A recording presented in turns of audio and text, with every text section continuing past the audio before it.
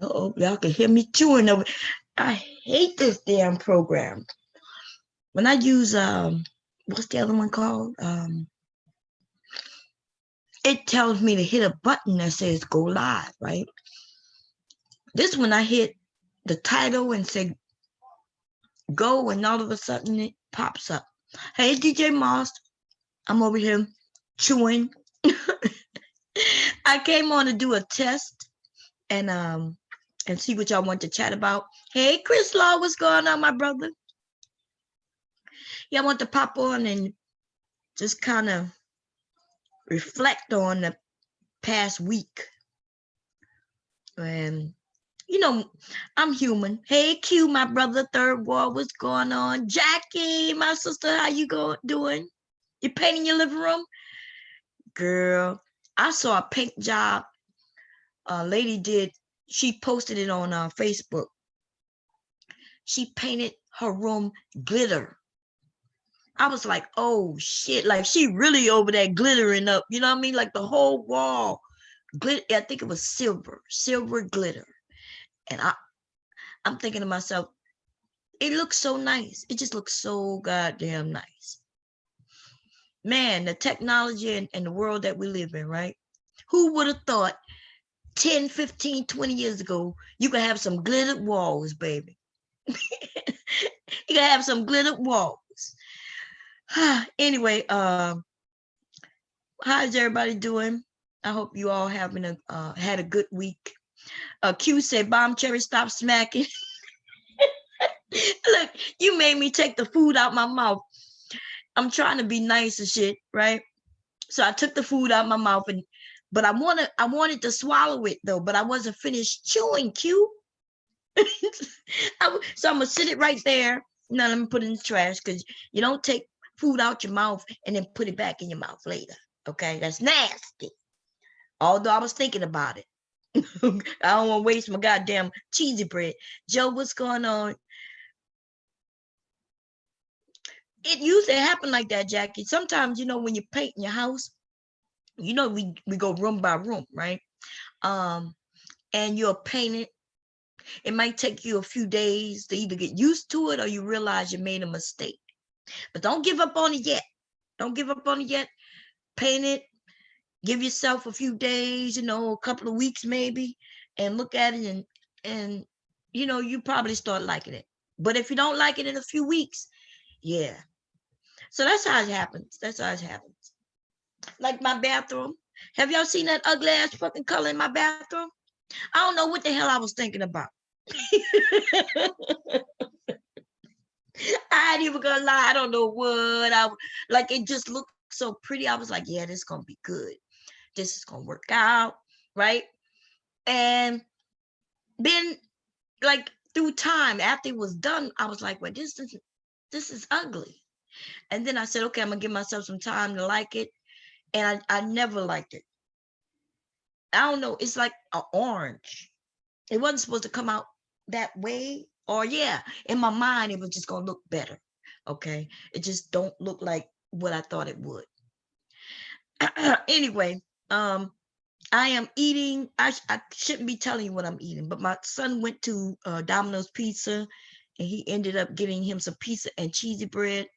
And I asked him for a piece of his cheesy bread. That's all. But I shouldn't be eating cheesy bread. I made that potato salad on what holiday that was just past, the 4th of July. And it came out so good, Jackie. I don't make potato salad often.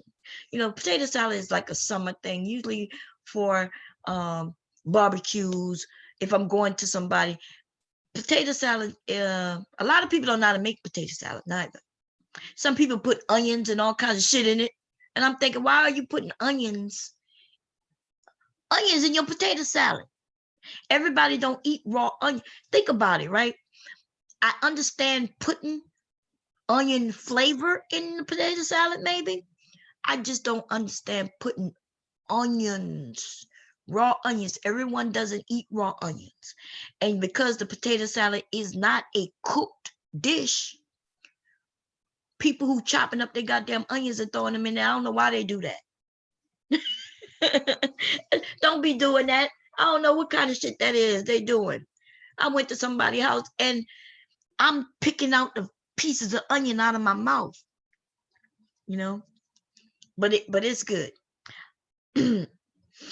Anyway, I came on to test out Zoom. Zoom is an awesome program. It did cost some money, but long term it's cheaper than the other one, StreamYard. StreamYard, because they don't have, Zoom has more options than StreamYard. Like with Zoom, I can make people admins. I can fall asleep and the people who are made admins can still control the room. You know, people could come on with the link, but I can decide whether or not to let them actually on. It's all kinds of things you could do with this Zoom.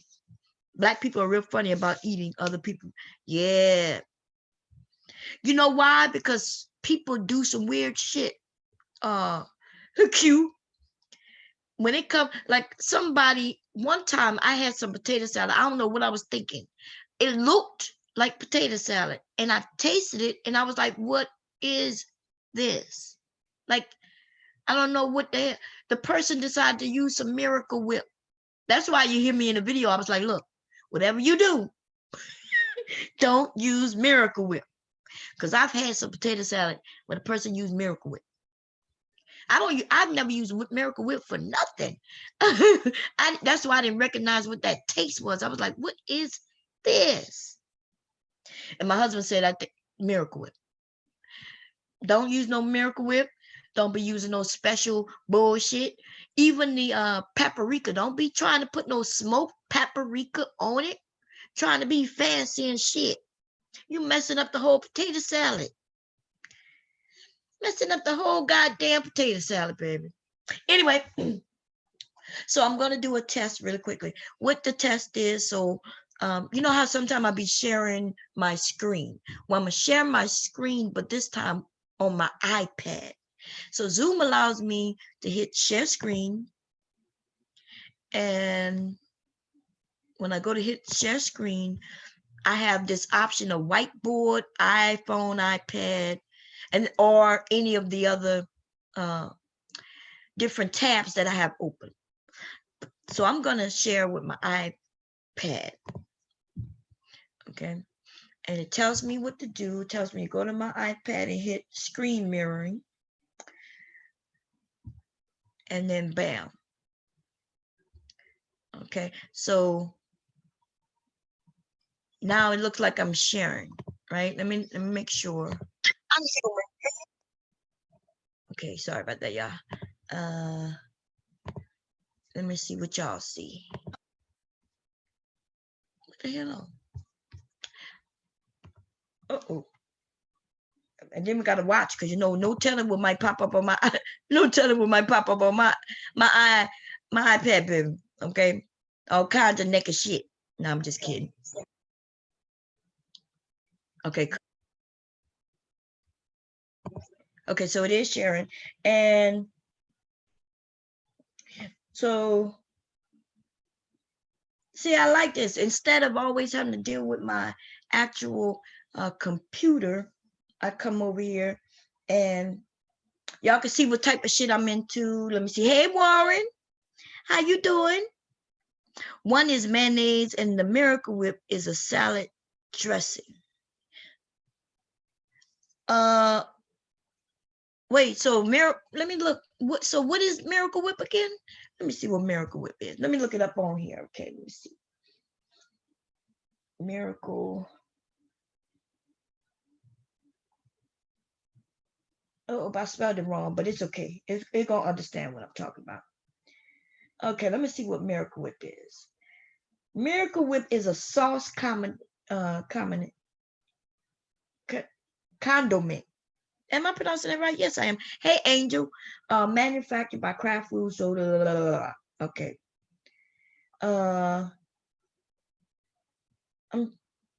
You say that is what? Okay, let's see what this says. It'll tell us. Miracle Whip. contains a minimum of 65% vegetable oil by weight. Wait.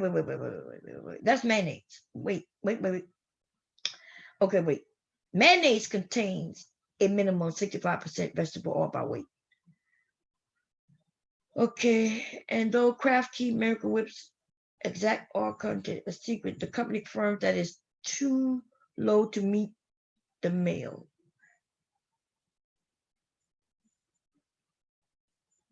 I don't know. I've not tasted it. I guess if I taste it, I'll be able to tell you what the difference is. I just don't. So you saying they just put some sugar in it? Is that what you saying? Let me see. Okay, let me look up a Miracle Whip recipe. We be looking up crazy shit, but I ain't got nothing to do. Miracle Whip recipe. See, I know how to make mayonnaise, baby. And let me tell you, homemade mayo is good. Homemade mayonnaise is really good. It's simple to make too. I think, did I do a video on it? I don't think I did I did do a video, but I don't think I posted it. I've made peanut butter. I don't think I posted that. I made mayo. I don't think I posted it. Let me see what this shit says. No, that can't be. Okay, these people put it in a blender, egg yolk, salt, yeah, sugar, lemon juice.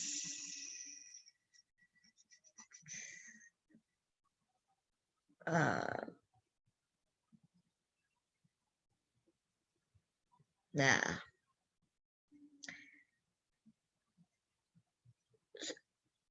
Well, I never tasted it. I don't know. I guess, and I don't feel like tasting it neither. Okay, I'm gonna just leave it alone.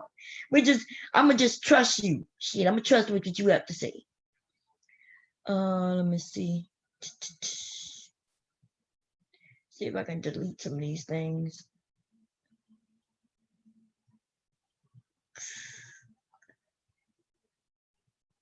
Okay, no.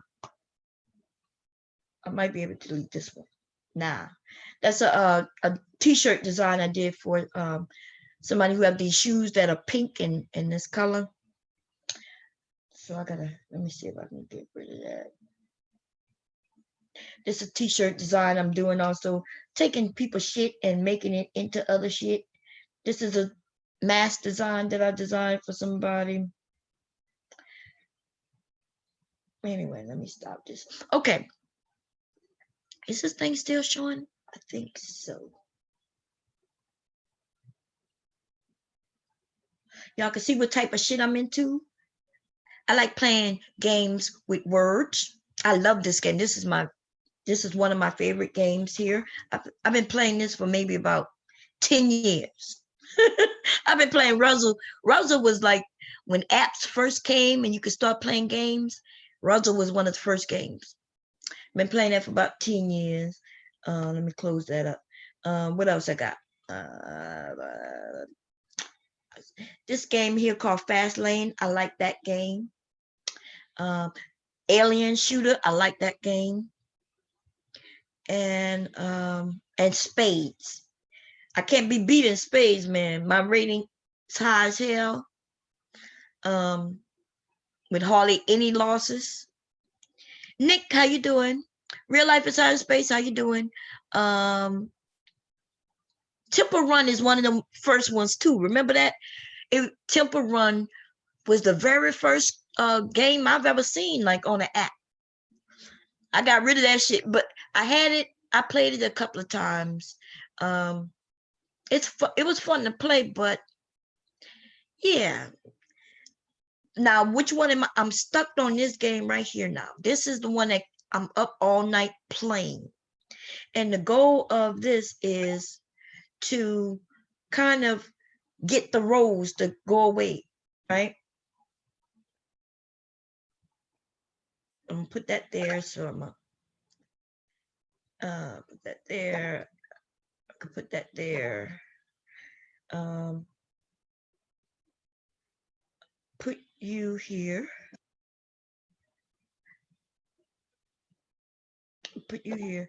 See, I like doing, and I like the rows. I like to get more points. So the more points you get based on things like, if I put that there, see, only 3 rows will go away. So what I would do, I will wait. I'll put this here. I'll put this here.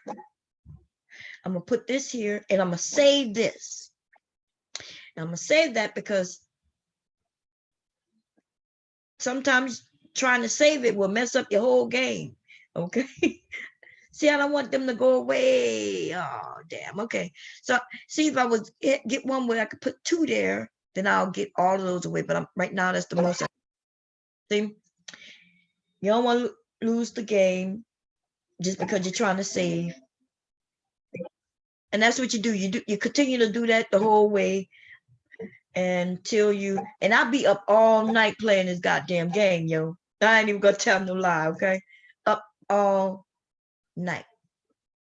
This game is addicting. What's some of the games y'all play? You need some advice? Okay, what you need some advice on, Nick? Shoot it up, baby. Tell me what you're talking about. What you need. I'm here for you, baby. I'm here for you. Now, you see how this one right here is gray? That means no space for it. Once I'm not able to put 2 of them, the game is over. So you got to, so now it turned the regular color. And that's how you end up getting stuck. What gets me stuck? If 2 of them squares come up and I have no place to put them, game over. So that's why you got to be very careful. These are the ones that'll get you, you know, where the game I have to end. So I always try to make sure I got it. Like if a square came up, if 2 squares came up right now, I would be in trouble because I don't have no space to put them. So I got to hurry up and try to clear something in case they do come up, right? So I'm going to be in trouble if I don't move something, which y'all going to see in a second. See, now this one gray, I can't put it anywhere, but I do have this empty. I got to get rid of it. See, by me clearing that, now I can put this somewhere. Okay, put this here. And that's how this game goes. I'll be up all night. I don't be on YouTube no more because I be on this goddamn game. I be on this goddamn game. What's going on, Chef? On this damn game all night long. Okay, until I get sleepy. And then my iPad ends up falling on the floor because I fall asleep with the goddamn iPad in my hand. Ends up falling on the floor, and I pick it up and start playing again until, yeah, it's bad, y'all. I'm addicted. Okay. But once you learn how to play it, see how I have 2 squares? I'm in trouble. But maybe if I clear this, it allowed me to use one of them. Okay. And that's how you play this shit. And you could turn it. See this right here where it's 5 at? If I needed this to be in a different direction, I click that and then I can turn it like that. Okay. You want to save those in case. But I might need to use it soon because I need to get rid of some things. I'll put you here. So I can get rid of you. And put you there. Put you there. I'll try to get caught. I'm going to get caught up in a minute.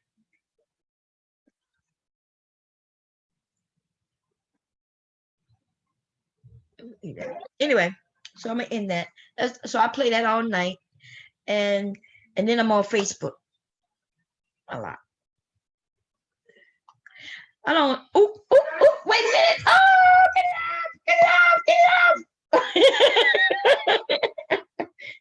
I'm sorry, y'all. That was an accident. Okay. That was an accident. I was trying to hide it under the covers instead of turning it off. That's fucked. I wasn't thinking, okay? I apologize. Look at that. That's too cute. Oh, and my grandson, y'all. Let me tell you. Hey, Oscar. My grandson, he'll be 1 next month. That boy is too young. He just started walking and he know how to get out the bed. Yesterday, he shocked the living shit out of me. Let me see if I have the video. I think it's on my phone. My grandson got to the edge of the bed. No, it wasn't nudity. My grandson got to the edge of the bed, right? And I'm looking at him. I'm like, because I know he won't, he knows it's the edge. He knows if he go farther, he'll fall. He turned his body around, put his feet towards the floor, and slid his ass off the bed. I was like, what the heck? That boy is too smart. He been smart. He's ahead for his age. He's really intelligent. He need to be in school. Because I'm going to end up dumbing his ass down. He need to be around educated people, baby. Every moment of the day. That little boy he absorbs things. Okay? And it's amazing. It's amazing. Q said, nudity, strong sexual content. Yo, Dito, how you doing? His birth, I don't know if he a Leo. Let's check it out. Let me see. His birthday is 2 days after his father. 2 days or 3 days. His birthday is August 12th. What is that? Let me see. August 12th.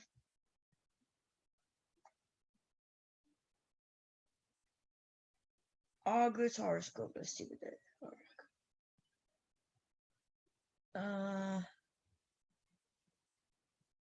It's a zodiac.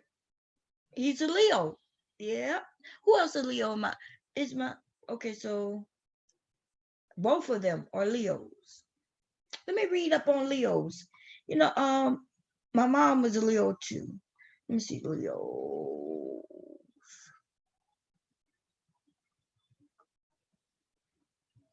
Let's see what they are. Let me see, y'all. Let's check it out. He's a sun sign. Let me see. Fire sign. Okay. Creative, passionate, generous, warm-hearted, cheerful. No. My son is those things, but he also is arrogant. He could be stubborn like me. Self-centered. I guess his girlfriend would say that. Oh, can he be lazy? Yes, his ass can be. This is my son through and through, baby. Let me see. He dislike. Okay, let me see what else. Wow. Let me see. They say people born under the sign of Leo are natural born leaders. That's him. I'm just glad. Let me see what they get along. They said Leo belongs to the element of fire like Aries and Sagittarius. This makes them warm-hearted, in love with life, trying to laugh and have a good time.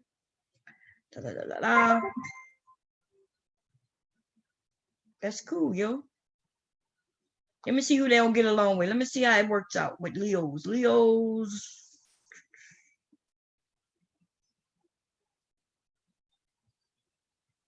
Let me see what this work out. Leo and Scorpio. I ain't talking about no sexual shit. That's my son. What the hell? Let's say communication and intellect. Let's see. Let me see. But his girlfriend was a Scorpio. So let's see what she is. Is she a Scorpio? Yeah. The baby mama is a Scorpio or Sagittarius. I think she's a Scorpio. I think her birthday is before mine. Yeah, she's a Scorpio. Okay. So let's see. This is a complicated relationship between two strong personalities. What you say, y'all? That true shit is so true. Anyway, let me see.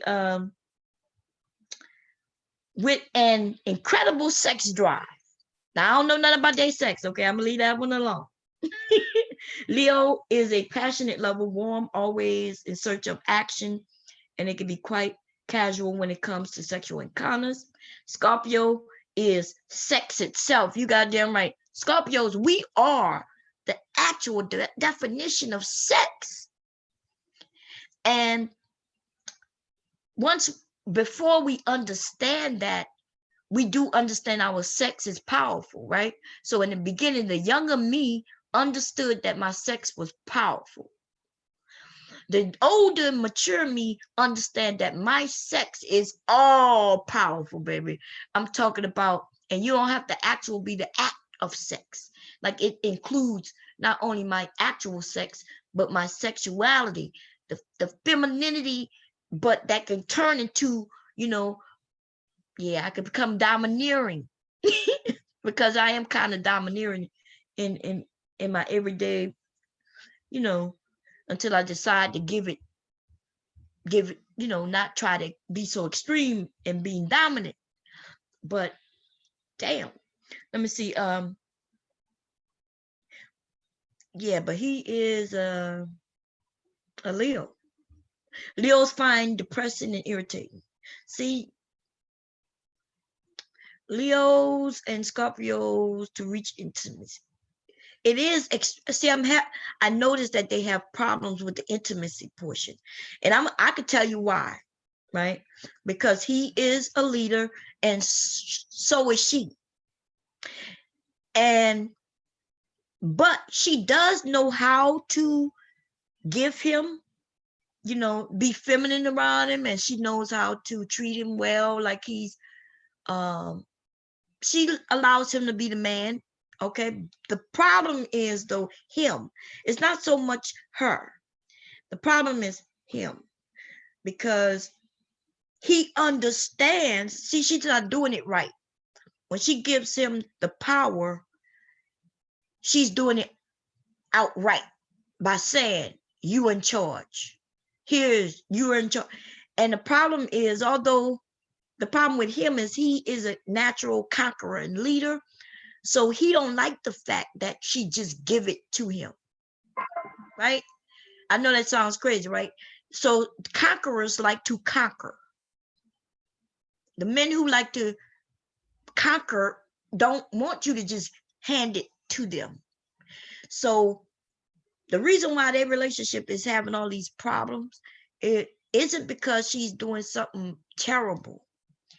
It's just because she doesn't understand that although she's doing good things, right things, I guess, that those things it doesn't look the same to him. It looks like she's telling him he's not a man because she isn't allowing him to conquer, if that makes sense. Does that make sense what I'm saying? So that's what's happening in their relationship, right? So I myself I'm a Scorpio as well, and I'm not saying that she's wrong.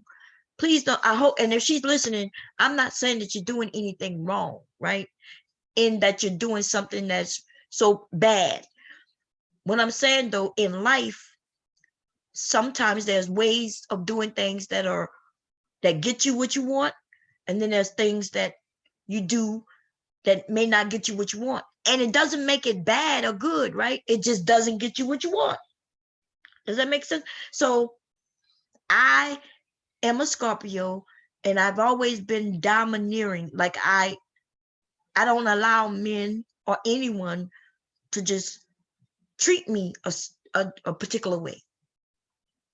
But I don't come off that way in the beginning, right? I come off real sweet. I come off real nice. And in the beginning, though, right? People, yeah, if a man approached me in a fucked up way, I would let his ass know. What the fuck? Like, back your ass up. Then as I got older, I just kind of ignore people. The problem with that is, though, I find that in my instance, people will test me. People come to test you. If you don't want people testing you, then you don't let them get close enough to test you. I end up letting people close. Then they think I'm weak because I'm so nice. And then I end up having to pull that Scorpio out on their ass real quick. Yeah, I don't know. Anyway, what y'all talking about? I know life is confusing. There is not always a right and wrong, right? as in or bad or good. It's not always that simple. So their relationship, I could see everything as it was going, and I can see from his perspective and her perspective. And I don't think, like, her and I ended up in an argument. They ended up breaking up because of her and I discussion one time, because she wanted me to take her side, and I was on her side and his side, because I was trying to explain. I understand what you're saying, but I understand what he's saying also. Neither one of you are wrong. Both of you are right in your own regard. Now you gotta, everything is not always a right and a wrong.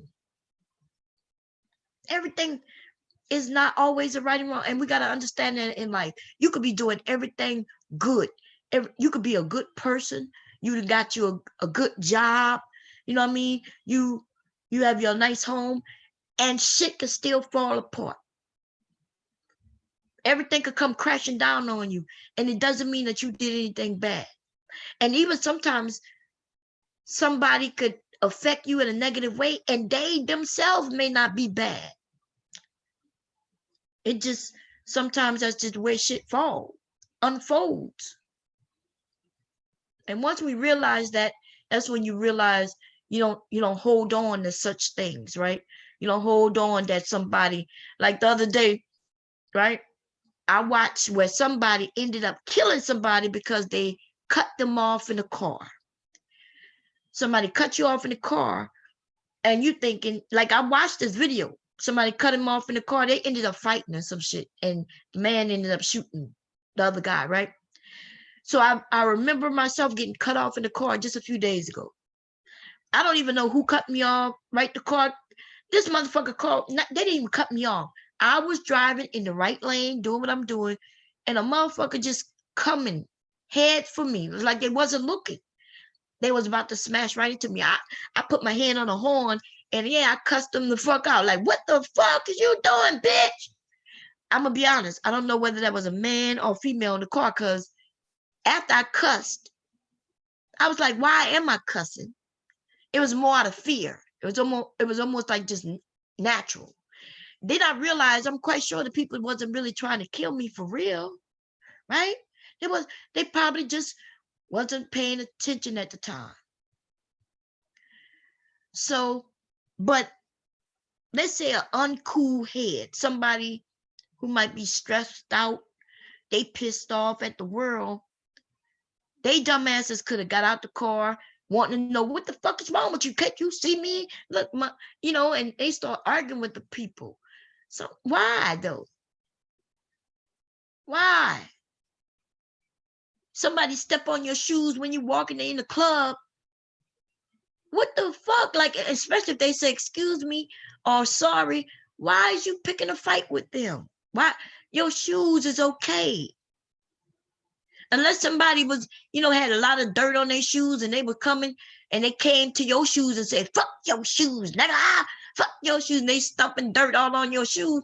If they're not doing it like that, then, and they accidentally just step on your shoe, why are you pulling out guns? In fact, why are we even getting mad and angry? Blue Devil, what's going on? Cotton Candy, what's going on?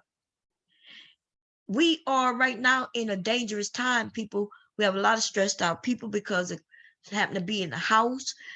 A lot of people don't have jobs.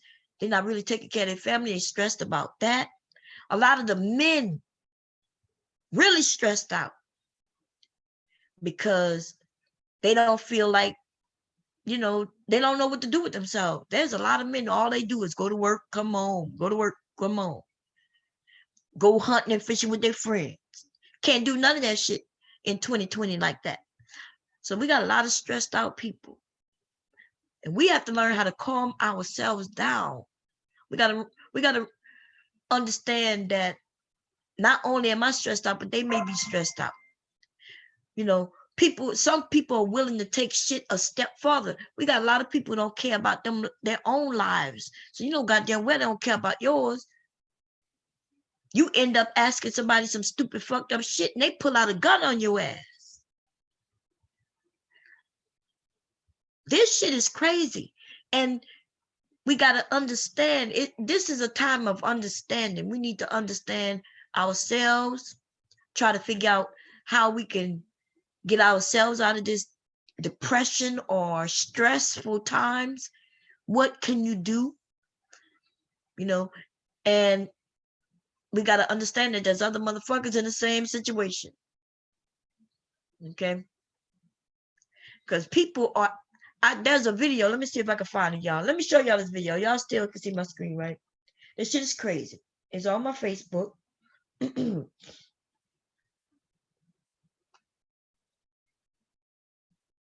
Listen, look at this shit here.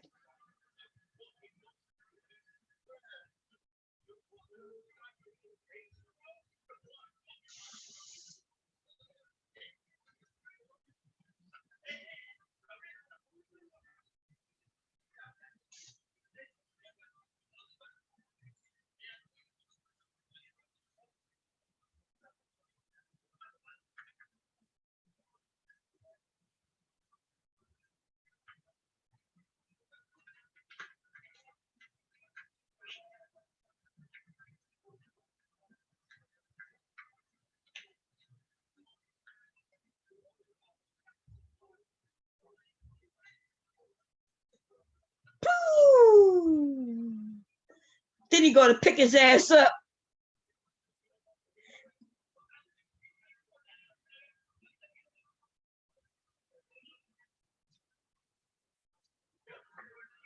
Now, I'm not okay. So check this shit out, right? So these men right now, both of them, especially the one who really he's stressed about something, because that other guy didn't tell him nothing. They both not even paying attention that they are in the middle of the fucking street right now. You understand? The one guy, he's so stressed, he don't even realize that he can't even fucking fight. Like, how many of us really know how to fight?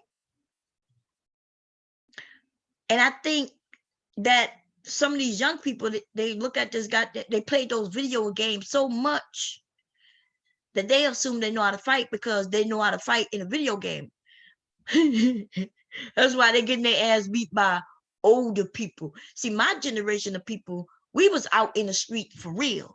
We may have had to use these hands for real. We ain't have no Street Fighter 2, Street Fighter 5. We ain't had none of that shit, right? Somebody fuck with us, we may have had to get out there and windmill on their asses. Okay? So now you got this newer generation, the younger millennials and these zennials, right? They truly think they can step up to somebody, especially if they're older. They think they can step up to an older man and think they're going to end up going Super Saiyan on a motherfucker. He going to sit there and go, ah! He think he gonna get some power from some motherfucking source. But yeah, somebody gonna punch you in your fucking forehead. That's what's gonna happen. Y'all better stop. Okay? Somebody gonna punch you right in your goddamn forehead. Let me see here. And we gotta be careful. We're not being careful. We're not being careful. Anyway, let me get off this shit right here. Yeah,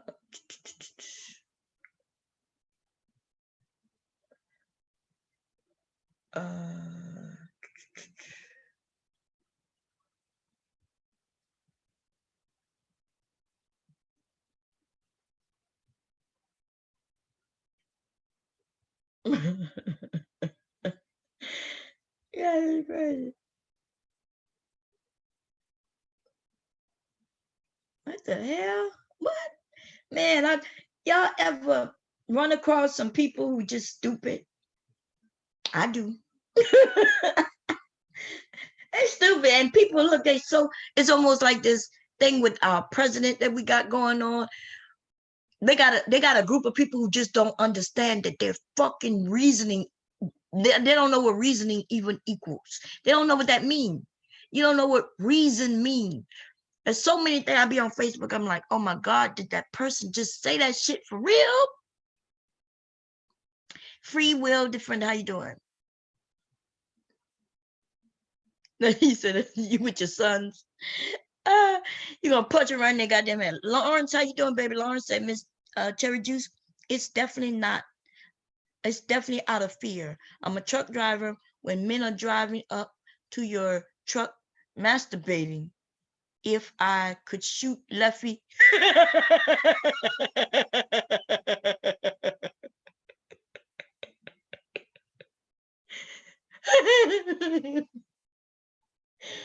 Wait a minute, what? Lawrence, they got men walking. What? When men are driving up to your truck masturbating. Now listen, I'm gonna be honest, right? Hey KD, I have seen, truck drivers sit high, right? For some reason, truck drivers tend to fucking love me.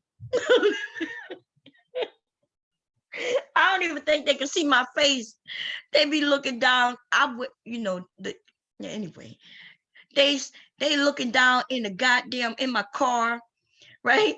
I don't know what's wrong with the goddamn truck driver. I'm like, what? Every time we got to a stop light or a stop sign, it wasn't even stop sign, stop light, red lights, right?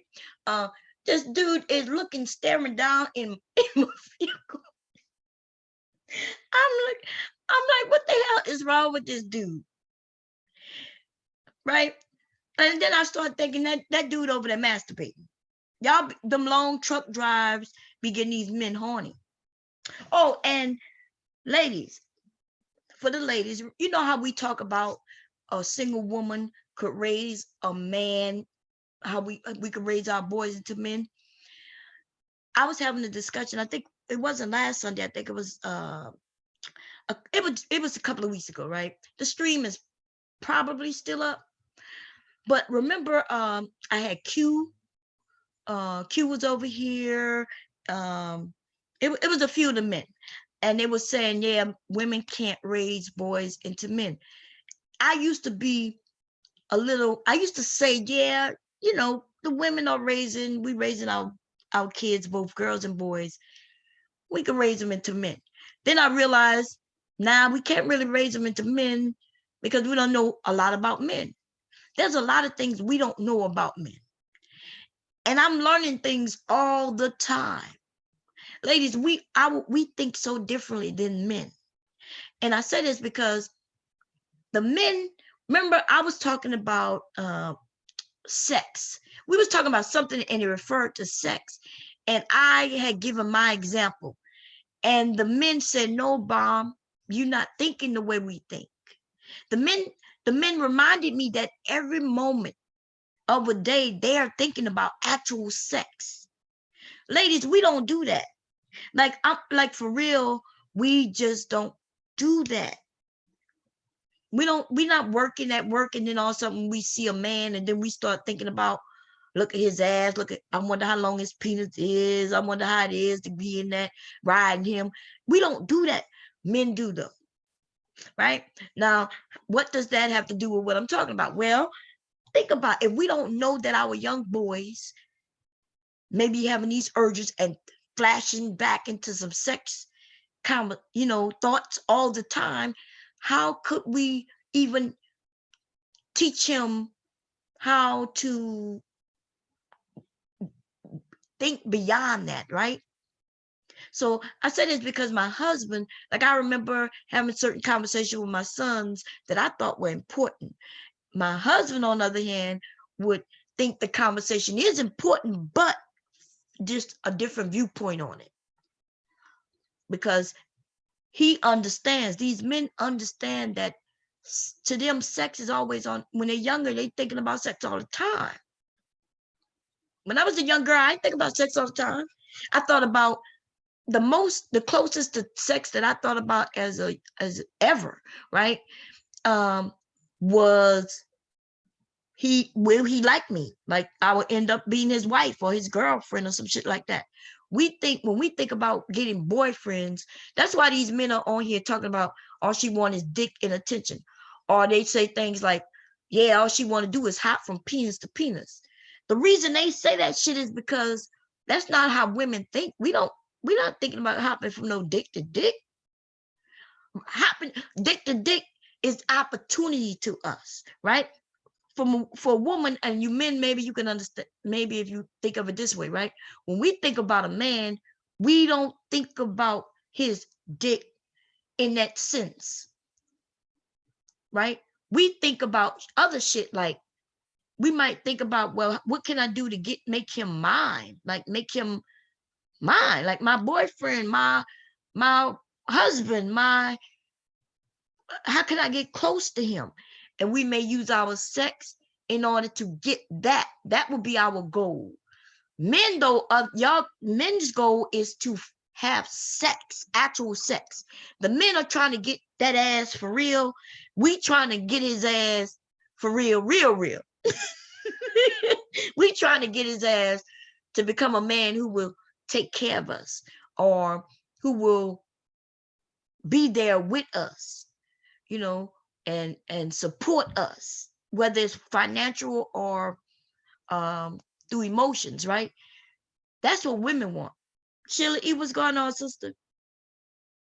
Women, so that's why the conflict of men saying we want dick and attention. I promise you, there's no women out there who's thinking, ooh, let me ride his dick. Ooh, now let me ride your dick. Oh, Lord, I'm going to ride his dick.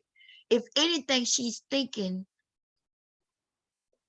you know, she might say, I'm going to whip this pussy on him and make him want to be with me. I'll make him leave his girl. You can even, if you even listen to the songs that women say, right? The raps, when she said, I'll whip this pussy on your man to come for me, or don't let your man get around me, kind of thing, right? It's not because we thinking about getting on his dick for real. It's we thinking about taking him from you. You know what I mean? We thinking about he gonna come with us. He gonna start following me. He gonna start wanting to be with me. He gonna leave you, want to live with me, kind of thing. There you go. Hey, the general. I was just talking about you, my brother. Not about you in a negative way. I was talking about a discussion we had. Yeah, not even so much about the bag. Like right now, let's be truthful and honest when we talk about this bag, right? Money, especially as it relates to Black people, Black men, Black women, right? Black men, Black women. We know there's no real big bag out there. You know, you men think about that because y'all think about the basketball players, the football players. We women, we don't think, we don't think that far. We don't care about no fucking basketball player, no football player. And if I have access to him, I might try to make him, you know, I've been around a lot of wealthy, and I wouldn't call them wealthy. Let's just say I've been around a lot of rappers, you know, especially when I was younger. It's not too many of the old school rappers who I haven't had access to, whether like directly dealing with them on some level, or like LL, like that's just because remember, for those of us who are older, you know, these rappers are looked upon as real huge, but we remember when they first came out, they would be rapping in skating rings. They'd be rapping on the street. A lot of these motherfuckers, you could catch them in front. They just trying to get seen and sell their CDs. Q or the general probably know exactly what I'm talking about, right? If you lived in a certain area, wherever that rapper was from, then you had access to him on some level. Now know that they're much bigger, you know, they got their empire and shit. But anyway, for women, though, so with Black men and women, no, it's not about the bag. But for women, we looking at you and we determine whether you will be the right type of man we want. It's not even about, you could, that's why y'all say these men who work at McDonald's, how is he able to get a girlfriend? He's able to get a girlfriend because he might have something that woman want. So it's not like that, you know. It's for women. We really not out here trying to just get your money. I know in the end, the laws, like Q was mentioning, the men were saying, look, the laws that are in place are to benefit women, right? They directly benefit the woman when the shit goes south. Do I agree with that? I do. But I also understand why it's that way, because everything in the beginning of all this shit, it was absolutely benefiting the man, right? On the outside, right now, it looks like it benefits the woman, but it really truly benefits the man. That everything that's surrounding this. Hey, Sister George, everything with this really benefits men, and normally, mostly white men, right? A woman who ends up getting divorced. Back in the day, that was a negative thing, a divorced woman. That's why you ain't have many divorces. And that's why when a woman did go to get a divorce, it would be her who would have to go and file for the divorce. Back in the day, depending on what state you was in, there had to be a reason for the divorce. The men don't want to get divorced. Men don't care if they get divorced. Let's be honest, right? A man who's married and it doesn't work out, what do he benefit from an actual divorce? He doesn't benefit nothing, no way. And let me tell you why. Because a man who's already married legally, he can still get a girlfriend, right? Women will still date him, live with him, and he don't never have to worry about getting married again, because every time she bring up marriage, he could say, well, you know, I'm already married. He could use that. He'd be like, well, I'm already married. He could say, well, I can't afford a divorce. He could literally have that woman still living with him for 20, 30 years and never marry her. And his reasoning will always be, I'm already married. That don't really benefit a woman, right? Me being married to another man and I end up dating this other guy who eventually might want to marry me. I can't say, well, you know, we can't get married because I'm already married. If this dude want to marry me, he's not sticking around for that excuse. He's not gonna just stick around hearing me say, well, I'm already married, so we can't get married. After a while, that nigga gonna be like, I'm out of here. You see? So that's why a woman who ends up being married ends up going to be the one to file for the divorce, because now she's got a boyfriend and he now wants to be with her, and so now she got to go file for the divorce because her husband not going to file for shit. It benefits him to stay married.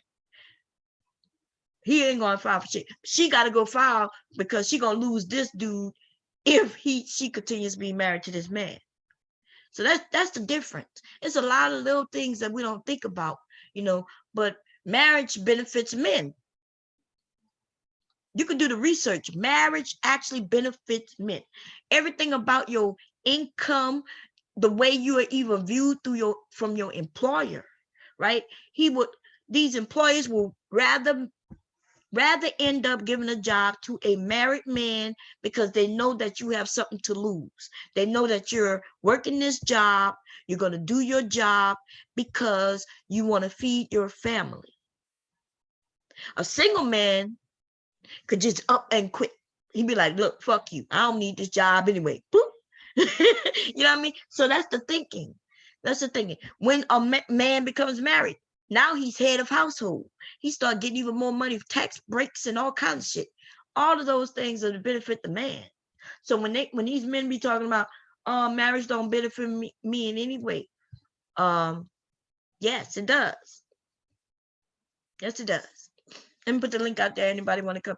Marriage benefits men. Of course, it benefits women, right? But a man will take care of a woman, whether they're married or not. And these men know this shit. I watched some of my girlfriends' mothers, right? Because their mothers was way different than my mother. And I used to just, they were the mothers who were like, I don't need a man. That was with my girlfriend mothers. My mother, on the other hand, was nothing like that. My mother didn't even speak that way. Shit, my mother was proud of being married. You know what I mean? So so that's why I was fascinated at watching. And I watched one of my girlfriends. Every time I went by my girlfriend's house, her mother had another man coming through.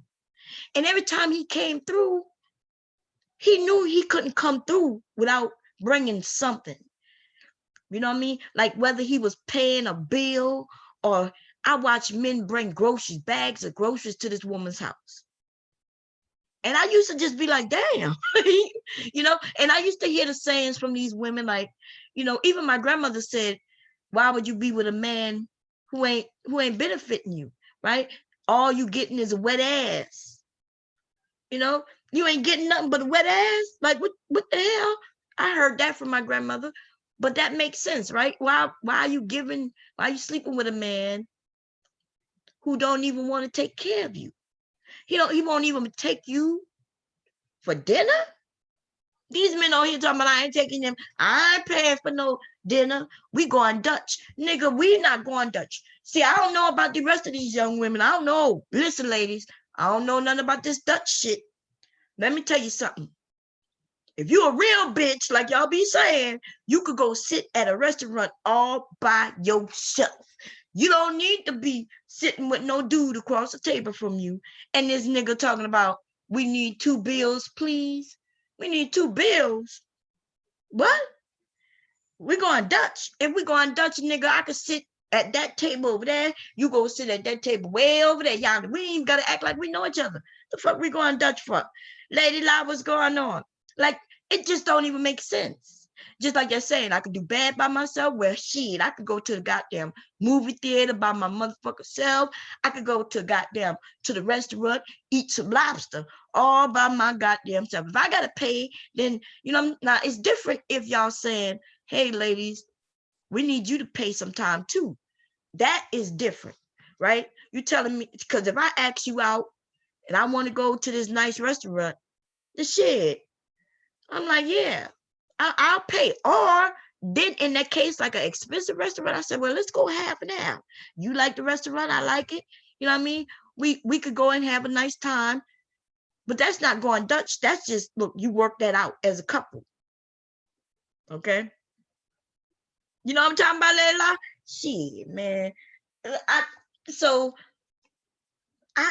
And the men want us to start thinking about how we could go Dutch with them. No, man, no. Listen, if you want to be my friend, if you want to be friend zone, hell yeah. If you want to be my friend and we just going chilling together, you know what I mean? We could split the bill. That's not even a problem. The honest truth is, even with my friends, I might pay this time and they got next time. You know what I mean? But they just know I don't sleep with my friends. My friends my friends don't even have a chance in fucking hell sleeping with me. You know what I mean? Like none, zero chance. So, so if you willing to be friend zone, cool. You could go do the Dutch shit. We could split the bill. If you can't even take a woman out to eat. Now, I saw a video, I think it was on Sheep Not Sleep or something. Y'all know, I can't remember his name exactly. He put it up. And this woman, I guess the man asked the woman out, and she ended up bringing her clique with her, like 4 other women. And they all at the restaurant, and they just are talking and eating and shit, right? And then he gets up and he pays the bill, but he don't pay for everybody. I think he just paid his bill. And she was like, but these are my friends. These are my friends. And I don't blame that man for not paying. She was obviously trying to use him, because unless she got permission from him to say, yeah, you know, it's my birthday and I'm gonna bring my friends, my girlfriend gonna come out, and be like, are you cool with paying? And if he agree, that's one thing. But to assume that man gonna pay, that's another thing. Hell yeah, ladies. I don't think these men understand how quick they could be friend zone. You could be friend zone like that. Snap up. That, like, it will be quick. I've had men who I've looked at, and I'm like, damn, god damn, he handsome, right? He asked me out on a date, be like, yeah, we could go out. It's so many ways a man could be friend zoned. And it don't always have to be about your parents. Your parents could be on the ball, baby. You say some stupid shit, be like, I don't even be done said the stupidest shit. Nigga, you friend zone. You can act a certain way. Like you start screaming, ah, like a rat jumped out somewhere and this nigga jumped higher than I did and screamed higher than I did. Oh no. You can, I watch, remember we had somebody, I'm not gonna mention him by name, but in one of my chats, this dude said that he asked the woman for breakfast. They were going to eat after this dance or wherever they went, right? They met at an event. And at the event, he asked her out for breakfast. Like, hey, would you like to go get something to eat? And the woman said, yes. Hey, queen. And he said, she told him, hey, I have to stop at the ATM machine. He said, I think he had mentioned, well, I'm paying. Just because you paying dude doesn't mean she still doesn't have to go to an ATM machine. Doesn't mean, see, these men don't think long term. They don't think about everything. There's a lot of shit you ain't got to worry about. That woman may have had to go to the ATM machine because by the time she got home, she realized she had to have, maybe her kids need lunch money. It could be all kinds of fucking shit why this woman needed to go to the ATM machine. But she did tell him she'd go stop to the ATM machine. So she stopped. He was angry because she stopped at one that put him in danger. That's what he says. He says she stopped at an actual ATM machine where they could have been harmed. He didn't think that maybe she thought she was safe because she was with him. See, all he thought about is, oh shit, this bitch got, look, all he was thinking is that, I can't believe she stopped at this ATM machine. They was like dumb as shit ever. Some of these men is fucked up, yo. Y'all know this. We got a lot of YouTube men who are straight fucked up. And I understand why they're angry at the ladies. They really angry at their mothers. They watched their mothers as they were growing up. And maybe, maybe what their mothers have done is deserving of some of the anger they have. The problem is this, that they need to go have a discussion with one or the other, with their mothers or with a psychiatrist. You see what I'm saying? Like you have to either go and talk this out with your mother or a psychiatrist. Because your brothers, your friends, they're not gonna be able to help you, right? You actually need to have a discussion with somebody who's going to listen to you and give you a different perspective. You have YouTube where a lot of women are telling you the things that happen in their lives. You don't give a shit. All you care about is what happened in your life. But we have women who were raised by these same women. You understand? And those women may have been raised by that type of woman where this shit is generational. And instead of you being understanding, these niggas is on the warpath, man. They on the warpath. You remember that story, Lady La? Hell yeah. He told that story several times. He thinks every time he tells it, he thinks people's minds will change. And the thing is that man isn't used to being around women. So that's why he don't understand her mindset at the time. See, my mindset is, if I'm by myself, I may not have gone to that ATM. Or if she was like me, bitch, I would have been like, shit, I ain't scared of this area. I'm from this area. You know what I mean? It could have been like that. It could have been like that's an area that she's comfortable in because she may be from that area. See, he didn't tell us that. He didn't tell us whether she already was from that area. Right? There's areas where I have lived. I know I could walk around at night, baby. But yes, people who don't live from that neighborhood, they may never even think about driving through that bitch at night. So it could have been an ATM that she's used to because she's from that area. Or she could have said, well, I have him. You know, I got a man with me. So I'm just going to quickly jump up, do this. He got my back because he's right behind me. She could have thought that way. This nigga didn't care about none of that. Hey, Kay. His thing was she put him in danger. Then he says that some people sprouted out the dark, like they just automatically, magically just appeared. Nigga, you could see people walking up to an ATM machine. The only way they just popped up is because you wasn't aware of your surroundings. Okay? Unless they were hiding in the fucking bushes and the bush was right next to the goddamn ATM machine itself. That's the only way they just up and popped out of nowhere. He kept saying they popped out of nowhere.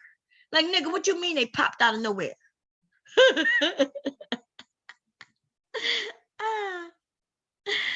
Oh, man. He felt like he was being set up. All kinds of shit. Remember, Lady La? He just felt all kinds of shit kept coming out of his mouth. And he thought we all was going to be like, oh, yeah, she wrong for that.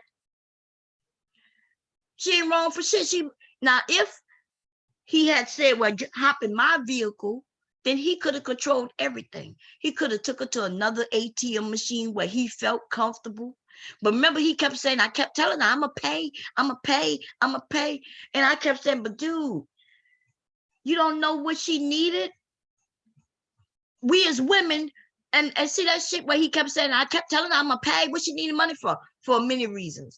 For suppose your ass decided, just like you did that night, in that instance, suppose you decided you was going to skate up out of there.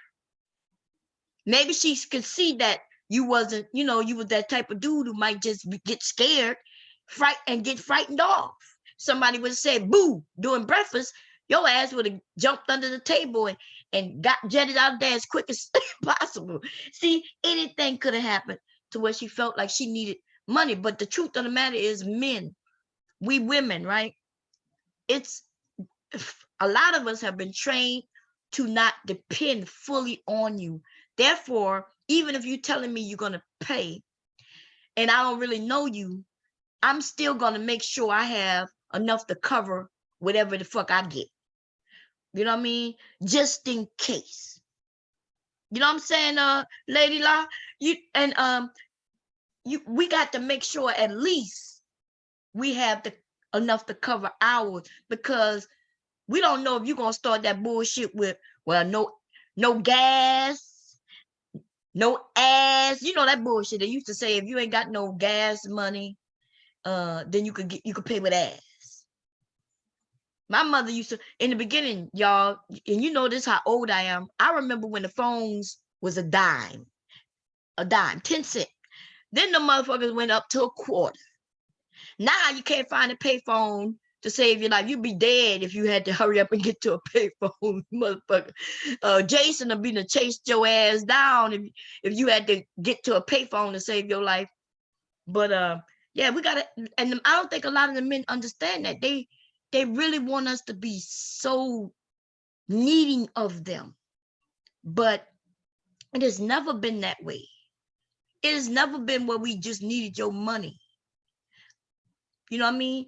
Do I need a man for his money? No. I don't need a man for his money. Okay? The only thing I ever truly fucking need a man for, and I'm talking about need, like on some life or death type of shit, that would be so he could help me create my children, right? Without men, I would have never had no children. But other than that, everything else, I wanted. Like, I ended up marrying my husband because I wanted to marry him. But did I need to? No. We were both in the same fucking military. You know what I'm saying? So no, I didn't need him for that. Most of us, our parents did teach us, well, you shouldn't need a man, because once it seems like we need y'all, that's when we get fucked over. Ladies, and I don't know if, because I don't think I've ever just outright said it, right? Because I try to be respectful and respectful of everything, right? The men, respectful of my husband, respectful of just relationships. But I've always, and this has happened even within my marriage, early on, and even still now, we could get complacent, which means people could get real fucking comfortable. You never let a man know you need him truly, ladies, because it always seems to be an issue, right? They get arrogant. They start thinking that, yeah, you need me. Bullshit. They don't need, because of daddy government. So let's back that up, because I like that you said that, because of daddy government. What you was raised on, Mr. Rod, not Rogers? Mr. Rod, what was you raised up on? It's something how y'all men can start talking about daddy government. The reason but to see, that is indicative because you know that daddy government was your daddy, nigga. See, you ain't gonna find no black woman talking about daddy government. See? Isn't it weird that you black men are on this bitch referring to the government as your daddy? Isn't that's so, like, let's break this shit down. Wait a minute, y'all. Let me stop sharing this iPad shit. Let's break this shit down. Because what you just said, y'all say some of the stupidest shit, but it always ends up being a little bit in your psyche, right? Just by you referring to the government as your daddy is very telling. Because I promise you, me, myself, ain't never had nobody named dealing with the government being my daddy. Okay? Being my daddy.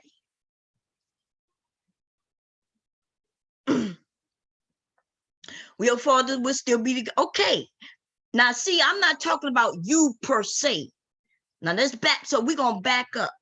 Look, realize that I wish the government was my dad. I know that's right.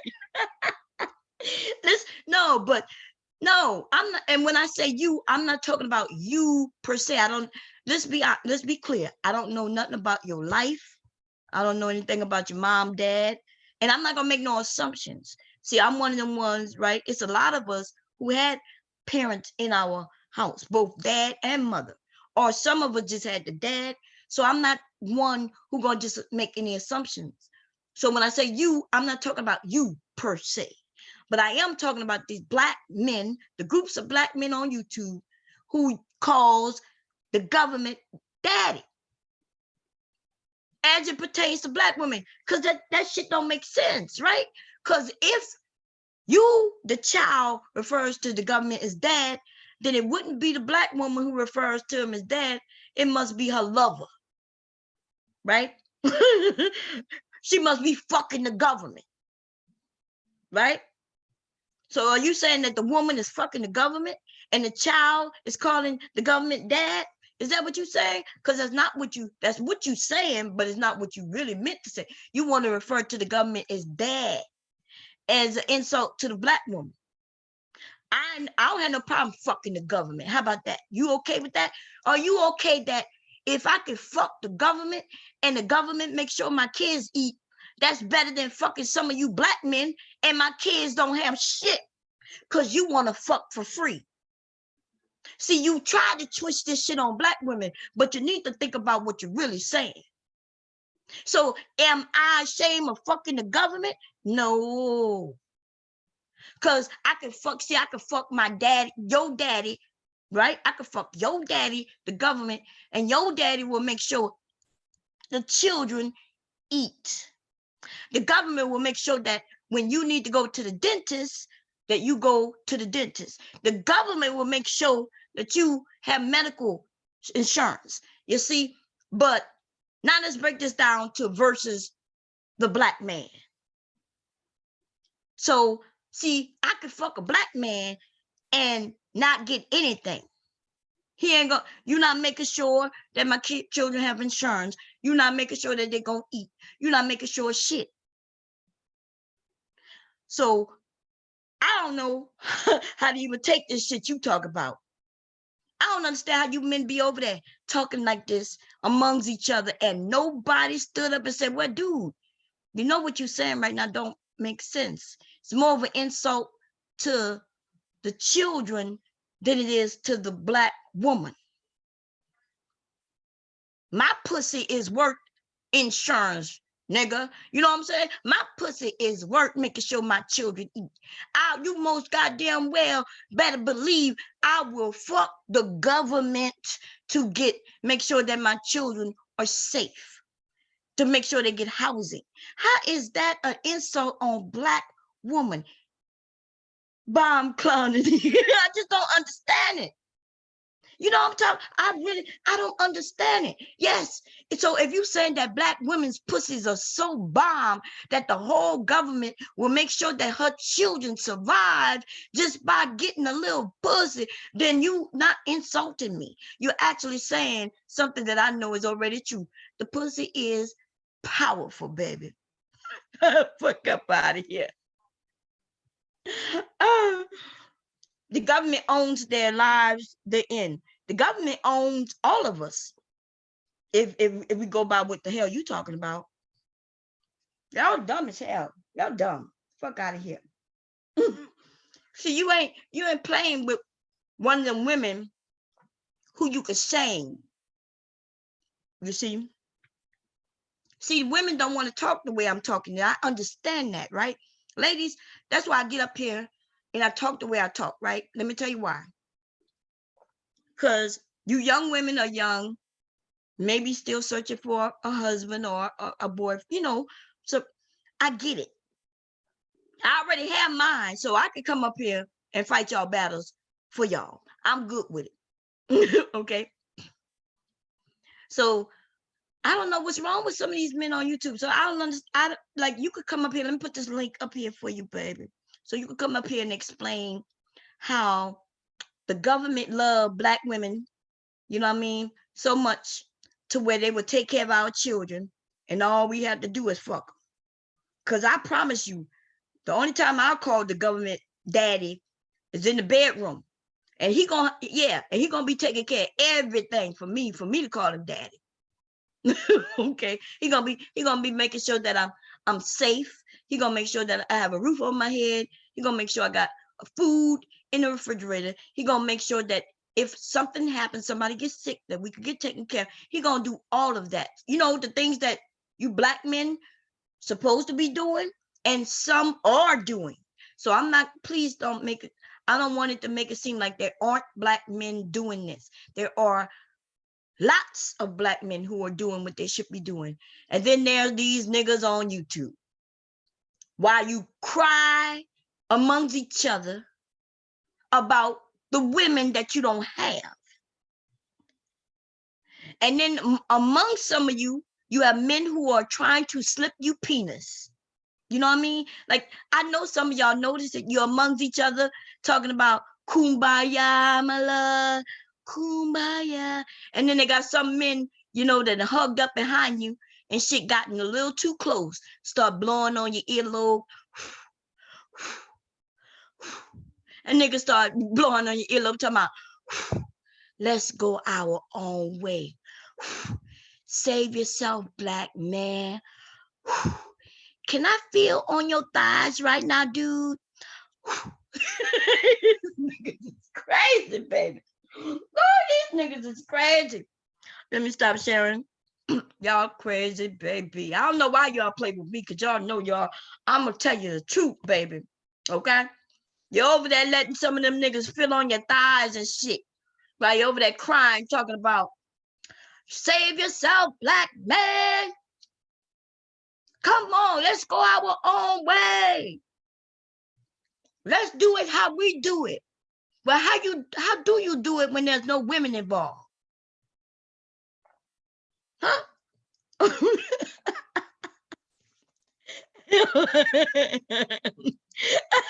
Oh shit. Wait a minute. Let me play it for you, Jim. God damn. I don't even know why they got me started, man. Why you had to come in here and get me started? Let me see. Let me find it. I need to find a I actually ended up finding the song that he remixed that shit to. Let me see. Penis got me moaning. Penis got me. Woo! Put that big dick in my ass. Man, that shit is funny, man. Let me see. Let me play it. Let's see. Doo-doo-doo. These men are crazy. Why? Like, and they want to beat up on women so badly. So badly that they don't give a shit. They just say shit. Look, anus to anus, booty to booty. Some of them putting mouth to anus. They over there licking. They claim they don't do this and do that.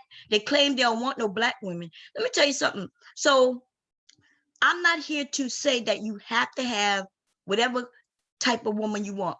You know, whether she's a big woman, a slender woman, a tall woman, a short woman, a fat woman. You know, she could be a white woman, a Latino woman. See, I don't care about that, right? That's everybody's preference mixed in with a little bit of opportunity on who you can get. A lot of these men wouldn't be able to get any woman. Not even about their looks, but it's about that attitude. They don't even know how to be a man. You hold your head all low. I had one dude mad at what I said when I said, hey, what do we look at in men? We look at confidence. I said, so somebody said, well, what do you think is confidence? I said, well, a man who could walk into an area with his head high. And the dude wanted to argue. So I picked up the fact that he isn't a man who knows how to walk in a room with his head high.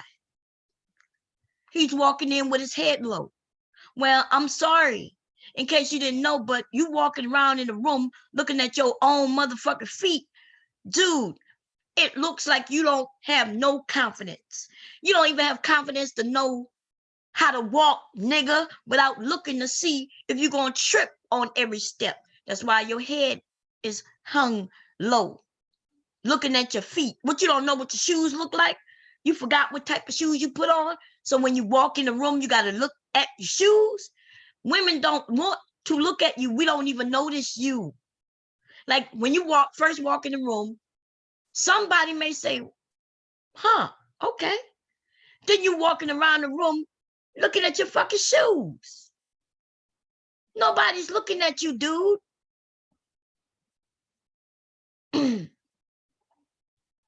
Mr. Rod said, no, that's obsidian. Man, let me tell you. So, yeah, they, and I'm not, I don't beat up on men. I love men. I absolutely adore men, but I'm a freak. You know what I'm saying? I'm freaky. I'm the freaky sister.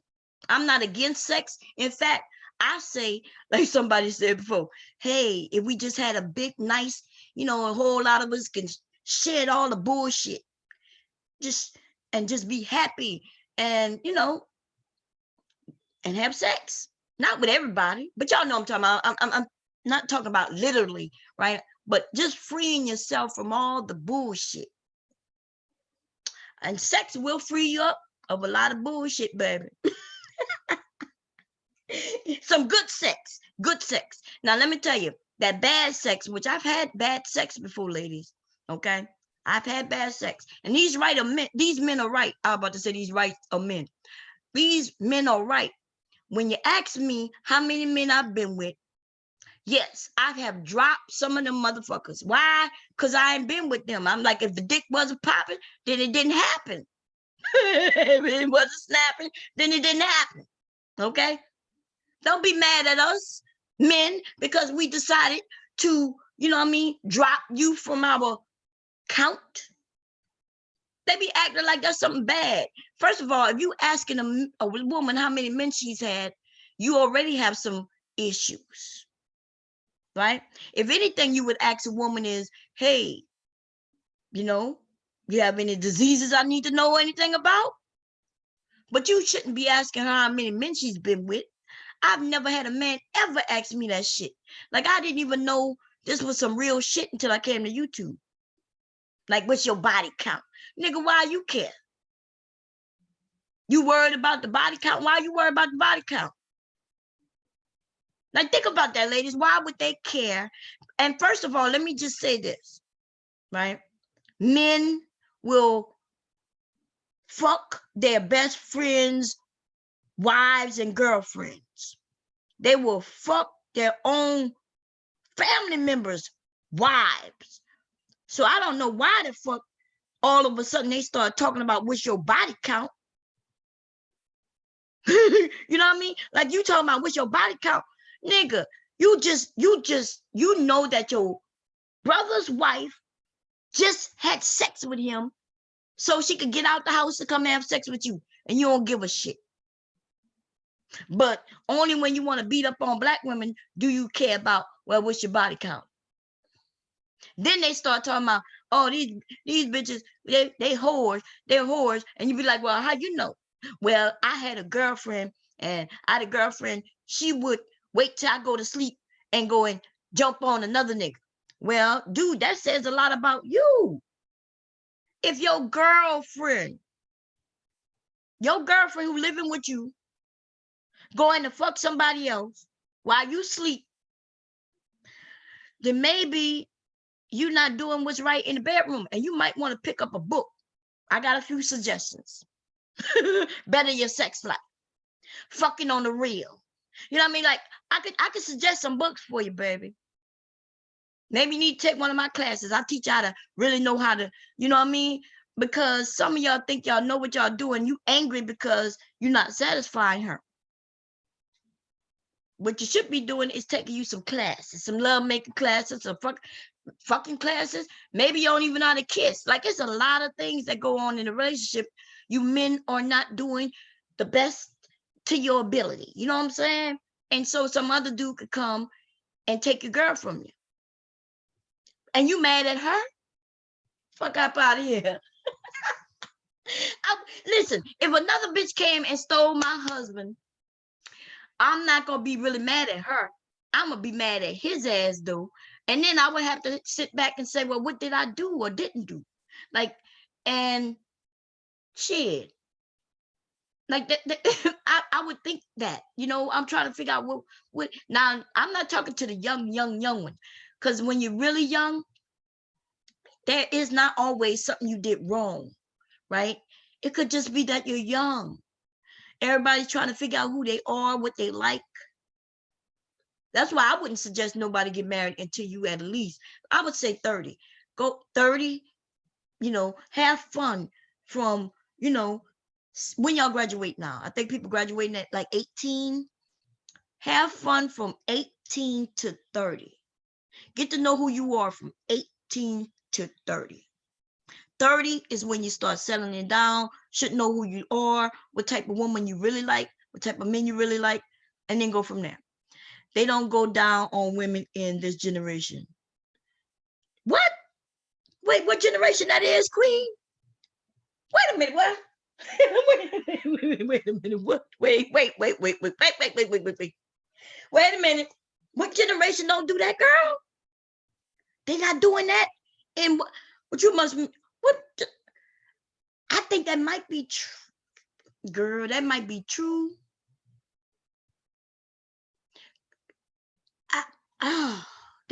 That's a whole, my mind just went when she said they don't go down on the women in this generation. Like, they not doing that, ladies. Where the ladies at? Where the younger lady at? Hey, hello. I need y'all to come out and put the link. I need to know, is this shit true? Wait a minute. So we got, because I'm listening to the music and I hear where the men are always saying that he just want head, right? I hear that. And the music kind of tell you what's going on going on. Now I don't really hear him saying nothing about doing, but I do hear he'd rather have head. Then I just heard a song the other day. This dude said he wants some head, fuck the pussy. And I was like, what? Who? What? What kind of shit is this? Okay, so I figured, well, maybe he getting head and maybe he giving it. And I don't know, but okay. Y'all telling me, hey, Brandy, you telling me the young men not doing that? Man, somebody done fuck these young men up. Let me grab this link. These young men is, listen, what the hell is going on, y'all? This is some bullshit. Queen, y'all know. Now I'm not saying that is something that's necessary all the time, but it is a nice treat. It's almost like, you know, like your birthday and Christmas and shit like that, where you could just get, you know, you'd be like, oh, this is a special occasion, kind of thing. You know what I mean? You telling me these dudes not even giving special occasions? Like they're not even like, hey, happy birthday, lick, lick. You mean to tell me?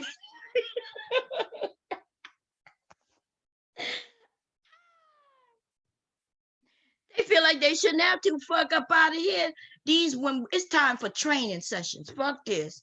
After hearing the recent information, it's time for us older ladies to start giving sessions. Yes, we're gonna have to start giving education to our young women. Listen, if that man is not doing certain things, then you don't do it for him. Like when these men be talking about, hey, you know, give me head, fuck the sex. I'm thinking, I hope there's no women out there really doing this. Like I can't imagine dating some man and all he want is that, right? And he not trying to do nothing else. See, that's a selfish person, right?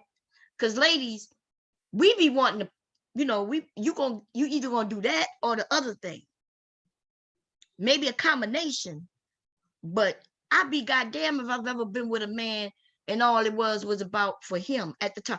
And I still don't do that shit for my husband. We married 30 years. Listen, if I decide to do a quickie, that's me doing that for him. Because quickies don't work for me anymore. Okay?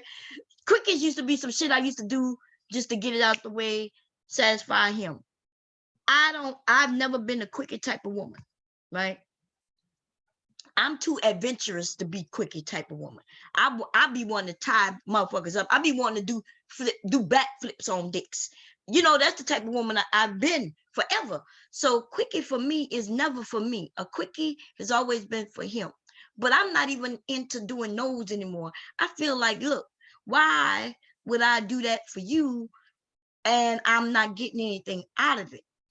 You know what I mean? Especially at this stage in my life, I feel like now every once in a blue moon, though, you know what I mean? I'd be like, okay, I'm tired. Let me just get this out the way. Boom. But let's be honest, like these men could never give a quickie or anything to a woman, right? Just to, like, think about this, men. Have you ever had sex with a woman and never ended it? Like she ended up having fun and you walked away still horny and shit.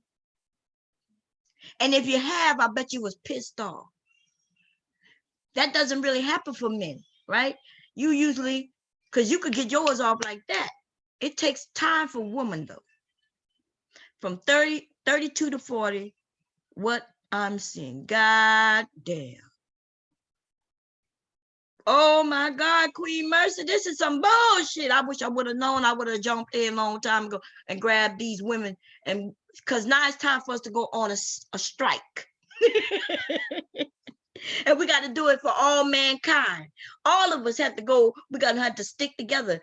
We're going to have to stick together, ladies, and go on a world strike. And we're going to set these men straight. If you're not going to lick the kitty, then we not coming around. If you're not going to lick the kitty, goddamn it, we all going on a worldwide strike. I'm gonna get with my sisters in England, get with my sisters in Africa. We're gonna get our sisters, our Canadian sisters. We're gonna get all the women together. Listen, ladies, I know some of y'all are really horny. You know, I used to be really, really horny when I was young, but we're gonna have to do this for all mankind. We're gonna have to go on an actual sex strike. You understand what I'm saying? We're gonna lock it up, click, click, until these men are set straight. Where do I get this link from, man? This shit is, oh, okay. I was supposed to put the link in the room. Okay, let me see.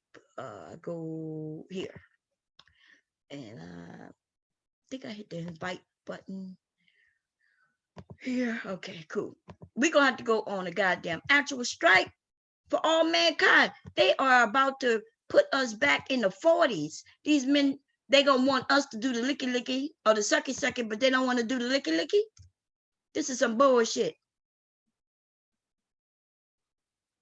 Did that link show? Wait, something ain't right. It's telling me I'm not here. Uh-oh, YouTube done something to me, y'all. I must have got reported. Give me a second, give me a second. Something happened, yo. Wait a minute, let me connect.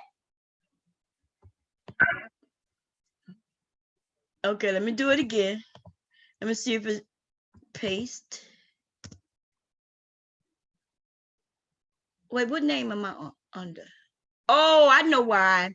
I'm under the wrong name. Okay, y'all, I gotta, let me back out. That's why the link not showing. Let me show you what, I'm under a whole nother account. Okay, give me a second. Back out of this. Switch accounts. I'm about to say there's something crazy here.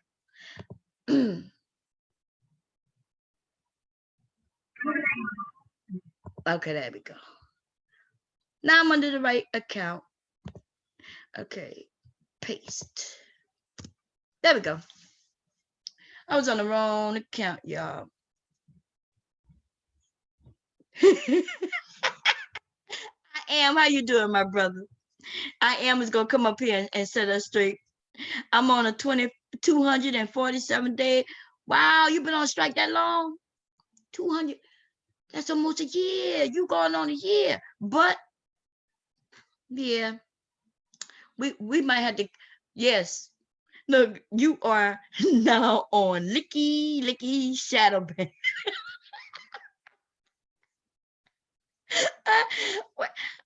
I did not know, okay, that the men wasn't doing this. And based on the music, now the women are really making the music that really tells me whether, because women like Megan Thee Stallion is not talking about all you could do is lick, you know, kind of thing. The men though, all I hear is that's all they want is some head. And these young ladies, y'all better stop doing this shit. You end up on you end up on your goddamn Instagram with bumps and shit on your lips. Y'all better stop. Look, I have pretty lips because I made sure to keep them lips really to myself, you know, depending on, let me tell you something. See, I catch a sore throat the next day. I'll be looking at my husband sideways, B. I'll be like, is there something I need to know? Because my throat is a little raw right now. My throat, it shouldn't be feeling like this, baby. Is there something you need to tell me? See, I don't be playing. If I get one little sore on my mouth, all hell breaking loose, okay? All shit breaking loose. How you doing? I am. How you doing, my brother? I think you're muted right now. You're probably still connected. That might be what it is. Yeah, he's still connected. Anyway, yeah, ladies, don't never think that I sit around as a married woman sitting thinking that everything is perfect, nobody could be cheating. No, you know what I mean, everything cool. I don't assume he's cheating. I don't go through his shit, but let me have a sore throat the next day though. Let me have a sore throat. It looked like you had a problem. Oh, there you go. Thinking that everything is Hey, I am. How you doing? I'm okay. How you doing, baby? I'm good.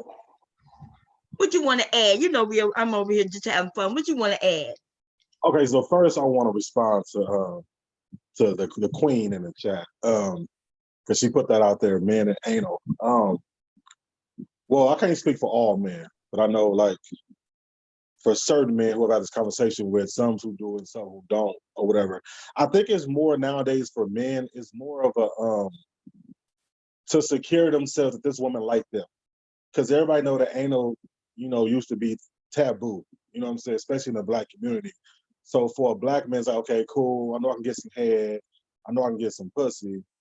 But if she'll give me that ass, then I know like she really down and rock with me because she willing to take that pain for me. You know what I'm saying? And then most men, when you see it on pornos, it's kind of like, oh, I want to try this. So that's where that whole thing came from. But then when you integrate, that's how gay men get down and all that, then they want to put that stigma onto every man. You know what I'm saying? Even though we all know that back in the days, a lot of virgins will have anal sex so they don't, break their hymen in their vagina and still be presented as a virgin. You know what I'm saying? Um, so that's that one. I want to touch on that. And then the whole oral sex thing, well, to me it's twofold. One, the younger generation don't know how to be don't know about foreplay. It's all about just bang, bang, bang, bang, bang, and then go on. They don't understand that the foreplay is what get the juices flowing and get the woman more excited. Because if you do foreplay, well, then it won't take her that long to come when you insert your penis. You know what I'm saying? So for all you guys who have premature ejaculation, y'all come quick. If you give your woman some foreplay, then maybe she'll come when you come. And then also too, the women gotta take part of that too. Because if you got a man who don't want to, if you want your vagina to be licked on, and he tell you he don't do it, then why are you fucking with this man? You know what I'm saying? So women gotta start in a sense to demand, I want these kind of sexual things to be done to me, instead of letting a guy bend you over and hit it and then leave. You know what I'm saying? You got to tell him, like, look, brother, I need some foreplay.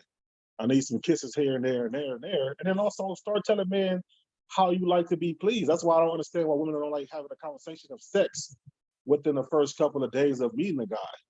I think that all women should, one, because it lets you know, it kind of give you a sense if a guy just want to have sex with you, and you can pick and choose if you want to. And two, it can get you insight of knowing that if he can please you or do the things that you like to be done. But if you wait until y'all actually get into it and then you ain't satisfied, I kind of think that's kind of on you because you didn't do enough investigation on him and his sexual experience. Right, right. So, okay, let's back up. So, you mentioned the anal sex. Mm-hmm. Yeah. Okay, so there's a lot of women who enjoy anal sex. True. And like, I think at the initial beginning, it really does, because it freaked me out. I only done it once and I'll never do it again. Not because it was so much painful. It freaked me out. Like it became it it became it felt good.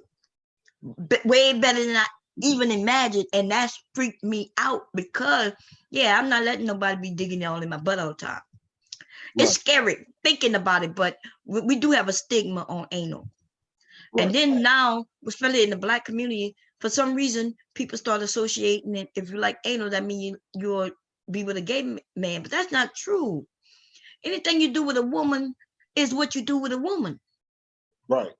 And it's not gay. It don't mean you're gay.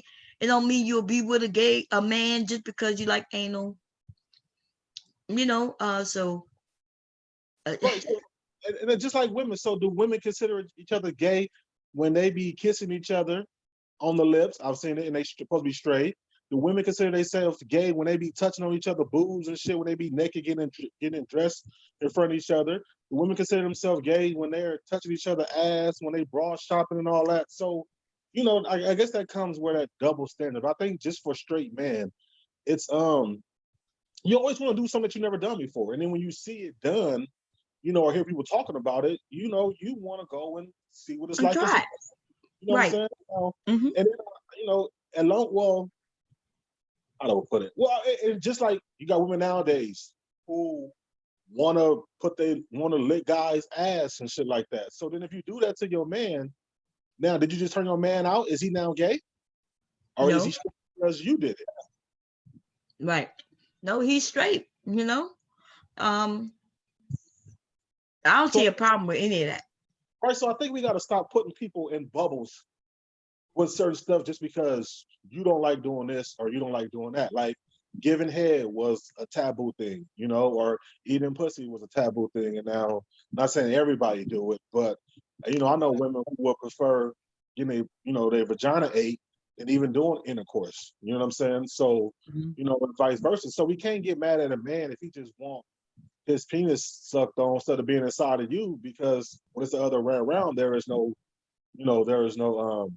outcry about it. And then also too, if that's their relationship, then let it be their relationship. You know what I'm saying? Hell no, we going on a strike for that shit. You mean wait. Are you saying that the men just want head? That's Wait, it? but then right, but then Bob, we got to take you into consideration, because from your stories and stuff, you don't give your man a head as much as he probably wanted. Right. Right. So then But see, I give it though. But see, I give it. yeah, but how you know he don't, instead of what, I mean, I'm just going off what you said. Now, instead of holidays, I don't know about Mhm. now, holidays and all that, what if he wanted it 2-3 times a week? Yeah, he not getting it. That's just too much sucking for me. But Okay, so if these men be like, well, you only get it on Christmas or your right, birthday, then is that but fair? yeah, because I'm okay with, like, remember what I said earlier. I'm okay with if he doing it on holidays, special occasion. But if he say he ain't doing it at all, we got to go on a strike. Well, yeah, that's true. But then too, you gotta take in consideration them women. If them women are not demanding that their man please them in the way that they want to be pleased, and they're not having a conversation, then that's on them. We Right. all know that people only gonna do to you or for you what you allow them to do.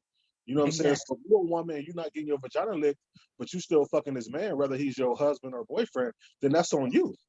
Right. I agree. And that's why we got to go. We got to have a meeting. We got to have a worldwide meeting, all women. And I got to talk to them and tell them, hey, what's going on? But I will say there are women who don't like having sex though. I can't even fathom it, but um, yeah, sex could be very. There's a lot of women who don't like sex at all. Yeah, Are there men like that? Do you think there's men who don't like having sex? oh yeah, all the MGTOW men. Well, majority of them. No, but I mean, I will say this. To me, sex is what you and your mate consider sex. Sex Right. doesn't have to. Sex is a broad word, and you put your own definition to it in the company of your relationship or whoever you with. And I think that's the problem that we have. That we make sex abroad, and we want to make our sex life somebody else's sex life.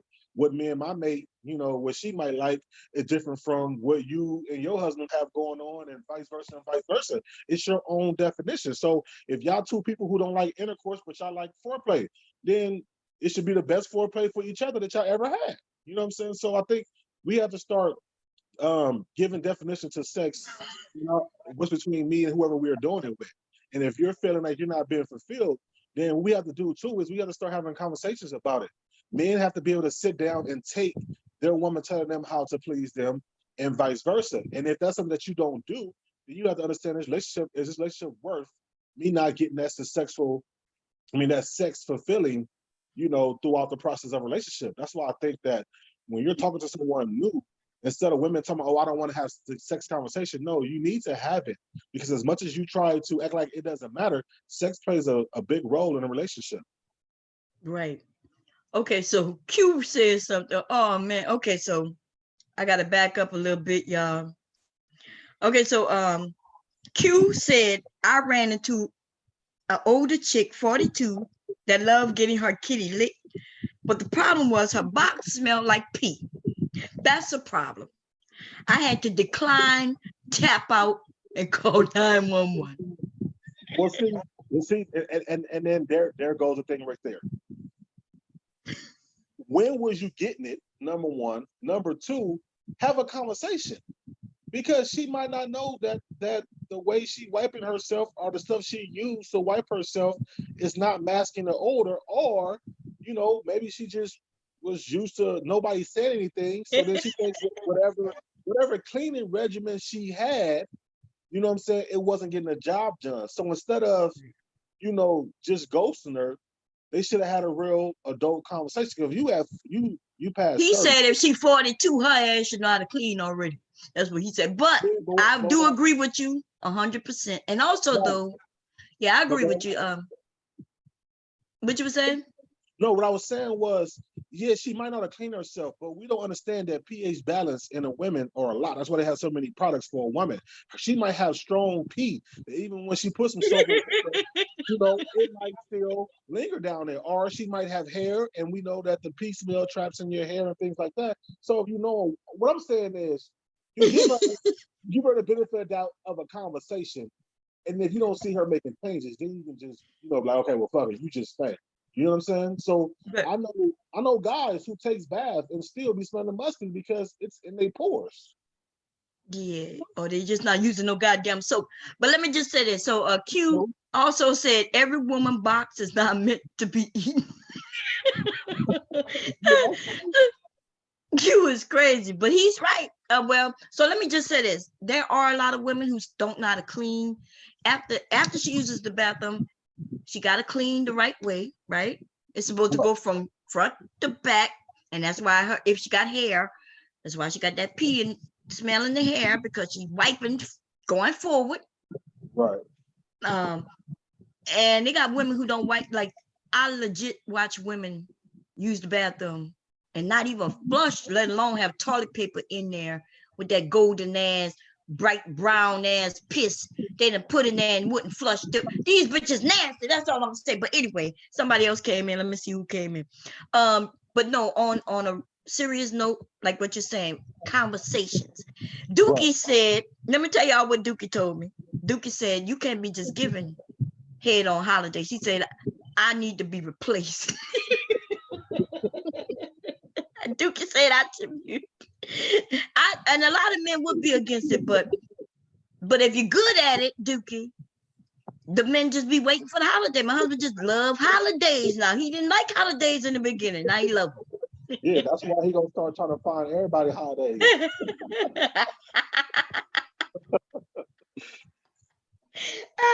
What's going on, General? How you doing, baby?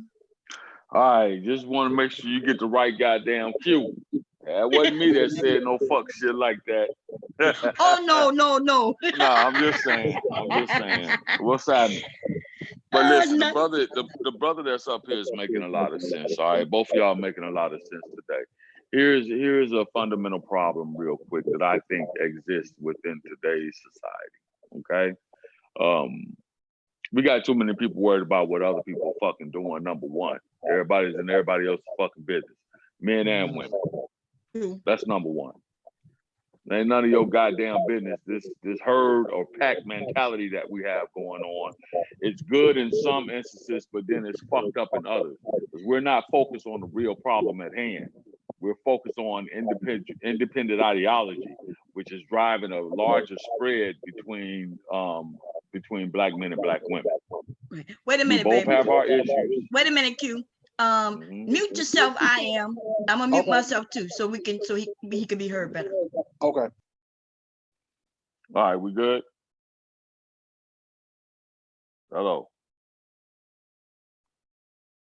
Yeah, go ahead. You got the floor, babe. Okay. All right. So we got a lot of issues, you know.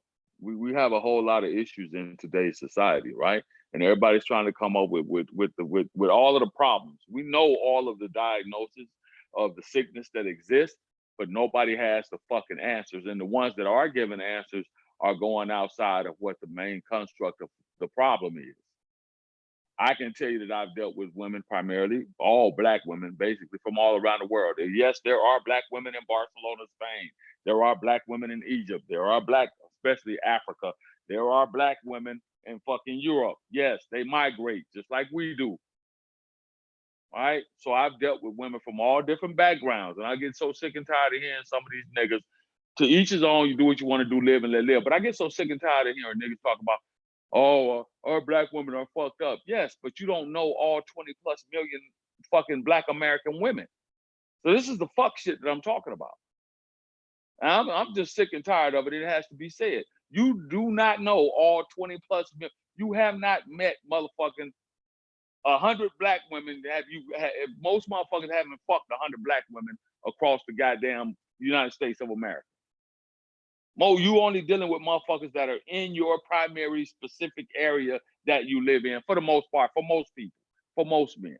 So that's a false narrative right there. That's number one. And to think that if you're gonna go to Spain, Colombia, Egypt, London, and find a bitch over there that's not gonna give you any other problems, you're fucking wrong. Period, point blank. And I'll pass the mic with that. Right. No, I understand what you're saying. You're right. I am, and I I lived agree with you. outside. Let me add this, bomb. I lived outside of the continental United States of America for 10 consecutive years. I was not a hermit, nor was I married for most of the time that I was over there. So I was in the society. I went SYSBM before most motherfuckers, before SYSBM was a thing. Okay? I was SYSBM back in motherfucking 2000. Ask half of these motherfuckers that's running their mouth where were they in 2000? Ask half of these motherfuckers that's running their mouth. Were you traveling outside of the United States on a consistent basis 2000 prior to 2000? What does that mean? SYS. Come on, what it bomb. means. It's save yourself, black man. Right, I know that part, but the way you speaking, Well, where do they go? Basically, from what I gather, the end goal is find yourself a woman that's outside of the Western lifestyle of America, be a black woman if that's what you choose to do. Go over to Colombia, find you a black Colombian. Go to Puerto Rico, find you a black Puerto Rican. Go down to goddamn South America. There are plenty of black women down there, and find one from Brazil. Or go over to the most favorite spot that most black men travel to. And we all know that's over there where they got the island split in half. You got Haiti on one side and you got whatever the fuck the other country is over there. Go over there and get you a woman from over there. And there are black women that they need you. They need you. And they'll follow your guidance. See, here's the problem. A lot of these motherfuckers, they want the Instagram model type, beautiful Coke bottle shaped woman. They want to lock her away in the house. Maybe have one boyfriend, very low miles, very low body count, and she's going to be subservient to them. So they don't really understand what the true fucking definition of being submissive is. Right. They don't understand that. They don't want a free thinking woman. They think that a woman is beneath them. Oh, you just beneath me. You're nothing. You just do what I tell you to do. I should walk in the house and my bathwater should be ran. You should give me head on demand. Period. Shut the fuck up. Sit over there. Don't say nothing. And I can understand. It's just like I was talking with DJ Cooter the other night. I can understand why some of these women have the pushback that they have, because we're not having the honest conversation. Right. We're just not having an honest conversation. Yes, there are a lot of black women out here. They want DNA, bomb. Believe it or not, they want dick and attention. There are a lot of black women out here that are using they're using the guides of a relationship just to get sex. There are black women that are telling men, and they're doing all the right shit. And it's not just here in America either. For the ones who are gonna say, well, see, this is black. No, there's women all over the world that's doing that shit. I get so sick and tired of these motherfuckers that talk about they know the true nature of women. You got women over there. When I was in Europe, when I was in Italy, for example, I dealt with them. There's a lot of black Italians for motherfuckers that have never been over there. There are a lot of black Germans. We call them Blurmans. They're for motherfuckers that ain't never been over there. There are a lot of black motherfuckers in Portugal, for example. Motherfuckers ain't never been nowhere, so they don't know. And those bitches, they play the game. Yes, I said it. I had a bitch that had my clothes color-coded. My polo shirts were color-coded. My jeans were hung up. She had my motherfucking closet look like I had walked into Dillard's or Macy's. Folded all nice little squares and shit. I left a bitch in my at the time I was a single soldier. I was living in the barracks and I moved into my apartment. You know, I was dealing with this little chick. She came over, cleaned the whole, spick and fucking span. You can eat off the floor from top to bottom. Closet motherfucking laid out like you walking in the Dillard's some goddamn where. everything color coded, everything folded, socks all nice and neat, all this shit. She was full of fucking game. Right. What she needed to do in order to get what she wanted to get. And yes, she came from a patriarchal society. I've been over to Africa. I've been to Djibouti. I've been to South Africa. I've been to motherfucking Ghana. 3 different locations. They come from patriarchal societies. Them bitches over there know, ooh, you got that paper, girl, shit. And I need to get the fuck on. Not all of them, no. But I got a lick. Undereducated, but they want to talk like they know everything. I know all. I'm the all-seeing eye here. I can listen to me. I can tell you.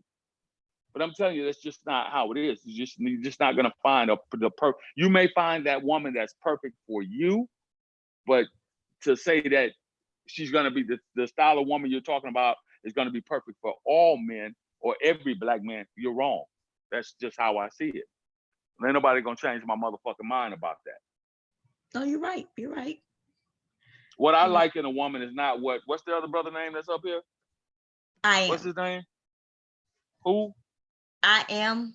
Okay, I am. What I like in a black woman, he might think the bitch is ugly. To me, she might be my motherfucking Lola Falana. She might be my fucking Beyonce. She might be my motherfucking whatever fucking woman we want to look at.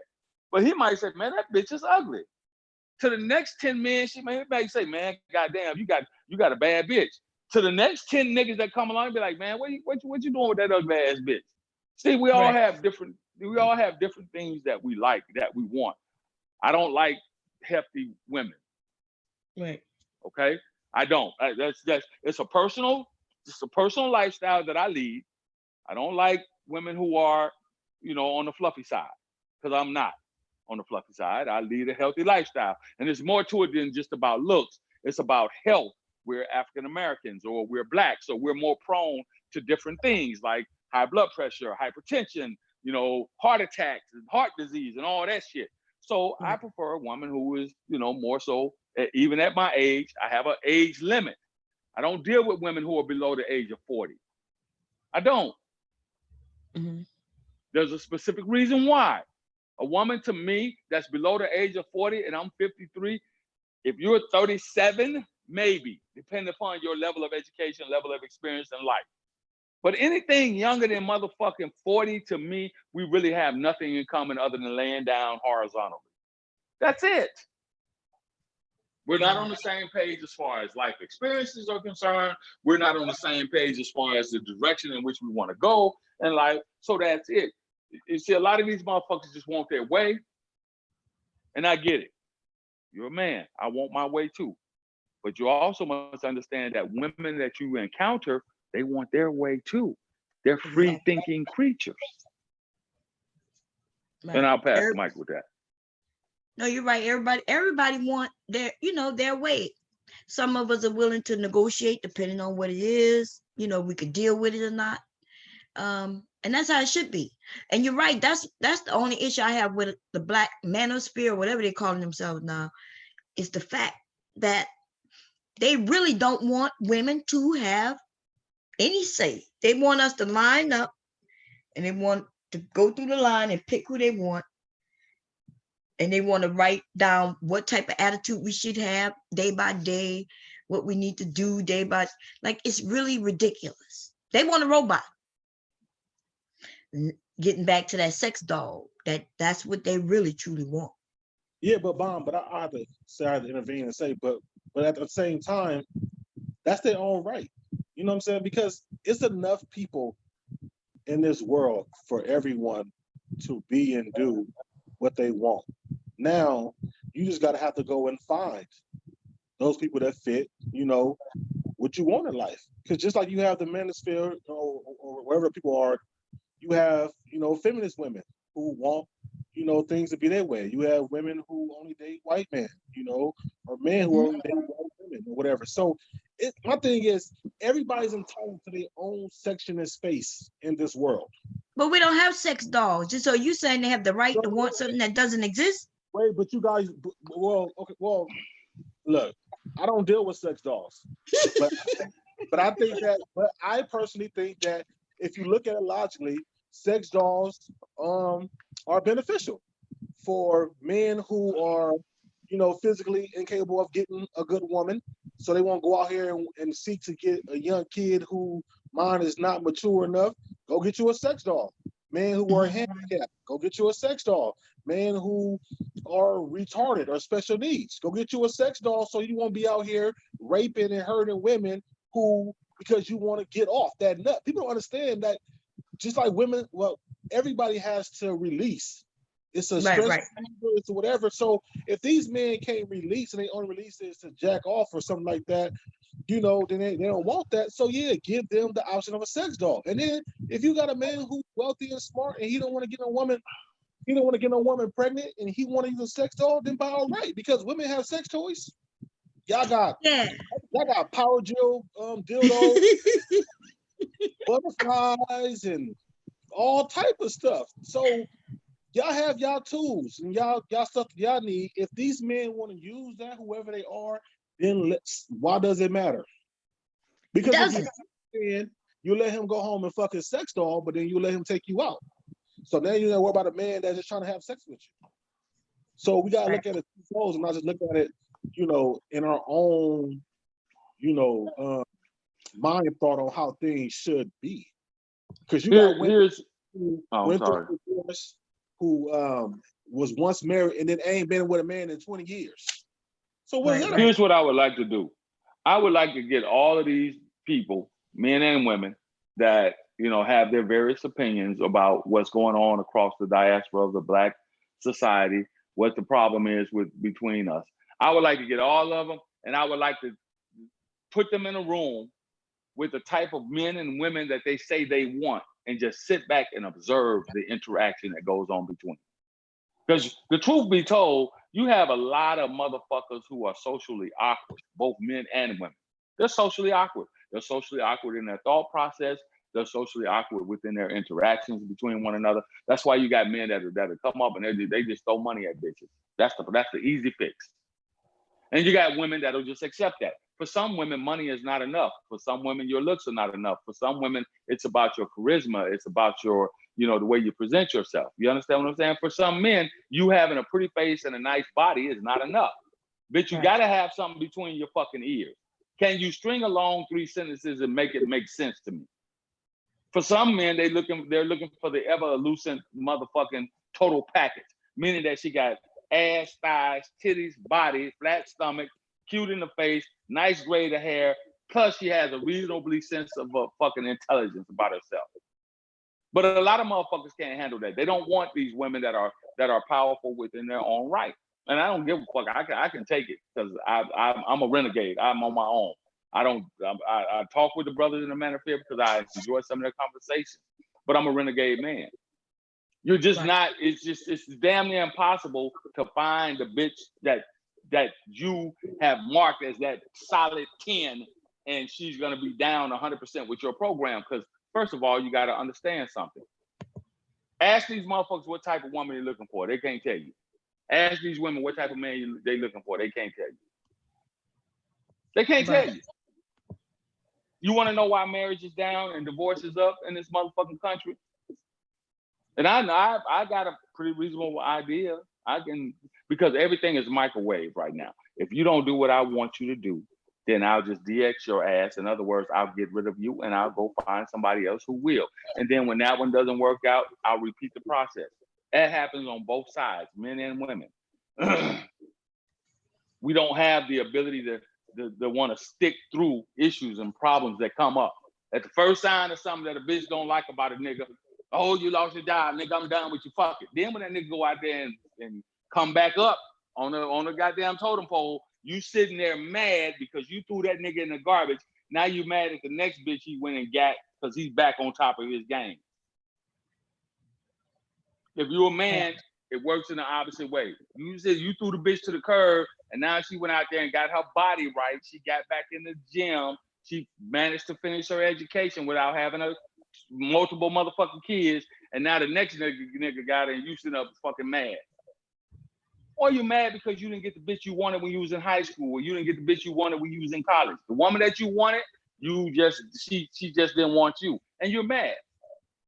Or some nigga stole the bitch you had and you mad. Or some dude or some woman stole the nigga that you had and you mad. All right, let me interject real quick. Now, Bob. Mm-hmm. Now you showing that picture, right?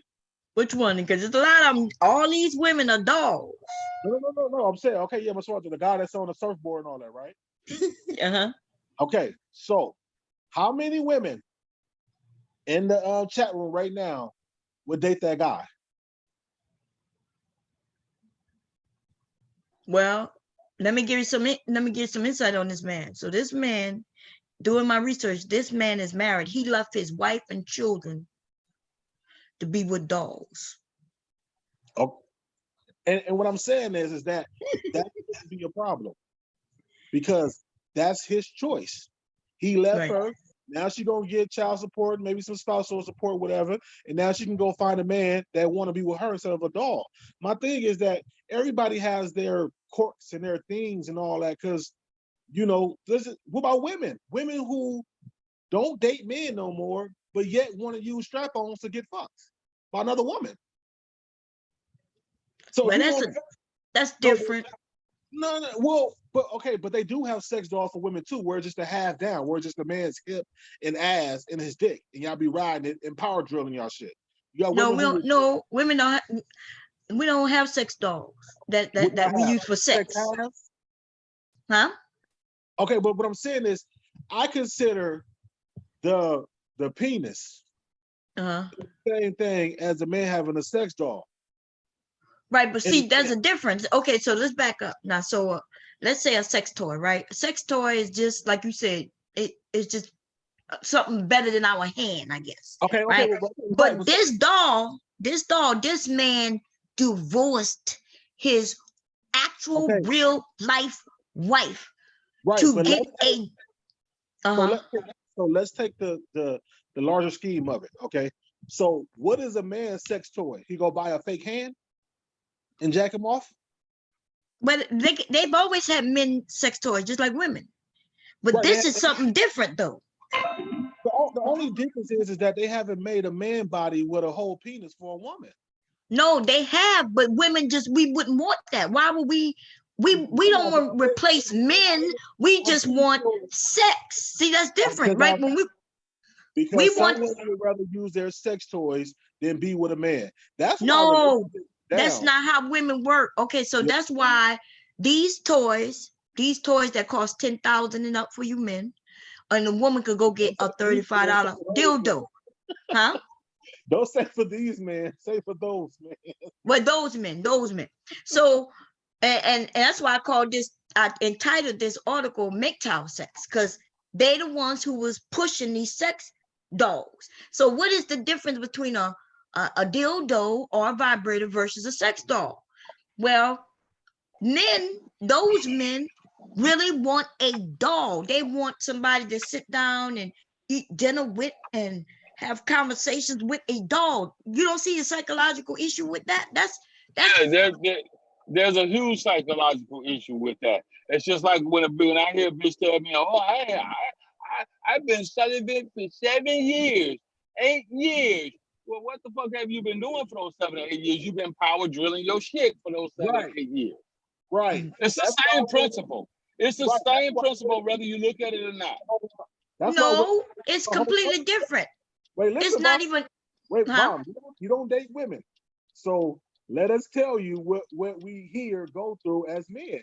That's why women are able to last out longer in relationships and not get in one, and I guess so-called find the right man, because they're at home playing with their pussy with power. That's not true. See, yes, so you can't tell me that you date women, and I'm telling you I am a woman.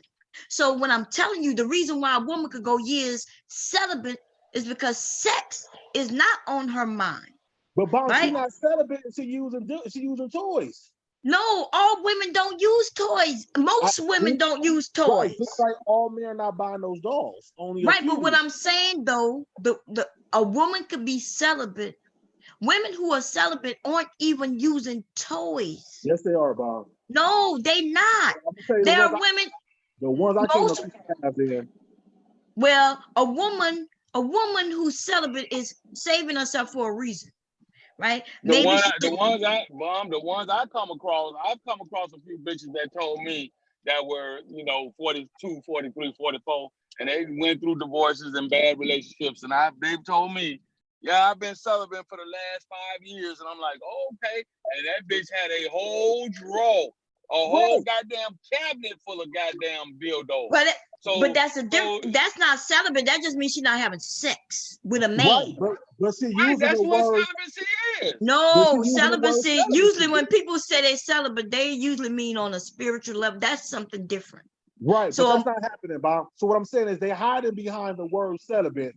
So you think Right. that they're not having no They're type of not touching down there, release. but they got their vibrator, they got their cricket or butterfly or little bullet or zappers or water shower heads, whatever. Oh, they stimulate, or they fingers. They're stimulating down there. They're just not being with a man, an actual physical body man, is basically what they're saying now. So that's what I'm saying. They're still yeah, she using might not want to be with men. Well, right? we all have different definitions. Again, this is the problem. We get so caught up into the semantics over words, right? I've asked women, well, okay, you say you're celibate, but you're still stimming. And what she said was, well, celibacy for me is not dealing with an actual person, being able to self-satisfy myself without having to deal with a man. That's what when women say they're celibate, that means that they're not sleeping with a man. It doesn't mean that they're not fucking getting their twisties off. That ain't what they're talking about. It simply means that they're not having sexual contact with a man. Right. I've had women say, I go out. I've had women to tell me I'm celibate, but I do date. Just know that if we get involved, I'm not having sex right now because I'm doing a spiritual cleansing or whatever the fuck you want to call it. And I'm like, okay, well, bitch, more power to you.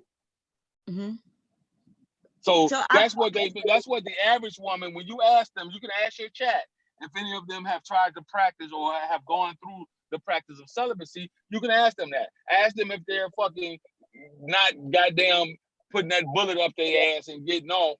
They just ain't having sex with a man. They still go out on dates. They still go out to eat. They still have interactions with men. They're just not fucking a man.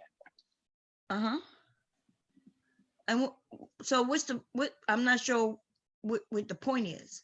A woman, if she don't want to have sex with a man, then she don't want to have sex with a man. I can have orgasm right now. I don't have to even touch myself. So even when y'all mentioning the toys in the hands, that's irrelevant because a woman can have an orgasm without any stimulation down there.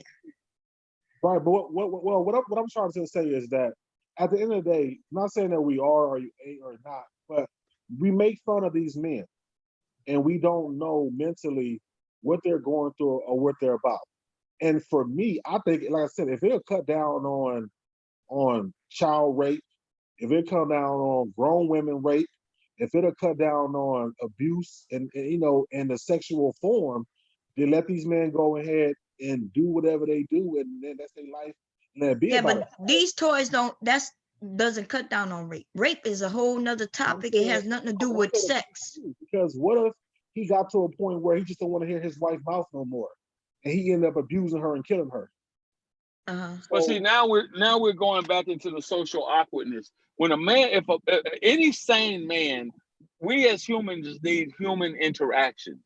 So for any man to fucking leave a living, breathing, warm body who has the ability to physically interact in some shape, form, fashion, or another, and get a doll and take a doll and sit a doll at the table with them while they eat, or take a doll to the beach and put them on the surfboard and all that. There's something mentally wrong with that, in my opinion.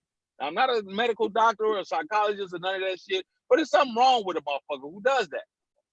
In point blank and period, there's something wrong. There's a disconnect there. That means that person has a control, in my opinion, from what I've read and from the research I've done, there's a control problem there. And the control problem is persistent throughout both sides, male and female. You got the reason why a lot of men are turning away from a lot of women in the Western world is because a lot of men simply want total dominance. And you hear this a lot if you listen to some of the shit that the brothers are saying. I want total dominance, total control. So, and that's true. These men who ended up wanting these sex dolls, which was MGTOW, they're the ones who. So when you say give them, let it be, what about this guy right here, right? This guy right here, he has been having sex with this car for years, right? They got people who have sex with objects. They have, so these are mental issues, especially when they do have the option. Now, I'm not gonna go further down and I'll give anybody password to this page. I have actual pictures of men having sex with these dolls. You can't tell me that this isn't that they're not mental. No, These I'm not. life things are there, not moving, not breathing, and they are humping on them. And they Well, normally, yeah. I'm not saying that's not mental, but we all know that we have an issue in America all over the world with mental health issues. What I'm saying is, if this cuts down on a lot of abuse, if they're not hurting nobody, whether it's Mhm. men or women, you know what I'm saying? Right. Allow them to go do what they doing, because what's the opposite? The opposite is they getting with a woman who can't fulfill that need for them, and then what? They damage her, make her insecure about her body and herself because she can't compete with a Volkswagen. You know what I'm saying? Right, right. Or you know, or some stiletto heel spikes and shit. You know what I'm saying? Or vice versa. So if these people in the confine of their home and whatever, and they want to torture themselves, then let them torture themselves with the object instead of individual. Because we know a lot of individuals, we know a lot of women. Well, we don't know, but we have heard women who've been hurt by men cheating with all type of shit. You see what I'm saying? So allow them to have that and go do them if they're not hurting society or they're not hurting Right. kids. And that's just my whole take on it. My thing is, we shouldn't knock it, because what woman would want to compete with a Volkswagen? Whoever his girlfriends were, that's what they were. And Right. the Until sex dolls, these he men, finally accepted. Until he finally accepted, you know what? I don't do well with human beings. I do well with this object. So instead of me right. continually hurting them and abusing them or being unhappy, I'm just gonna go and do this and be that. No, I see your point. I'm not saying you're making a bad point. I just think that there's got to be a better answer, because our young boys, what if your son decides just he's so caught up in himself and wanting this image of a woman, right? He wanted to have this certain look, and if she don't have it, he'll switch to a doll. Like, think And about that, because most of these men, it's the image, like you said. They want a woman who's not gonna speak. Well, you already got an issue if you can't handle a woman's opinion, right. and talking. But then you want a woman who has a certain breast size and a skin tone and her hair and her eye color. And if you can't find it, then you just go get a doll. That's a mental issue right there. But then you gotta look at that's society's fault, because that's what society pushes. Right. If we're pushing that you gotta get this perfect woman, if women accept their body for what it is, now if you want to tone your body up for health reasons and all that, that's fine. But if you want to go get a boob job and they sit up and get your ass done because they sit out and all that, then you can't get mad if men are now attracted to that and that's what they're going to go seek. We're only going to go seek what's been pushed in our face. And now everybody's on this big ass, whether you're skinny or big, small waist, small stomach. So I'm going to go look for that. Then when I go and look for that and these women reject me, then now all the saggy titty women like, what about us? All the loose small booty women like, what about us? And I don't want y'all because y'all don't compete with this. So then we got to stop pushing these body images and push more what's more important in life when it comes to relationship between a man and a woman. Right. But we don't even talk about, like you just said, we don't even talk about relationships with a man and woman. Nope. The media pushes a look. Right. Yeah, so you're right. And I think everybody agree with you. But I guess in our community, how do we, when you said accept it, I'm like, I don't want to accept it. What can we do to change it? What can we do to where people want to get married again, or at least be in relationships with each other instead of with objects? We can That's start gonna telling them. have to that's gonna have to go back to what's being taught at home. Right. Mhm. That's how you see. most people, the reason why I went through a lot of the shit that I went through is because that's what I saw growing up. I was inundated with the thought of marriage because I was fortunate enough to have my grandmother and grandfather who my mother and father became the caretaker of until they passed away. So here I am seeing my grandmother and grandfather be married, right? And seeing that as an example of a relationship between a man and a woman. Then I get to see my mother and father who were married and still married to this day after 55 years. So that's the example that I saw. The relationships between, that's what I thought of as a relationship between a man and a woman. Then I got to see my aunts, my uncles and aunties. In today's modern time, we don't see that now. We see a lot of single parent households. We see a lot of, men just doing whatever the fuck they want to do, women just doing whatever the fuck they want to do. And that's what the example of it is. That's why you got, like the brother was talking about, the bodies that's being pushed. When you look at Instagram, that's what you see. When you look at all of these goddamn love and hip hop, goddamn housewives of Atlanta, all you see is a lot of goddamn injectable motherfuckers, bitches running around with injected titties in their ass and a bunch of fucking weed. And everybody, all the women are like, that's it. Because they seemingly have this great lifestyle that motherfuckers don't understand. That's a TV show. It's not real. I'm so sick and tired. I'm so sick and tired of seeing all these, all of our women running around here looking like dolls by their head. I saw this bitch and she looked just like a fucking doll by her head. I'm like, what the fuck? It's two folds though. It's two folds, and I think men and women have to both work on it together. Number one, women got to stop trying to look like what the media push out there is a sexy body, and then men got to stop gawking over these women with fake titties and fake. Now, if you get fake breasts because you had cancer or something in your breast, whatever, or you was born flat chested and you want to feel secure about yourself, but just to go and do it to say that, oh, I'm just doing it for me. No, you're doing it so you can draw attention to yourself. So we have to start accepting women who have saggy titties from having a kid or two or three and been breastfeeding and all that, and uplift those saggy titties. When everybody don't have heart-shaped penis-looking booties or whatever, you know what I'm saying? So no, you have He said saggy titties. That's right, y'all. Love my saggy titties too. right. So if we can start accepting women at who they are instead of you need to go work out, you need to go doing this, and loving the person of a woman, then we'll start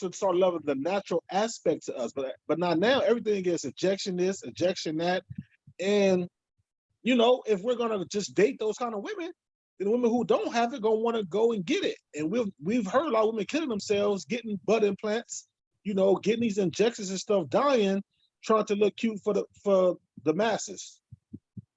Right. No, I understand what you're saying. Listen, I agree.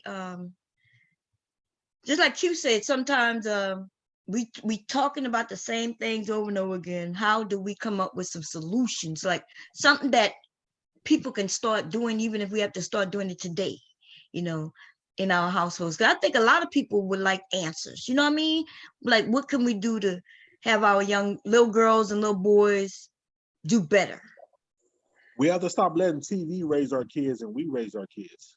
We have to be the ones that talk and conversate with our kids about everything. You can't be afraid. Once your kids are, 12, 13 years old and they start reaching puberty, having periods and growing hair on their balls, you have to start talking to them about girls and sex and all that, instead of waiting until they damn near 40 trying to have a conversation. No, it shouldn't be a taboo. We got to start teaching our kids about business, about money, about everything, because it's all going to affect them. If we let the world and their teachers teach them, then we don't know what the hell they teaching them. You know what I'm saying? So we have to start doing it as parents or as uncles, cousins, grandparents, mothers, fathers. Start teaching those kids young so they hear it from us instead of from everybody else or from their friends. Right. So, I educated my boys as they were growing up, age appropriate, but I spoke to them like humans. So when they got older, they understood. And that's why my sons aren't led by sex. Like won't be a woman who could come and tease them with just sex and take all their money, right? Because Yeah, they're gonna need a little more than that. And I'm not saying that the woman had to be really intelligent and all that shit, but yeah, my kids in my household, sex was talked about. I didn't actually teach them how to have sex and none of that shit, but I got books. I have, when they became a certain age, I have books where they can grab it if they wanted to when they go in the bathroom and read about it. That wasn't porn. Some people thought that was sick. I'm like, yeah, I have books around, and they were like, why would you do such a thing? I say, and your kids are getting on the internet watching porn and think that's what sex actually is, and you got the nerve to talk about me? Right. Like, I didn't have porn and or Hustler and all those books hanging around. I had actual books that taught young men and women how to kiss and what romance is and what intimacy is, and that's the type of shit that are in the books. But otherwise, these kids only know porn. Like, where did you learn how to have sex from? Me actually doing it. Oh, Nobody just doing it? nobody talked about sex in our house. So I had an Right. older woman, she was in college, I still was in high school. And I guess she was already experienced. So she kind of told me what she liked, what she didn't like. And that's just kind of where it started from. So I just started having conversations with women, try to learn what they like, what they don't like, and do it fit, you know what I'm saying, what I am. And then if your goal is to satisfy her and be satisfied, you know, the conversations. But definitely in my house, because my parents were Baptists, we didn't talk about sex. Right. And how about kissing? Where did you learn how to kiss? From her, right? From the Well, yeah. Well, I mean, I had pecks in like middle school, but as far as like really kissing, yeah, it was from that older woman. right. So, and nothing's wrong with that. I'm not saying something's wrong with that, but I think we have. So what about the young men who don't have an older woman to educate them? I think a lot of these men online don't even have women at all and have never really had actual experience, and that is what the issue is. You Yeah, know what I true. mean? Are they learn from watching movies, watching Right. TV? Because everything we watch now got some type of sex or intimacy in it. So you watch that, and then now porn is easy access. Even if you're not even searching for porn will pop up. You know what I'm saying? Right. So and then you got Instagram and Twitter and all that show nothing but naked women. And I even found out now that even on some was it Twitter or something, you can even find people actually having sex on their pages and shit. I'm like, wow, this is crazy. You know what I'm saying? So that's where they learn from. And that's why I'm not saying most, but that's why a lot of men are not good at sex because they don't know what they're doing. Right. And if you got a woman that's experienced, you don't give another version, another woman who's inexperienced, then she either can crush you or build you up. She can tell you that shit was whack and never talk to you again, or she can kind of teach you and train you, and then you end up getting better and know what you're doing. But for males, it's like everything else, it's a hit and fail. You know what I'm saying? We either got it naturally or we don't, and how a woman treat us afterwards determine how we end up moving in life, whether she downs the person or whether she lifts them up and work with them. You know what I'm saying? So even though it is a lot of burden is on women when it comes to this stuff, because y'all can make or break a man easily to where he's hurt for the rest of his life. You know what I'm saying? Or he has confidence for the rest of his life. Yeah. I agree. And with girls, when we learning, we're not crushed. We just figure, okay, this what sex is. Like my first experience, I don't remember it because I fainted. And to be honest, I don't even know we fully went through with everything. Like I fainted. I fainted. Well, see, that's just it, Bomb. Like you said, I was fortunate. My mother and father, they talked to us, me and my siblings, about sex and what it could lead to, and all of the dangers and all of the pleasures and all of that stuff. But we also was inundated with having the ability to have cable TV, which a lot of kids in the community didn't have cable TV. But we had Showtime, Cinemax, HBO, where we would get to see all of these different movies that would come on that had a heavy involvement with sex in it. So for me, like when I got to Europe, for example, I would It's a lot of men in these spaces that if they had some of the experience that I had, like for example, when I first got to Europe, we went to Italy, and we ended up on a new beach. Didn't know we was on a new beach. This is 2002. I'm walking around with, I'm typical Black American, swag, got my swag on 1,000. Throwback jerseys were popular. I got the fitted hat. So they were like, ooh, look, all of the women over there were like, oh shit, it's something different about those guys. And they wanted to know about us because we were American. We were, I guess you could say, exotic to them. So we walking down the beach, we drinking, we getting fucked up. We like, shit, this is no experience for us. We ended up, and everybody on the goddamn beach was naked. It wasn't nothing. It wasn't really a big deal to me because I had seen naked, women naked. But for some of the brothers, it was like, oh man, look, they just out here naked. And I'm like, hey, y'all ain't never seen a woman's titty in the ass before? Like, what the fuck? Yeah, it was an odd experience because we were overseas, and that type of thing just doesn't happen in America. But it's some guys, for example, we would be in a swim bar at 8 o'clock. All the adults, all the children have to leave. Children under the age of 16 in Europe, they got to leave. The bell goes off, and they got to go to a separate pool. Everybody that's in the adult section, they get naked, asshole naked. There was a lot of dudes over there that could not, a lot of black men that could not control themselves. There was a lot of white men over there, white Americans, they could not control themselves. And they had signs up telling you, if you're over here, you're in the pool, and you get an erection, you can get a fine and you will be asked to leave. I can't tell you how many motherfuckers that couldn't control themselves because they had never seen anything like that. Driving down the Autobahn, they had these roll signs, right? And and they be talking about breast cancer. And the sign would roll up, you're on the Autobahn now. And the sign would roll up, and there'd be some woman there with a titty sticking out, and they'd be talking about breast cancer. There was a lot of niggas that lost their mind when they started seeing that shit. They couldn't handle it. So I think the repressive nature, number one, plays a big factor in it. Number two, it's the environment in which we come from. Not knowing, the misinformation. And then some motherfuckers have just never had the experience to see women in their natural form. Right. Yeah. Especially out in the open, like you said, right? Out in the open. Yeah, out in the open. Look, you could wake up over there at motherfucking 8 o'clock on a Sunday morning and turn on regular German TV, and they got full-blown porn playing on regular TV. It fucked me up. I was like, this ain't cable, this regular TV. Like, what the fuck?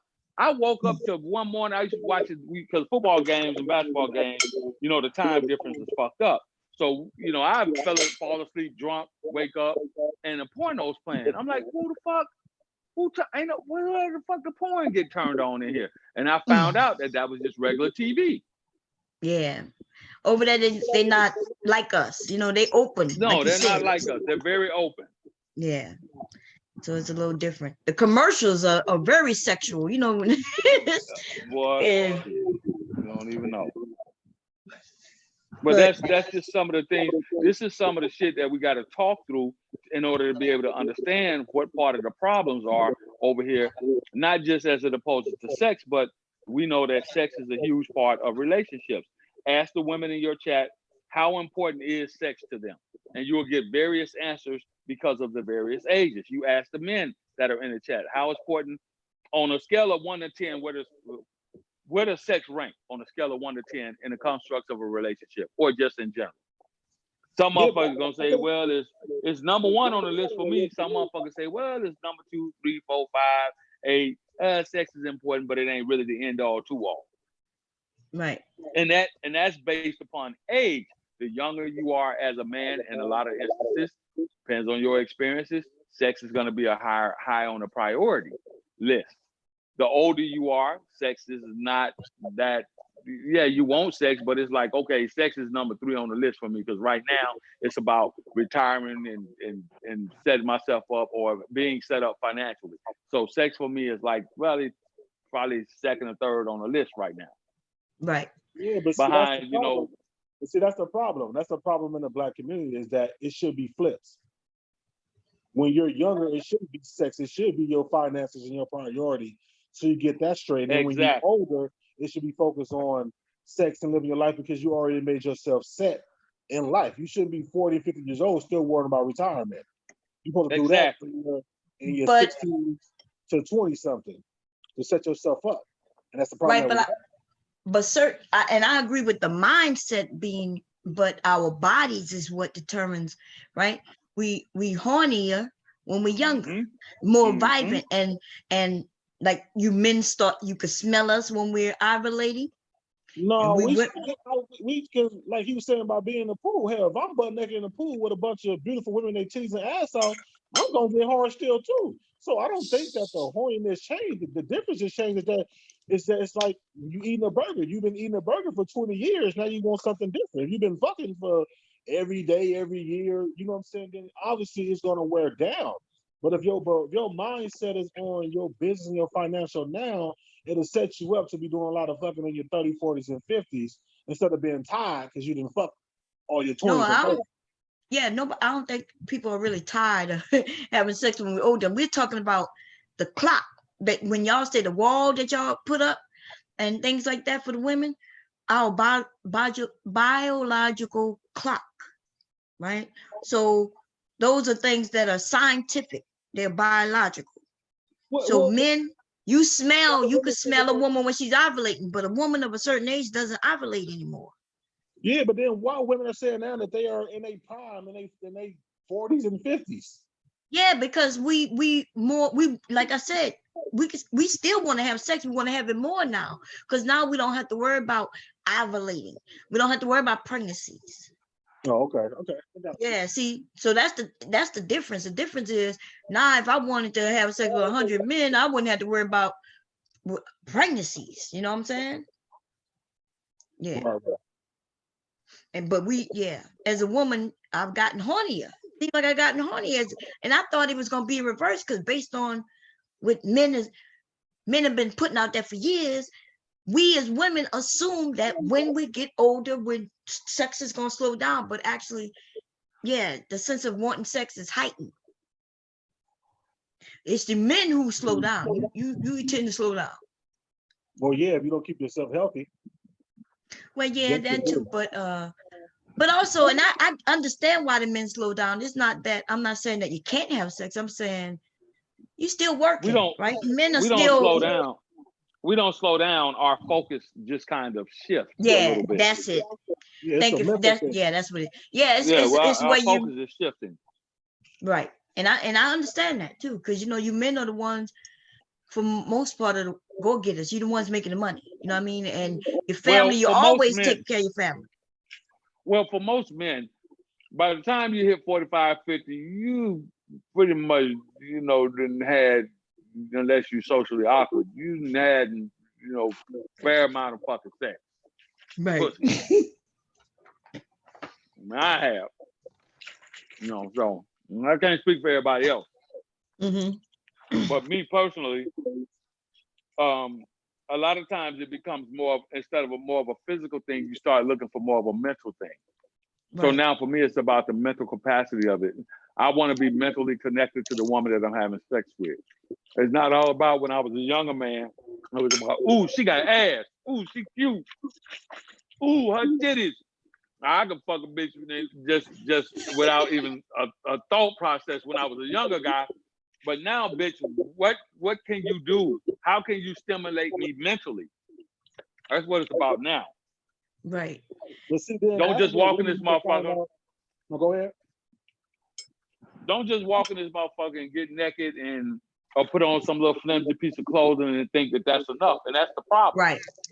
You just want to put on something and walk around, parade around, lay on the bed and think that that's all it requires. No, bitch, you got to do something. Mm-hmm. But see, then you got to be active in this motherfucker. I'm sorry. Go ahead, brother. Is that we're on like two different kind of like wavelengths, men and women. We got to find out where the medium is, because if we not becoming mentally and emotional ready for relationships in life until our late 30s and 40s, and then women are ready for that at 18 to 30, and we just, out here fucking at that point. That's why we got a lot of issues and problems, because we're not on the same path at the same time. So we got to find out what is that right age where we both can meet, majority wise, to where, okay, we both ready to be mentally and emotionally invested in a relationship instead of the woman is majority of the time and the man just want to fuck. Well, that's a social construct. That goes back to how the society has been constructed over the past 40 years. It used to be that way. We were close to on the same wavelength as far as our thought process. But as we evolved into the modern society, and women begin to advance as far as being able to advance in the workplace and educationally, then things became a little bit more complicated as far as where we were, as in terms of being on the same page of relationships. You understand what I'm saying? Mm-hmm. It's all about how we were taught. Right. They gave us baby dolls from a kid, telling us we were ready to be parents, as soon as we finish our school. See, they were inundated with that shit. Right. You also had home economic class for all the girls back then. Mm-hmm. You ask women that are kids did? What happened? Do we let our sons play house as well with the girl and the baby dolls? Do we get I didn't let my girls play with baby dolls. Fuck that shit. Boys. No, because the boys were always cars. Yeah, guns, dump trucks and guns and shit. Right.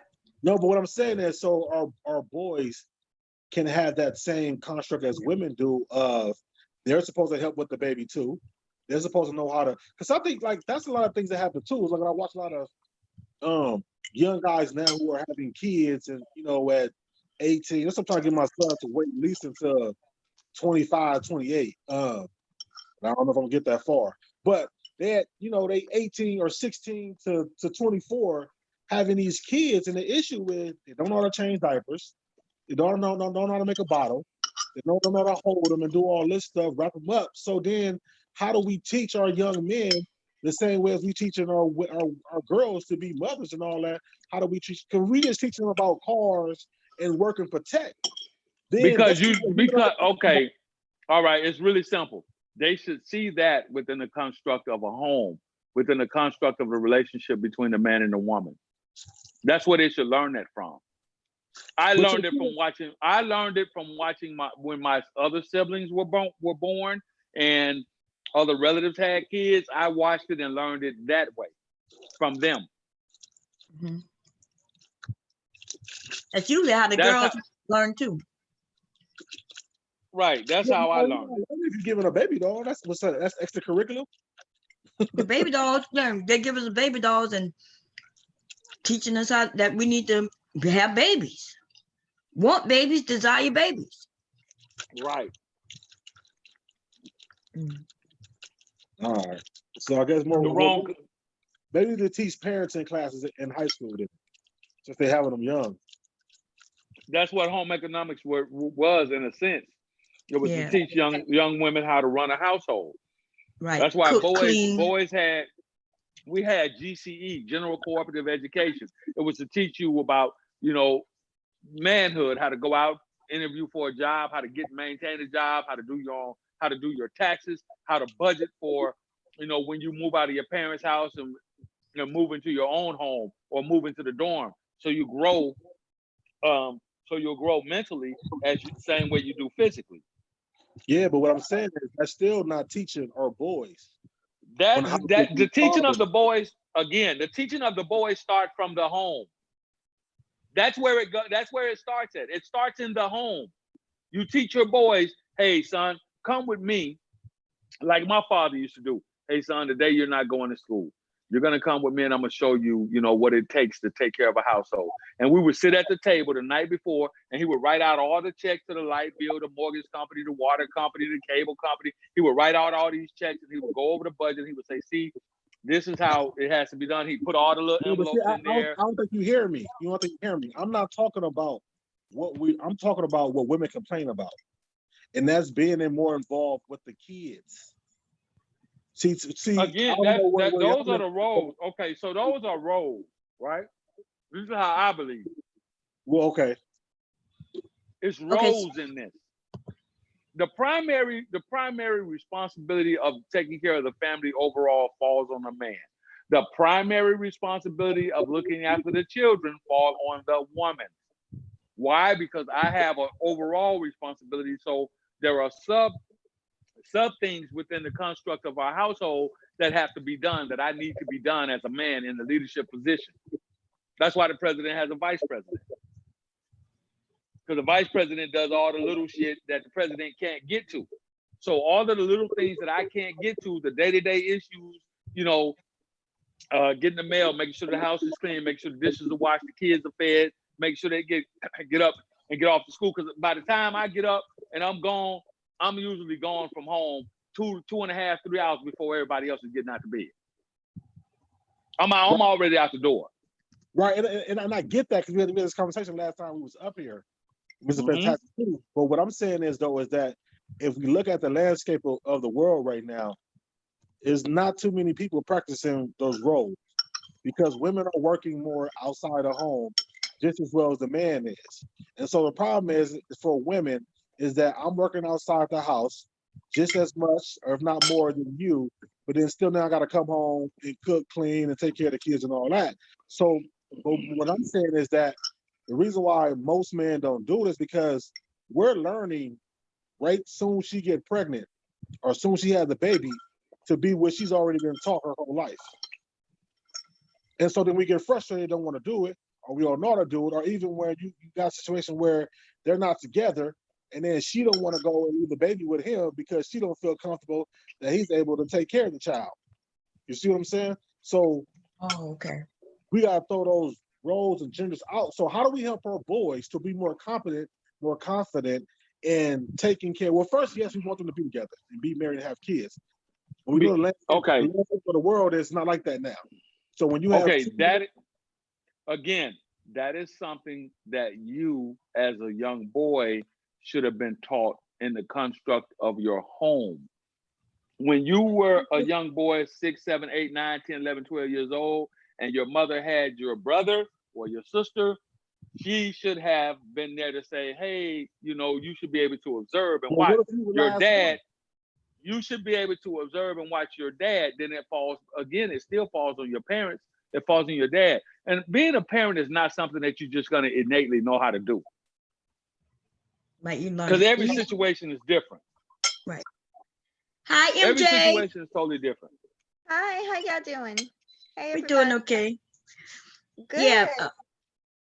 What you wanted to ask? I do want to say thanks to everybody who's up here, and I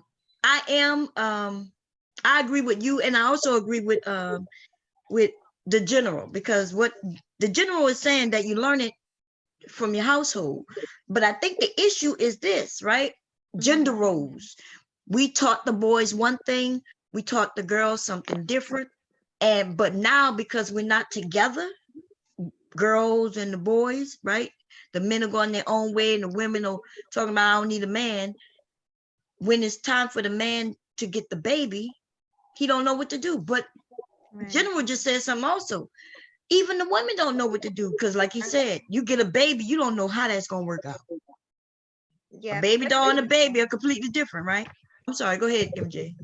No, I was saying you're right, especially when you're a young girl, you know, you don't know, your mom or whoever is around you has to teach you, your grandmother, whoever she has. Same thing with if it's a young man, his family is going to have to cover down because they don't know. I did not mean to interrupt. I actually have been enjoying the conversation in the chat, but I had to hop up here, sis, because I haven't seen you in so long. But I didn't come. Yes, honey, I miss you. I miss you too. I've been working a lot, boo, but I've been trying to catch your replays and stuff. Oh, okay. Thank you for coming in. Yeah. No problem. Let me know when you're doing something over there. I did a little something a couple of days ago in the kitchen. Oh, okay. Well, I'm about to come over there and check it out. Yes. Now, yes. see, hey, Bomb, real quick. I hate to interrupt. Now, see, I could have been a typical man and say, well, if you missed her, why you didn't just call her on the phone and talk to her instead of interrupting the show? But I didn't want to be the typical man. Like that shit. I'm serious. I almost, it was on the tip of my tongue. If you want to just come up here to say, interrupt the show to tell her that you met, why did you call her? I'm sure you got a phone number. Send her an email. Hey, Bob, I'd like to catch up with you. Well, I'm just first of joking. I'm all, just okay, joking. I'm just yeah, joking. because I didn't. Well, I am interrupting it, but I also I'm wanted just to. joking. I wanted to speak on what you guys were saying earlier, Please um, do. about. Oh God. I'm sorry, Mm-hmm. I'd been in there for only 10 minutes, but I Mm-hmm. came in when you guys were talking about, oh, you were talking about porn and sex and, Oh. um, yes. Something I want to bring this up because this is something I've been wanting to talk about. Mhm. The changes that we as women go through when we do get older. I Uh-huh. just turned 41 and the changes are something real. And it's something that honestly women don't talk about. So Right. it was just that popped in my head when you guys were talking about the changes for sex for men and women when they age. Yeah. It's Yeah. especially with women, we have a lot of Oh yeah. changes, man. Yes. Everything. Our bodies, like recently I was in the shower. Me and my husband was in the shower a couple of days ago, and I was looking down. I was like, I be thinking about what I could talk about on YouTube, but then I start thinking, I don't know if this would be a good thing. It's good Mm-hmm. for the women because we need to know. But then there'll be something that the men can shoot at us with. Oh, you know what I Right. mean? No, we do. But that's the point, though. We Why do do need we to know have? though, because I don't, and I'm gonna shut up and then I'm gonna hop off of here. But like towards the end of my 30s, it was like a shock. It was like nobody told me that I was going to go through all these hormonal changes, and it's a lot. It's a Um, lot. from weight gain to, I mean, just things From that weight I. gain to being hot and horny and wanting sex all the time. I know. I Yeah, get it. it's all I kinds of know. things. It's a No, but lot. Bomb, I think you should Trust me, I definitely have know. conversations like that. 'Cause I think that's what men and women need to have is real conversations about real life, real stuff, real situations that go on. Men need to come on here and stop bragging like a lot of them are fucking for hours when we know that you taking blood pressure pills, you taking heart medicine, cholesterol is high and all that because it will help the younger generation, help people coming up under, even help somebody else dealing with that, start taking better care of themselves because those things affect your penis. And Right. we all know that, at the end of the day, as a man, you want to satisfy your woman. And if you can't satisfy this disappointment to yourself, but to her as well, too. You know what I'm saying? So we should have more conversations about that because everybody in here ain't striking for an hour. And all these guys be lying. You know what I'm Right. saying? Like my husband is a diabetic, but he's not a diabetic through him not taking care of his health or being overweight. None of that. It just running his family. Like his Right. mom is a serious diabetic. His sister is. None of them are overweight and they have ever been. And here go my family who are big women. Like all the women in my family are big women. And we don't have high blood pressure, diabetes, and none of that running in my family. Wow. Isn't it? So yeah, when people, when people start talking about, well, help you're big and it's for health issues, I'm like, okay, No, I'm nah, they talking don't, about more for the medication. The huh? medication, well, I'm talking about far as the medication that you take for those symptoms sometimes Yeah, affect you in the bedroom because, or whatever it yeah. might be. Last night, my husband tried to twist me like a pretzel, and I was like, baby, get the Tylenol. I said, my shoulder hurt. God damn it, my shoulder. I was like, I can't move, baby. Wait. Listen, like now I'm having old, I don't, y'all young, but you start having old sex. I don't know if you've ever had this cue where you caught a crap in the middle of, you know what I'm saying? You in the middle of doing what you do, and all of a sudden you're like, wait a minute, baby, I'm catching the crap. One time my husband caught Listen, 2 craps listen, in both legs. listen, Bob. Let me tell you It's something. called evolution. Yeah, let me tell you something. You don't have to be old to catch fucking cramps. When I was a young man in my 20s, here it is. We got into this ageism thing. When I was a Right. young man in my 20s, I was an athlete. So I always played sports, basketball, football, ran track, box, all that shit. I remember one time I finally got this girl when I was in college, very beautiful young woman. I never will forget it. She was just beautiful. I chased this chick for about a whole semester to get her. And I finally had her up in my dorm room, right? Had the lights, all this shit, and we ready. I just come out of basketball practice and running around campus and out of class and all that shit. As soon as the insertion happened, I got the worst goddamn Charlie horse, the worst cramp in the back of my leg that I ever got before in my life. And I tried to power through it because I was like, oh my God, I cannot. Girl, I lost my erection. I'm just gonna tell you the real shit. See, some niggas can't be true. I lost my erection, everything, and I rolled off of that bed and hit the floor. Bye, y'all. And she said, "Oh my God, you okay? You all right?" And I said, "Oh, I got a cramp. I got a cramp." And she was generous enough and cared enough to rub it out.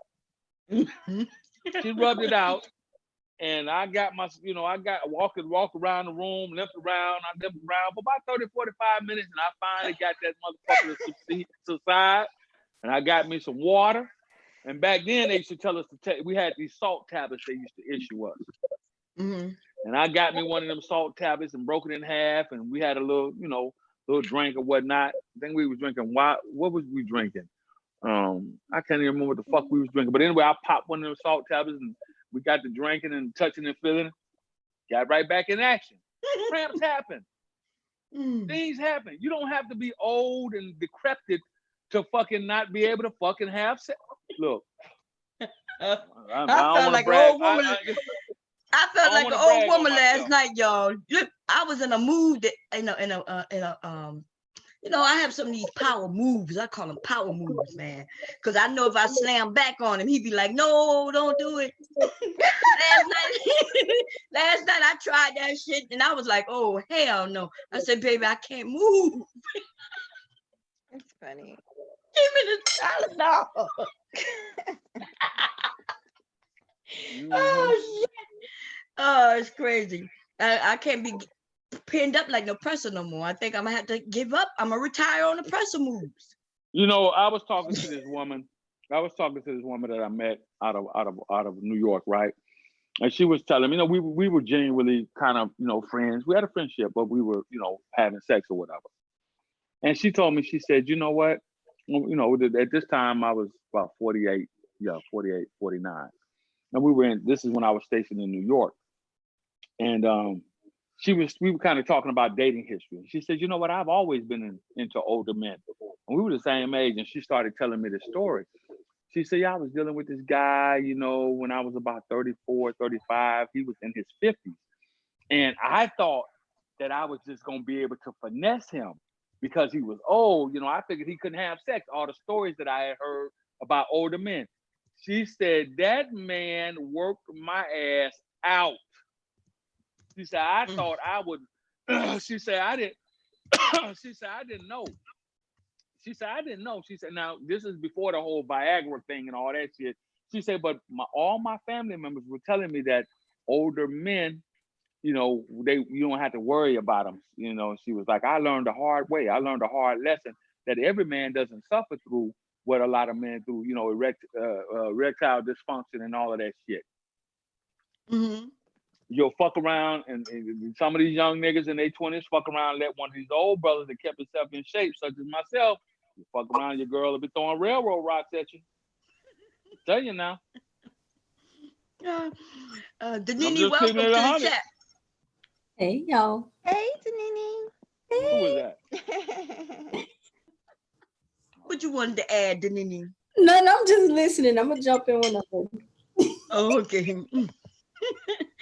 Anyway, no, I'm not. It's not about age so much, but yeah, I mean, we got to be honest. Well, I got to be honest. I ain't talking about nobody else, because me and you the same age group, Q. You know what I'm saying? So I don't think of you as an older man. To me, we the same age. You know what I'm saying? But yeah, last night was a wake up call, baby. It like I was like, God damn. I legit was like, "Baby, we got some Tylenol." My shoulder was hurting. It happens. It's a thing that happens, which is called life. And that comment was more so not for us. It was more so for the general public to let them know. If you I still run. I'm 53. I still go out and run up and down the goddamn basketball court and compete with the young boys that are in the Army. That's in their 20s. Half of them don't even realize. They don't even think I'm that old. They don't even know I'm that old. Right. I still, because I'm still active. I still lead the runs. I still run goddamn 2 to 3, 5 miles a goddamn day every Monday, Wednesday, and Friday. You understand what I'm saying? So it's about how you keep yourself in shape and keeping your blood circulating and making sure that you're healthy so that you don't have to be on blood thinners and heart medications and high blood pressure and all this shit. That should have jacked you up. I always said as a young man, I never wanted to have those issues because I knew how important. I knew I wanted to have a healthy appetite for sex. So I never wanted high blood pressure, or I never wanted hypertension medication, or I never wanted goddamn blood thinners or none of that shit. I know a lot of young brothers that are in their 30s that are on that shit, 35, 40, that's on hypertension and high blood pressure medication. They're having problems. They got erectile dysfunction problems because they're not taking care of themselves. They drink too much fucking alcohol. I got a partner of mine, this motherfucker, he was like, man, you should, we was coming back from a deployment, and he was telling me, oh man, I got these motherfuckers, I can't wait to get home, boy. I got these little blue pills, man. My woman, she in for it. I say, man, you don't need that shit. You're 32 years old. Why are you taking motherfucking Viagra at 32? What the fuck? Because he wanted to fuck for hours. I'm like, man, why? You're destroying your own body. By the time you get my age, and at the time I was 10 years older, I said, by the time you get my age, using that Viagra shit and drinking Hennessy, that's what he calls speedballing. I'm gonna pop one of these motherfucking blue pills. I'm gonna get on that hen. I'm gonna give her this goddamn Henny dick with this motherfucking Viagra. And I'm like, nigga, don't you know you're killing yourself? You will not be able to maintain a normal erection over the next 10 years. That shit is gonna become a habit for you. You're destroying your body. Right. But this is the society in which we live in. 32, and you're doing Viagra not because you need it, but because you want it. Yeah, because they heard what it does. But that I'm messing with that shit. My husband tried that shit. Gonna try that shit and then tell me after the fact. What the hell? I'm like, dude. Look, we can go an hour or two. We ain't going 5 hours, baby. What the hell wrong with you? I told him I never take that shit again. Y'all be talking all that shit. That's the trick. You motherfucking females talk all that shit about the 2-minute nigga, minute man. And that motherfucker come in that bitch and be primed up for your ass. He got that wood for your ass for about an hour, 45 minutes. I bet you shut the fuck up then. I wasn't ready. I know you wasn't. I know. See, we go hours already, but it's not hours like that. It's kissing, all kind of shit. Switching up. So, but this was some other type of shit right here. I was like, yeah, no, nope. I wasn't ready for that. Nope. These young boys, these young men are putting that goddamn Viagra on y'all ass. And I bet y'all shut the fuck up with that minute man shit now, huh? And his ass, if he gotta go to the hospital, he's shutting the fuck up too. When they had to drain the blood out of He might shut. Well, guess what? He might shut the fuck up, but he gonna have a smile on his face. He might shut the fuck up, but he gonna have a smile on his face. I guarantee you that. What you been doing over there, Danini? Where is Warren? Since we talking, where is Warren at? He is upstairs. Oh, y'all been having fun? What y'all been doing? Not really. It's been raining all day today, but we still got out and went to Target. I'm doing the puzzle right now. Oh, okay. So how the kids doing? Yeah, y'all. We talk about kids now, y'all. That motherfucker had that goddamn wood for your ass for about 2 straight continuous hours. I bet you won't shut the fuck up now talking that minute man shit. Oh, you can't. You see these young dudes. Listen, man. These young dudes have figured it out. They're like, well, the one thing a bitch will not be able to do, and I use that word bitch as a noun, okay? The one thing a bitch won't be able to do is tell me I can't fuck. I bet you that, because I'm gonna pop this Viagra on her ass. I might pop a Molly, and I'm gonna stand in this pussy for about 5 hours. I bet she won't tell no motherfucker I can't fuck. I bet she won't tell no motherfucker I'm a minute man. I bet you that. See, that's the game these young boys playing on y'all ass. Nah, Mm. that don't sound right. Don't sound right at all. Because What you mean it don't sound right? you can still fuck for hours and not know what you're doing. And it still don't feel right. So no matter what he pop or how long he taking, if he can't do it right, he just can't do it right. Because in and out just not gonna get it. Mm. Yeah. Oh, that's on him. I ain't got shit to do with that. I don't know about. I don't know this. So y'all, see, this is the thing. All right, Janita, I'm glad you want to talk shit, and that's fine because I'm here for the talking shit. Oh man. See, half of you motherfuckers think y'all can just show up naked and flounce your pussy around and bounce your titties up and down, and then lay there as what men refer to as the dead fish or the log. There's no interaction whatsoever. You don't know how to throw that pussy back. You can't bounce it. You don't want to do nothing but just lay there. Dead fish. We call it going fishing. Yeah, Noodling. But see, we gotta take See, the but it's narrative all out. funny. I'm glad I got some help here, brother. I'm glad you're still here. Yeah, no, I was gonna say Go is, ahead. a lot of women ain't they don't know what they doing either. They You know what I'm really saying? don't. But that's when you as a man, you gotta train her. You gotta teach her to throw it back. Exactly. And you Yeah, tell gotta me train the what man too. Lord No. They don't know. They Nothing don't know how to use. They don't know how. I know Bum probably know what I'm finna say. She probably know where I'm going. They don't know how to have that what we call snapper. See, if you got that snapper, you a motherfucker. You can make a motherfucker man get right if you got that what we call that red snapper. Mm-hmm. You know what I'm talking about? You know what a snapper is? You talking about the snap back? No, I ain't talking about the snapback. See, went over your head. I don't know what a snapper is. Oh, yeah, you wouldn't. You should know. Go ahead. That's when a woman can. That's when a woman. Goddamn young. You talk That's about when a woman can, tightness.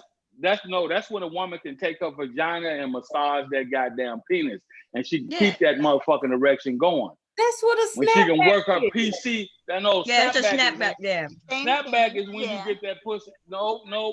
Now, see, this is again, maybe this is where we get educated on both sides. Snapback is when you get through getting that pussy blown out and you go sit that bitch in that vinegar water and you go douche that bitch out so to tighten back up. No, That's we don't do all snapback. that. That's a yeah, that's not the shit. Have real snapback ain't gotta do none of that. Yeah, real snapback ain't gotta do that. Yeah.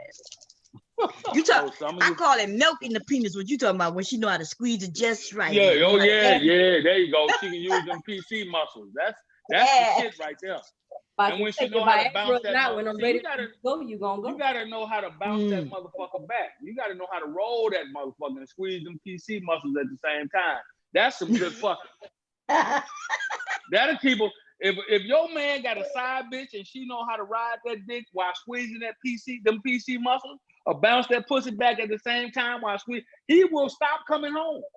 Yeah, he's literally. But if you already got that snapback, like you call it, For real. he ain't getting no side chick. He ain't gotta go nowhere. I know that's right. No, Well, we That's just what having I'm- wait. Let's we be just honest, having a though. conversation. Sex don't keep nobody. Shit. It really doesn't. It Sex doesn't. don't keep you, but it don't, if you got other things going for you, you know what I mean? Sex will definitely keep it from No, cheating. Bomb. No, What you mean, no? No, Bomb. The total No, package Bomb. of the woman. Will Y'all keep It's it a hear from this total shit? package. No, Bomb. That's right. It's a total. It's That's a total what I just package, Bomb. said. I said But as long as everything else is right, that sex will stop him from cheating. Yes, that's what I just said. no, it's not the sex. It's the total package. That's what I just said. You listen, you got to listen so we don't miss each other. You can have the bomb. Your sex could be the shit. I mean, every My sex time we is the fuck. shit, babe. Well, listen now, so you don't miss it. You could have the bomb. You could have the hot. You could have that fire shit. I had It that could be bomb. like every time we fuck, bombs burst, fireworks go off, flares and all kind of shit. The earth shattered, the bed moves, earthquakes, all that shit. But if you got a fucked up attitude, I'm not gonna stick around for that too much longer. Right. See, so that's what we mean by the total package. Yeah.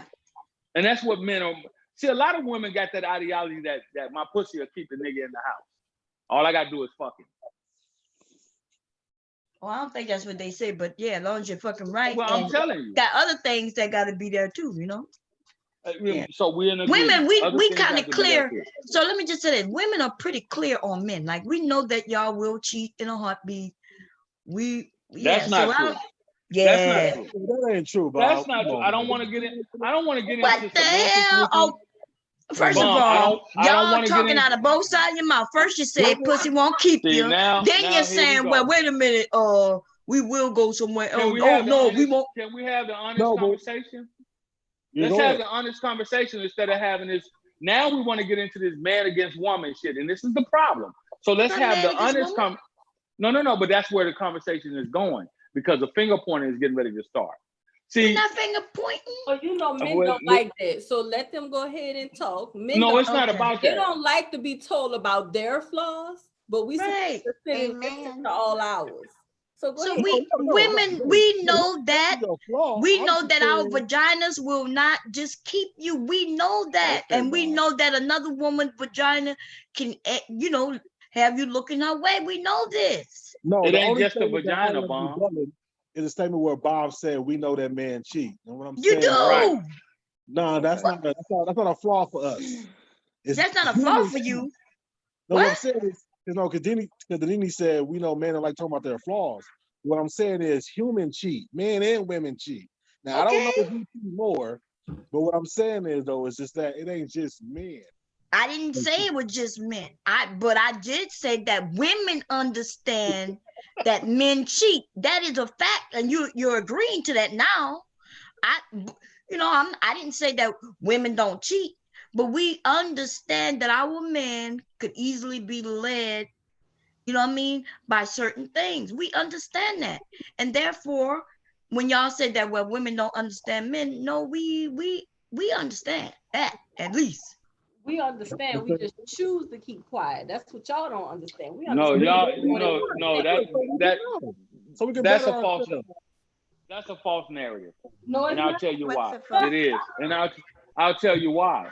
I can tell you why that's a false narrative because now more so than ever you have a group of men who are telling women via the fucking internet what they find most attractive about black women, and yet we still have to have these arguments. We're still telling you, hey, we're tired of the weave and the wigs. Hey, we're tired of so much goddamn makeup. God, But you know that's what, not y'all? true. But you know what women will do? You will say, well, it's because of y'all that we wear these wigs and weaves and It makeup. is No, it true. ain't. Yes, No, it it's is. not. Exactly. We Most do it to definitely it attract is. y'all. Yes. Here we go. And Here we go. okay, so you For say one some, thing, and yet for Do your another. girlfriend Can I you finish the walking down the statement? street with Can has I that finish the wig on. statement? Can I finish the statement? For some men, that is true, but for others who find women that are more that are natural more appealing, and they're beginning to speak out about it now, saying, "Okay, this shit has gotten ridiculous. I'm just not going to deal with it no more." For some, it is true, but you have a large demographics of black men now saying that I find more natural women to be more appealing to us. And we got a lot of black women who are natural. The Nini's completely natural. You're missing the point here. No, You're we missing the talking point. about what the statements you've said. You said women not listening, but there's a lot of natural women. So I ain't apparently, Hey, listen, it's a few subjects that I found in these spaces. There are a few subjects where women will actually absolutely lose their fucking mind if a man mentioned these things to them. And you talk about Denini, the flaws. Here's a major flaw. Anytime a man comes up on a panel where it's a mixed panel and they use this one simple word, submission, you motherfuckers lose y'all goddamn mind. You can't handle that. No, it's not yo, but I know I do because I don't like that term, and I've made There you go. it clear. There you, see? But why don't you like the term? Because to me, submission sound like whatever I say goes. Like I'm a child. There gotta be another way of saying submission. It has to be another way because you making it like it's only. See, I'm now not we want to change words. Now we want to change words. It's just like we've been having a conversation on the men's side of the house, the game conversation. Men, game. I know y'all been hearing about it, maybe not. So it's some brothers that feel the same way about the word game. Game don't exist. And I'm like, nigga game does exist. Everybody uses it, men and women.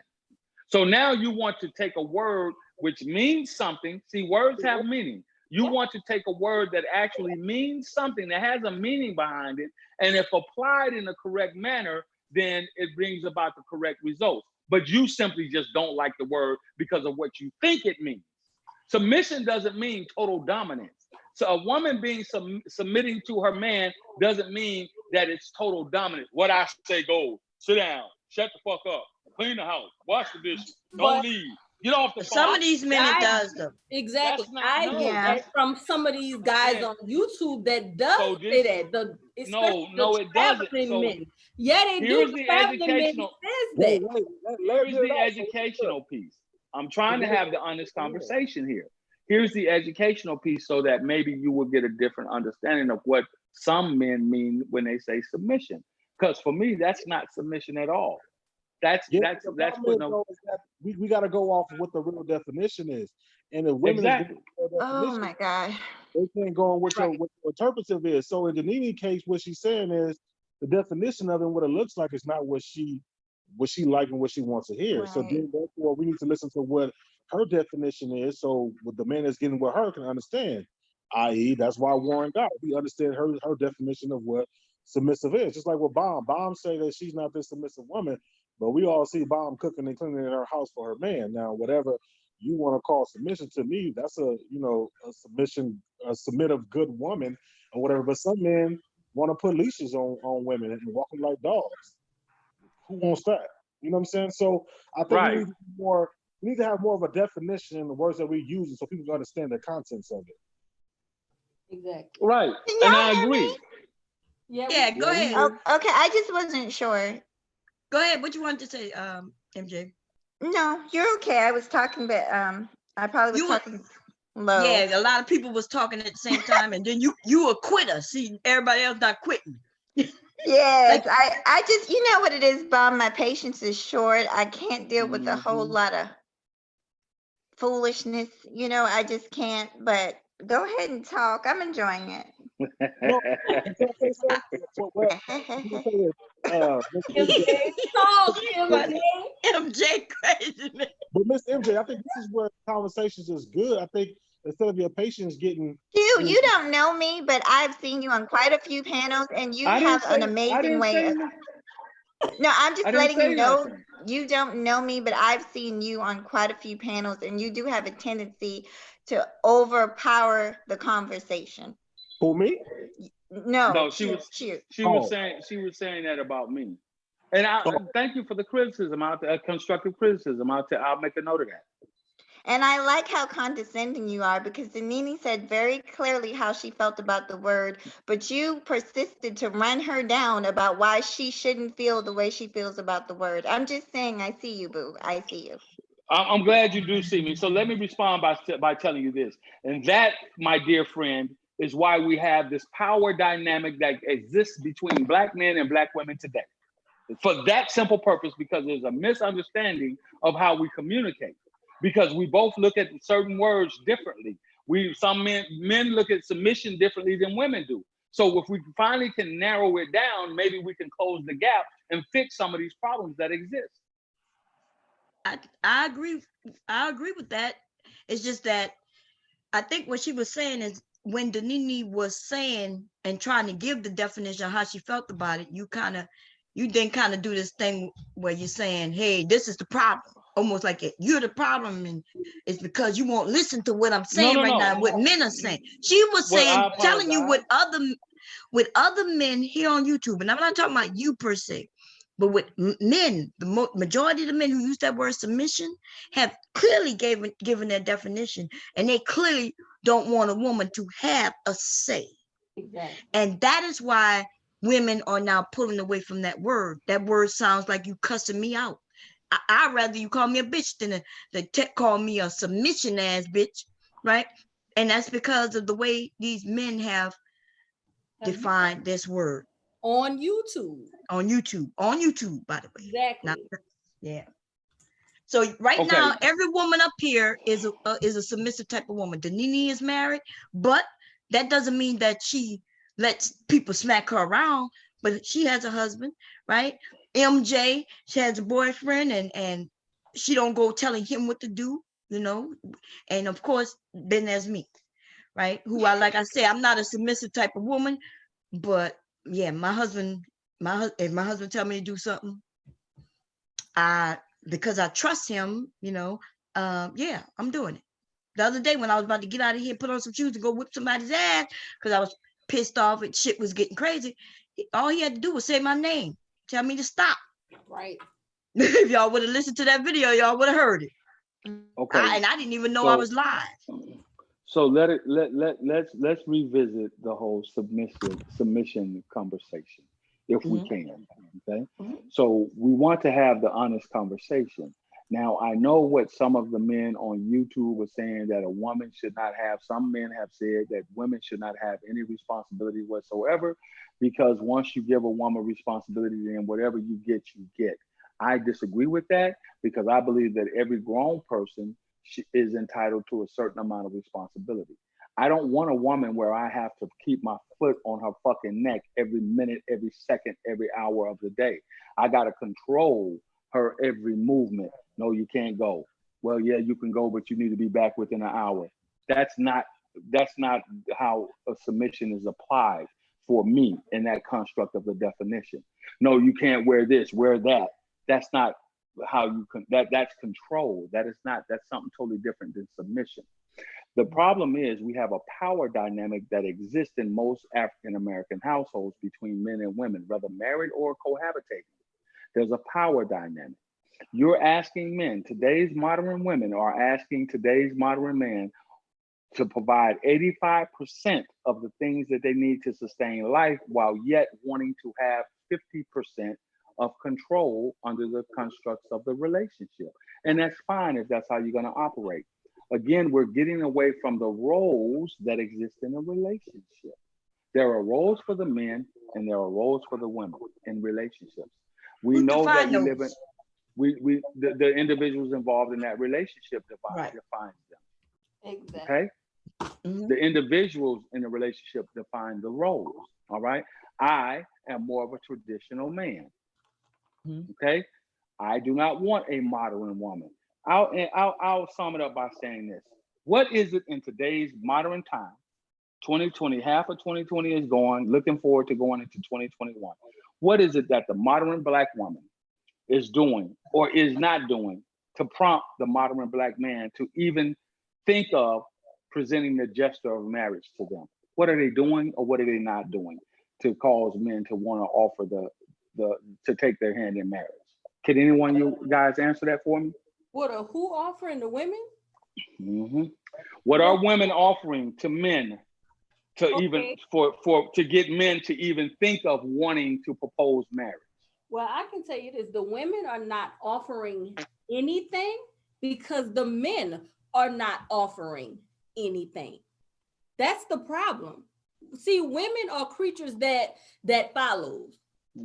Not a woman, not women don't lead, men lead. But if they have nothing that's showing them the way, then what are they to do? So in other words, let me get this straight. So in other words, a woman should just pop up and that man should say, she shouldn't have to present herself in a certain manner to prompt him to want to say, hey, you know what? I might need to lock this one down. It's a good one. She shouldn't have to do anything but be a woman. That's what you're telling me? She didn't say that. I'm asking. I'm asking. No. I didn't say said it. Oh, okay. I'm asking. No, but let me say this. Right. So, what makes you think that men aren't asking women for their hand in marriage? I didn't say the Nene the Nene haven't been married long at all. She married to a Black man. Let me finish, Bon. I didn't say, we know that marriages are occurring. However, we know that marriage is down, especially in our community. It's down across all communities. But I like to talk about what's going on within the construct of the Black community. So a lot of Black men are opting out of marriage with Black women. You got the 30% of your top tier college graduated, college educated, money earning men that are opting out of marrying Black women and going outside of the Black race to look for a wife. Wait. Why is that happening? let me say something, because I know you guys always speak on numbers, but those numbers, I feel personally, is construed. And I'm gonna take my own personal situation. My son is black through and through.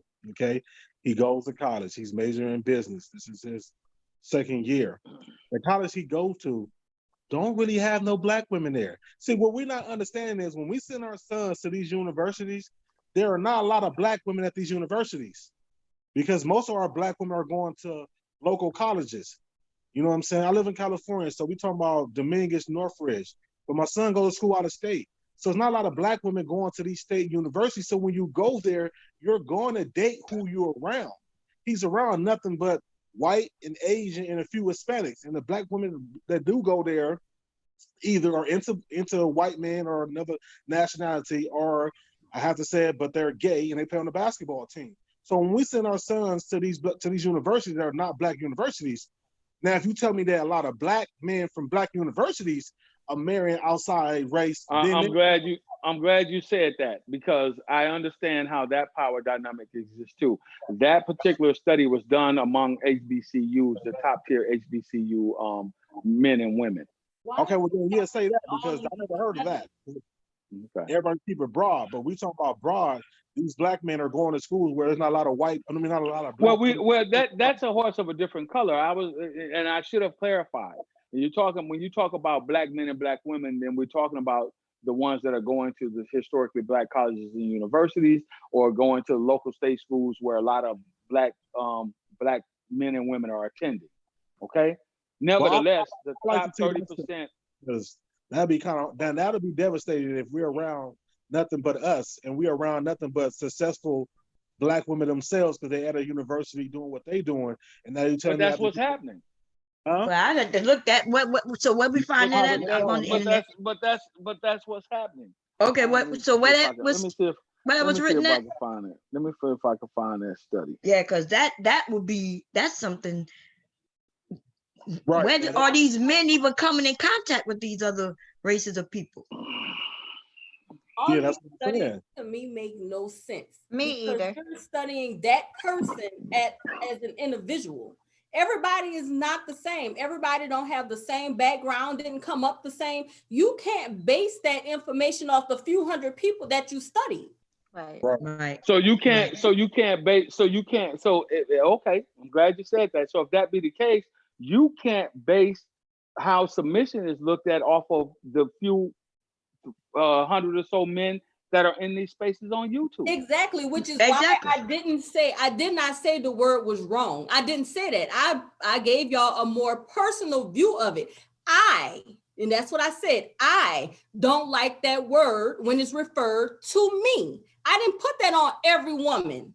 I never did. No, but what you said was according to the men on YouTube. That's exactly, what you said. But that was personal feelings. I didn't put that on women. Okay. I said based on what I have heard around YouTube, I don't like the word submission when it comes to me. I made that very personal. Right, and she did say YouTube, right? So she didn't say I'm that. not disagreeing with what she said. All right, I don't want to get into the semantics of trying to figure out who's right and who's wrong. I'm not here to win points. I'm simply here to have the honest conversation.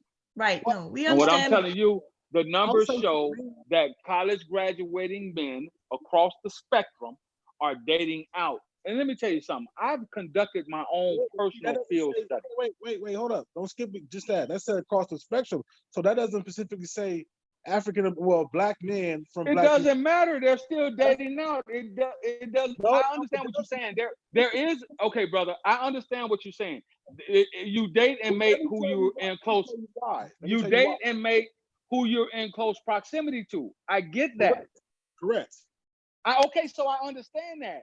But as opposed to the black community, when you hear that, that's a staggering number. No, it's not, because you have to understand. Listen, what I'm saying. If we're not sending our daughters to these universities who are not getting scholarships, if we're sending them to our local universities, there's going to be different. If my son is even the black men that are going to the local universities where there are a lot of black women are still opting to date out. So even those men are still opting to date out. Listen, if you tell me that they're doing a study on black men at black Oh, colleges Jesus. are now dating out, then I can accept that Oh black my men God. are dating out. Even the It even can make more sense. You know what? If they want to date out, let them date out. Right. I'm so fucking tired of hearing about it. The fact is, there are plenty of good women out there, plenty of good black women out there, plenty of good black men out there. They just need to find each other. That's the problem. Right. the All this, problem is they want what? to Say date out. again? Hell, if they want to go, let them go. That's Really? how I feel about it. I hate, because I have young nieces, beautiful young nieces, and it drives me crazy because they've come to me and asked me questions about, they heard this type of thing online, and it's very, very negative. It's very bad for our young people, and it bothers me. I'm older, so it's like water off my back, but for our young people, this gender war thing, it really gets on my nerves. And this constant bashing and putting black women in their place. Nobody wants you. You're not going to get married. Absolute bullshit. I was married at the age of 19. I could have been married again if I wanted to now. It's really not this desperation that y'all are out here saying that, we just got to cling on to any man that we can get. That's the way No, it sounds when you guys talk. well, see, the way it sounds and what it is two different things. If we're asking about how we're going to turn some of these problems around that exist within the black community, then we really have to ask and have the hard conversations, point blank, period. And if you're not willing to have the hard and tackle the hard issues that are going on within our community, then you really don't care about the future of black people in this country, black families in this country, black communities in this country. If you're going to be one of the ones that say, oh, let them leave, let them date out, let them go and be with who they want to be with, then you really don't want to fix any of the problems that exist within our community. No, You but really you know don't. what, Q? The reason I say that, and then I'll be quiet and listen to y'all, but the reason I say that is because I feel like a lot of the times, like with my nieces, I told her she had a crush on some little boy. But basically, what I told her is focus on the guy that wants you. I hate to see women trying to compete for Pacific men, because a lot of times these men just don't want black women, and that's fine. Focus on the men out there that want black women. My man, he likes chocolate. I'm chocolate. He loves me. Every man I've ever dated, I'm what they like, because I don't date anybody that doesn't want me. And I feel like you guys are beating black women over the head with, oh, we're leaving, oh, we're going over to the other side. Well, go. Right. They ain't going to the other side. The other side didn't have an accepted them. That's why. Yeah. And then That's the thing. They talk about that, but then they get bent out of shape when a black woman decides to date or marry a white man. Yeah. Right. Come on now. That's a false narrative. Black men haven't been up in arms Oh, in that's that a manner. bull. Yeah. Okay, so before y'all start, yelling and talking over me, by and large, it ain't been by and large as a whole where black men was like, oh, just look at this black bitch with this peckerwood. No, black women have had the fucking ownership issue over black men forever. They've always had issue with black men dating out. Always, way more so than black men have had with black women dating. You know what? It's not that we have an Stop issue. the fucking madness, It's man. not that we have a problem with y'all dating out. It's that y'all try to throw it up in our face to try and hurt us. It really doesn't. Because half the time the ones that y'all dating ain't even that cute. No, because we're coming to the table and we're asking y'all to meet us halfway. Halfway with what? With fixing the issues. Listen, let me fixing the issues if you won't fix you first. Let me explain it. I'm glad you said that. Back when I was coming up as a young man, and Bomb can attest to that, black women had conditions for black men that black men didn't have for black women. Black women had conditions like, girl, if he ain't got his own car, if he ain't got his own fucking place to live, girl, if he ain't got a job, I ain't fucking with him. Girl, if he broke, I ain't fucking with him. I don't fuck with no scrub. Wait. Hold on. I ain't fucking with no scrub ass niggas. But at the end of the day, black men didn't necessarily have all of those rules for black women because we wanted to accept you for who you were. No, sir. That's That's like not, standards. no. You're just talking about standards.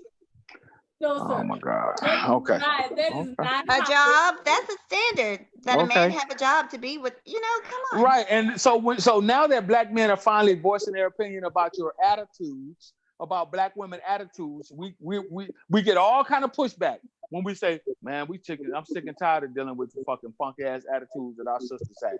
Okay, This but where do you snappy ass think the attitude. attitude came This snappy well, it doesn't matter where it came from. The problem is it does matter. no, you It have to matters. you have to fix yourself. Women have been model wives, model mothers, but it's the men that decide they can get away with bullshit and step out the house to where she get fed up. That's where the attitude come from. So let's not start that. So Danini, who cheats more, men or women? Who They cheats both. more? Yep. They both. Wait, I'm asking you a question. Who cheats Nobody more? can Men, see. who cheats more, men or women? Women teach more. Women cheat more than men do? No. I thought you said teach. I said who cheats more, men or women? You talking about today? I'm talking about overall, since the fucking 50s. Who cheats more? Men or women? Men. It's equal. It's not equal. Mm-hmm. Oh, it's not equal? No, it's See, not. so this is what I meant, Bomb, a minute ago when I said we're about to get into the finger pointing conversation, which I didn't want to do. And I will tell you who cheats more. Women cheat more than men. Okay. And I'm gonna tell you, that? and I'm gonna tell you how, and I'm gonna tell you how they cheat more than men do. How? Women cheat more than men because you guys are better at it. You don't get caught as much as men do. That don't mean we're out there cheating because Oh, you yes, can't it does. find anything. Oh, yes, it does. When we're out there cheating, Oh, yes, it you does. can't find it. What you Let say? me just say this. The You number There are surveys. Oh, I'm gonna give y'all some information because I know you always got to be able to put information out there. There are surveys that have been done. There are surveys that have been done for the last 30 years which point to that. And I'm gonna give you some. Surveys done by men. I'm gonna give you some. Who are these surveys done by? Real quick, y'all, I just want to say thank you to Bomb Cherry. Thank you to the general and I Am Who I Am.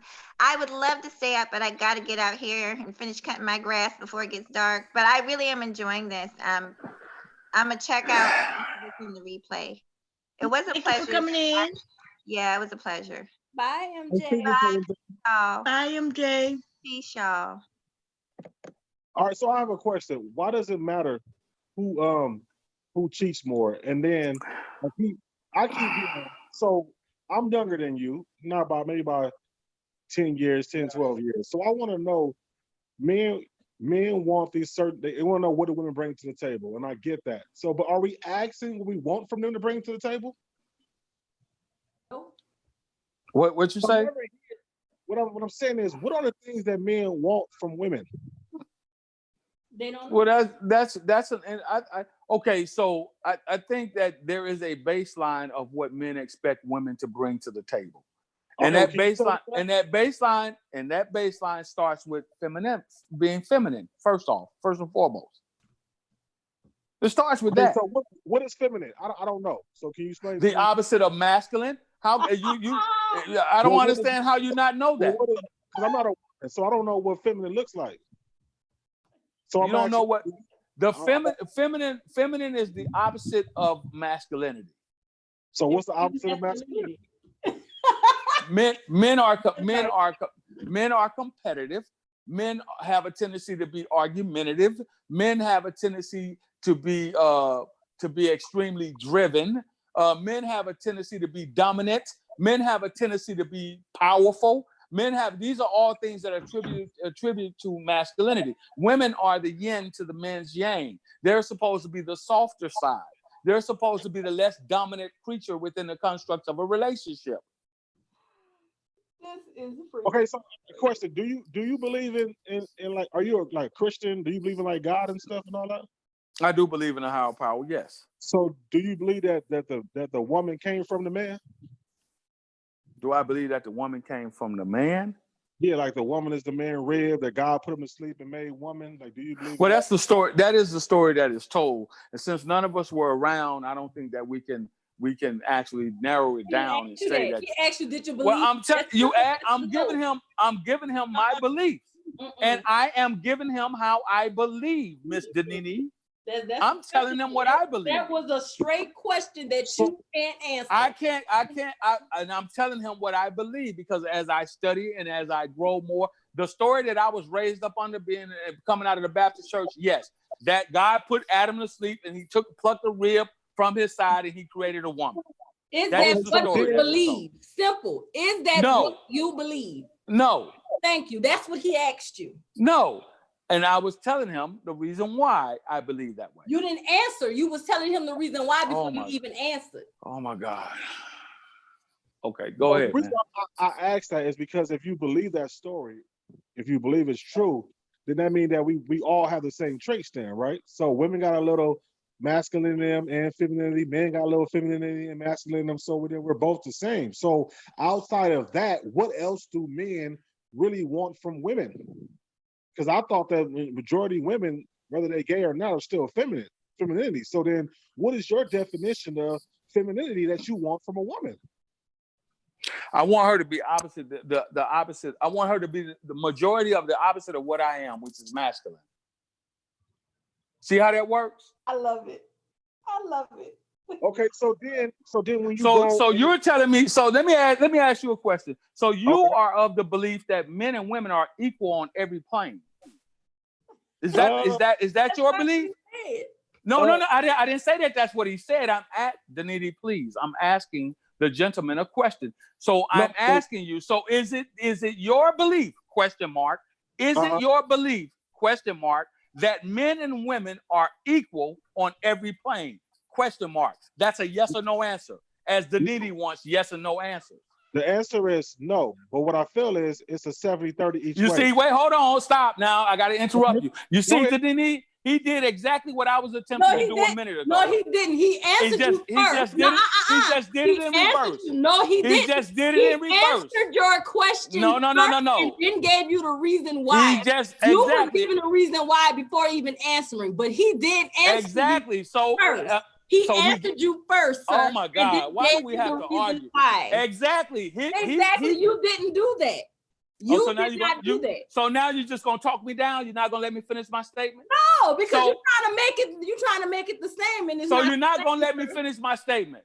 So he gave his reason.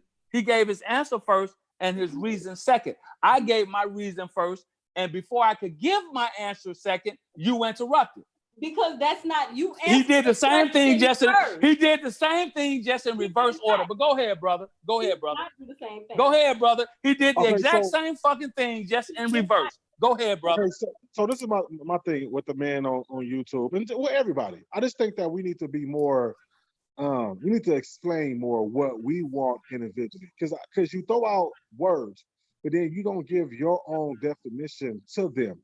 And just like women, if women not going to tell us what they need from us, then we're not going to know. And as men, we're not going to tell them what we need from us, because you throw out the word submit, but then you didn't give what's your definition. So if you don't give your definition, then people are going to interpret it what the actual definition means. You throw out femininity. So I'm asking you, because I don't know what femininity means. If you know the definition of it, then tell me so I can know what I need to be looking out for a woman, because we keep saying, what do women offer us? And then especially to you, because you said that you want women to play roles, and you kind of want like a housewife woman from our last conversation. So that means that she's there to, to provide the things for you that you can't. But like I said, last conversation we had on Bob's show, Mr. Fantastic, that women play the same roles as men. They go out there and work, but yeah, we still expect them to do their roles at home with the kids and all these things. So all I'm saying is you should give your definition more of what you want from a woman, so then no women who fit that will start coming to you. And the women who don't fit that will start backing away from you. So if you want to personalize it, I have no problem. But we're dealing with the bigger issue here. We're talking to the public. So we're trying to get a very general and very broad-based understanding here of what the problems are to get some answers. Now, I could give you my answer for what it is for me personally, because I take care of the women that I've dealt with. I've always been able to take care of them holistically. That means 100% of everything that they need to sustain life. I've been in a position to provide that for them. What I will not do is do all of that for a woman and then have a woman be argumentative with me based on her telling me that, well, I'm the leader, but you want me to lead a certain way. It doesn't work that way. You don't get the bask under the provisions that I'm providing for you. And at the same time, tell me, well, men lead, but then you want to tell me, you want to put restraints and conditions on my leadership style. It doesn't work that way. This sounds like the same form of submission that I was talking about. Do y'all not hear him talk? No, you didn't. That's not the case. Yes, it is, sir. Okay, so either you want men to lead or not. What does a leader do? What is the definition of leader for you?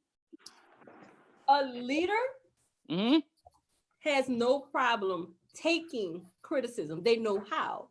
A leader have no problem with taking alternative ideas. You can criticize underneath them. You can criticize, but a leader, you sound like a leader have no problem with stepping aside and let somebody else take the wheel. But see, no, that's not what I said. That's not what I said.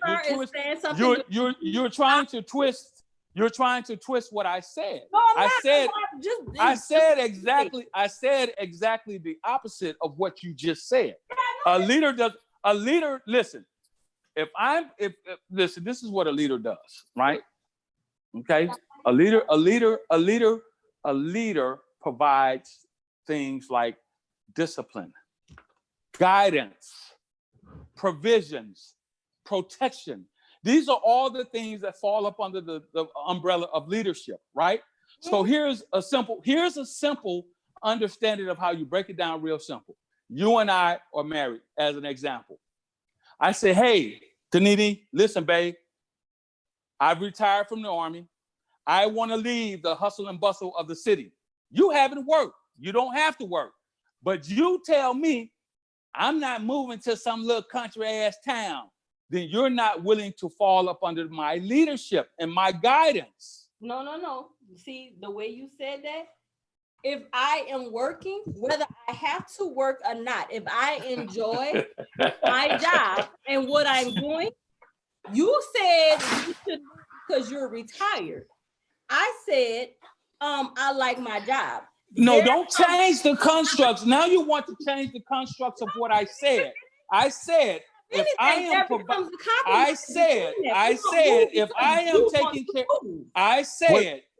am taking care of you holistically, meaning you're not working, you haven't worked, you don't have to work. I'm providing everything that you need to sustain life.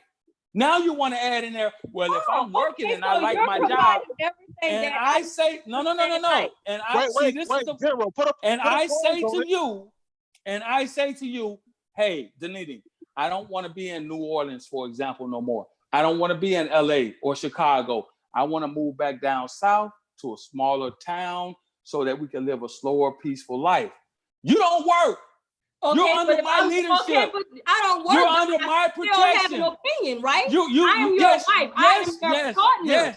I am your partner, not your child. No. Because you're ready to leave, whether you take care of everything or not. If I'm not ready, I'm not ready. You can't make me leave just because you take care of everything. I'm your partner. That's if we come to a compromise, then yeah, we can buy a home out there and we can visit there as often as you would like, but I'm your partner. You can't make me pack up and leave my family and friends because you're ready to leave. Why are you? That's what it sounds like you're saying, though, because you take care of everything. No, it don't work like that. Because I'm still a human at the end of the day. I'm not an animal that you can put in a crate and move down south because you're ready to go. Why do you can we have I want to have the real conversation without having to try and talk over each other. Well, you asked me a question. You asked me a question, but you know. But you changed it. You changed the whole construct. Okay, and I went back to what you said. Since you said I changed it, Go ahead, brother. Based on what you said, brother. Go ahead, brother. Go ahead, brother. So, General, I want to say this, General. Now, just hearing you, I'm not taking no sides. but you're coming off as a dictatorship because, right, when Denise changed it and said that she's not working, then you said, well, you know, you the lead, so she's supposed to follow. But like she said, she don't get a choice. You didn't ask a question. You said, this is how I feel. I want to do it. Now, maybe it's the way of how you speak and how you say things. You don't hear how it comes off. So my thing is this: you didn't go to your wife and say, "Hey, babe, do you think about us moving or us leaving?" It would have came off better than you saying, "Well, I'm not in the military no more. I don't want to live here no more. I'm ready to go." And so when she said, "I don't want to go," then you make it seem like she's not following her man that's leading. My thing is, leaders know how to allow other people to come in and give their opinion, not just a dictatorship. And that's how you come off. I didn't say that it was going to be. I did not say that it was going to be. This is what we're doing, and that's it. Of course, you have to have exactly what you said. No, you're not. You want to contrive that's what how I'm you put it out there. You can ask the comment section. Okay, I would assume that if I'm talking to older people who would have an understanding and I was wrong, I'm wrong again for assuming that I wouldn't have to break it down all the way Barney style. Of course you don't just I'll break it down Barney style. That's so I come home, back his ass in the corner. Okay, I be coming with the insults. I'm not taking no shots at anyone. Oh yeah, you are. You took a shot at me, and I am who I am. No, I'm not taking no shot because you said, "Well, I assume I was talking to adults." That's a shot, sir. I comprehend very well. You know, some of y'all been involved with people on YouTube for too long. I wasn't taking a shot. Okay, was that not a shot? No, it wasn't. Not to me. I was speaking in general. That's how you do it. No problem. All right. So listen, well, your way of communication is your way. My way of communication is my way. And if you take it as a shot, then I will apologize because I did not intend it to be a shot towards your intelligence or towards your competency. Well, does that make it feel better? Chauvinist pig, would have seemed like a shot? So what now? If she would have said you sound like a male chauvinist pig, would have been a shot? No, because that doesn't apply to me. Okay. That doesn't apply to me. So here it is. I retire. I come home. I sit you down and we have a conversation. And I say, I'm really tired of the rat race. And as the de facto leader, head of household, I think it's best for us to move to a smaller city in the South. What do you think about that? And of course, I take everything. And then, of course, I'm not ready to move. Okay, right. You're not ready to leave. You're not ready to move. So now you want leadership by proxy because a leader ultimately ends up with the final say. Words have meaning. Wait. Words have meaning. Let me say something. Compromise. We're partners. Remember? Words have meaning. Husband and wife are partners. That's why they call them a couple. That's why they call them partners. They're partners in life. That don't sound like a partnership that we can't meet in the middle somewhere. It sounds like since you want to put it out there, I pay all the bills, I make all the money, I'm ready to move. That's what you're saying. No matter how you put it, you still put that out there. So either way, I'm going to have to move whether I want to or not because you have the final say. So what's the point of even... No, we compromise. We compromise if you want to compromise. You just said you're the leader. You have the final say. No, I gave you the definition of what leadership is. Do you not understand what leadership is? Wait, but I have a question. What's the question? The question is, okay, so if you don't believe in Jesus, if you don't believe the woman came from the man, then where's this I'm the leader role at? I'm the head of the household role at? Because that's Bible. That's Christian. So if that's not Bible and Christian, then we're going off. So what? Okay, so we can go that route. I'm familiar with the Bible. What does the Bible tell a woman to do? To submit to her husband. So now where does that apply to Daniti? Because she doesn't like the word submit. Well, but the submit is your own interpretation. Wait. And also the Bible said the man's supposed to submit to their wives as well. Their wife. So it's a two-way. So it's a two-way street. But it also says that a man should love his wife so as Christ loveth the church, right? Okay. So if you love your wife, then where's this dictatorship of I gotta do this, I gotta do that? See, that's what I'm saying. So you're mixing because God gave Adam a job before he gave him a wife. Did he not? And he messed up the job. Did he? No, he did not. Yeah, he did. He didn't. He was betrayed. He was betrayed by who? By his wife. No, he wasn't. Because God told no, you want to go down this rabbit hole. You want to go down the rabbit hole, we're going to go down it. Because God told both he and Eve not to partake of the tree of life in the garden. Did he not? No, God didn't tell Adam and Eve. God told Adam, and Adam told Eve. Thank you. Right. And she failed to follow his instructions. Okay, so once again. And God speaking, wait a minute, and God speaking through Adam. God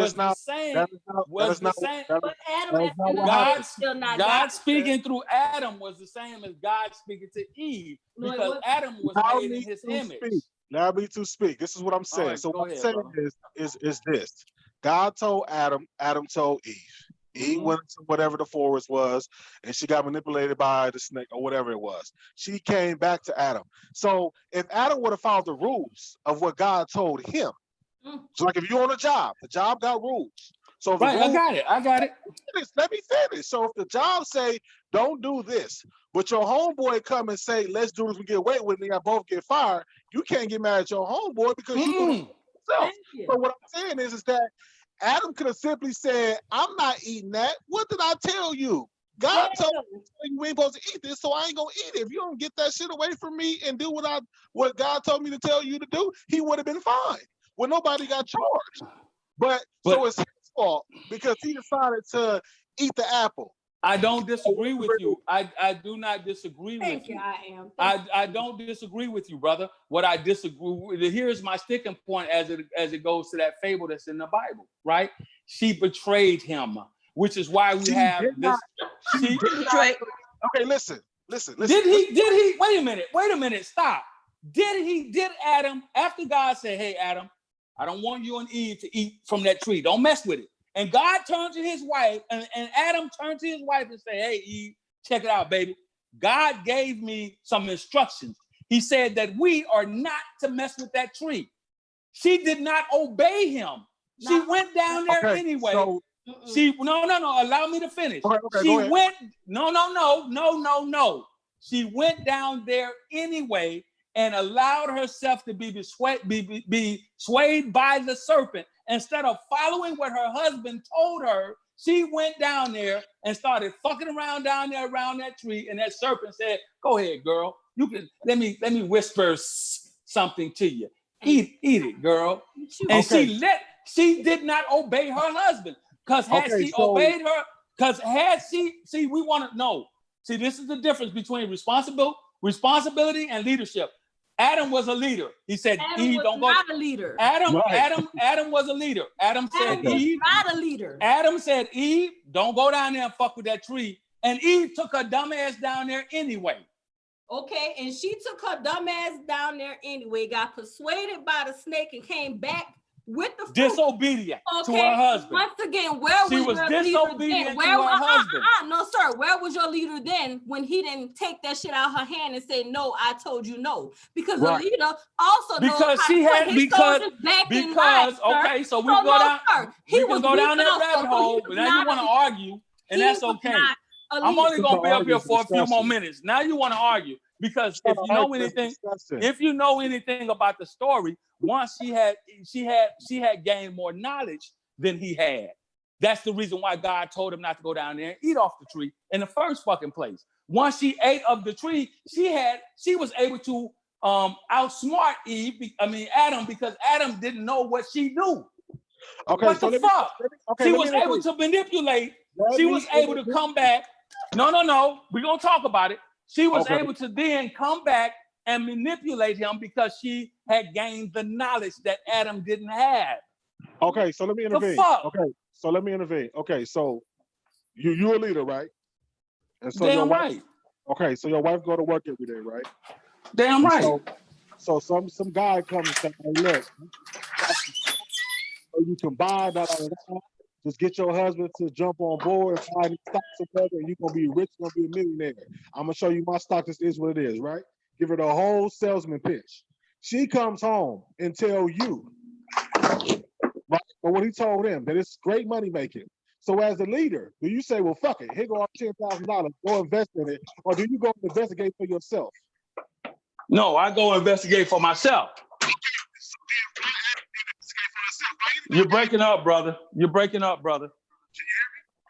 You're breaking up. Kind of is muffled. No. Yeah, it looks sound like far away. And under the guidelines of what you're saying is because now we're even in knowledge. Now I know. See, that's not the same thing. That man didn't come to me first and say, hey, I got this deal where you could take 10,000 and turn it into $1 million. He didn't come to me first, and then I go to my wife and say, hey, it's this deal where, because this is what happened if you want to put it in modern terms. God comes to me and say, hey, man, I got this deal where you can take $10,000 and make $1 million out of it. I go to my wife and I make that proposal to her, right? And I say, hey, no, we're not going to do it. If she takes the 10,000 and then go down there and turn the 10,000 into $1 million and then come back to me with it, she had knowledge that I didn't have because she then disobeyed me by going down there and dealing with that man. Okay, after I told her, no, we're not going to go down there and take the $10,000 of our savings and invest it. Well, she does it anyway. Is that being go to work and have her own is that being disobedient or not? It's her own right. money. Then she wouldn't have a problem.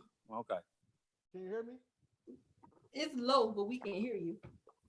Okay, so you just changed the scenario of the story because that's not how it went. She didn't. No, I said as opposed to the Bible. No, we're using that story from the Bible. We're not going over suppose. We're going over facts. You like dealing with facts, so that's not putting hypotheticals in there. That's what we're dealing with. That's the Bible. That the story in the Bible is supposed. The story in the Bible is supposed to be facts, brother. So we're using the same scenario as it happened in the Bible, correct? You're using the fact that he is low to try to talk over him right now. No, I'm not. I'm trying to talk to him, not over him. There's a difference. You know he's low, so you have to be. Well, he got to he fix his phone. I don't know what else to tell you. No, you cannot be rude. I'm gonna go on and come back in. Look. Here is what it is, Bomb.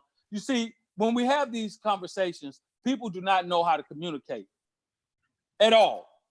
They don't understand that there are basic communication rules. You have what's called. People. You have what's. You gotta say who is. You have what's called. Is that better?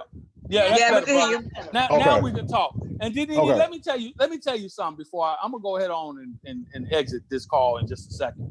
Because I'm not here to argue with you, Denise. You look for it's a great conversation. No. You ain't gotta go nowhere. No. You're looking for an argument, Denise, and I'm not here to argue. You're looking to pick an argument, and I'm not here for that. You're looking to spread your narrative and not hear. I'm not spreading anything. I don't have a narrative to push. I'm not a channel holder. I merely talk to the topics of the conversation. I don't have a narrative to push. I simply. You see, this is what I mean. I simply give you my belief. If you don't like what I'm saying, that's something you have to deal with, not me. I'm simply talking to the topic. I think it's a discussion. And sometimes it is a discussion. But listen, I'm not saying that you are or not, but sometimes we take discussions from arguments.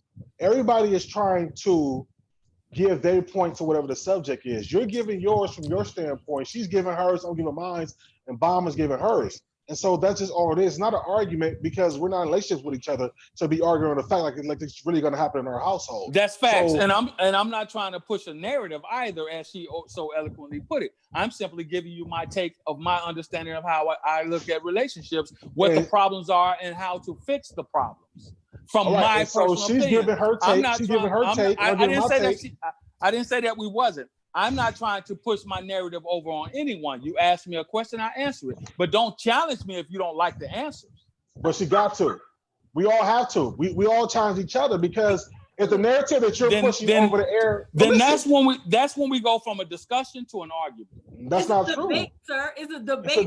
No, I'm not here to debate. I'm here to conversate. If you don't have, I'm not here to debate. You can't. I am not here to debate. I'm here to have a mere discussion and a conversation. There's a vast difference. There is a vast. You want us to shut up and just hear your side? No, I don't. There's a vast difference between a conversation and a debate. There's a vast difference. And an argument. There's a vast difference between a conversation, debate, an argument, and a discussion. A debate is so you can win points. I'm not here to win points. But this is okay. So let me say this. This is why I say that that's not true. Because when these women on the panel give their outlook and input, then you tell them that they're not coming correctly, that they're not understanding, that they're not seeing from your lens, which they can't. I don't tell them shit. I simply say I disagree and I move on. I don't tell them shit. I disagree and I move on. By you saying you disagree with her conversation it's just doing the same thing. She just giving more detail and you just giving the straight just word of it. I'm giving you my viewpoint. If you tell me that the color blue is actually the color black, and I say, well, I disagree with that. I'm sorry. Right. We have a fundamental. By you disagree, so you're disagreeing is telling me that my conversation on the color blue is black or whatever is saying the same thing. What the women do is they just tell you is that and then give you an explanation on why it isn't, so maybe you can see and understand it. It's all the same stuff. Whether you want to shorten it at the end of the day, like you want me to see your point of view. That's all it is. No, I'm not trying to push. Okay, y'all got it. Go ahead, brother. I'm gonna go on mute and listen to you. No, don't go on mute. It's just a conversation. So this is go ahead, cause I'm gonna go on mute and listen, man. Cause you guys, y'all got it. Y'all right. Oh well, nobody's right. We're just speaking on right or wrong. Yeah, but that's what she said. She said it was a debate. I'm not here to debate. Man, okay, and that's what it's turning into. But a conversation is a two-way street. You gotta remember, I'm not too reincarnated. She's not too reincarnated. That's not what, brother. That's not what she said. Okay, that's not. Wait a minute. Go ahead. This is the problem. It's turning into who's right and who's wrong, rather than have an exchange of information. That's what I'm here to do. Have an exchange of information. I'm not here to argue your points, if you're right or wrong, if I'm right or wrong. That is sir, is a debate. I'm not here for that. But I don't think you realize you point out that, especially women, that we're wrong. You like to tell us that herein lies the problem. Those are your words. You're right, but you know that I'm not pushing my narrative over on you. When I say herein lies the problem, what that means is this is where we fundamentally disagree. That's it. It's not for you to change and say, "Oh, you're right, I see." No. When I use that term, therein lies the problem, that's because it's a problem for me. It's not a problem for you because that's your belief. My problem, not the problem. It is your problem. Then point that out. Here lies my problem with this, not the problem. There's a difference. This is how you speak. Well, when I speak, I'm speaking for the men who believe the way that I believe. No, you just said you were speaking. No. Speaking for the men. So in conversation, when we have these very broad-based general discussions, I speak for the men who believe the way I believe, as you speak for the women who believe the way you believe. I made that I didn't speak for no woman. Well, again, sister, your form of communication is different than my form of communication. Now you want to tell me how I should communicate. No, I'm not telling you how you should. Well, that's what you just did. Now we're gonna have a debate. Now we're gonna have a debate because that's exactly what you just did. You just told me what you should do is do it this way. That's what you just did. Okay, let me explain that. Go ahead. Okay, go ahead, so Bob. when so remember earlier doing this before I started falling asleep on y'all asses because y'all over here crazy. But you mentioned that you only speaking for yourself, which that's how you should be speaking, right? Because when we mention the men on YouTube, you clearly says I'm not like them. You and I agree with you. You're not like all the men on YouTube. But you can't go back and forth though. You can't. I'm not going. Okay, so here it is, Bomb.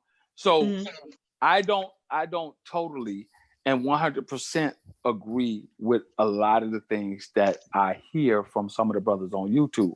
However, pause.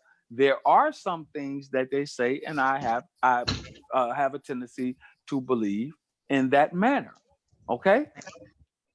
Right, I agree with you, but I'm saying that's why when she's saying speak just for yourself instead of, because then when you start speaking for these men, I'm not trying to.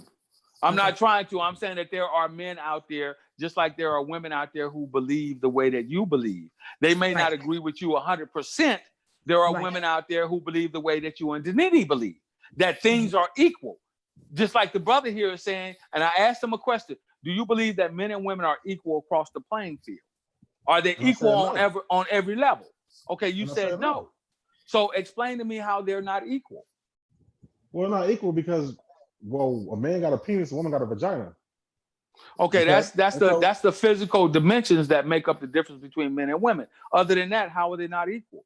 Okay, well, a woman can have a baby. A woman can have a baby, and a man can't. But it also takes a man to give that woman a baby. So explain to me how they're not equal, other than the very basic biological differences. How are we different? Because other than that, because nothing is equal. Okay, so nothing is equal between anybody. There's always, I look at the 730 rule. Man probably provide financially, do a lot of physical stuff 70% of the time, but the woman can do it 30% of the time she has to, or she'll hire somebody. Like there are women who can braid hair and do this with kids and all that the man can't do. But if he have to, maybe he'll go and get her hair done by a beautician or whatever. So at the same time, we can all do some of the things that each other does, but we don't do it at the rate or the equal amount of what's the word I'm looking for. We don't do it as often as our partner might do it. You see what I'm saying? Because of science, that's society's construct, just like General mentioned earlier. Because I believe that a man can braid hair if he knows how. No, I didn't say he couldn't. But what I'm saying is if he's out working and she's at home, then 9 out of 10 she's gonna do it more, right? But then if she's working, gone, what if she's the worker and he's the one at home? Right. So then he's gonna do it more than she will. That's what I'm saying. It all depends on the situation, who does more and who does less. So I guess his question was, who are we equal? Can we be equal? We can if we drop the gender roles and stop saying this is for women and this is for men. Then in that sense, then yes, then. Okay, so again, and I'm gonna use my favorite term, therein lies my problem. My problem. Because I don't believe in that manner. I don't believe that way. Yeah, and that's fine. And you can believe in that. And so you're gonna have to find, then you will find a woman who believes that washing a car, cutting the grass, taking out the trash, fixing the sinks and all that stuff, whatever, is your job to go and do. And her job will be whatever. But I stated that earlier. I don't know. I don't understand why we're trying to pinpoint down what type of woman who should get. I said that earlier. Is that the world is not birthing those kind of women anymore because we don't live in those times. Okay, so we're talking about now. We understand that. So now what we're talking about is what is the solution to that specific problem? What problem? Well, it's not a problem. It's not a problem. Yeah, I mean, what's the problem? I guess because of the men. Okay, the problem. Here's the real problem, Bomb. You and the brother, and if Danini is still here. And I don't think you understand who I am is. He's not. Go ahead. You have more men looking in this space. You have more men that are trying to go back to the more traditional roles. You got men that are saying, look, I don't need a woman's money. I need a woman to provide her femininity to me. That's what I want. And their views, some of the men in this space, their views, they view a woman being feminine as being domesticated, as being taken care, the caretaker of the things that they go out and they work for to bring it to the home. That is the problem. Okay, so let's back up a little bit. Wait a minute, because we're going to slow down because we're saying a lot. So do you truly believe that there are, in this space, Black men who really don't need the woman to have a job? Yes. Now, what? Yes. I truly believe that. In society today, most families need at least 2 incomes. No, these men Bomb. What? Again, I said in this space we were talking about, in particularly on YouTube. That's what we're talking about. All right, so since we were using some of the talking points that come from some of the men that we hear in this space, manosphere and outside of the manosphere. There are a lot of brothers in this space. They have said, I don't need a woman to have a job and to work and to make money. I need a woman for these specific purposes. Right, they've said it, but my question to you was, do you believe what they are saying? Most of And these men are on here more than you and me. I don't know them. So the only thing you can do is go off of what they're saying. Who am I to say that they're? Who am I? First of all, see, we're questioning their earning or what they've earned or their income, what they have. Yeah. I'm not here to question. You can't question that because you don't know them personally. So to do that would be being disingenuous. Okay, they themselves are disingenuous. That's the point. But see, right? I have a question. Right. I have a question. Let me ask you this question real quick. So, do you believe in when you, let's say you get this woman, she don't work, y'all had kids or not had kids, or she was just doing whatever in the household, right? So, do you believe you marry her? Then, do you believe that once you get a divorce, she's entitled to half of what you make? It depends on how long she's been with me. If she's been out of the workforce, if we've been married, if we get married at motherfucking 30 and now she's 50, she has not the ability to go out here and be competitive. She's never had a job. All she has is a high school education or maybe an associate's degree. It's going to be hard for her. So yes, she is due some type of fucking disbursement once the relationship is over. Now, okay, but listen. The question is how much? He said half. He was very clear. He said half, not some sort. He said half. Okay, if she's been dependent on you for 25, 30 years and she's never worked. The number went up. You see the notice? What the fuck? Right. But let me say something. You know the market changes every 2 to 5 years, right? So you know if you're a woman or a man and you ain't been working in 2 to 5 years, you know it's gonna be hard for you to go out there and find a job. I just answered your question. I just said you said 25 years. I'm talking about 2 to 5. Oh, 2 to 5? I think it should be within reason. So give me a reason. It should be a percentage. It should be a percentage. Whatever percentage you want to start at 10% after 2 to 5 years, and then after 5 years, and then after every fucking 5, and then after let me finish my fucking answer. And then every 5 years it goes up based upon the amount of time you've been with that person. I think that would be a fairer solution than to say I've been married to you for fucking 10 years is the cutoff point where a woman can be vested into a relationship and get half. Did you know that? It takes 10 years to be married to a man where she can get half or ask for half. I think that's a little unfair. I think that 10 years is a lot. Don't you know how much? Okay, so no, let me ask this. Okay, so you said 10 years. Okay, all right. No. Y'all good. Y'all got it. You see, this I'm asking you real we're only going to fundamentally disagree. Go ahead. No, I'm okay with you saying what you saying. What I'm trying to figure out is, like you said, what's the answer and the solution? And I'm trying to give you all the details. So this woman that you pretty much had locked up for 10 years, okay? And now, out of 10 years, you divorce her, okay? She really got no money. Everything that came in the house, you paid for. So then do she leave with the car in the house until she can find herself to get a job? Or how long did you give her to where she can find a job? Again, that goes back to the two people involved. Now, the way I feel about that person, if you're asking me, I would prefer that they change the laws and they go to a percentage style disbursement of whatever the two have accumulated together. If you ask me. But wait, they accumulated together, but she got to get a percentage? Well, if he okay.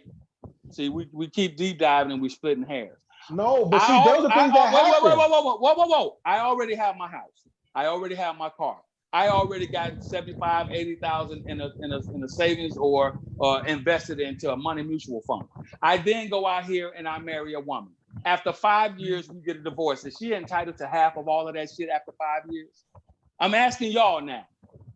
After 5 years, no. No. So we can all get an understanding. Is she entitled after I already got my house? I'm buying my house. I have my truck, my car. I got 85,000 in the money mutual market out here, invested in a fund that's going to yield me 150, 200,000 after said amount of time. We get married. 5 years later, the relationship doesn't work out. You're telling me that she's entitled to half of all of those things that I accumulated before she came into the relationship. Is this what you're telling me? I'm about to give you an answer. Are you still paying on the house, or is the house paid for? Well, obviously you still be paying on the house. Not I mean, obviously. we Yeah, okay. keep moving the goalposts. Brother, I'm No, still if paying. you still paying on the house, yes. Now it becomes part of hers. Yes. Yes. Okay. Because she's in that relationship brother, with you. How do you feel, brother? So after 5 years, it's my house. I didn't have the house 5 years prior to meeting her. But now, because I got married to her, and we 5 years after 5 years of being married to her, we split and divorced. I got to now include her into half of my property that I had before, 5 years before me meeting her. I got to give up half of my shit, half of my money that I accumulated. I'm asking you now, brother. Do you believe that it's fair? So this is how I'm going to answer it correctly.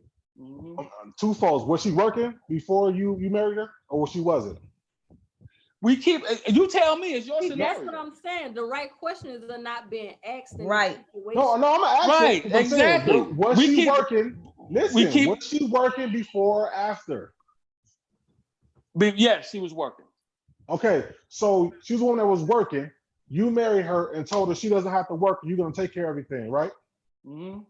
So then you owe her for 5 years whatever she was making before she quit her job. Well, goddamn, I just told you percentages. I just said the same. I just said yes, it is. That will be breaking it down. She might end up coming out. She might end up coming out more. She might end up coming out more because let's say she was making $60,000, $70,000, $80,000 a year. All right. You time that time 5, you got that much money? Exactly. That's why they don't do percentages. It's too much into that. She can end up on everything you got. Look, I didn't say what the percentage would have to be.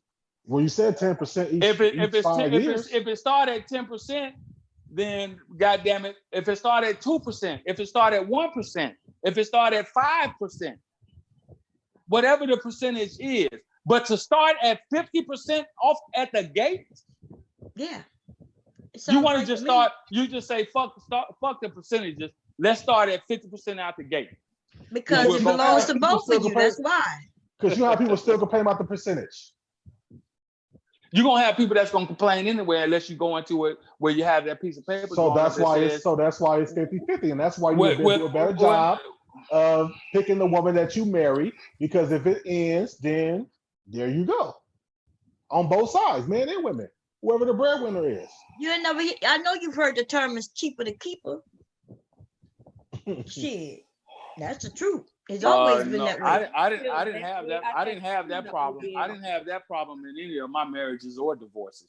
Don't forget who you're talking to, Bon. I didn't say anything about your relationship. No. I didn't say you. I didn't say that you did. God damn. Okay, the way you just answered that, dude. Shit. I said you, don't. Go ahead. Because I've had a small amount of experience in that, so I didn't lose shit. I didn't say you lost anything. No, I didn't say you did. I'm just putting it out there. I'm not saying that you were accusing. God damn. You just said that. You said, so don't say that about me. That's what you just said. Yeah, you were defensive about what wasn't said. Yes, all I said was they said it's cheaper to keep her. I don't think you understand what you said, Q. Like the things you're saying. No. I said I simply wanted to make a impact statement. But you didn't need to though. I'm simply telling you, brother, I don't need you to tell me what I don't need to do. I'm simply trying to lend some credence to the whole scenario of marriages and divorces because I've gone through a couple of them. And you paid nothing? Yes, I paid nothing. Okay. And they didn't work? Fuck that shit. Like, hey, look, bitch, we finna go in this motherfucker and we finna negotiate. You wasn't dragging them bags through the sand with me. You didn't put in on this. So there was some good women because the law, like you said, would have been on their side.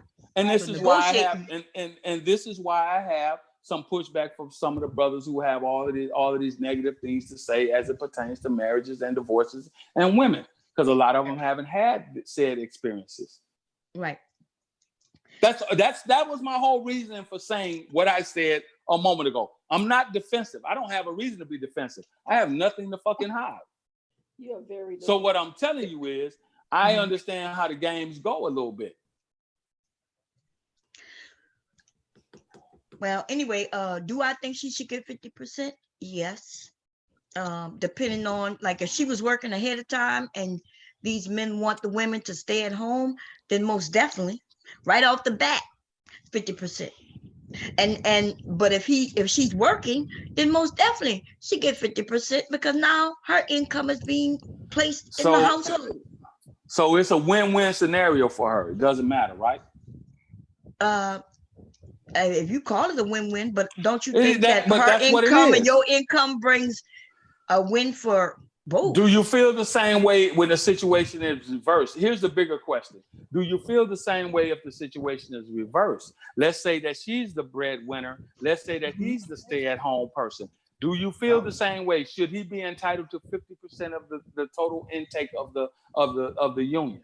And see, and yes. I said okay. There we go. Now that refers back to the brother's statement of men and women are equal. Because if that's how you're going to view it, then that's how it has to be viewed.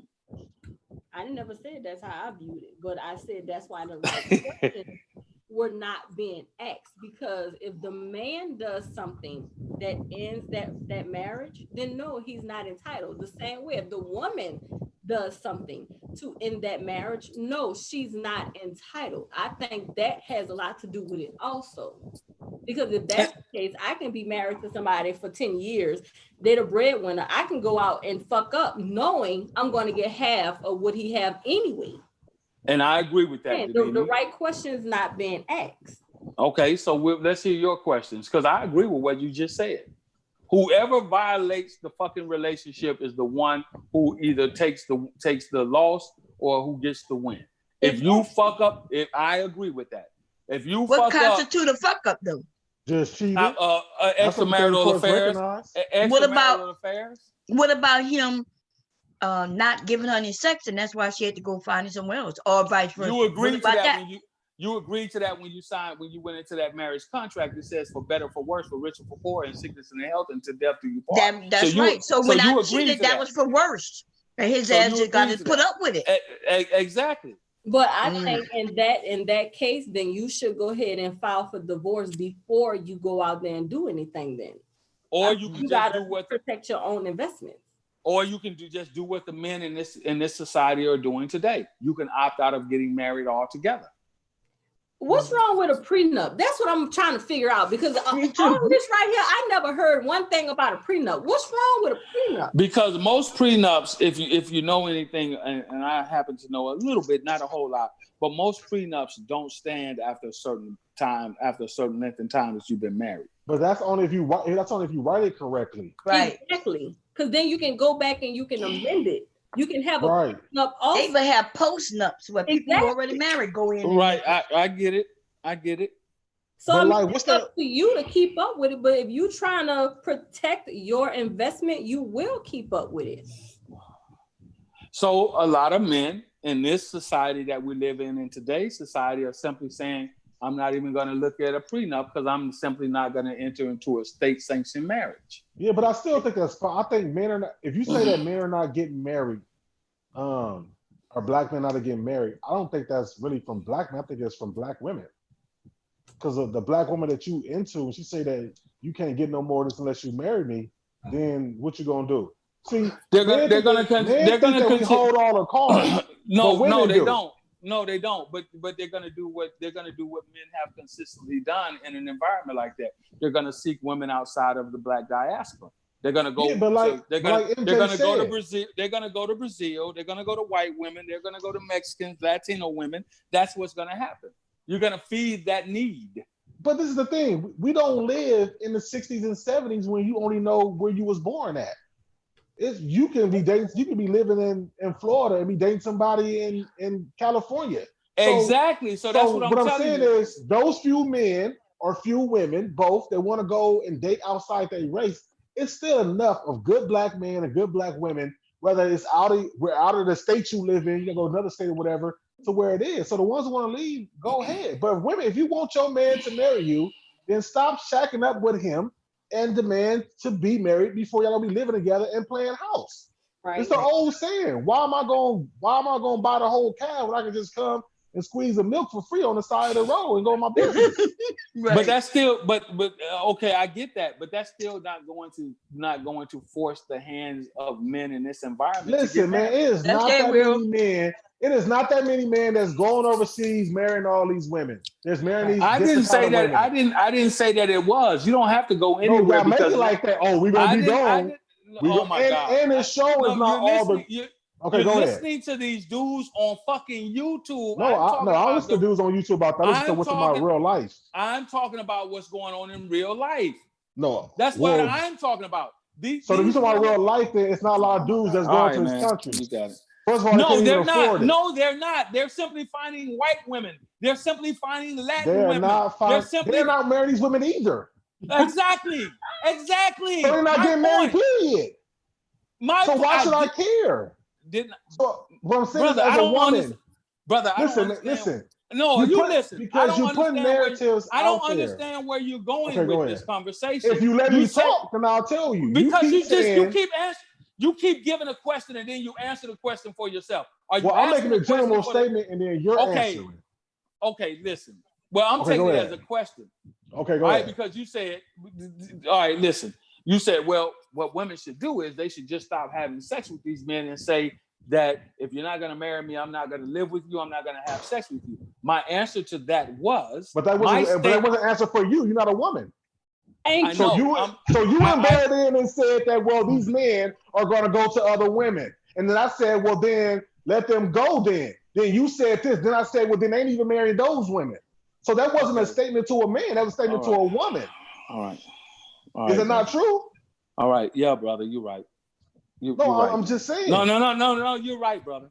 Because now we're getting into I'm giving you my take on it as you're giving me your take on it, and I'm telling you what's happening. Listen, I do field tests because of what I do working with the Department of Defense. When these young soldiers come into the Army, I have general conversations with them. And I ask, hey man, you're married, you got a girlfriend, or what's going on? Oh man, I don't fuck with. And you know what these young brothers are saying?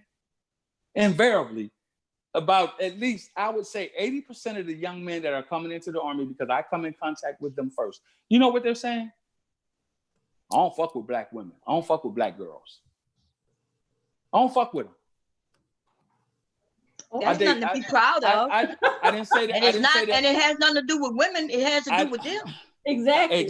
Exactly, Bomb. Exactly. We're talking about male agency here. Exactly. You're exactly right.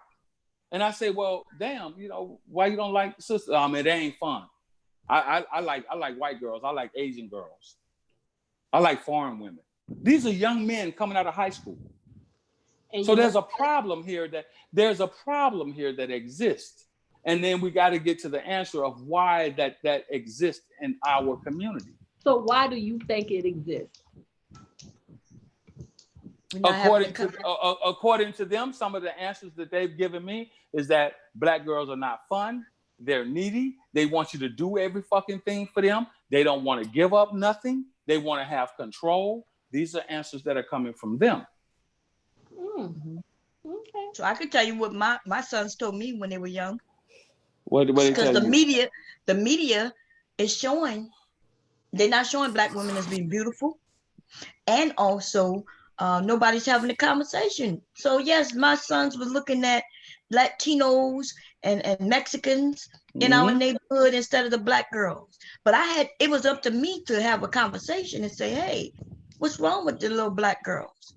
So for them to start looking at them and saying, yeah, you're right. What is wrong with them?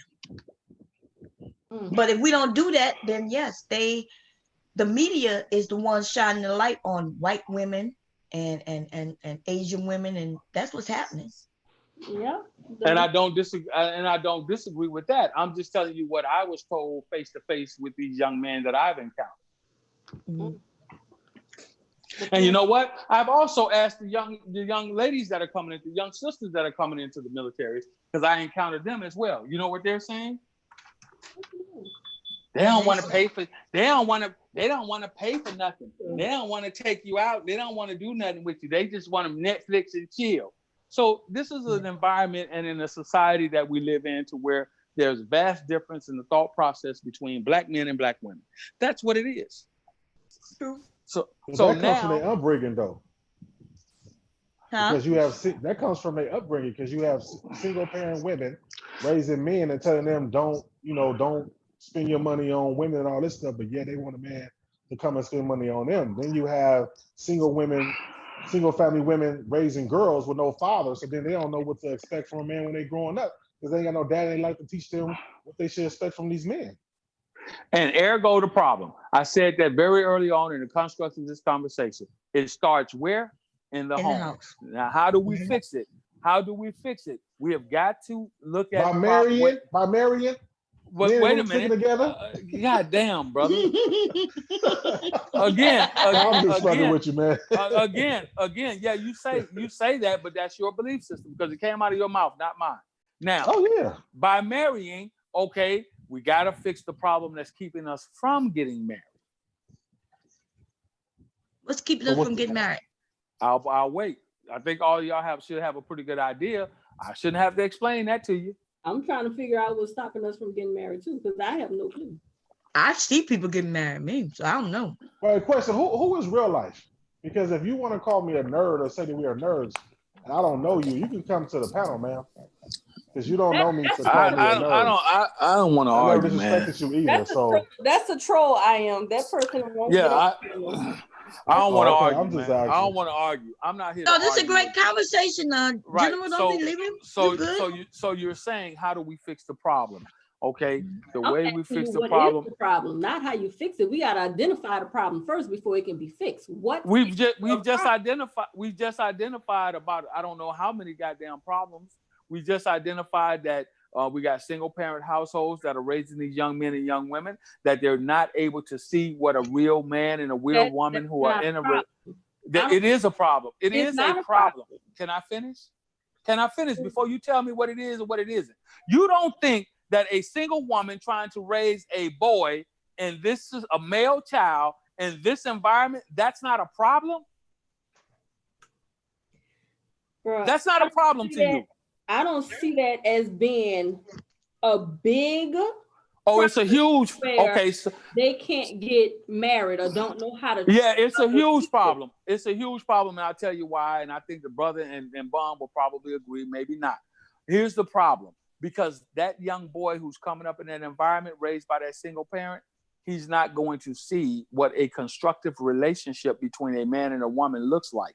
He will not have that experience, and his ideology will be swayed. Okay. The same way with a young girl being raised by a single mother, her ideology is going to be swayed, and here is how it's going to be swayed. Because oftentimes she's going to be taught, girl, you better get your education. Don't depend on no man for shit, because ain't no man going to do nothing for you. Now, think about a young girl hearing this from the time she's 5, 6, 7, 8, 15, damn 18 years old and out of the house. She's been told by her mother, you don't need a man. A man ain't gonna do nothing for you. A man ain't gonna take care of you. You can't depend on no man. So now this young woman is gonna enter the world with that ideology. And when a good man or a brother, a decent young man comes up who's interested in her, who's saying, hey, look at me, pick me, I'm that guy. In the back of her mind, she's gonna go off of what her mother taught her. These men don't want nothing but what's between your legs. Don't fuck with them. They don't want you. They're not going to take care of you. They're not going to do anything for you. You got to take care of yourself. So that's an obstacle that she's going to have to get over versus coming up in a 2-parent household where she can see how a healthy relationship between a man and a woman exists.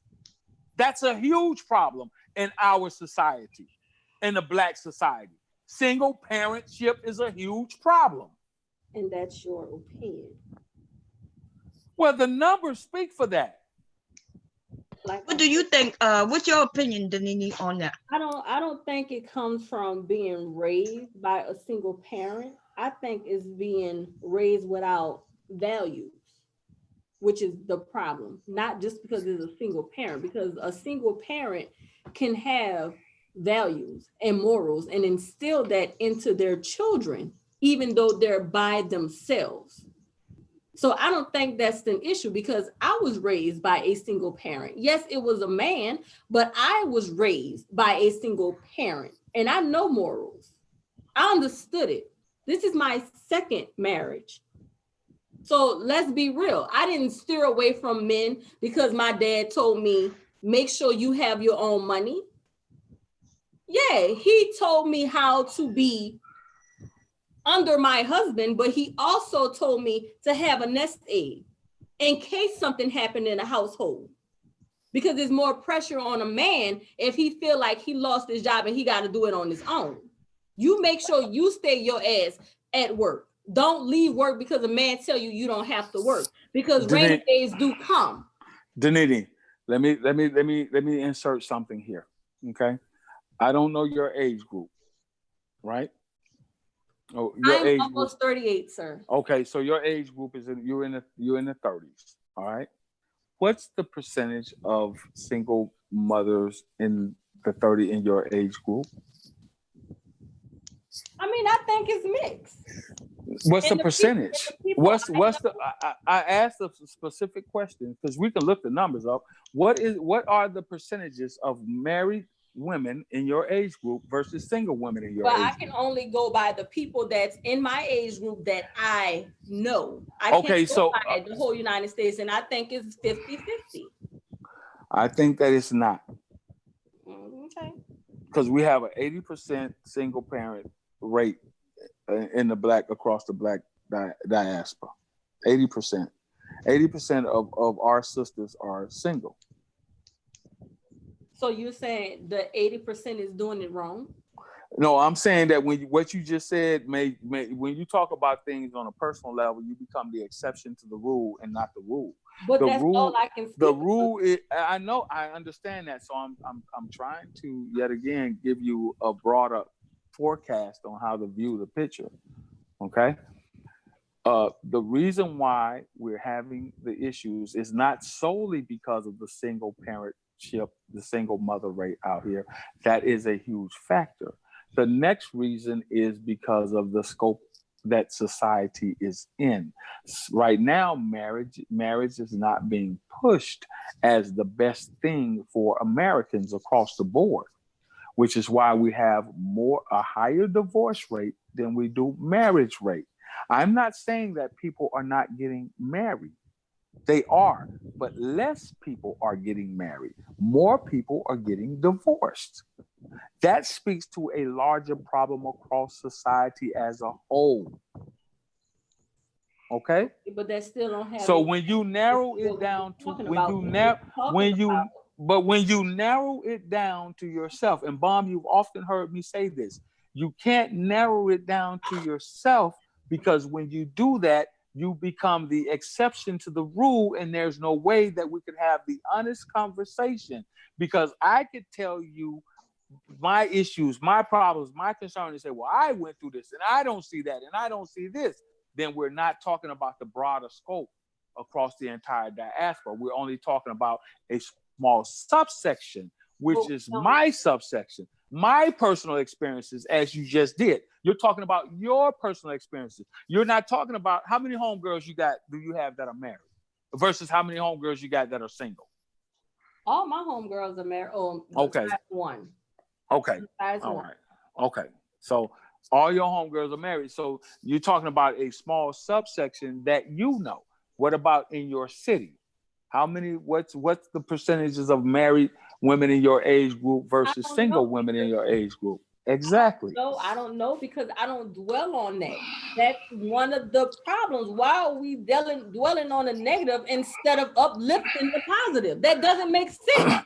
Because we have to dwell on a negative in order to fix the problem. No, okay, so let me say if you lead by example, you wouldn't have to do that. No, you have to show them what could be, and maybe they will follow that. But if you constantly showing them the negative, that's what they're gonna see. And that's okay, what's so missing. I have a question. You say the numbers and stuff. So are we talking about just a single woman? Or are we talking about single parents where they live in separate houses, the father and the mother? I want to ask that question first. Michael, that's important. Yeah, because we do have single. I'm sorry, we do have single parents, but they may not be single. In other words, I might be married to a man who's in a household, but he may not be my kid's father.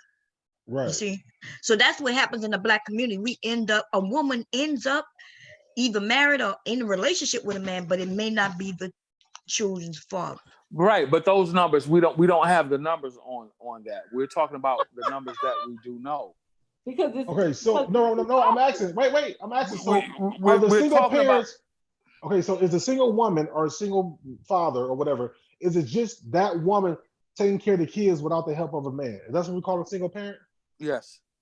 Okay, so then what happened to the fathers? Right, the single fathers that take care of the kids are not single parents. Okay, Yes. so yeah.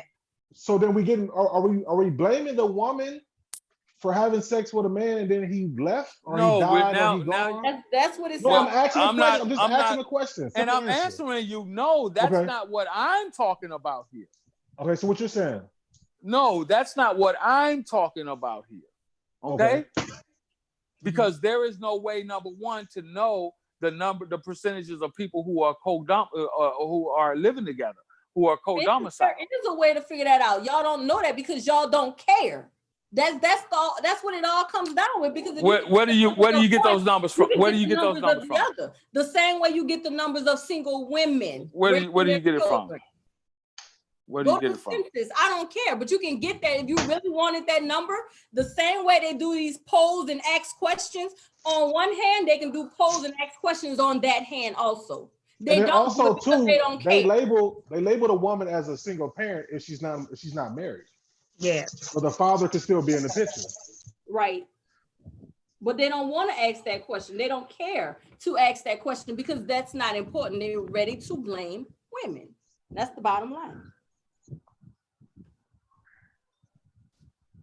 Look, I'm not blaming me personally. I'm not blaming simply the women. I put the blame where the blame is supposed to be, and I blame both people. Regardless of who ends the relationship, be it the man or the woman, the blame is where the blame is. Whether the man walked out, whether the woman walked out, whether she forced him out, whether she called the police and had him evicted, whether he called the police and had her evicted. The blame is where the blame is. It's equally placed on two people. It's just like when we have these conversations about abortion and all this shit. I put the blame where the blame is. Point blank, period. We have a problem within across the Black diaspora. And that problem is we have a general line of dysfunction as far as marriage is concerned and relationships are concerned. There's a high level of dysfunction within the Black community. And until we fix that problem, we can name off all the we can diagnose it all we want to, right? We can give the symptoms all we want to. Now there's a diagnosis. So we have the symptoms, we have the diagnosis. Now what is the cure? I have my take, you have yours. It seems like some of the men though here on YouTube, you all like the dysfunction because when you say you're not going to get married, but nobody is turning down vagina, and then babies can come from that. It seems like instead of us really trying to come up with a solution, we're worried about her taking half. And Bum, you're absolutely right, because there are men who says, I'm not going to get married, I'll have sex, but I'm going to have sex responsible, and I'm not going to procreate and have any children out of me dealing with these women sexually. And that's their right. That's male agency. They have a right to do that. But a lot of them got kids. At least most of them got kids. But it is still their right. Whether they, like, for example, myself, and I'll put myself as the exception to the rule. I have children. I'm divorced, but I'm still not going to have any more children. I'm not going to stop having sex with women. I'm not going to stop fucking being active with women. It's my right to decide whether or not I want to be married again or not. Okay, quick question. But you mentioned the same woman. What?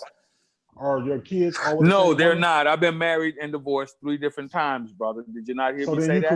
So then you created single women, single mothers then, right? No. I know that's right. Well, yeah, and I agree. But here's the one problem. Here's the one way that I solve that. I remained an active role in my children's lives still to this day. Just a single mother in your eyes. Yeah, she's still a single mother though. In the numbers that you talk about, that's what she said. Exactly, that's where they stand. Because I stand in that number of single fathers as well. Correct? Why? Yeah, but correct? Did you correct? raise children? Did Yeah, you? Correct? but if I'm a man, want to talk to your ex, Are you raising them? Raise your children. Did I not say? Did I not? Yeah. Oh yes. Yes. Then yes, you are a single parent. Okay then. So I don't understand where the problem is. Because they beating up on us. Dysfunction. They beat up on the women for being single parent. Right. They beat up on the women, but not they, not me. But yeah, they. They, not me. And then you mentioned abortion kind of slickly in that. And that's why I brought it up, because I'm thinking you just said that they have the right? The men have the right. But then you beat up on the woman when she... I didn't beat up on anybody, Bomb. Please don't put that you, narrative on me. I said they, not you. Okay. They beat up on the women, but you the one who mentioned abortion, which I don't know why that was even mentioned in the way you slid that in there. Right, when you said dysfunction and you mentioned abortion, and abortion is that's a two people thing right there. Because she can't have she wouldn't need an abortion if she wasn't pregnant. She can't get pregnant by herself. Right, and that's what men fail to realize. Women don't get pregnant by themselves. So nobody said that, but nobody. I'm not saying that, but I also understand that once a woman gets pregnant by me, whether I want her to have the child or not, she still has 100% control over whether or not she brings the child into the world. Does she not? Yeah, because it's her body. But okay, there you go. Have you had any woman who, when you had a discussion with her, if you would have said, well, yeah, let's do this, we're gonna have this baby, most of the women, especially black women, will have that baby. We're splitting hairs again. At the end of the day, I don't want to split hairs. We're talking about what's factual, what we know. What do you mean? We're talking about what's factual. It takes two people. It takes two people. Here it is. And it takes two people. It takes two people to create for the woman to get pregnant. And it takes two people to raise them also. It takes two people to raise them also. Those are facts, right? Yes. But it only takes one person to decide whether or not that child comes into the world, correct? Right. What?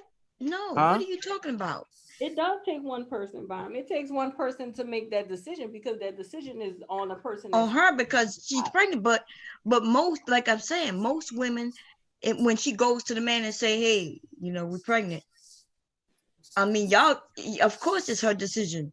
But most of the men, you don't want them babies, and yet y'all want to blame the abortion rate on black women. Bomb, you can't see, again, when we have these discussions and we make general statements like that, when you say most of the men, because I can't tell you how many guys that I know personally have did everything but except tie the bitch down to keep her from killing their child.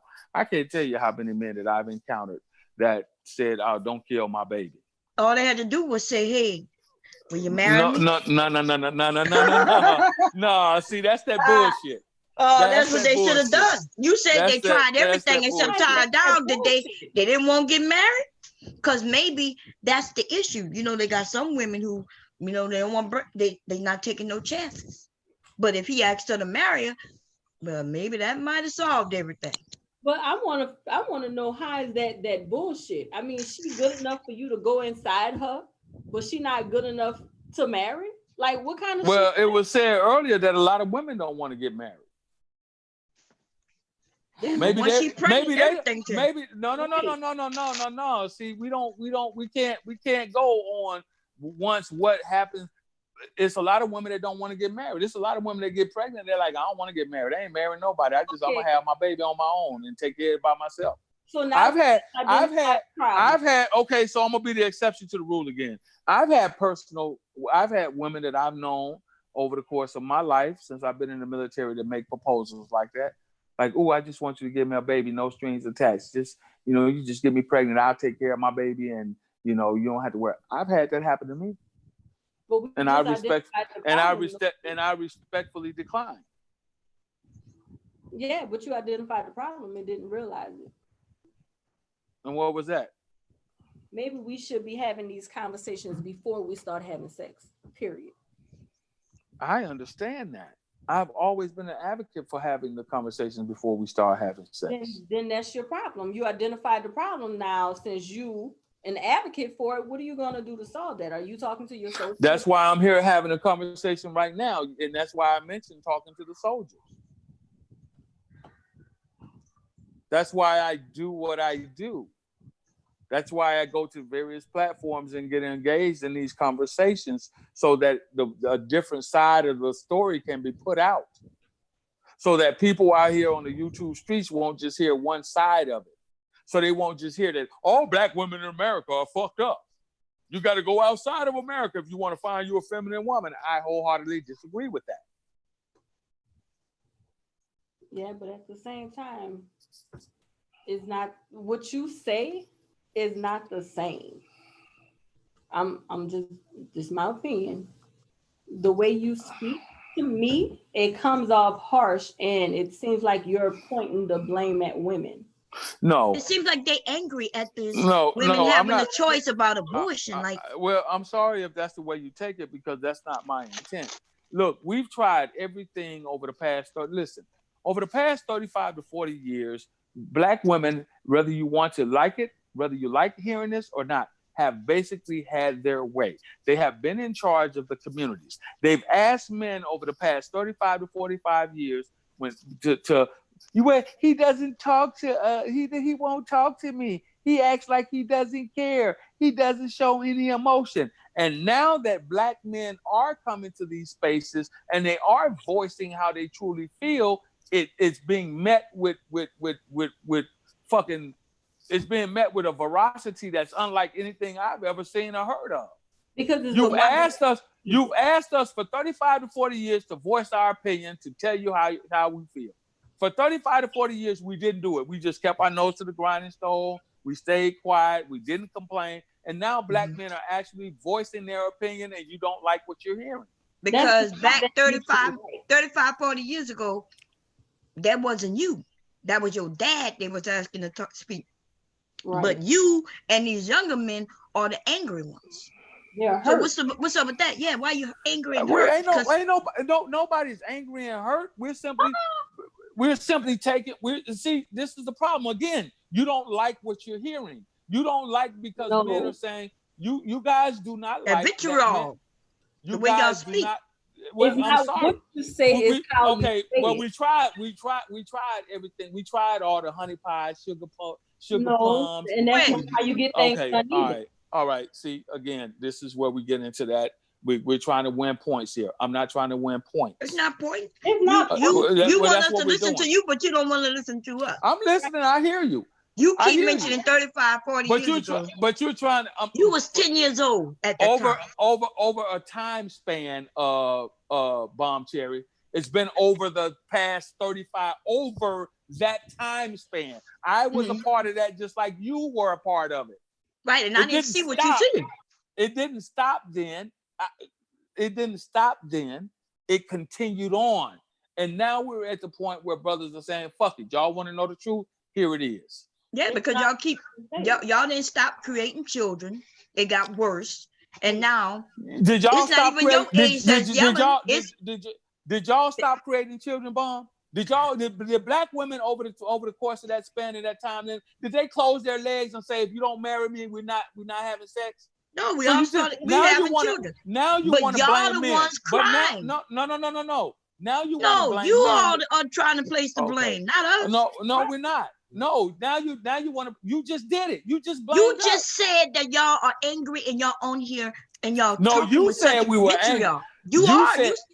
You said you're tired of it and now you don't like what we're saying, right. But you're saying negative shit. Did you not hear what I said? I said we're being met with vitriol.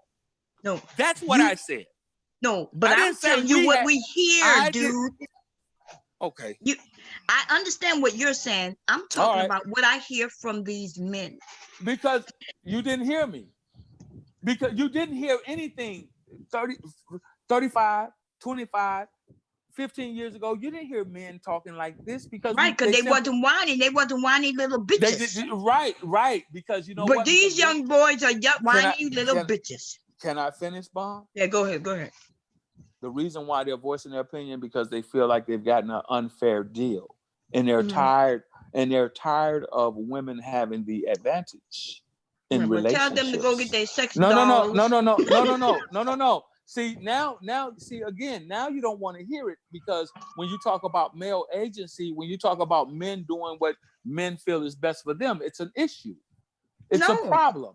Yes, it is, because now when men start doing what they want to do, now they're angry, they're pissed off. The point is, the point is that they're doing it, but they're still putting down the same women they're going to having sex with. That's the problem. If they can voice how they feel without putting women down, who they still going to sleep with. But do they not deserve? But do they not deserve? For years, black. From what I understand, for years, black women have been able to do that for 30 years or more. They've been having babies by these men while at the same time saying that these men wasn't shit. I understand that, but you also have to understand that women have kept their mouth closed for a long time, except what the men did and took care of these kids, whether y'all like it or not. We still accepted the shit and took care of the damn children that y'all left. But now you want to say you got the fucking nerve to sit up here and complain about what women doing? Women cleaned up your fucking mess. Talk about that. Okay, so women are not the problem here. That's no, women are not the problem. No. So black men are more of the problem than black women are. No, we both are. You see, y'all stop. No, stop, brother, because that's what she just said. Yeah, in my opinion, she made a case. She made a case for black men being more of the problem than the black woman. Yes. Okay, well, that's her defense. You're supposed to be the leaders, but you want to sit there and fucking complain. And you're supposed to be the follower. And you're supposed to be the follower, but you want to sit there and take control. You put us in this position. The men put us here. No, that's not how that happened. That's exactly how that happened. That's so not what how the kids gonna raise themselves when the men leave? That's not how that happened. So the bills gonna get paid when the man leaves? Every time we have this conversation, what's not being said is how many women are actually that actually use the law on their side to force men out of the households. How many women actually pick going on social services? Because I know the history of that. Like a lot of people have tried to misconstrue it, but I know the history of it. How many women chose going on social services rather than dealing and going through and getting to a place where they could sustain life with their men? Wait. You mean feeding the kids over what? Come on, brother. That's what I heard Mom say earlier. Wait. Women were not leaving houses to go get on Section 8. Thank you. Right. So what I'm saying is, if that man was providing... so see now what we want to do is misconstrue everything that I just said. No, it's not misconstrued. It's the facts. What you're trying to say is they went to go get a house, get a place to live instead of living on the street. Those women were not leaving the houses to go get on Section 8. Especially they had a provider and a leader in the household. Are you from? Let me show you how that happened. I'm gonna give you a little bit of a history lesson here, young brother. Have you ever heard of the brown shoe law, the brown shoe codes? Have you ever heard of that? Do you know what that was? Okay. No, in the 70s, where this problem really took off and became a problem across the black diaspora, we know that the system at hand had set up roadblocks for black people, and particularly black men, keeping them locked out of certain businesses, couldn't find work, jobs, place of employment, all of this good stuff, right? So what happened was when the system was developed, they said the social services came in and said, hey, what we're going to do is we will give you Medicare, Medicaid, we'll give you social services in the form of food stamps and provide Section 8 housing for you. The only thing that you have to do is not live with a man. So that man that had a part-time job or trying to find work or trying to get to a position to where he could support his family was then forced out because the woman chose that over staying there and going through the process with her man. Chose feeding her child. Right. She chose feeding her child over that child's head. Why? Because you said it yourself. The man couldn't provide it. So if you're gonna be a man, before you have that child, you need to be able to provide that kind of stuff and make sure it's stable before you get the woman pregnant. I'm not disagreeing with you. you. So stop blaming the woman. The woman I'm not. I just blame the woman. Oh my fucking God! I just told you what happened. You're gonna get mad at me. You're gonna get mad at me because I told you what happened under the system? What the fuck? You're blaming the woman because she chose. I'm not blaming the woman. I didn't say that she was right or wrong in that scenario. Survival is survival. You're trying to put words in my mouth here, and I'm not gonna allow you to do that. I did not say whether she was right or wrong. I simply laid out to you what happened under the construct of the law for as social services were concerned. That's all I did. Listen, wait, General. This is the point. But you're using ain't no fucking way. The problem is, look, if you want to know, if you no. If you want to know the goddamn truth, here's the truth. If you're dealing with a group of men who you know you cannot count on as a woman to provide for you and take care of your children, it's simple. Don't let him put his dick inside your pussy and shoot sperm in there. It's that fucking simple. No, stop. No, but. It's still not that simple, stop. Man. No, but. It is a but. Stop. It is no, a but. there isn't. It's really simple. Yes, it is. It's really simple. You said it yourself. You have children by different women, Man, right? y'all something else. They assume that you can and provide. I was married. Right? I was married to all of them. Okay, that's the one. That's the one. Exactly. That's the one difference. I married them. Okay, so we even, let me ask you a question. No. You want to use my personal? You want conversation? No, because we're making your personal up. She just did. No, you mix your personal inside of and make it about other people as well. You do that a lot. Fucking God. So you need to hear and understand. So what I'm saying is this. Yes, that happened back then. You making a bullet point for now on why men are not dealing with women in the household where all these single family came from. But once again, you talking about the 60s and 70s when guys created their own business and had businesses. These women were not leaving good jobs, houses to go get on the counter. And then plus two, if you would have been good to that woman, she would have told, like women do now, would have told the system that, yeah, I ain't with a man, and then have you come through the back door. So again, brother, it's in your opinion, you agree with the women, it's the man's fault. It's the brother's fault. I'm asking you a question now. Where do you place the blame in this scenario? It's both. It's both men and women. And yes, it can be. Yes, it can. Yes, listen. Because you asked me. It's my opinion, right? So my opinion is both. Because we both have done stuff to each other because of what the system has presented us with. And I've been saying that all afternoon since we've been on this call. Now all of a sudden you want to circle the wagons back around to what I said from the very fucking beginning. Well, I'm talking about Danini and what she's saying, because she was just saying something vastly different. Yeah, I asked whose fault? Who do you blame more? Do you blame men or do you blame women? I blame men. She blames men. He's saying it's both. Which one is it? That's him. Which one is it? Saying that. Which one is it? I am is different from Danini. I know that. God damn. I am is a male. He has his own opinion just like I do. So we don't have to agree. I didn't say we had to agree. What we're trying to do is reach a consensus here so that we can try to come. What we're trying to do, I know that, Bomb. I see that now. I truly do. I really see it, Bomb. You're absolutely right. We're just not going to reach a consensus. And the reason why we're not going to reach a consensus is because we're so busy still pointing the fingers. He's saying it's both. She's saying it's the man and the woman. I'm saying that we need to figure out a way to fix the problem. Bro, you said it's the woman's fault. How do we do that? So come on now. See, don't try to clean it up. You said it's the woman's fault. No, I simply pointed. No, I did not. I never said whose fault it was. You're pushing the narrative. You've been blaming on a woman. No, I didn't, Bomb. Come on, don't do that, Bomb. I know that this makes for good views. I get it, but that is not what I said. It's nothing wrong with your opinion. Nobody's saying I didn't say that it was, but that's not my opinion. Okay, that's not my opinion. Okay, that's so maybe not, we just for the 99th time, that is not my opinion. I am not here to say, well, look at how, because if that was the case, I'd be over there in the manosphere saying the same thing that those brothers are saying. Black women ain't shit. Fuck them. No, you don't say that. So that's not my opinion. So for you to sit here and simply say, for you guys to sit here and say, well, that's what you've been saying. You've been blaming the women. You've been blaming. No, wait a minute. Wait a minute. You get a chance. You've been blaming the women.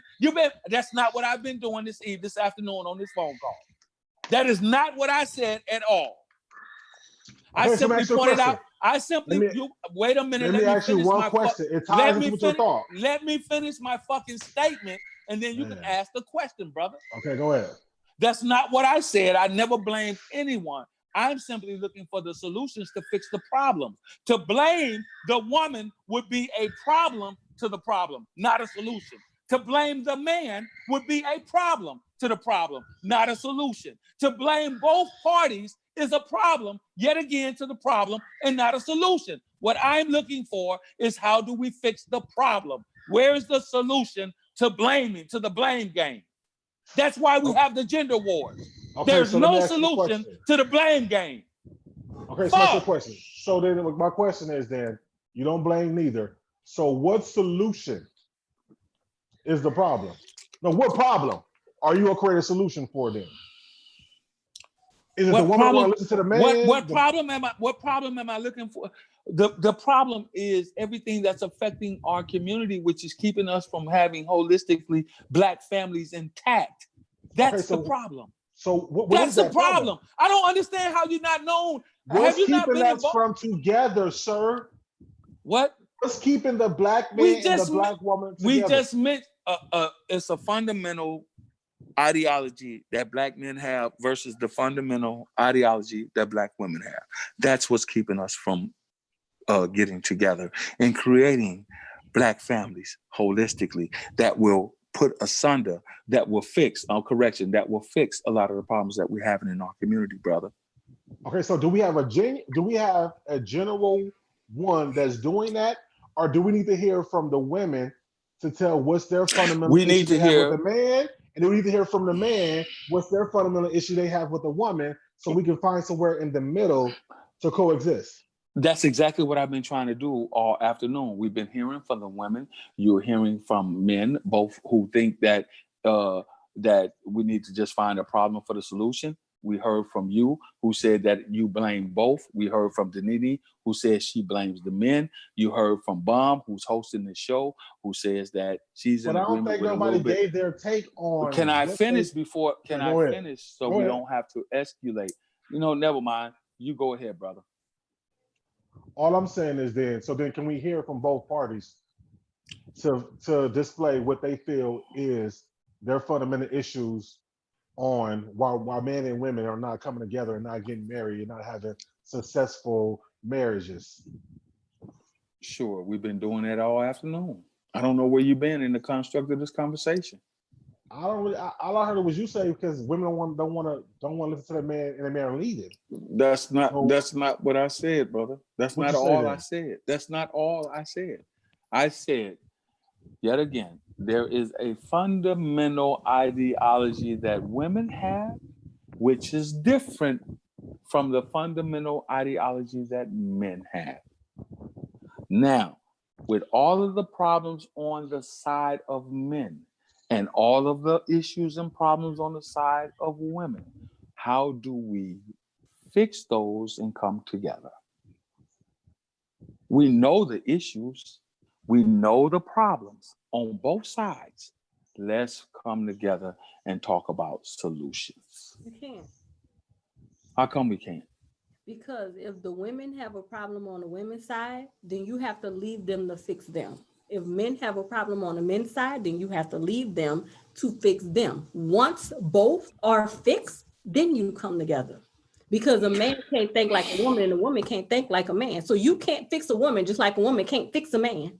That's not what I said. Again, that's not what I said. It doesn't matter how it gets done. Then there's no need for us to even consider trying to have these conversations in these spaces. What needs to take place, then, if that's how you're going to look at it, we don't need to talk about the problems in a joint forum. What we need to do is let women go over here off to the side, around the side of the building. Men go over here out in the woods, and we hash out our problems. We find our solutions. We bring them back and put them on the table. Women do the same. They go around side the house. They hash out their problems, their issues. They bring them back, put them on the table, and then we compare them. This is why we have the gender wars. And it will not cease. It will not end if that's how we're going to do it. We have to be able to come to the table, and we have to be able to say, look, women say, hey, brothers, this is the problem that we have. We have to listen, and then we have to correct those issues and problems that you have with us. Then we have to come back and say, sisters, look, these are the problems that we're having with you guys. This is what we feel, what we're asking for, what we want. And then you have to fix them and come back and then say, okay, we fixed our stuff. Are you ready? And see, that's where the gender war come in at, because we can't listen to you saying this is our problem and we go fix that, because your problem with us may not necessarily be a problem with women. We have to be comfortable with ourselves. And vice versa. So vice versa. I agree, Danity. So you know what? It is where we are. This is where society is. And this is going to continue to persist and be a problem within the Black community.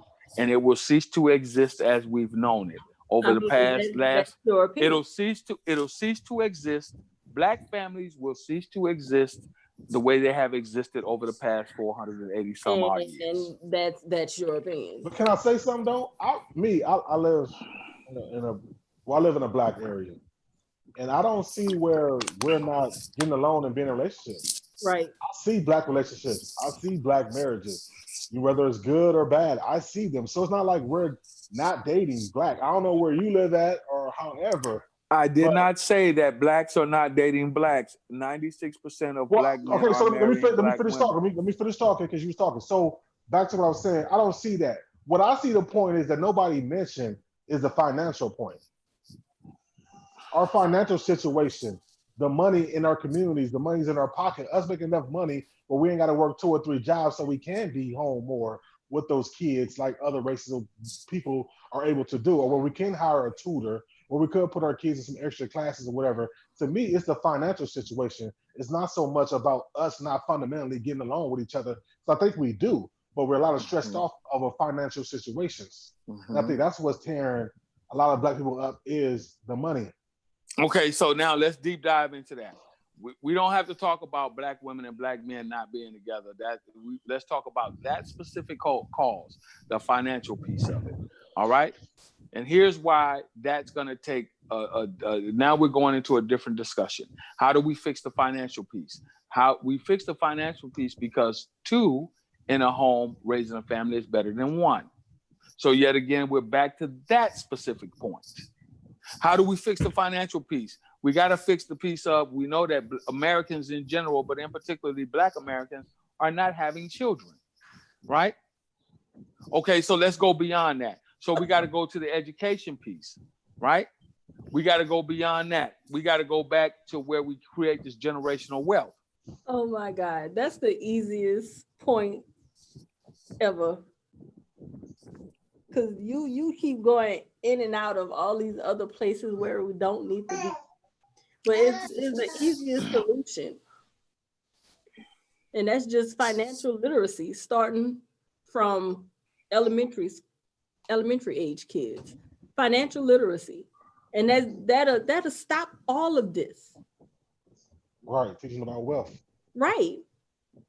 That'll end it all. But you notice they don't teach that in our public schools.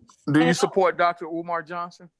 No. I heard of him, but no. Well, why would you not support Dr. Umar Johnson? Because that's one of his prime hinging points, financial literacy. I don't listen to him.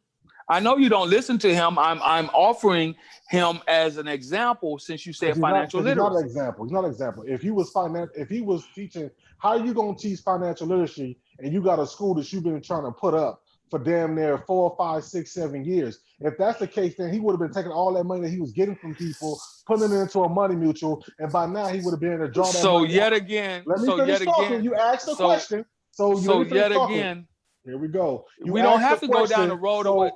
No, we got to, ahead. because you like to give long stories when it was somebody else talking. You like to go ahead, give man. a long story. Go ahead, so you brother. asked the question. So what I'm saying is, all that money, that all that money, he almost had $1 million. If he'd have been investing that money and putting that money into money mutuals until he ready to buy the school, he would have been making dividends off his money to where he would have been able to buy the school the way it is. You've been paying the school off the backs of people that you didn't even put out yet. So to me, he's a scam artist. But financial literacy. Because if he was really about financial literacy, it's free to be on YouTube. You should be teaching it free. If it's about your people and uplifting your people and teaching your people, then you would teach that for free. A man who don't have a house, and he was just gonna teach boys. He just wanted black boys. Exactly. How is that gonna? You brought the wrong person for your argument, bro. I'm not trying to create an argument. Well, not an argument, but to enhance. Listen. His ideology, what he put out there, his belief system, what he wants to do, I have a tendency to agree with a lot of the points that he made. Now, I didn't say that I support him. I asked you, did you support him? And I support his ideology behind what he says some of the problems are, because I have a tendency to believe that in the same way that he does, as far as what the problems are. Now, I do believe that he's made a lot of mistakes by goddamn defrauding people out of his money for this school that we've yet to see. So there, I simply asked a question. I asked the question to see if you knew what his belief system was. That's all. Ended up getting a school right here in Delaware. Right, but he the also belief system. Everybody got that belief system. Okay, we know it's there. It's out there. But who's implementing it? Y'all got it. Nobody. So Exactly. y'all got it. Y'all got it, man. Y'all got all the answers, brother. No, the answers have all the answers. No, y'all got all the answers. Y'all, I want to hear y'all. You give me the scenarios, because I feel like I'm arguing. I'm trying to debate or argue two people. I got the brother over here. I got Nene over here. Bomb's just kind of in the middle observing. So each of you give me or give us what you believe the solutions are. Well, I already said with the financial part of it, it's just starting early with financial literacy. And I think that would solve a lot of the problems that we have, because I mean, if you think about it, in the Black community, we're frustrated, and we keep buying $100, $200 sneakers when we could teach our kids what to do with that money instead of putting it in Nike's pocket, right? And then we wind up taking that frustration out on each other. Yeah, that's the problem. It's not about women and men and sex and kids and all this other bullshit. You make it that because that's what comes up. But if we started out early, whether you're a single mother or not, if you had that financial literacy, all these other problems wouldn't happen. And that's my opinion.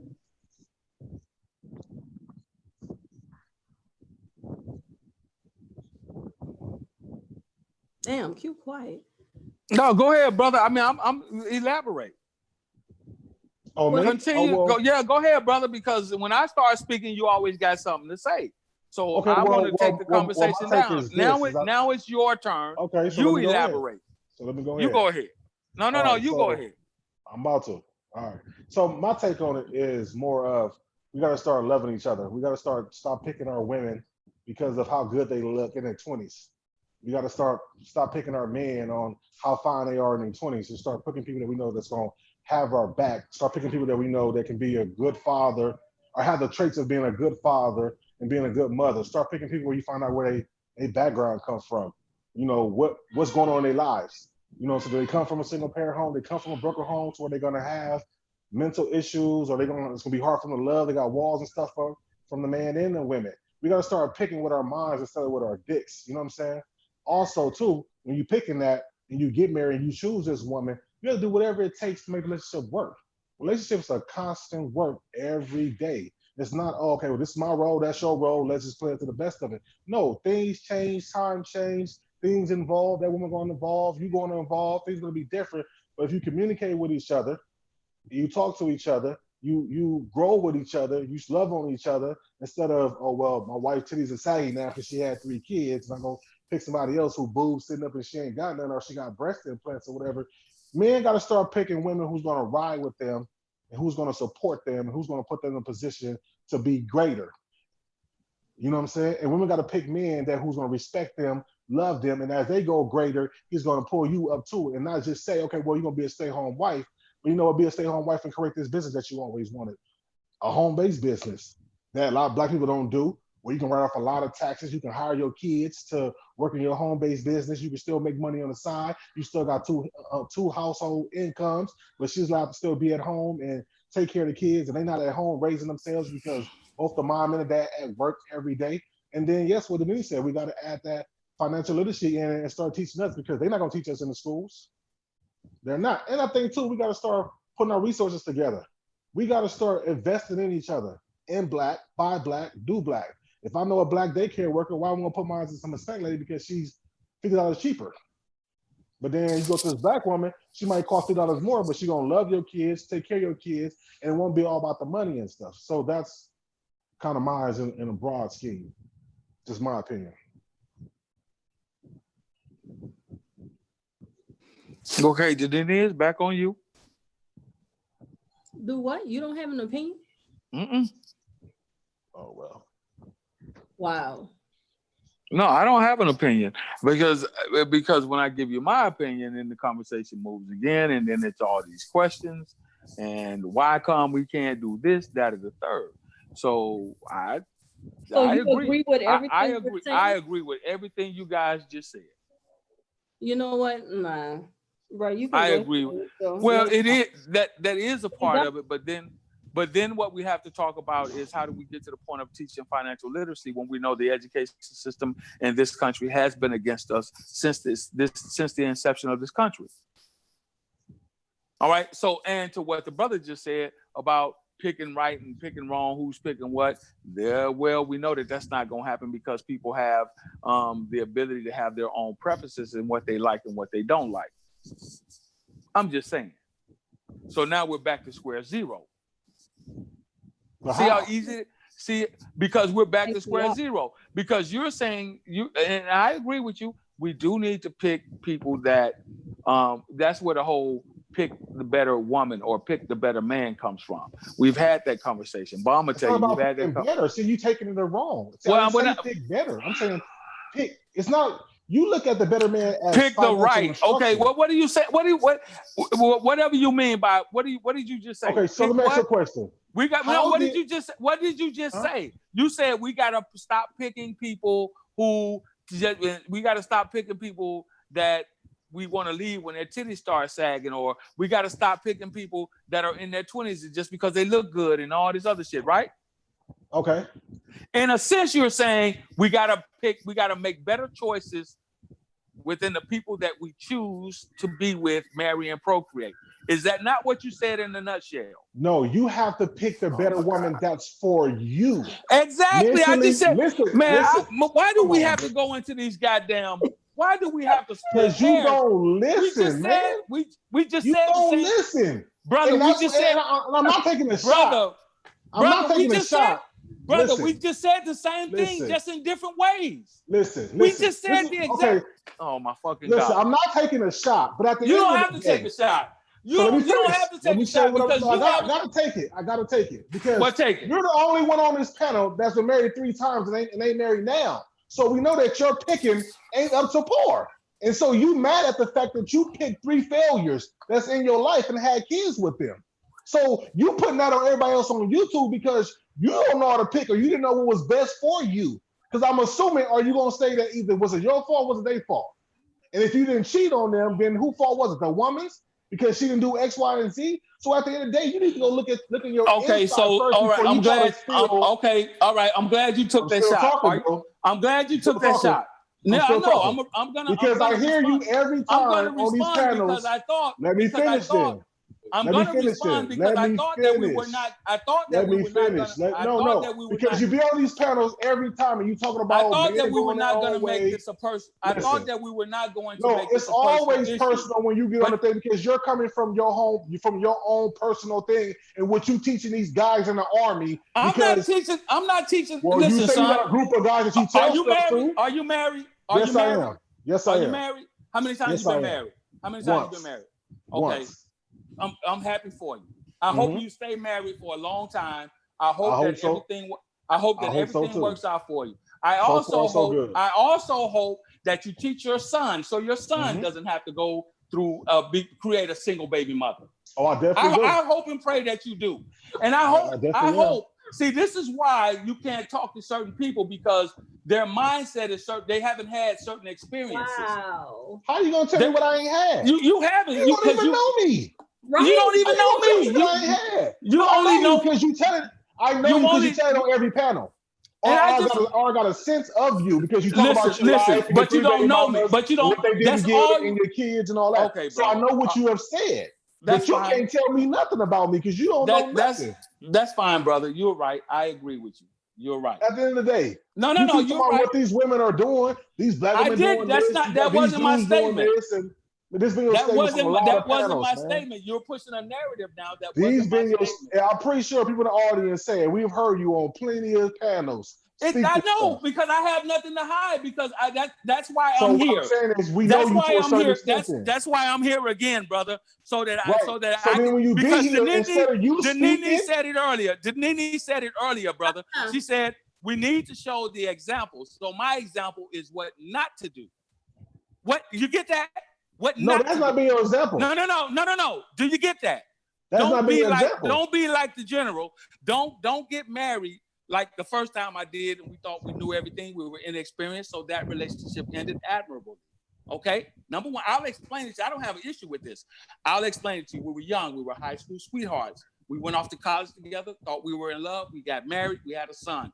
It didn't work out. We decided admirably to split because we were not ready. See how that works? No. You see how that works? No. Well, that's life because you haven't experienced it. That's what happens. What? The experience. How's that lesson experience? You could have fought for that marriage if you really wanted it. We did. Again, I'm telling you, I'm giving you the highlights. We did. We fought and we just came. So how did you fight for it? We came to the fight. How did you fight? That's the part you have to teach. How did you fight? We stayed in the relationship. We went through counseling. We talked to our pastors. We talked to our families. We did all of that. Okay, so let me ask you this.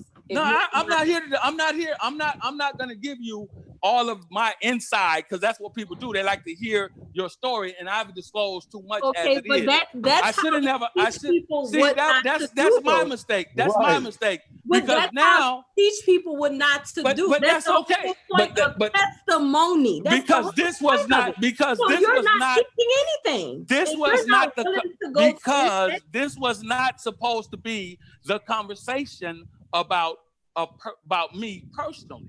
It was supposed to be a general. It was supposed to be a general, broad-based conversation until your guy decided to make it personal and take a shot. That's fine. I don't have an issue with that. What's the point? I don't have an issue with that. Which he had no reason. See, number one, he had no reason to do that because of whatever his personal grievances. So what was your reason for having this whole conversation from the beginning? Let me ask you. Well, we can't. The conversation morphed because I came up here to talk about the initial topic that Bond was having. Okay, so if you didn't want, and then it morphed into this. And then I kept saying, Daniti, like I said earlier, you want the confrontation. I don't. I kept saying, I'm not here to debate. I'm not here to argue. I'm here to have a discussion. But now it's personal. I can handle the personal attacks. I don't have an issue with that. Personal attacks? No one. Yeah, that's what he just did. I don't have an issue with that. Did you not hear what he said? So did you not hear what he said? I wasn't going to take a shot. I wasn't going to take a shot. Yeah, but now I'm going to take a shot. Everything is personal. This is what you don't understand. When you have a conversation, you talking about general. You can't speak in general because do you own a census basis? where you can take it from what the world has said that they did. No, your conversation is coming from either what you have witnessed, from what you have heard, or what you have seen. What's seen and what is the same thing. So what you have seen and what you have heard, correctly, from whether it's your own in your life or whether it's from people that's close to you or people that surround you. So it's still personal. Right. You're telling personal stories. You're not putting no names to them or the date and the time. It's still personal. General is I took a survey. We're speaking general. I kept doing that. I kept giving you numbers, but the numbers were refuted. Well, I ain't seen that. I got to see this. And where you get that from? Because you gave numbers based off. Did you take them? Based off of surveys that I've read. Based off right, that you read, but you didn't take it. And you didn't even dive in down it. Because when I said, when you first brought up black man's going to marry or date other white women and all that, I asked you, did that survey say, did they come from black colleges? You said yes, but when you read it, it didn't say that. And so when I brought up a personal... That's because I didn't read it, because I was looking for it and the conversation continued to more. But you never stopped and read it. I told you that there were surveys taken from. I told you that there were surveys that were taken from the historical black colleges and universities. But you didn't present that. You didn't want to. You didn't want to hear that because we kept moving the conversation as you were supposed to go look for it. And brother, you you're right. You could have said, "I found it. Let me read it." Brother, you're right. Because we spent a minute on that topic. Brother. It's not about being right or wrong. Brother, you're right. Brother, you're right. It's not about being right or wrong. Brother, what I'm you're saying right. Is, I'm on mute. You're right, brother. All right, well, whatever. Okay. So let's go back to having a conversation. Hi, MJ. Hey, y'all. Yes, I'm back, honey. I'm here for it. I know the general is not happy, but I'm here. Uh-oh. Unmute yourself. Wait, I muted him. Did I do that? No, he muted himself. Oh, okay. I'm about to say, I'm sorry. I gotta mute myself. Listen. It has nothing. Let me explain something to everyone on this panel once and for all. All right. I'm gonna tell you a little bit about me. Okay. Number one, I could give two fucks about how people view me in this space because I don't live in a digital space. I enjoy the conversation. Number two, I personally have done quite well for myself, despite all of my indiscretions with the marriages and relationships I've had. I travel internationally often. I do not have a problem with women at all. None. I date on a regular basis. So what you may or may not think of me bears little reflection upon how I live my life. That's how easy it is, which is why I started out by saying earlier that I did not want to have an argument. I simply wanted to have the discussion, an honest discussion. But then we got into the questioning and all of this. So I merely pointed to a few examples that I have experienced and that I have seen, and a few things that I've done as far as mentoring some of the young men that I come in contact with here in my city. And then it went to, well, you're not telling them right because you're not doing this and you're not doing that. And it's about this. And then we got to the Bible and all this other shit. And we lost track of the original conversation. When I said initially, I do not want to argue, nor do I want to debate. I simply want to find a solution to the problem. And now this brother decided to go and make it personal, which is fine. I can't change that. That's part of my life. That's who I am. So because you don't like it or whoever doesn't like it, I really, truly don't give a fuck. It's not going to change how I think, my perception, and my thought process as how I view the world. But how are you going to find a solution? That's simple. How are you going to find a solution? It's that simple. You don't. I've been trying to find a solution since I've been on this phone call, since we started this conversation. We got totally away from the initial conversation that Bomb Cherry was having. But how are you going to find a solution without knowing the opinions of others? I listen to the opinions of others. I take the opinions of others into fact. I take them into consideration. I listen to what you said. You said your opinion differed from his. You said it's about fuck all of that man versus woman, fuck all of that sex, fuck all of this other shit. That's bullshit. You said it's based upon financial education. I agreed with you. He came back and said, we got to stop picking women that look like this, and we got to stop picking men that look. I agreed with him on that side of the house. I'm open. So how again, solution again, I'm open to this to those solutions, and I agreed with both of you. So how do you find a solution? I just simply said I agreed with both of you. Those are some solutions. Agreeing is not finding. But those are solutions. Well, if I agree with the solutions that you give, what am I not doing?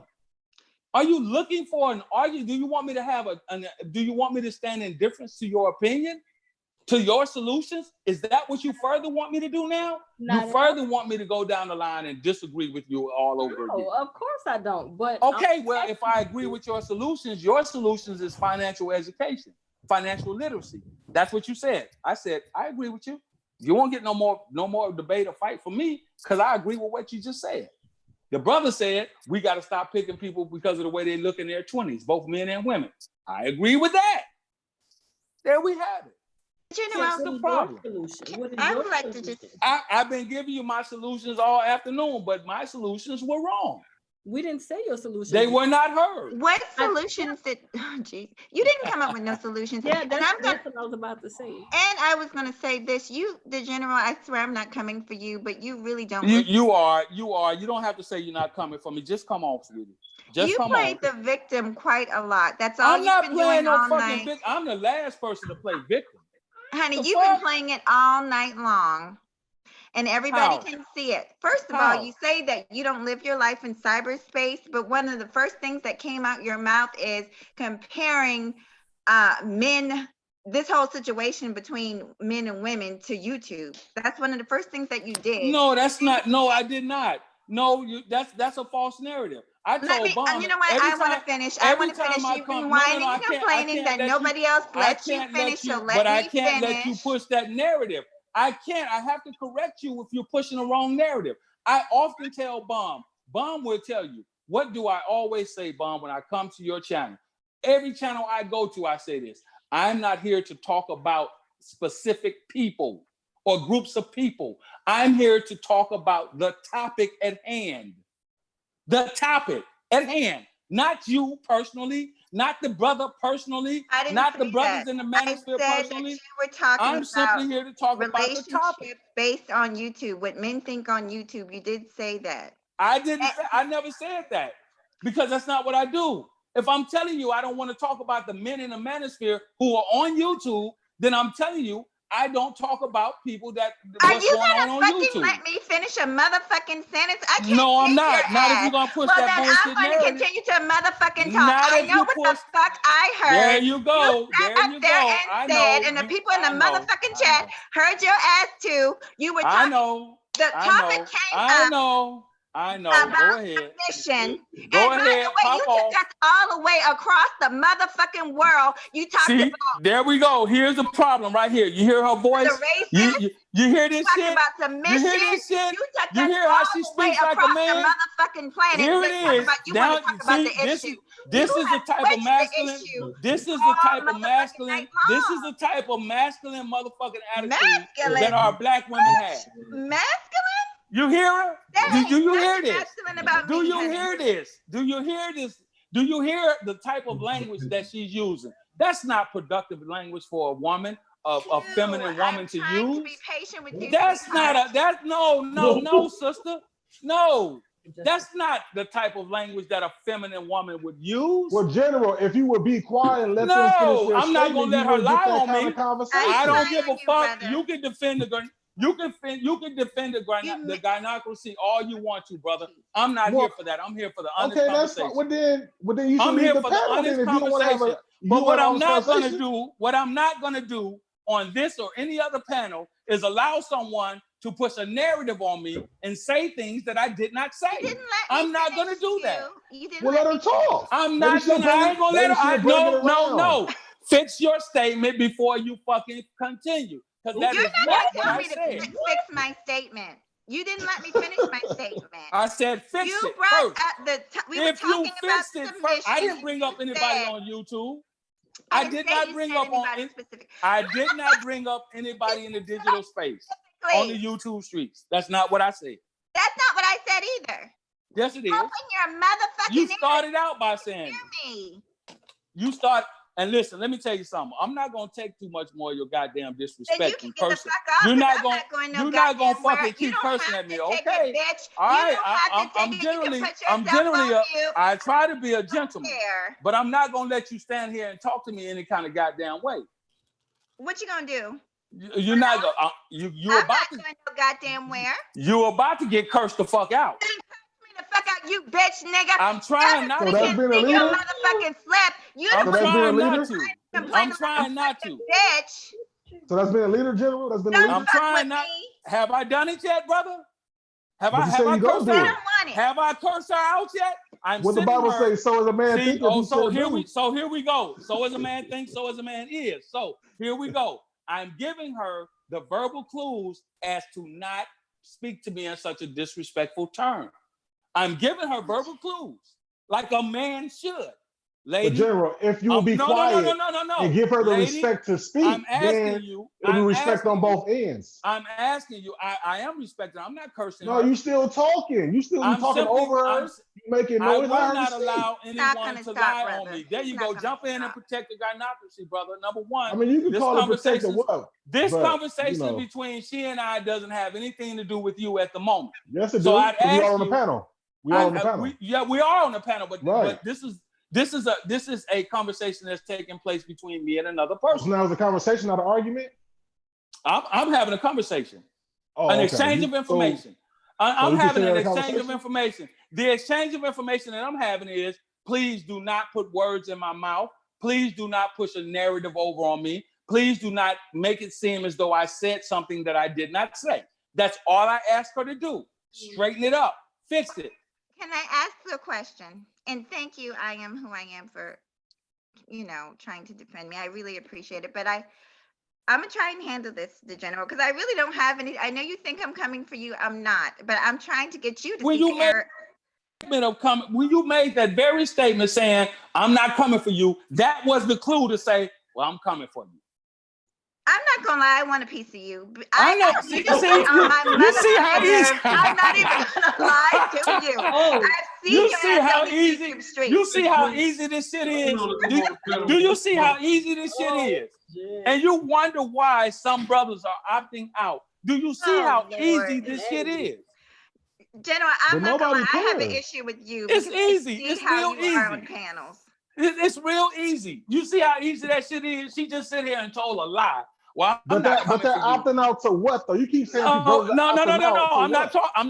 I'm not talking about that now. We'll get to that later. I'm talking about what just transpired on this call. And you, my brother, don't even. Give me a second. I just want to say hi to Jim Marie. Hey, Jim Marie. She came up here. She came up here saying, I'm not coming for you. And then I pressured her a little bit. Then she said, well, I'm not going to lie. I am coming for you. I do want a piece of you. Well, she just didn't want you to feel attacked. She was trying to soften the blow. It's called making a sandwich. You say she was getting ready. Then you give them the meat, and then you say something. She was already in attack mode when she made that statement. No, not really, Q. Yes, you were. You just admitted to it. Now you're gonna lie again and say you wasn't. Which one is it? I don't. Which one is it? Do you want it out for everybody? Which one is it? All right, let's hash it out real quick. Then we can move forward. Let's hash it out real quick. Then we can move forward. Now, either you want to have a very combative conversation or you do not. Which one is it? I don't. Okay, now we can go. You can proceed. Why do you got to be in control? See, he likes to be in control. I'm a man. What the fuck? Oh, Lord. That don't make sense. This is a panel. I'm a leader. Does that make sense? No. Nah. Oh, that doesn't make sense either. Nah, maybe in the military you was a leader, but you weren't a leader on 3 marriages you had. That's why they fell. Oh shit. I'm just saying, if you're gonna throw it out there, I'm just gonna speak facts, brother. You can't be a leader and then felon. Well, you know what? You know what, brother? Hey, you know what, brother? Just say I'm correct. Hey, you know what, brother? You know what, brother? I agree with you as opposed to my 3 past relationships. Right, that's all I'm speaking on. Okay, so and what's next? Nothing. So what I'm saying is stop bringing up that you're a leader. Stop bringing up that you're a man, that you're a leader. So you made your point. What's next? So The after point those three is, marriages, soften your stance and allow the woman to speak and tell you how she feels. After those three marriages and divorce, I then took my rightful place as a leader, which is why I've opted out of the thought of getting married again, because of the way that I want to live my life. So what's next? I'm waiting on you. What's next? Listen, dude. If Nah, you're happy, okay, so I'm done with this dude. If you're happy being single and being the leader of your singleness, that's fine. I'm not single. Who said I was single? Okay, we're dating. Well, whatever. So then that goes back to the fact that who said I was single? Okay, See, you don't know me. Yet again, you don't know me. Listen, bro. You're acting like a female now. You want to be combative, and this is what they do. You see this shit, bomb? This is what they do. You want to push marriage because you're in a marriage. You're happy. I'm happy that you're happy, brother. Listen, you just said why the black community. I'm happy for you because you're in a marriage. You brought up why black marriages is down. And it's dudes like y'all that go through 3 or 4 failed marriages and then now just want to sack up. Is it a so fact? Then stop complaining about women who not getting married. I'm not complaining. Is it a fact or is it not a fact that black marriage is down? I don't know if it's a fact or not. Watch this, y'all. Watch this. I don't know. Is it a fact? Is it a fact that black marriage and black marriage is down and black divorce is up? Not is in that my, a fact or no, not? Not in my family. It's not a fact. It's not a fact. Marriage in the black community is up. It's up in the last 10 years. Okay. People are getting married more in the black community now. Okay. So yes. Okay. Where can I find those stats? Just go look it up, baby. You'll see. Look up black marriage in the black community. Here we go. I'm gonna go ahead on and do it now so we can get this out. Go look it up. Oh, they said we're marrying now more than we have in 20 years. Okay. All right. Here we go. We're gonna do it like this. Also, all right. That's okay. Wait a minute. I'm about to do my husband's feet. So we have a co-host, which is Denini, and I'm gonna put the link in the room. And somebody, whoever have the who admins, grab the link and give it to whoever you want. Okay. If y'all need me, I'm gonna be listening. Anybody else want to be a co-host over here? Who's in here? Anybody? Nobody? Damn, y'all. General, you want to be a co-host?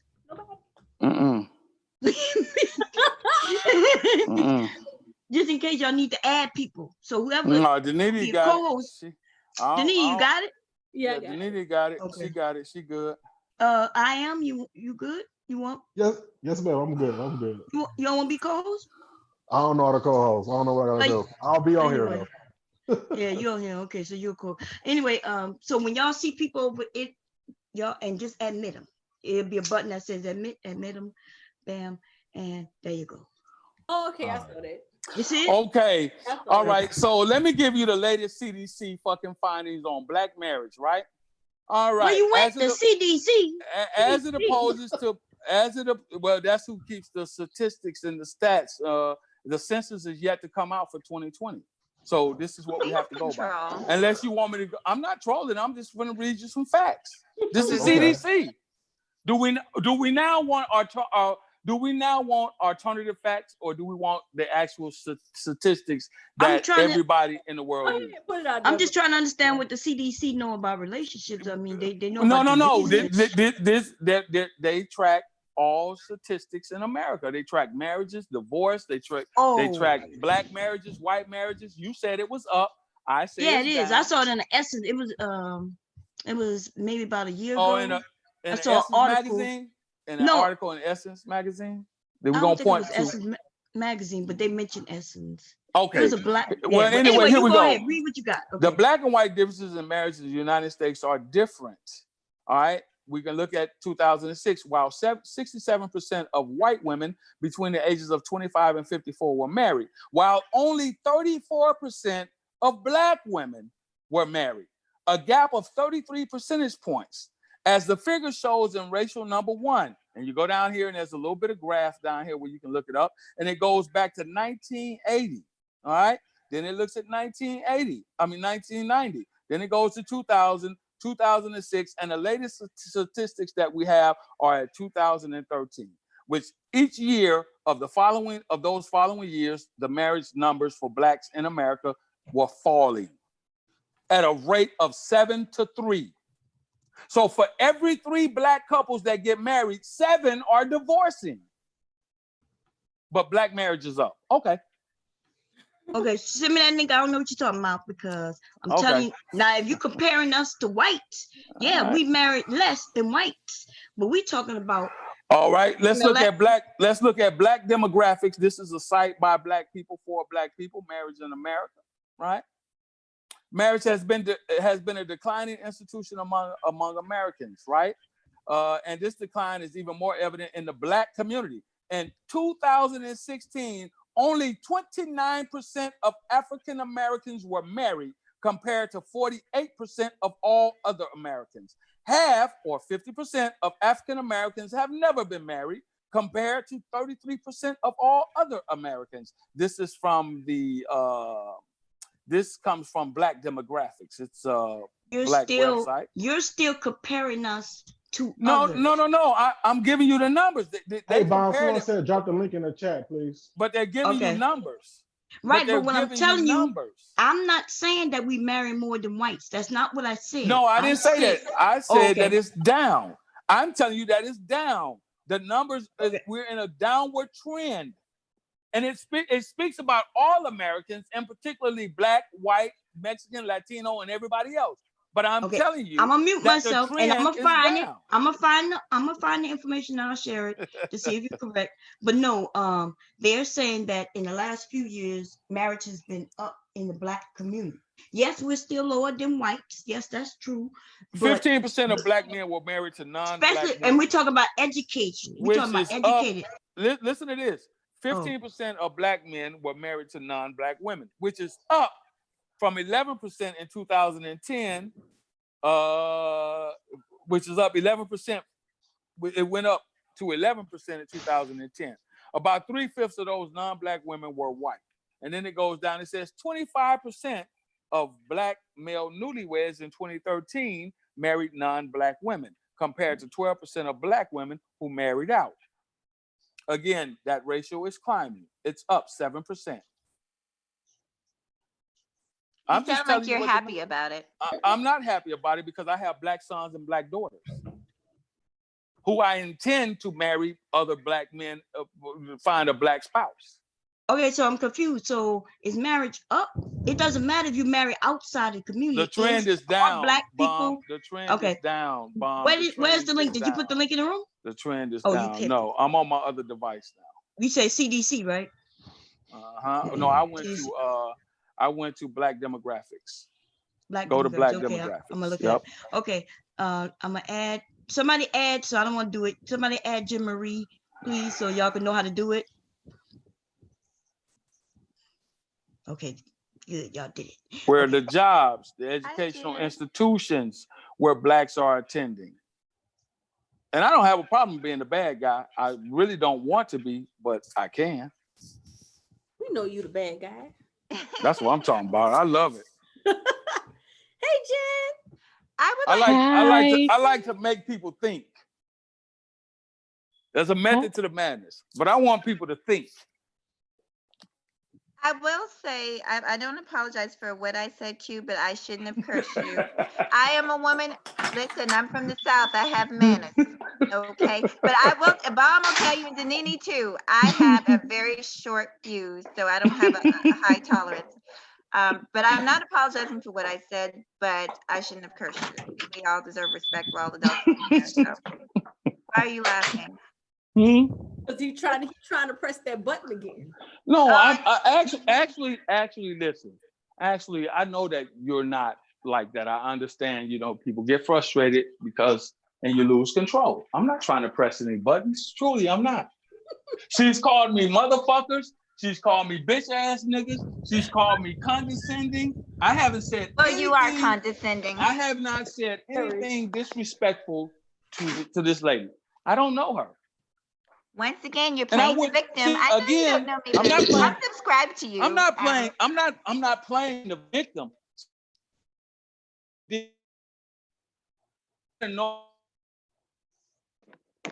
breaking up.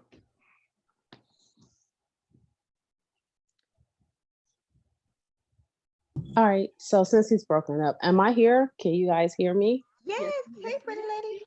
Hi guys. Hey Mahogany. Hey Denise. Hey Bomb. Hi, I am who I am. I think that's who's all on here, right? And Yes. the general, right? And the general. Hi.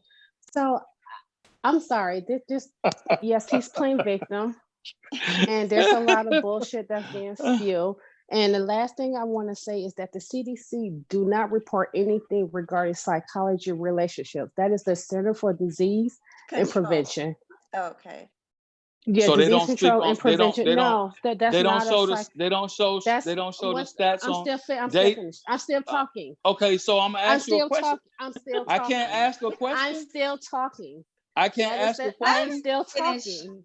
I can't ask a I'm still question. talking. She is not So finished. that is the Center for See, I told you Disease once again. Control and I don't mind Prevention, being a and you're bad guy. over talking me, I just don't like mind right being a now. bad guy because I'm the So bad guy here. and that's So fine. I So I'm gonna ask you, ignore do they him. not So report that is the stats on Center for marriages? Disease I know Prevention what and it's the Control. center for. They I don't know have what it's nothing the, to do with any type of psychology institutes I like didn't say like the ABA psychology or the institutional. or I said anything like that. do they or do they So not that's a report lot numbers? of BS. Do That's a they lot or of do they BS. not Now report the he's number? continuously Do playing the they or do they victim. not report I numbers? just got on this channel and he's still over talking me. Do they And or he's do gonna they play not the report victim because I'm numbers? about to ignore him. Well, Something ignore like this. Come on, General. Now, if we did that to you, she you'd be just over here. said You know, no. he, Let her finish talking, he was, General. No, I'm the he knew bad he guy was now, nigga. out of Fuck all it, of and that. now I'm he in the is bad like guy mode. literally disrespecting I'm me, in and the I just bad got guy here. mode now. Forget all So, of that. I've been and that's disrespected, and that's perfectly I'm fine, in the Eric. bad guy mode. And Eric, Nope, and you can stay in I the don't give. bad mode. But like I said, that has nothing to do with relationships. He is playing the victim. Yes. I'm okay with him giving an opinion, but he has to be open with being accepting of other opinions. There's no wrong opinion. He can be right, you can be right at the same damn time. But also, he can be wrong and you can be wrong at the same damn time. So at this point, it's pretty much like my way or the highway. What I think is the only way to think. And that's not cool. Like the way I'm trying my best not to be mean towards him because I don't know him personally. I know about him personally. And I said that with emphasis, parentheses, personally. Brother, You know about you who got personally? You got a lot to look into. You know about who yourself. Personally?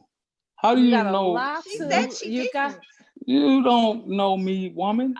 You got a lot to look into. Look. I don't have shit to look some into. of I his- live my life the way I choose to live my life. Lord. Okay, What the so fuck? I'm gonna treat him like he's been treating everybody else. He don't exist on this call. So I the don't other care. 4 people, Right, the other some 4 of the people stuff that he's been don't give a saying, shit. there is some truth to it, but it's a lot No, of it's it not. is just It's no truth to anything I agree, said. Jen. I agree with you, Jen. A lot of the stuff he's saying, there's some truth to it, but it's No, only it's not. beneficial to his situation.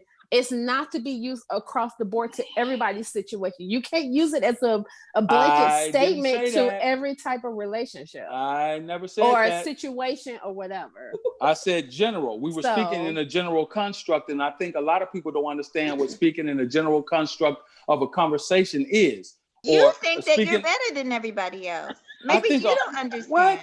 What? But no, it's a lot of victim playing, and then when he gives an opinion, it's his way, and then if somebody don't agree with his opinion, or they have a difference in opinion, then he's kind of whiny and stuff like that. Yes, I mean, like if we really take the time to get to know him, or maybe look into his situation, you may know why he thinks the way he thinks, and why he might have several failed situations, and where he's at right now. I mean, hey, life happens. I have my fail. You have your fail, but obviously, well, you I have told to you. learn Well, first of all, I started out by telling you why my situation that's failed. just the only reason why I don't have a reason with saying that I was at fault. That's the only reason why I wanted. I don't have a problem with saying that I was at fault in some of those situations.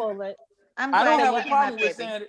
See, here's what happens. A lot of times people want you to disclose information about yourself so then they could do exactly what the brother turned and did, even though I exposed myself quite some time ago in this space, which I have no problem with that because I don't have anything to hide. But you got a lot of fake ass individuals that come up here and speak eloquently, intelligently. Therefore, it makes their opinions right, and that's okay. But when you meet someone who stands on their square and refuse to be moved off of it based upon the opinions of others, then all of a sudden they're the asshole and they're Who's fake, Q? Who's fake? Because I'm the realist. So exactly what he just described was himself. Right. Yes. That's what I did. I just described myself. Fake. You said you have a lot of fake individuals. Who are you referring to? This is hilarious, y'all. Yeah, I want to know too. This is hilarious because Q is really getting under y'all skin. I don't understand why he's doing it, but I see it happening because he's been off being genuine. He's been off of it. So now he's doing it solely. We went off of being genuine when the construct of the conversation became focused on individuals that were on this phone call, primarily myself. When that brother just wanted to make a point, he went to the lowest common denominator that he could think of because he did not agree. So therefore, he turned the conversation personal. No, he That's just the lowest, bro. That's what you always bring up. That's you where bring up your that's three where the women in your genuineness. marriages. That's where the You bring them genuineness up. of the. That's where the genuineness of the conversation went away. If you don't understand when somebody uses a scenario or a situation they went through in order to how can validate. you lose? You just said it If wasn't you a don't debate. How can you lose a conversation? If you don't You understand, said we're not debating, so we're not scoring points. So how did I lose? Again, it wasn't a debate. It was a conversation. It was So how do you simple lose dialogue. then? I didn't say I lost anything. You said when people lose and they go to something else. I didn't lose anything. That's what you did because you felt as though I was so staunchly against. You felt, I don't know what you lost, but you felt that you were nothing. so you felt that I was so relationships. staunchly. Okay, I got it. Now you want combative You brought conversation. up your three marriages. Now you want combative up what you went through. And you brought up that they didn't get nothing because you fought. I was trying not to give you a combative conversation. I simply was giving you. But don't put nothing that I didn't say. Don't put nothing in my mouth. Don't put no thoughts in my mind. You're being combative now. And that's okay. I'm telling you what it is, bro. That's okay. No, you're not telling me what it is. You're being combative. You want to engage in a combative conversation, and that's okay. I don't need to because you got the right one. You can get off, and I'll still be up here having a conversation with the ladies. So I'm gonna go away here. I'm gonna go away here shortly. It's not a dick competition. It's not. Well, you turned it into that. I didn't. No, I didn't. I just brought up the fact that you're talking about relationships and what you telling other men, and you've been in these three failed relationships, and you keep bringing it up like you heard about it. I did. That's not what happened. That's not what happened. I didn't say that I heard about it. I said that they were mine. So that's deconstructed. Okay.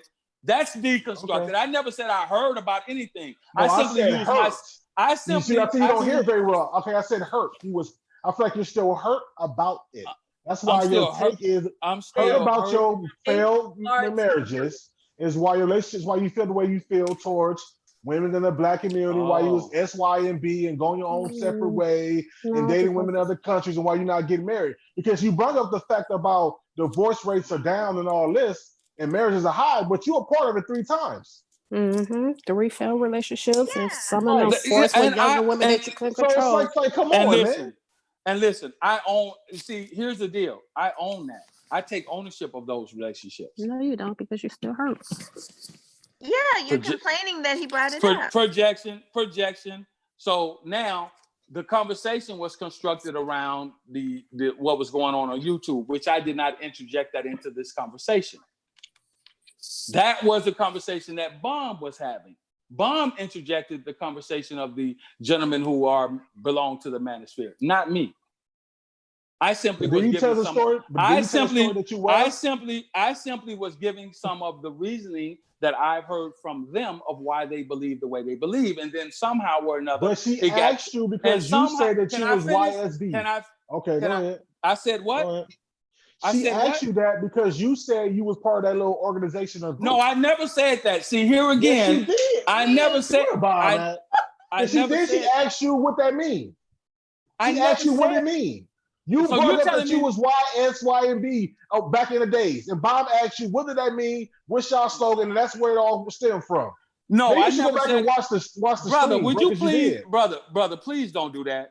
Yet again, you're projecting. I never said that I was a part of SYSBM. She asked me what it meant, and I described it to her. Please go back and watch the stream. And when I you don't do, I have to want an go back apology. and watch the screen. Okay, I well, don't you have said to, it, bro. because I know what I said. I said that I was a part of SYSBM. Yes, I you did said back that. in the days. Yes, you I did. said that. No, Yes, let you me tell did. you what. Let me tell you what I said. I said I could have been considered because one of my wives was my last wife was actually. Oh, So wait a now you minute. said to be I considered. can't. Yeah, Come you said on, you were man. one before they even existed. You said you've Thank always you. been that. Thank you. Bomb. Bust it Bomb. down. You did say it, Bomb. baby. You did say it. Bomb. Hold on. Hold on. Hold on. Stop. And you're gonna be down on your fourth fell. Hold on. Stop. Hold on. Stop. So you gotta get say that again, Bomb.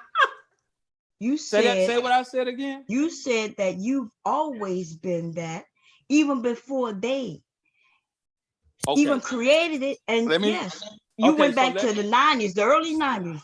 Or was it 2000? No, he said 2003, something like that. Yes, Bomb. my brother, and you said let it. me put it in a proper construct for you, because I married one of my last wife was from overseas. She was from Ghana. Okay. So I then proceeded to say that I theoretically went SYSBM before it was even a concept, because theoretically that's what I did. I married a woman that was a foreigner. I don't understand. Can y'all not? And you fell at that too. I did. Dude, you didn't put all those extra words in there. You didn't put theoretically. You didn't say I could be received. You said I was YSBM, whatever, before it was that. So that's our point. You give out words without giving in context what the definition of what you mean. And that's maybe your problem. Maybe you start explaining yourself better when you say stuff instead of just throwing it out there. So I was right. You did say that. So then we took it. So then we took it as that's what you were saying. That's what you was. So now start explaining yourself better, and maybe we'll have this discord between each other or with everybody else.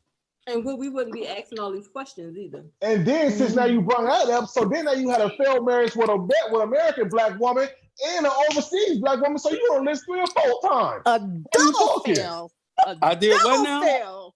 I did what? Get out of here. I said you had a failed marriage with an American black woman. Then you had a failed marriage with a black woman overseas or whatever she was. So now you on a divorce list and single mother list all across the world. And you want to sit here and tell dudes about don't get married and don't do this. You never heard. Get your ass up out of here, man. All right. Right. So bitch nigga, listen. I never told nobody not. I never tell anyone to get married or not to get married. So don't sit here with your bitch ass and push a narrative. So now you got push. Now you lost, right? Now you lost, right? That's what we That's what we had now, because you keep wanting, and I got it. I can handle all the smoke. I want all the smoke. I can handle the smoke. So your bitch ass want to sit here and continue. You want to continuously drive on that. My bitch ass. I own all of that. I don't have an issue with that. Okay. It's not you. Right. And so when you push a narrative and say I'm telling people not. I didn't push it. You told it. You did. You a lie. I never tell anyone don't get married or don't get married to black women. See, your dumb ass can't comprehend. What you tell them then? Your dumb ass can't comprehend this. I tell them what you tell them then? I tell them to do whatever their lifestyle calls for. Live your life. What you been saying? You've been hollering about that's why marriage is down. That's why we ain't getting married. That's why we ain't doing this and ain't doing that. So then obviously you're telling it then. So who's dumb? I can't help it. I've never told black men don't get married to black Americans. Oh, you just said it indirectly, right? I don't say it. By showing them CDC numbers of divorce rates down. Again. CDC don't report divorce rates. Well, that's what he said. CDC don't report divorce rates. Get that right.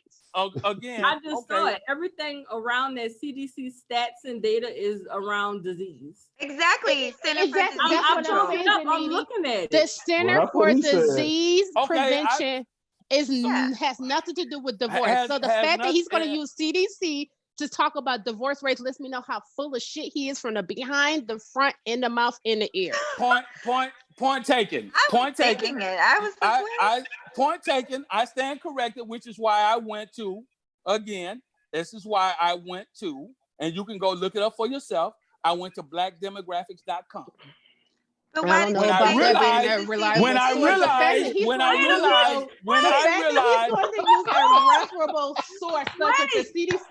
Oh, the CDC report Oh no, man, divorce rates. He might You as well owe have said Jen the man. Marie an CDC. apology because she was absolutely right. I don't have a problem. The CDC reports poverty I rates. stand The corrected. CDC Okay, promotes Pringle rates. The you got CDC it. You promotes got it. flour You rates. got The it. I was looking at. CDC promotes flour rates. The CDC promotes Bath and Body rates on how many candles to sold. That's what you sound like. Okay. That's what you sound like. Well, I looked. I made a misstatement. Mama said, I made a misstatement I should not have because we were spoken to talking you. about. No, Mama said I should not have spoken to you. I made a Denise, misstatement Bomb Cherry, because I we were am who talking I am, about. and Mahogany. The Yes, babe. CDC reports how many vacuum cleaners are sold by what? Bessel, I'm in the medical field, so That's what we're having a conversation on right now. The CDC. Okay. And I'm gonna I let knew you it know. wasn't right. And Yeah. based off of his information and the knowledge he's given, the World Health Organization promotes statistics on how many Betty Crocker cooked cakes or whatever it's sold. Oh, okay. That's what they sell too. I stand corrected Okay? because So I just stand want to come corrected. here full of shit. I out stand the ass, corrected out the because front, out the ears, out the mouth. I stand corrected and the because brain. we were looking at. I was thinking of that's the all I want to say, abortion. Mom. I stand corrected because we were talking about. No, you were right, Jen. I stand corrected because there was a mentioning about the abortion rate. So that's where I went to look for that. And then when I thought about, I guess the National Institute of Health provides data for abortion rates too, right? When I thought about it, right? When I thought about it, I realized that I was looking in the wrong area. So I went to Black demographics. Why didn't you admit it, Q? Why didn't you just admit it in the beginning? Admit what? I said I stand corrected. What do you want me to do? He full of it. You got caught in a bold-faced lie. And instead of you just taking that and saying, yes, I did lie, y'all. I didn't lie. No, not even try. He did cut me off. He overtalked me. I didn't and lie. He was just I trying to simply say made a mistake. down and his bullshit. Which is why he is a divorcee 3 times on his way to the court. Full of shit. You didn't read that shit on no CDC. You know CDC that. don't even provide statistics on shit like that. Okay, so I just World Health Organization, right. WHO, they don't provide that either. The NIH, they don't provide that either. The American Psychology Association, they don't provide that shit either. Who provides it? The Army. I mean, hey, you the one who knows who provides it. You naming all these institutes that don't provide it. Who provides it? No, I'm asking you because you know the answer. I'm just coming to correct you on the referable sources that you are providing. They don't provide this type of information. I'm debating. Eric, do your marriages provide this information? Do your personal relationships provide this information? Do your friendships provide this information? Do the military provide this information? Because if we're going to say that the military provide this information, let's go to Fort Hood and talk about that girl who got raped, kidnapped, a beating, a thrown away, whatever. They don't even provide this information. So let's use some reputable sources. Not speaking from the server asses, from the hemorrhoids, he got these and the little whatever. Going by cereal. Bringing up the numbers, the stats. Oh, the CDC provides information on how many cookies are baked here in America. Are you done? Or are you going to continue? Are you done? I'm going to continue when you get to your 4th failed marriage. Are you done? I said I will continue when you get to your 4th failed marriage. Are you done? I gave you an answer. Maybe you don't know how to comprehend. Well, I was thinking about asking you to get married. Boy, I will kill you. Feisty. You don't want that. You're feisty. I like you. I've never seen you. You're really pretty. I've never actually seen you before. And of course, Nini's pretty and Bomb Cherry's pretty. But I've never seen you, Jen Marie. You're a really pretty lady. Yeah, Jen Marie, you kind of sexy now that I look at you. Eric, you don't want this. No, you already been warned. You don't want this. Okay, girl, you sexy as hell. I'm nothing like the last 2 wives of yours. You know, I would sexy as hell. You might be what I need to keep me straight. And you already been warned. You might help me out. And you already been warned, and you already been told once before 3 years ago. You don't want this boy. I need you. You don't want this boy. No, you don't want this. You already been told I will take you for everything you got. 3 years ago. I don't know you. We know each other. I don't know you. You know me. I don't know you. Where I know you from? We know each other. We know. Where I know you from? We know each other. Where I know you from? We know each other. From where? We know each other. From where? We know each other. Oh, Don't worry about that. Girl, I ain't never met you before in my life. Hey, Eric. What's up, baby? Hey. I don't know you. Hey. Who is this? This is a bullet that you dodged, boo. A bullet that I dodged. Mm-hmm. damn. No, girl, I don't know you. Damn, bro. When it get personal, it gets personal. I don't know that chick. That's what your mouth says. Well, I didn't know. I her. don't.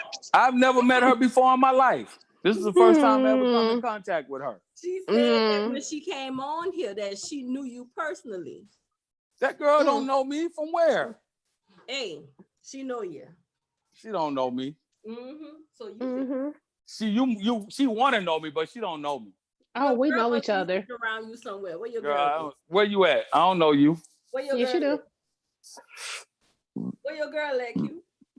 Who? What girl? Exactly. You said you're in a relationship. What girl? He done forgot.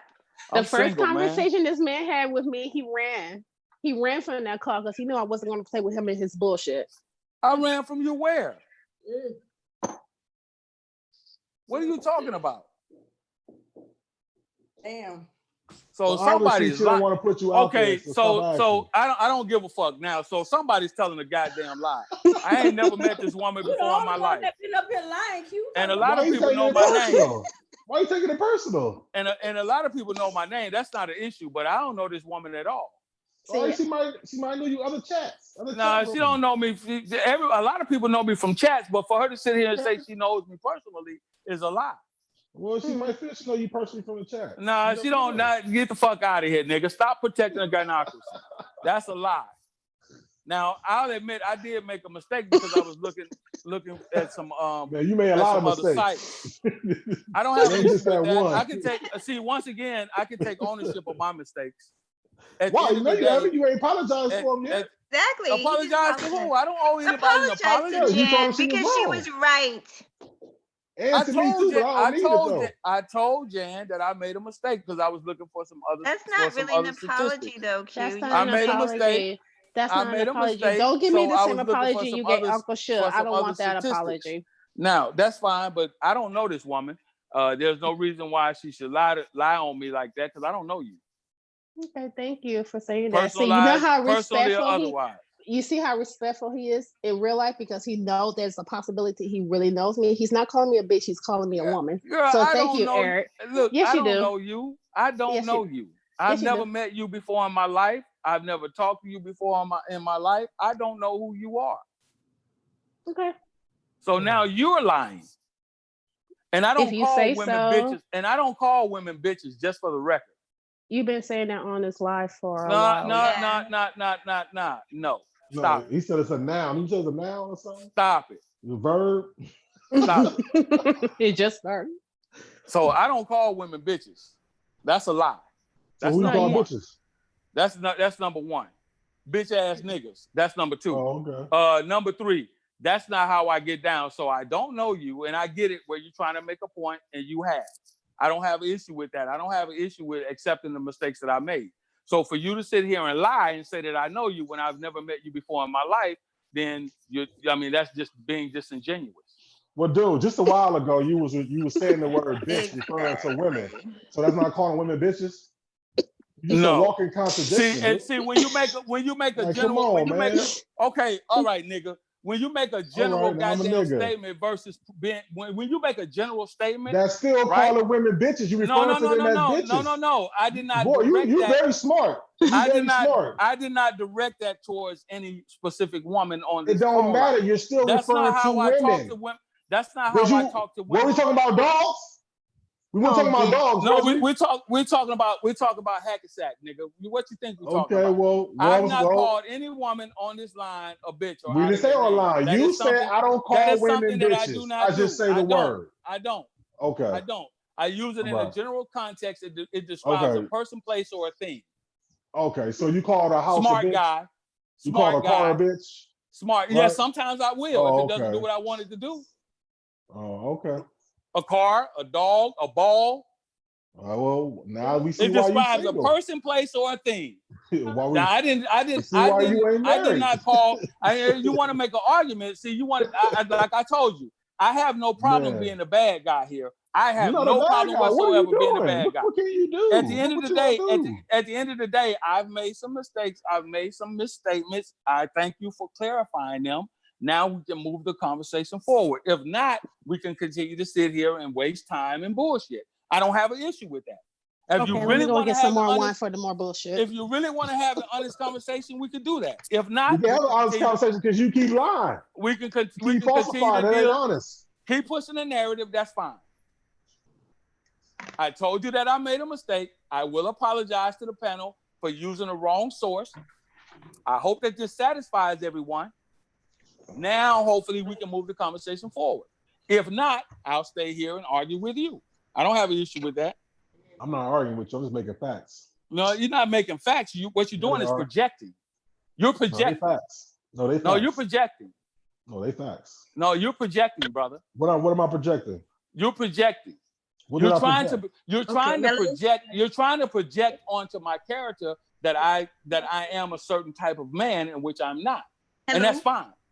That's fine. What's up, Bon?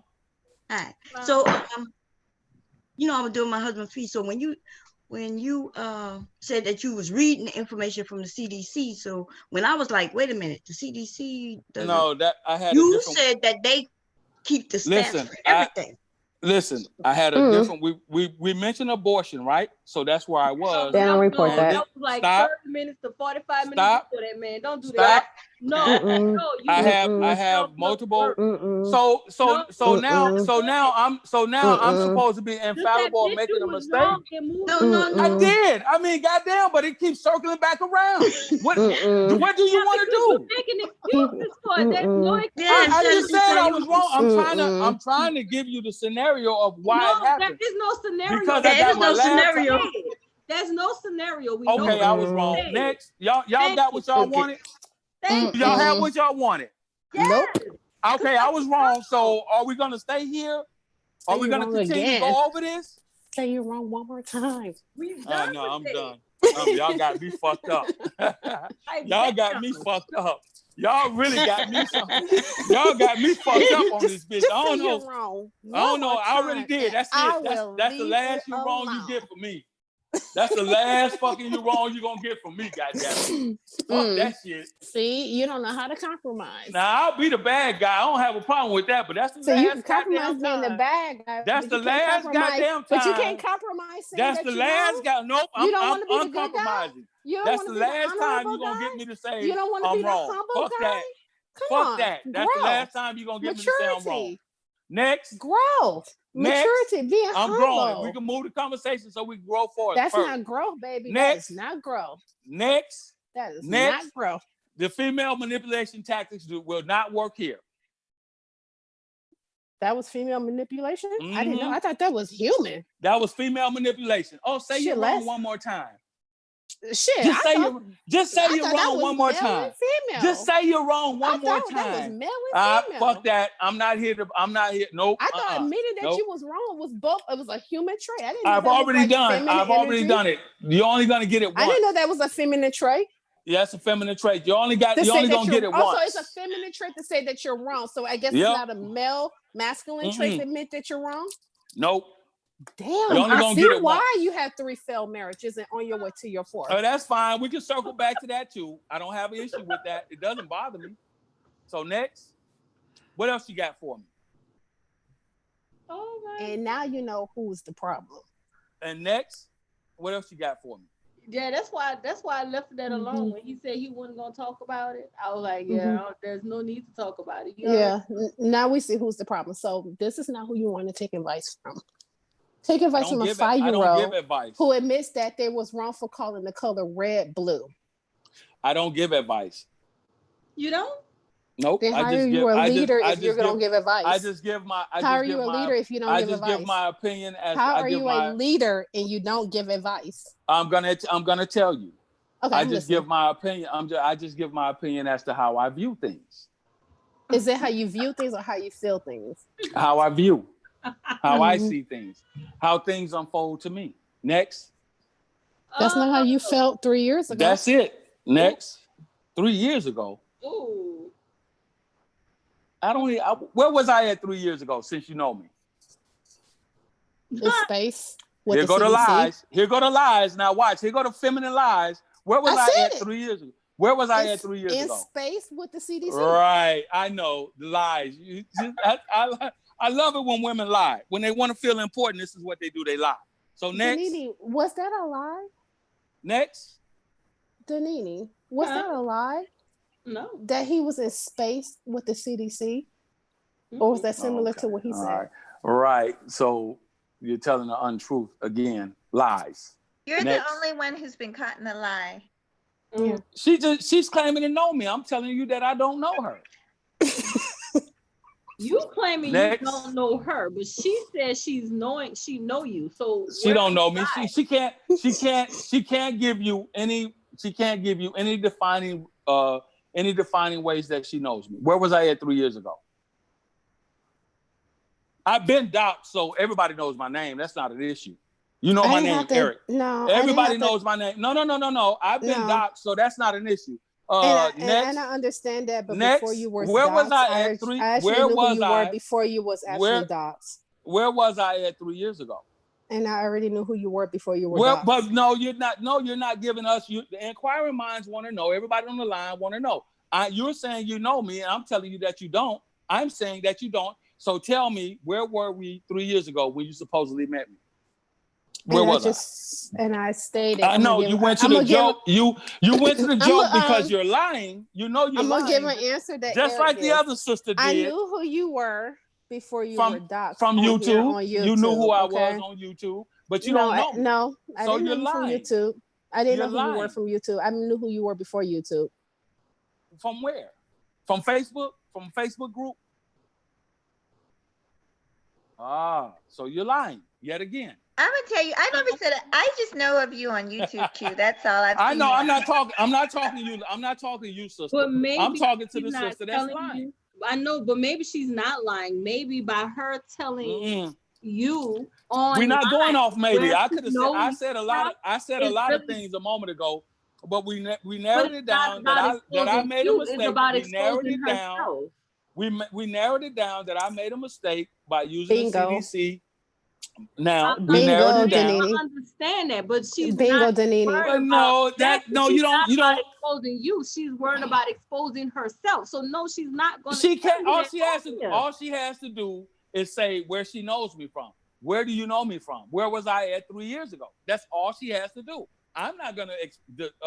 I'm not into doxing. I don't do that. If she can tell me where she met me, either where she met me from or where she knows me from, then I will agree and say that, okay, you got me. But can you do that?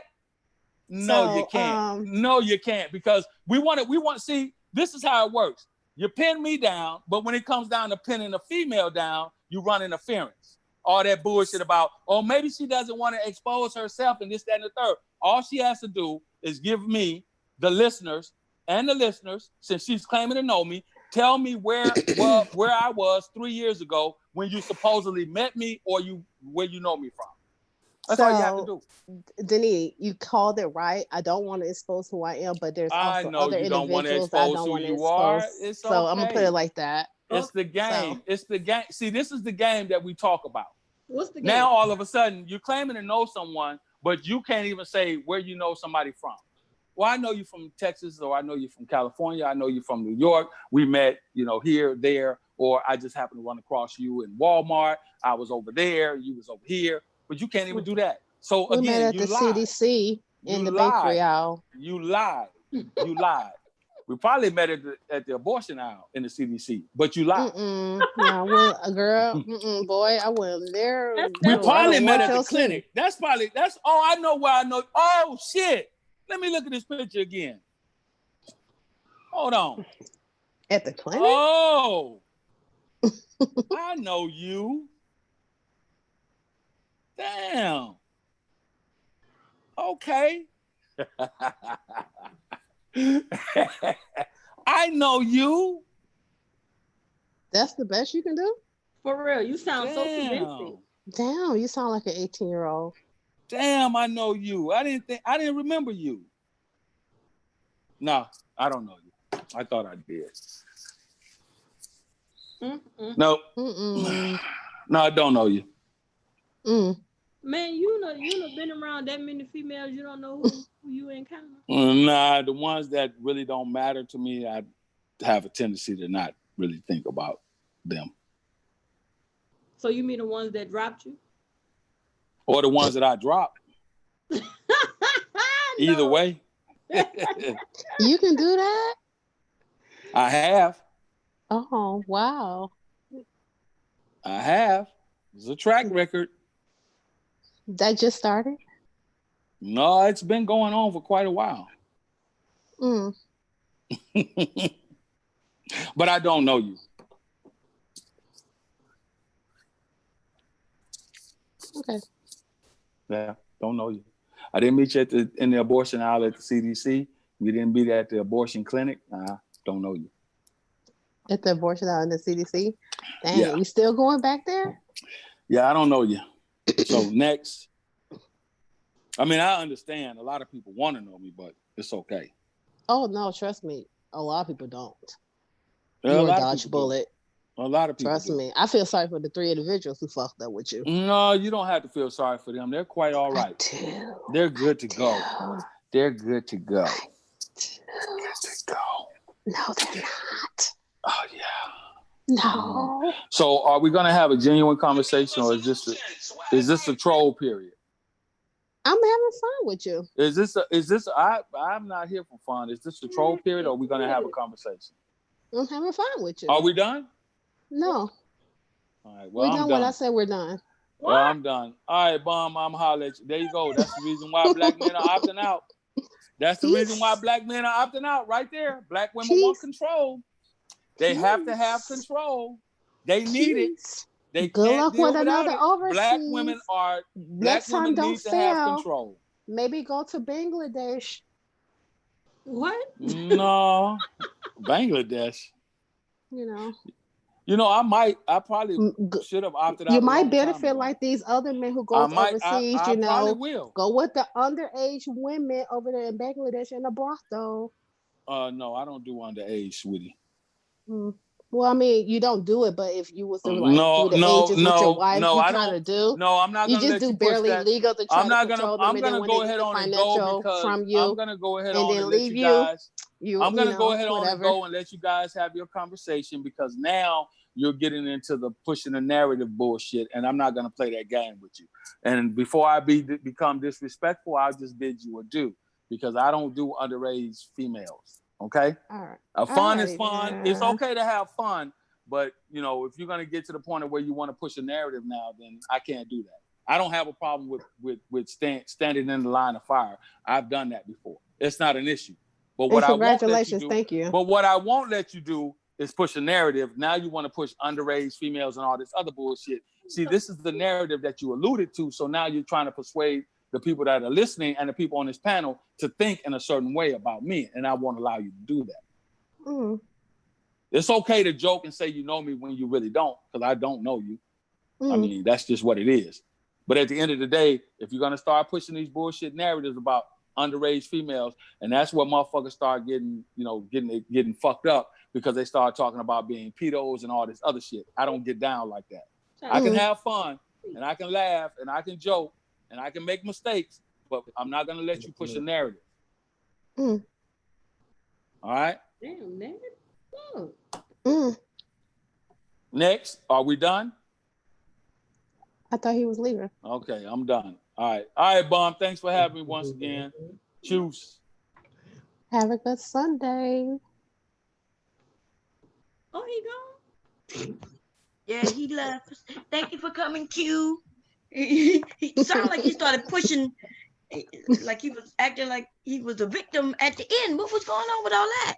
Why he started talking about pedo and I pushed that. I did that.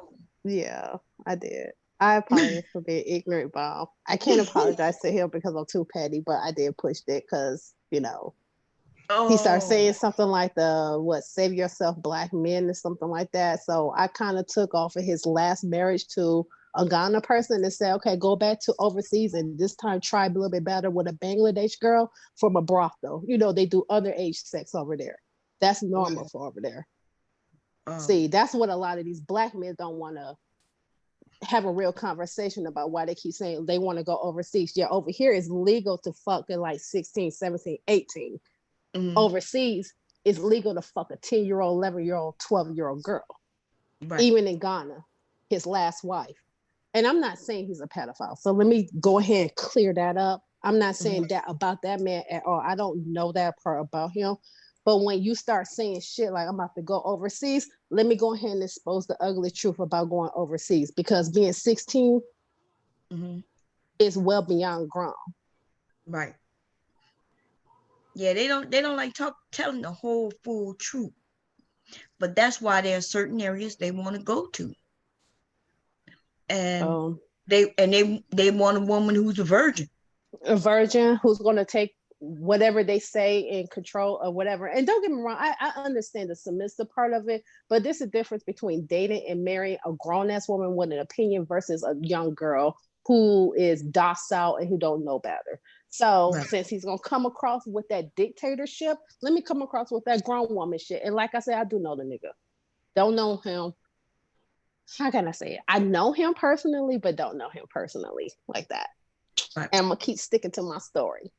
I just wanted to input that because I was overseas too. I was stationed overseas also. And something that they're not bringing up also is that a lot of the women that they get with over there, I know I was in Korea for a year and a half. A lot of those women we call them juicy girls, they're prostitutes. Also in the Philippines, like they're not, those women are in, and I've seen the conditions. When we used to travel over there to visit, sometimes it's 5, 6 girls in a 1-bedroom sleeping on a mattress on the floor. It's really sad. I'm not saying that he is that type.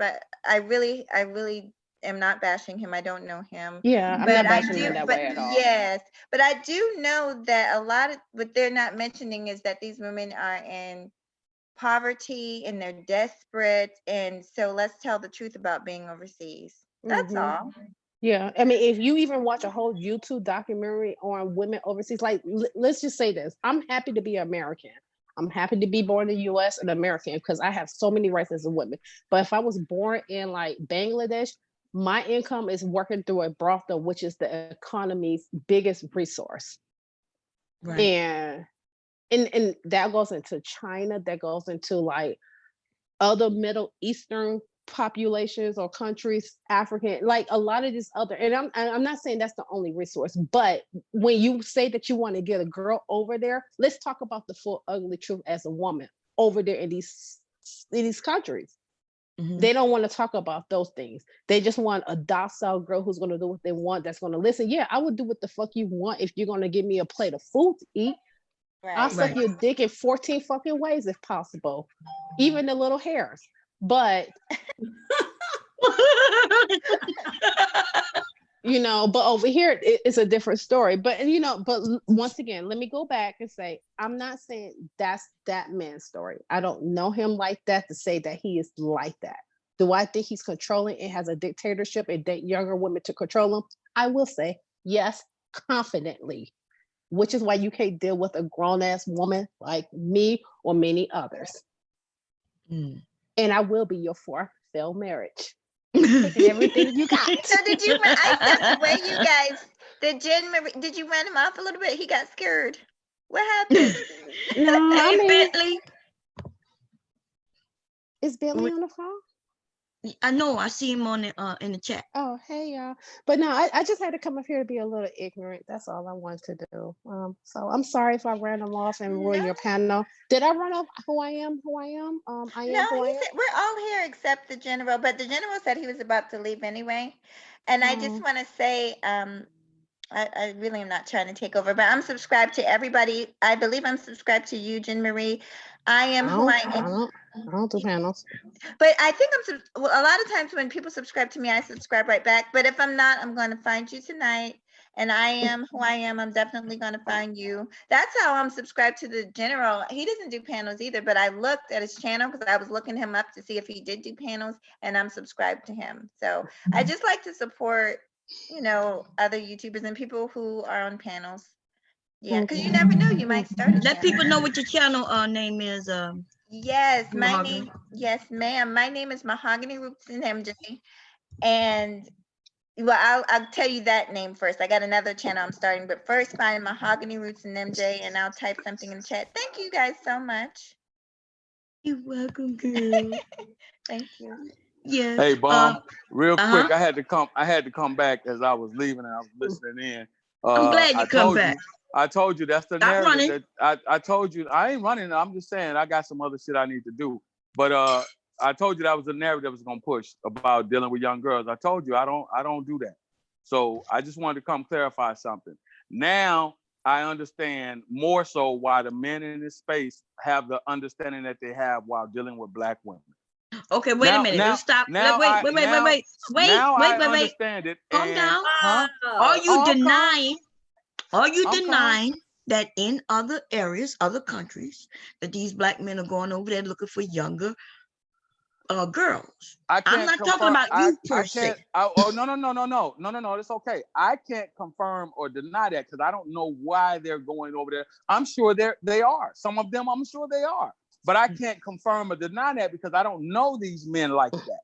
You understand what I'm saying? So now, but to push the narrative on me, I can't allow that to happen because I don't deal with underage young women like that. I've said it before. She said it wasn't you. No. I just heard what she said. Do I think? I heard exactly what she said. You can play it back if you want to.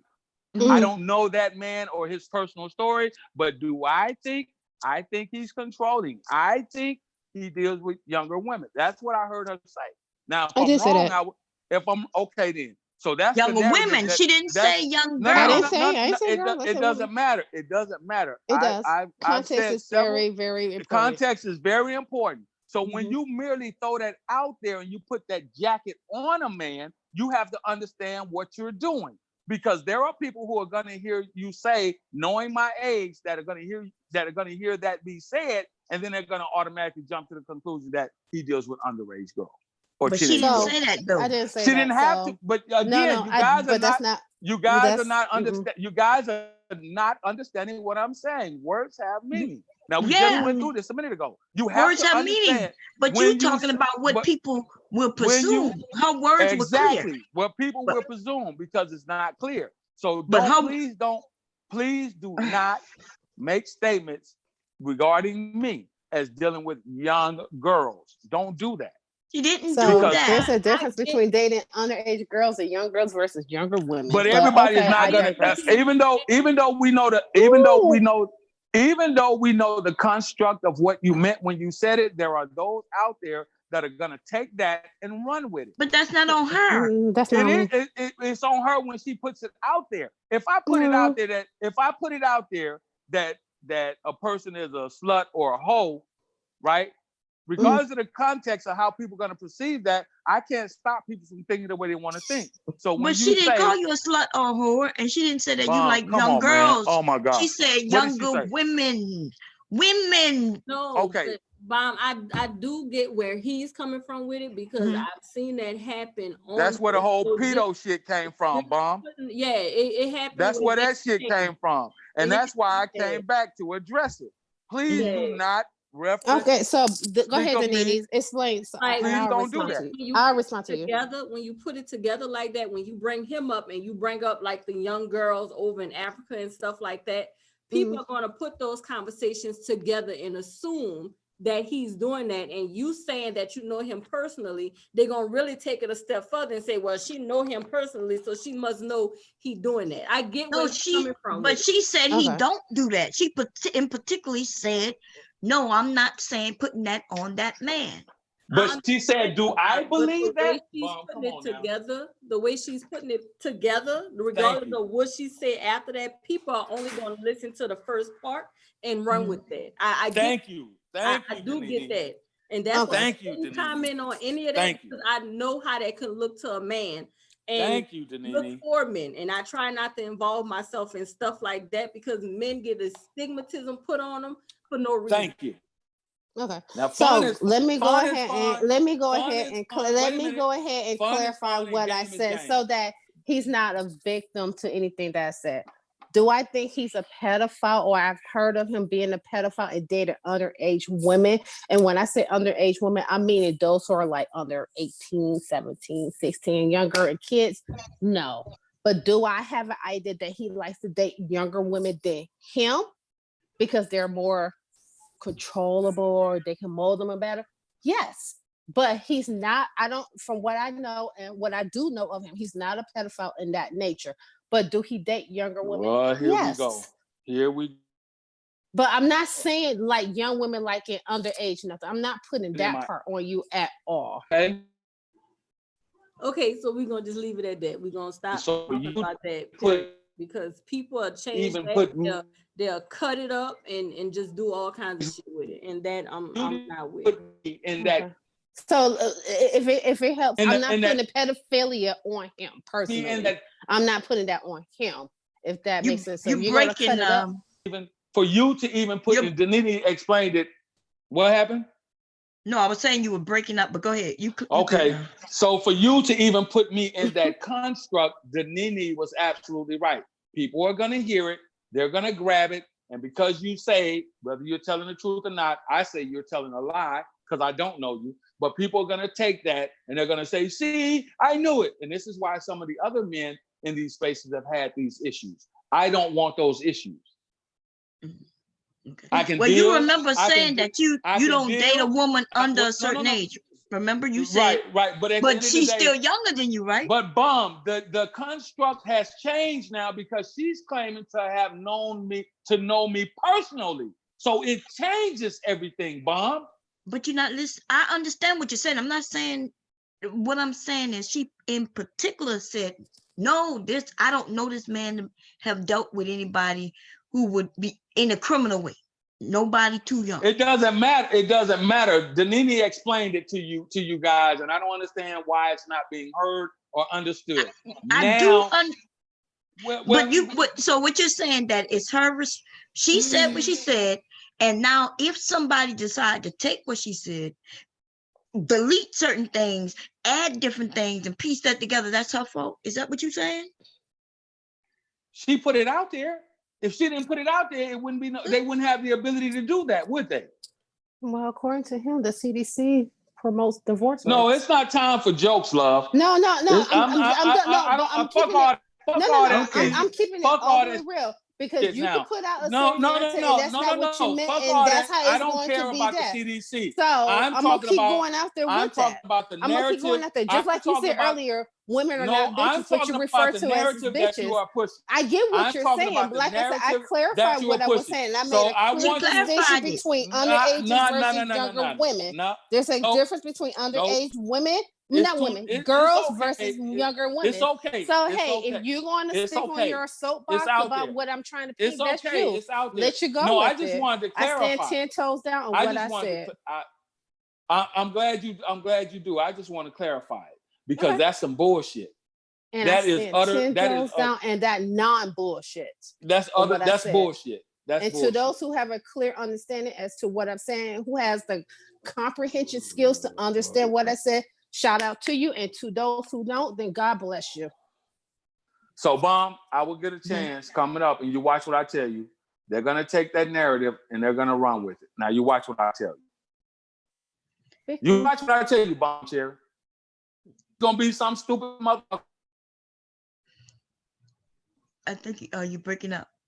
You're breaking up. They're gonna. It's gonna. Can you hear me now? Yeah, I can hear you. Go ahead. It's gonna be some stupid motherfucker that picks that up, what she said, and they're gonna run with it, and they're gonna change the dynamics of what she said, and then I'll be stuck defending myself over some bullshit. It'll be a lot of those black women over a fun conversation that we were having, and that's okay. It was fun to me because it doesn't matter, but it's okay. So watch what I tell you, Bomb. So I'm gonna say right now. So watch what I tell you, Bomb. No one accused of being a pedophile. Anybody who would steal. No. you can't, because you got sky watchers and all, they got what they need, and that's okay. Now you watch what I tell you. It's gonna be some motherfucker that picks that up and they're gonna run with it, and then I'll be defending it over some bullshit. Right, but we'll have a clip where she says, "No, I didn't say that." Okay, all right. That's I understand but what you're the saying. point of, but see, y'all get so hung up on this YouTube shit that is, why would I shouldn't even have to defend that type of shit, Bomb. I shouldn't even be in a position to have to come to you and go back on a panel and have you play some fucking receipts. But I shouldn't have to do that. That's agree. bullshit. And this is why black men, I'm sorry, but this is why black men have the adverse action or the adverse effects towards black women now.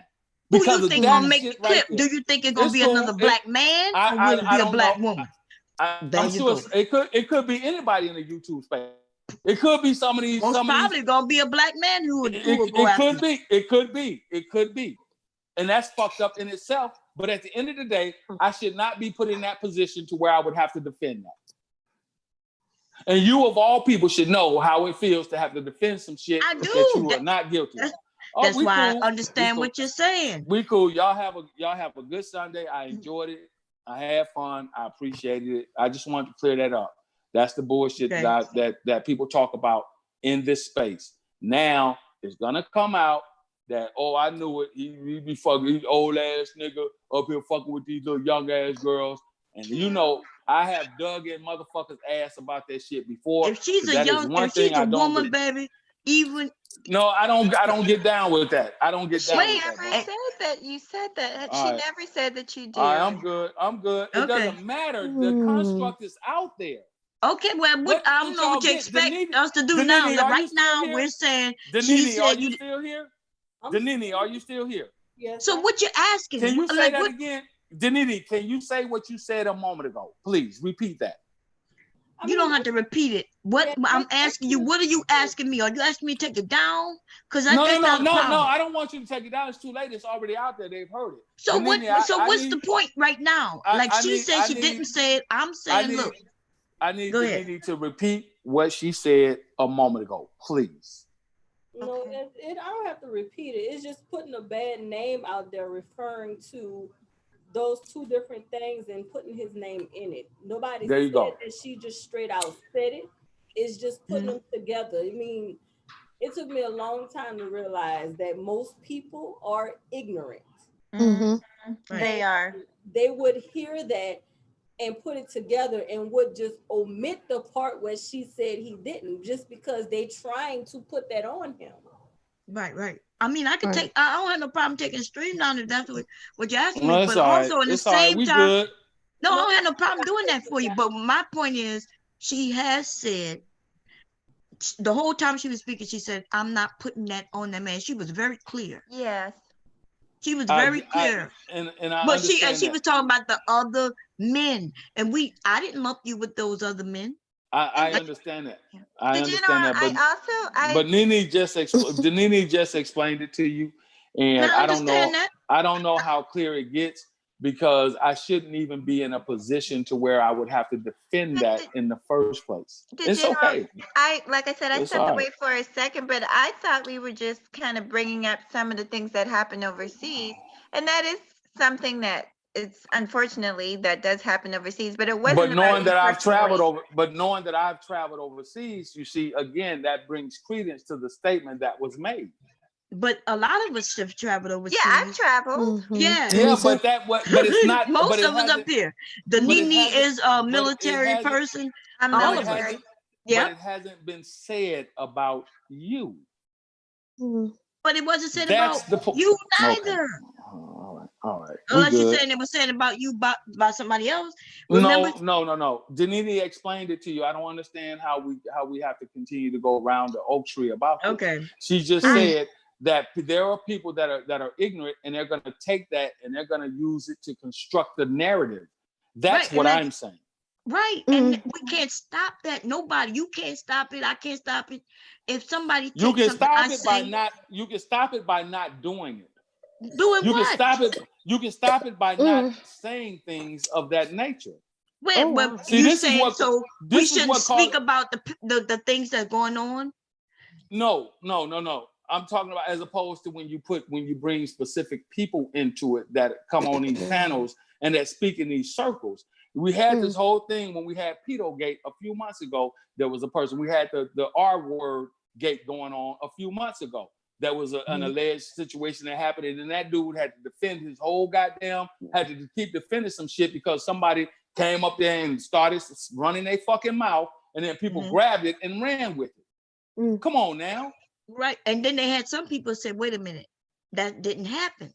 Yeah, but by then his goddamn his reputation had already been smirched. Is YouTube reputation? By then his reputation was already goddamn scarred. See, this is why we have to be careful about the information. I get it. You know, we laugh, joke, you know, say shit that's fucked up. I made some mistakes. I said some things that were not true. You guys pointed it out. I get it. It's all in the nature of fucking fun. But when you go into serious things that could have an adverse effect on a person's life, then I take that's a threat. Right. And I understand we shouldn't do it. If I were to be up on a panel, I sit here and say, oh, well, would I say that Bomb cheats on her husband? I'm not saying because I know Bomb and I talked to her and I don't think that she did that, you know, but I'm just saying other women, you know, come on now. If you said, well, I'm not saying Bomb has done that because I wouldn't know, but you say other women have cheated. But by me putting Bomb out there as the example or using her in that narrative could cause people to pick that up and run with it. And then there you are stuck defending. They can pick up my nuts too and run with it. See, that's my point, right? We're on YouTube. I understand. I do understand what you're saying. I just think that right now, right, that we're being a little too sensitive. She said it in the beginning. She wasn't talking about you. You know, you came back up. She clarified it again. I'm the last person to be sensitive. You know. Right now you are. I'm sorry. Right now you're being really sensitive. I'm not being sensitive. My nipples are less sensitive than you. I'm the last person to be sensitive. So and nothing wrong with being sensitive because it's a sensitive topic. I'm the last person to be sensitive. I just wish not to have a narrative pushed that I will possibly have to defend at some point. I think by talking about it the way as long. Go ahead. Say something. Go ahead. All right, I'm gonna start this conversation off petty and say I stand 10 toes down on what the fuck I said. Secondly, as you know, I didn't accuse him of being a pedophile, but I used a situation that he kind of expressed, and then I just went into a separate narrative, true story. Reality today in 2020, as he got off of the panel and he was no longer a part of the panel, and I start talking about women issues that happen internationally. Now, if he wants to come back on the panel and make it solely about him and being a pedophile, at this point, he's no different than the other individuals who have comprehension problems or who don't know how to comprehend things within the context in which things are said. That's him. I said what I said. I made sure I clarified that I'm not calling him a pedophile. I made sure I identified the issues I was speaking about women's international stuff. It was not about him. It just happened that something came up with him in the conversation and it led off to something else.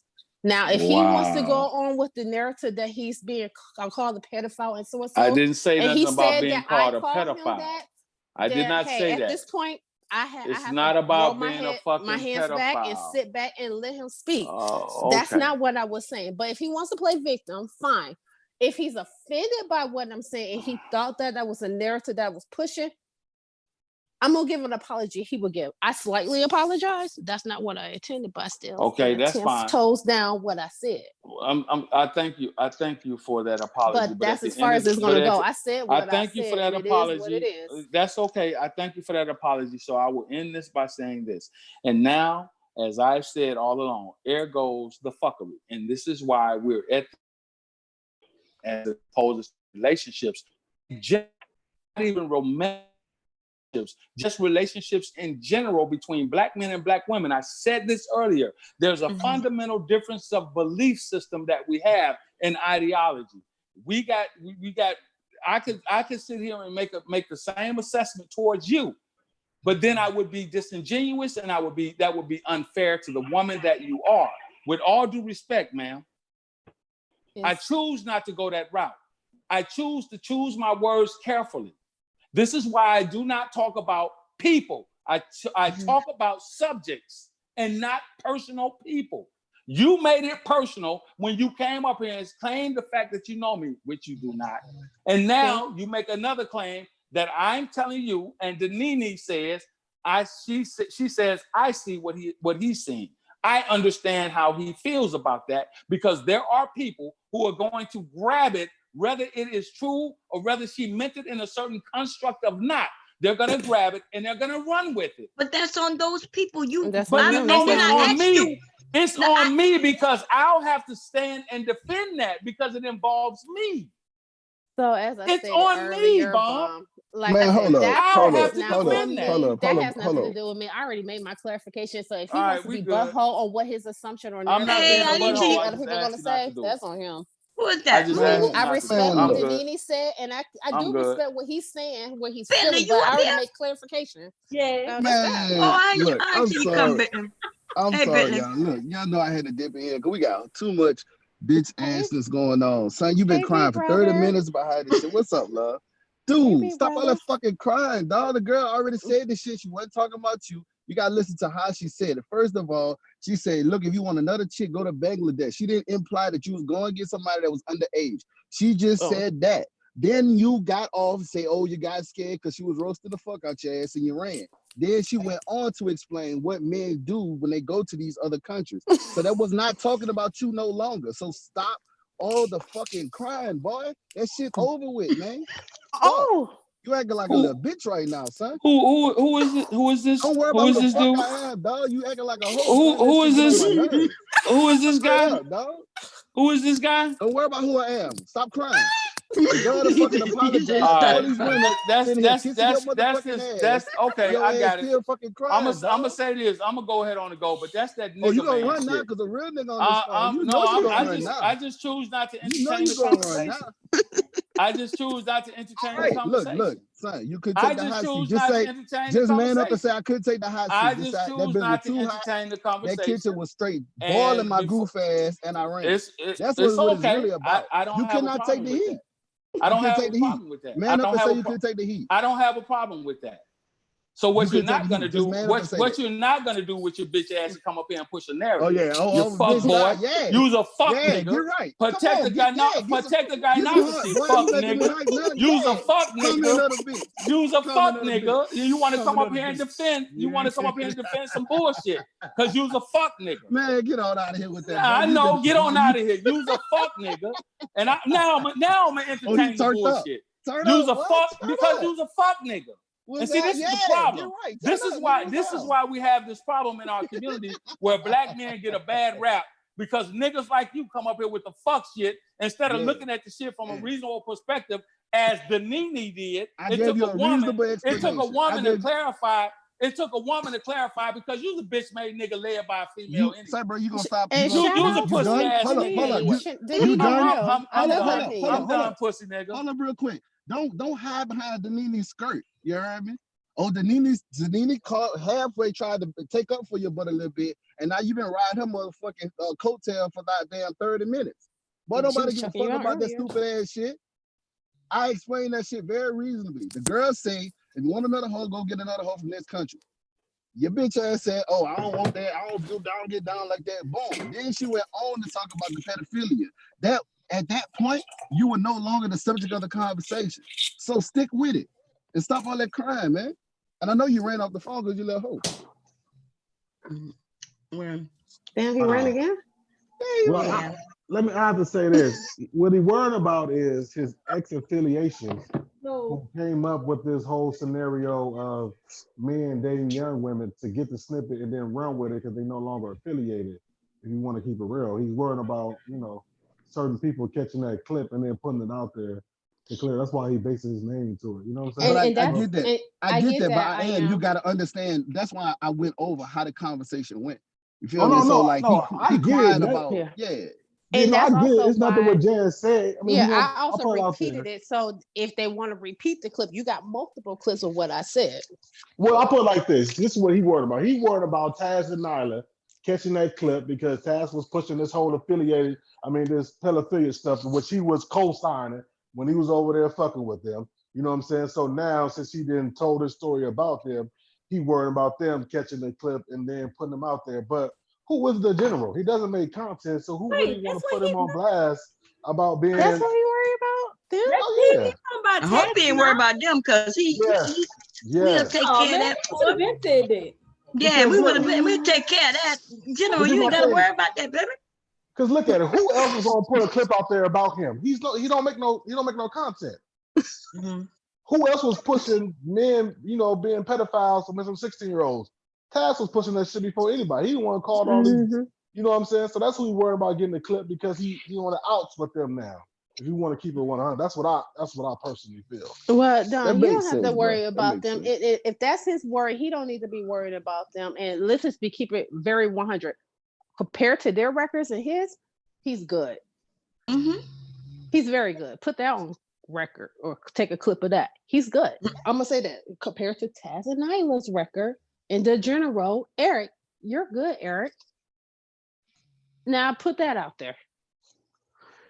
Yeah, and I did ask him if he want me to take it down. I have no problem. Y'all know that already. I take shit down all the time. But then he complained. What I was listening to, he was always complaining and whining. But he keeps talking about he wanted an outcome or to fix it. He never came up with an outcome to fix a situation in his mind. She said what she said. She clarified. She apologized. What more else did he want her to do? Right. That was my whole point. That was my exact same point. Like, bro, like it's enough. Like, I let you go on with all that crying and whining and all that stuff, but like, dog, at a certain point, bro, like, you really being a hoe, son. Like, these whole females, like, you got to chat for the females and the females on the panel. Everybody, it's okay, General, you're all right with us. You're not a pedo. And he's crying. Fuck, dog. Now, am I wrong? Am I wrong? Because I slightly apologize in his shady way, but then I also said that I stand 10 toes down on what I said. Like, I meant what I was speaking about because the context in which I was saying it was not meant in that way. Now, I do understand it could be confusing and the context can be blown out to an illiterate motherfucker or one who wants to twist what you said, but isn't that the same thing he's been doing with Black women? Twisting everything. He gave him a taste of his own medicine, and he could not. He's been doing that all since you started your life. Since he joined you, like he's been twisting. And I'm not saying like to take it out against him, but people do that. You can't be battling with somebody's going to twist your narrative of the context in what you said. As long as you are clear in what you're saying and you stand 10 toes down or speak your truth. And if you said something wrong, just clarify it. But if people, I can't control what other people hear or comprehend. And that's just what it is going to be. And I'm not trying to, put a narrative out there against him so that people could come against him or nothing like that. And if that's the case, I don't mind speaking up again, but hell, I'm always going to speak up for him as much as he speak up for Black women. Shit. Right. You didn't mean anything by it, sis. We know that. Because I added my part in what I saw as poverty. That's what I saw when I went over there. That's just the truth. But it had nothing to do with him. It has nothing. Because he was off the panel by then. Yeah. And I just wanted to the narrative, just to clarify it, so I made sure I wasn't talking directly on him or making it about him. But that is the truth about these other countries. And I made it very clear. I am glad to be an American. I may be a Black American, second-class citizen, rioting out there and fighting the white man and witching a Karen Wood, but I have better rights than bitches across the seas. Mm-hmm. I know that's right. Yeah. But these men are on here, and I'm not talking about him per se, but they're on here spreading these narratives. And you notice when he get mad at something you've done, he starts talking about, see, that's why Black men and Black women. I'm like, dude, is it gonna be a Black? Because I already know if somebody did that, it would be a Black man. You see what I'm saying? It'll be another Black man who would take the stream, twist it up, and put it out there. It's not gonna be a Black woman. So that's why I asked him, who you think gonna do it, a Black woman or a Black man? So I don't know. And I asked him, what can we do? Because he talked about it for so long that more people came in who wouldn't have heard it to know what was being talked about. Bomb. I don't even do panels, lady, ma'am. Listen, right, auntie, big sis. You know I don't come on this motherfucker. I know that. I know. I'm a chat girl. I don't come on this motherfucker, and I'm just like, oh no, I gotta say something to this nigga. I gotta say something to this nigga. And it's the longest I ever been on. So thank y'all. It was very good. Yeah, but he was. I'm not sure if you're listening, Q. You probably are. You was all over the place, my brother. You were using the word bitch when then you said you don't call women bitches. You the conversation just was all over the place, and you led it. You was the one running it all over the place. And then what I don't like is that he don't want to accept the fact that he's telling these men his narrative, but I don't know if he's telling them his background, because if I'm talking to a group of people and I'm telling them what they shouldn't do, you know he's adding in a little bit of his personal life here and there, or they're all ears and listening. And my thing is, you're promoting don't get married, but are you telling them that you was married 3 times? You know what I'm saying? And then it didn't work. So let these guys go and get married one time and then decide for their own. If it don't work out, they will still want to get married again. But you tried it 3 times with, like I said, you went with American Black, then you went across country Black, and it still didn't work for you. But I bet you still not putting the onus on him as it's his fault. He putting it on, it was all the women, it was their fault. You know exactly. And that's exactly why I was a little shady when I said, well, why don't you go to your 4th wife, whatever. And I mentioned the other country. I mean, I was just being playful and shady and shit, but you have a good point. I am who I am. If you tried it over here and you tried it over there, that means that you tried women of different ethnicities, where they're from, cultures, and so and so. Maybe the problem isn't women, it's you. That's what I've been telling a lot of the men. If you having issues with all these different women, you might want to look at yourself. Now, I'm not saying that to Q right now because I don't know all his situation, but I'm just saying, just like in the beginning, the first day, didn't he say he was SYM, whatever it's called? He said he was that before they even existed. He said but he didn't explain to us why. I didn't know he meant because he married a woman overseas, because he didn't explain that until recently. And maybe that's his problem, that if he explains stuff in detail, he brought it up.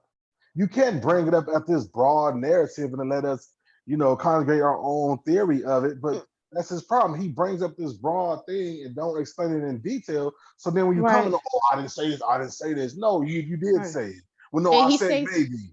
Exactly. And he says things in generalization. So you're going to respond in the context in which he's saying it. When if he just be honest and speak on it from a personal level of which he experienced it, I'll be a little bit more respectful and talking to him and not so much a defendant against what he's saying. Like if this is his own experience, I'll have a conversation with him about, okay, so how was you feeling? How was they feeling? Just be a little bit more personal. And you know what? Let me take that back. You can't be personal on YouTube, so I can understand that. Yeah. All right, ignore what I just said. Well, I mean, you can to a certain extent if you're not bothered by the information that you're putting out there. And if you look at it and you listen to a lot of his conversations from panels, he put little bits and pieces of his personal business out there. But then I think he tried to cover it up with then generalizing situations. No, you telling these men not to get married because you hurt because you had 3 failed ones. Because if he didn't have 3 failed ones, then he wouldn't be telling them not to get married. And then he want to say, oh, well, look at Black. You see Black women, is why men are not marrying Black women, because he felt like you put him in that generalization as messing with, little boys. And if that was the case, however he took it. So you're saying that men shouldn't marry Black women because of what Jen said towards you in this situation. So fuck all the other millions of Black women that's out there because she made this one statement. It don't make sense. Can I say something? Oh, definitely. Thank you guys for taking up for me. I appreciate it. Thank you, Mom. Thank you, Danini. Thank you, Mahogany. Thank you, Bentley. Thank you, I am who I am. Y'all have my back. What you said, Warren? And thank you, Warren. No, Warren talking about you, Jen. Tell him I said fuck his Impala. Warren say you started all this mess. I said exactly what you said. Warren, I said fuck his Impala, and I'm putting Lisa Frank stickers all over that bitch. You lucky it's raining, I'll make her wash my Impala. With a fucking Brillo pad too, with that.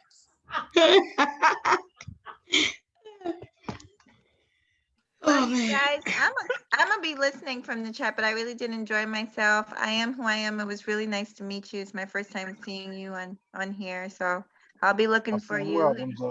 Yes. Am who I am is a great talker. Yeah, I enjoyed the conversation with you. Yeah. Oh, thank you. Yeah. I don't like you on STL panel or like Chris Love. That's okay, but I really like you today. So thank you. What did we talking about over there? Man stuff. Oh, okay. Well, because I come downstairs. My husband's snoring. That's a man's panel, and we just coming from Some bullshit when you talking with STL. Well, I ain't mean to go there. Me and STL don't see eye to eye on stuff, but you're a cool dude, I guess. You know what I'm saying, for the most part. But everybody had their own situations and ways. You know what I'm saying? Yeah. So. When is Tia gonna get out of timeout and come on back home? Coming soon. He coming. We trying to get everybody back together.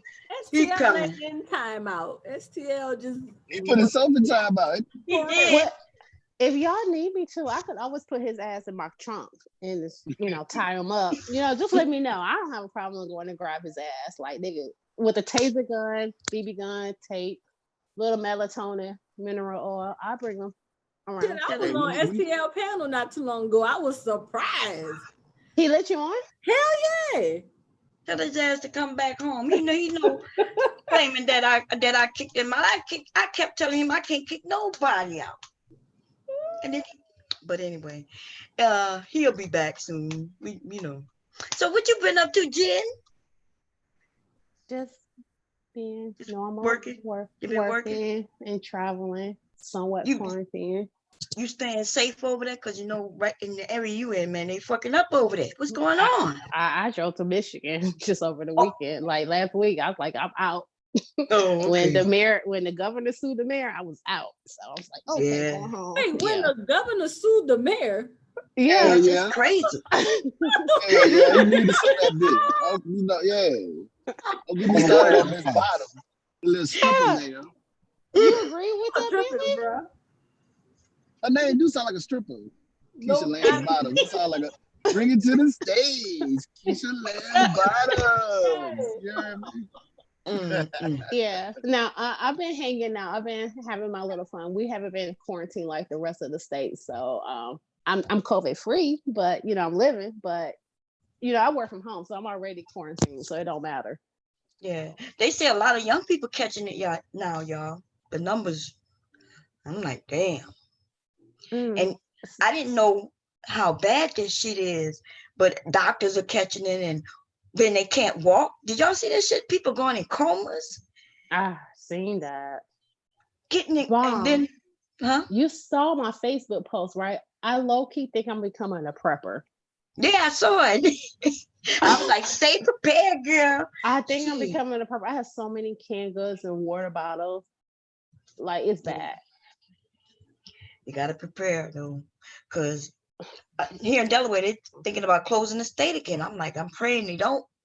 Well, I just want to say this. We talk about financial literacy, so I want to tell all my Black people on here, if you don't have a stock market account or an app, go get the stock market and watch it. Mm-hmm. It's a great time to get in and buy you some stock. Yeah. Wise low, so you can have money to pass down to your kids or even for yourself. These white people, well, whatever, are buying up a lot of their stock and stuff, because when Teslas go from $209 to $1,500 less than 2 months, who's buying Teslas in the pandemic? So they pumping their money in there. So put your money in there too and get you some interest and some dividends on your money. And don't be afraid to go get stocks that are real low right now. But take your time and look at the past. Like, look at the ones that normally trend high for like the last 2, 3, 4, 5, 10 years. We need to start a group so y'all could, those who know, could teach us. Cause yeah, I bought stocks off of Stash. It's an app called Stash, and Spirit has some of their shares for like $9. But if you look at it before the pandemic, I mean, those were like selling for like $30 to like $39. So if you buy $9 a share, let's just buy 10 of them. And then let's just say it goes back up to like $39 or $30. That's a profit right there. That's a good example. Like we got a lot of recession-proof industries like travel. Like all these airlines that because travel is down right now, the stocks is low. Go ahead and buy that super cheap stock because you know people are gonna eventually start traveling again. Yeah. And then that stock is gonna make you a whole lot of money. Exactly. And a good app to use if you're not like investment friendly, go into like stash.com or Stash on your app store and you'll be able to dive into some stuff. And even Acorn, if you're afraid to invest in just single stocks, go get Acorn app and then invest in Vanguard. But they will get your money in a bunch of with a bunch of stocks. You know what I'm saying? And you have the dividends from them. So don't be afraid to put your little $200, $300 into some stocks because right now everything is low and it will go back up. Yep. And especially us, like, you know, being from the city, we should have learned from Katrina because when all them houses that was selling for like $100 and nobody was buying them, and then all the other folks bought them, and then now they coming up and they own the whole block. Man, it's time to do that now.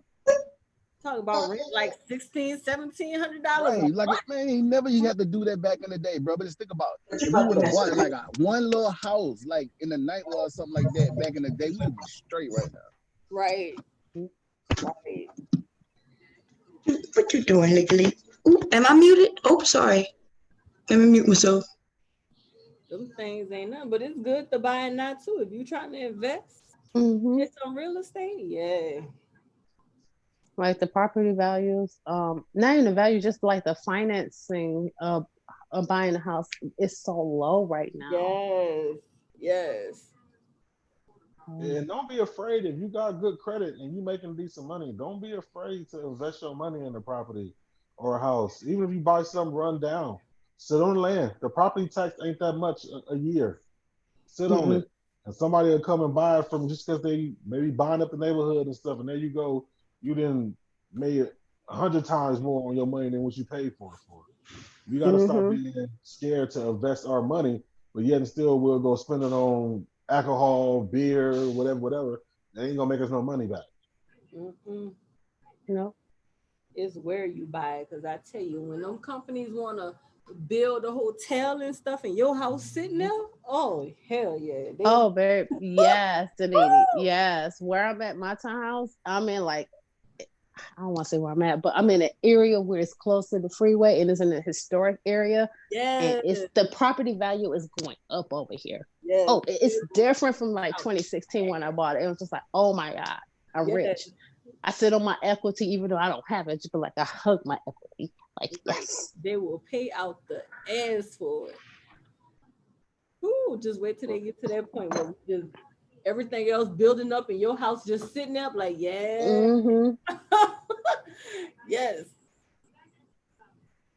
And I was ignorant to that. Like, I was so ignorant to that before I moved out here. I want to go stop touching stuff. That's my actual house. Buying a townhouse is definitely profitable too. You know, or even just buying part of the empty land. Let me bring your picture, brother. Oh, boy. Yeah. That's Danini. You heard him? He said Danini. I be talking about you so much. He's walking. Yeah. Come here, Cheeks. Come here, Ricky. Give me that remote control. Give it to me. Oh. He's trying to look at him. Give me that. He give you your hand, not the remote. He's like, nope. Look at him. Girl, he know how to get off the bed, doesn't he mean? He switched his body around, put his legs, and just shot on the floor. Stop messing with my mom's Xbox. You was messing with my Xbox. Turn the shit on.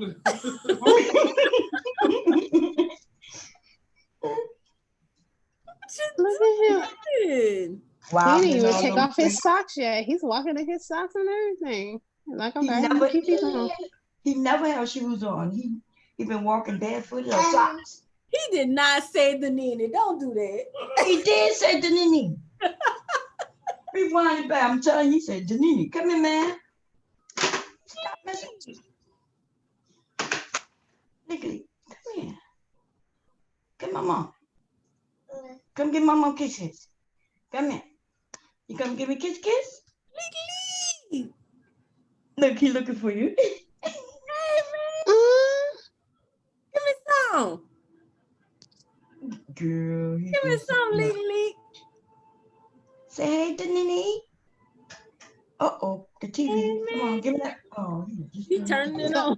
So he got like a full mouth of teeth now, right? Or at least some, right? Yeah, 2 with some more coming up at the top. Okay. He's loud too. Yeah, I turned it off. You did that legally. Uh-oh, we turned it back on. I heard it click again. Our birthday is coming up. You're going to be 1. You're going to be 12 months, sir. Yeah, you hear him? We can't wait to celebrate your birthday. Say we're going to have a birthday party online. Huh? Leaky, we existed before you came. You got you a crazy online family. Girl, he's so bad. Say I'm so bad. Say nah, I'm good. He's a good baby. Y'all know what you're doing for his first birthday? Nope. Cause are you gonna? We ain't going nowhere. He was sick last week. Oh. And he went out. His mom took him out to Dairy Queen, and when we got him the next day, he was sick. He was sick for a week. Oh yeah. So him and my son are quarantined. Okay, well, if you do an Amazon party for him like you did for his baby shower, yeah. I mean, I'll buy something. Just make a registry, and I'll send him something for his birthday. Say thank you. That's what I'm going for my birthday right there. Y'all got some ideas of what I can do for my birthday? Like some people are doing birthday bypass. You know, where people passing by in the cars. Yeah, but I don't think he'll remember that. Yeah, that's what I'm saying. That's why I'm gonna just get him some stuff, fun stuff, and do a registry. Ain't that right, legally? Yeah, do a registry and put some stuff on there. You could do like stuff for him if you want to be do stuff like grandma and grandson, like parent. Put some stuff on there. Sorry, I forget about your son existing. I only think about you and your grandson. My bad. No. His dad just brought him out when I was coming down because his dad is snoring so loud. I walked in there. This is my first time seeing him all day. He be with his dad most of the time now. Oh, Spider-Man shirt. Huh? Yeah, you see that, girl? That's a 2T, girl. Oh, for real? You said that. 2 T's. Because he's big. He's a big boy. So is his dad more comfortable with him now that he's bigger and moving around? He can understand him more. You know how they get fragile when they're really little. Give me. Thank you. Man, yeah. Okay, here you go. I'm sorry. Mom, I'm sorry. Yeah, I know. Mom bad, huh? Girl, he's spoiled, girl. He talk a lot to say he a boy at his age. Most boys don't talk as much as him. He talks a lot. Yeah. And then don't let the music play. Yeah. Huh? Da. Okay. Okay.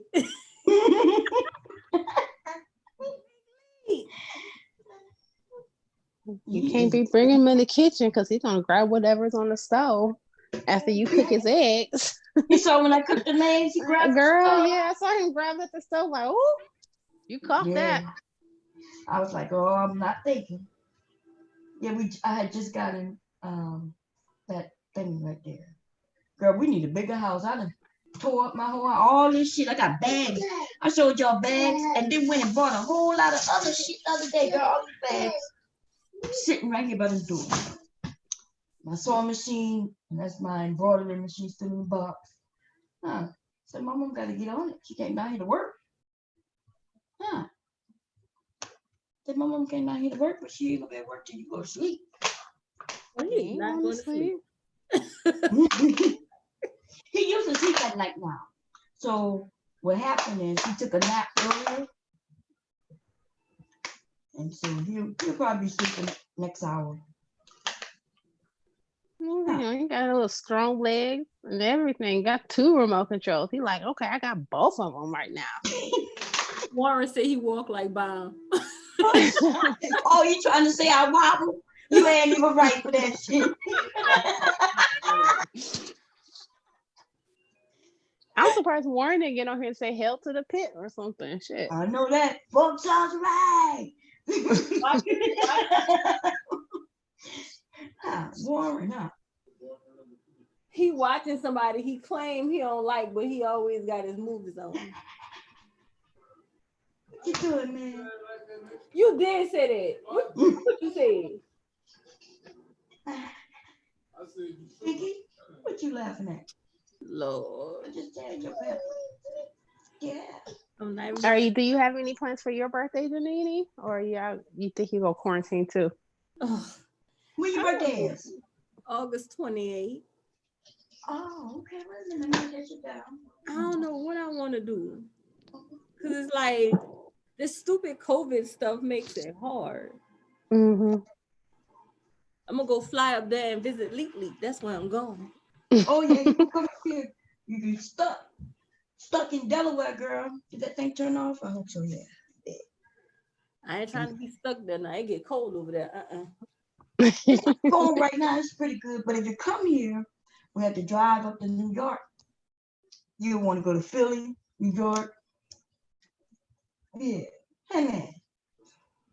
Well, hopefully things will change for Virgo season. I think you're Virgo, so hopefully it change around there. So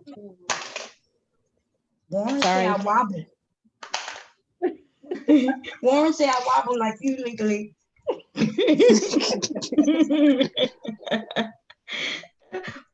Tell Warren we're gonna get him. We're gonna get him. I'm gonna see his ass again. That's okay. Huh? He back there laughing. I'm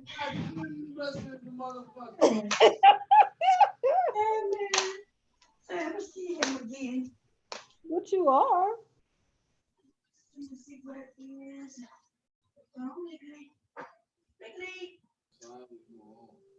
I'm on everybody's side. What you mean? So were you not laughing? Whatever. Ain't nothing was funny on there. He said, don't be telling Bob I was laughing at her.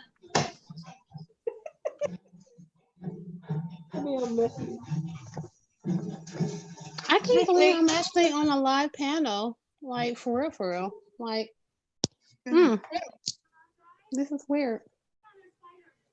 What's weird? Because I'm not used to being on a panel. Like, I'm used to being in a back chat talking my shit. But, like, this can get repeated. Yeah. So what's the new topic? We're going to talk about politics? Or there been any news? No. As long as Billy is gone.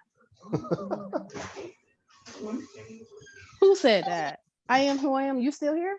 Yeah, I'm here. No, don't talk politics with me. I can't do that.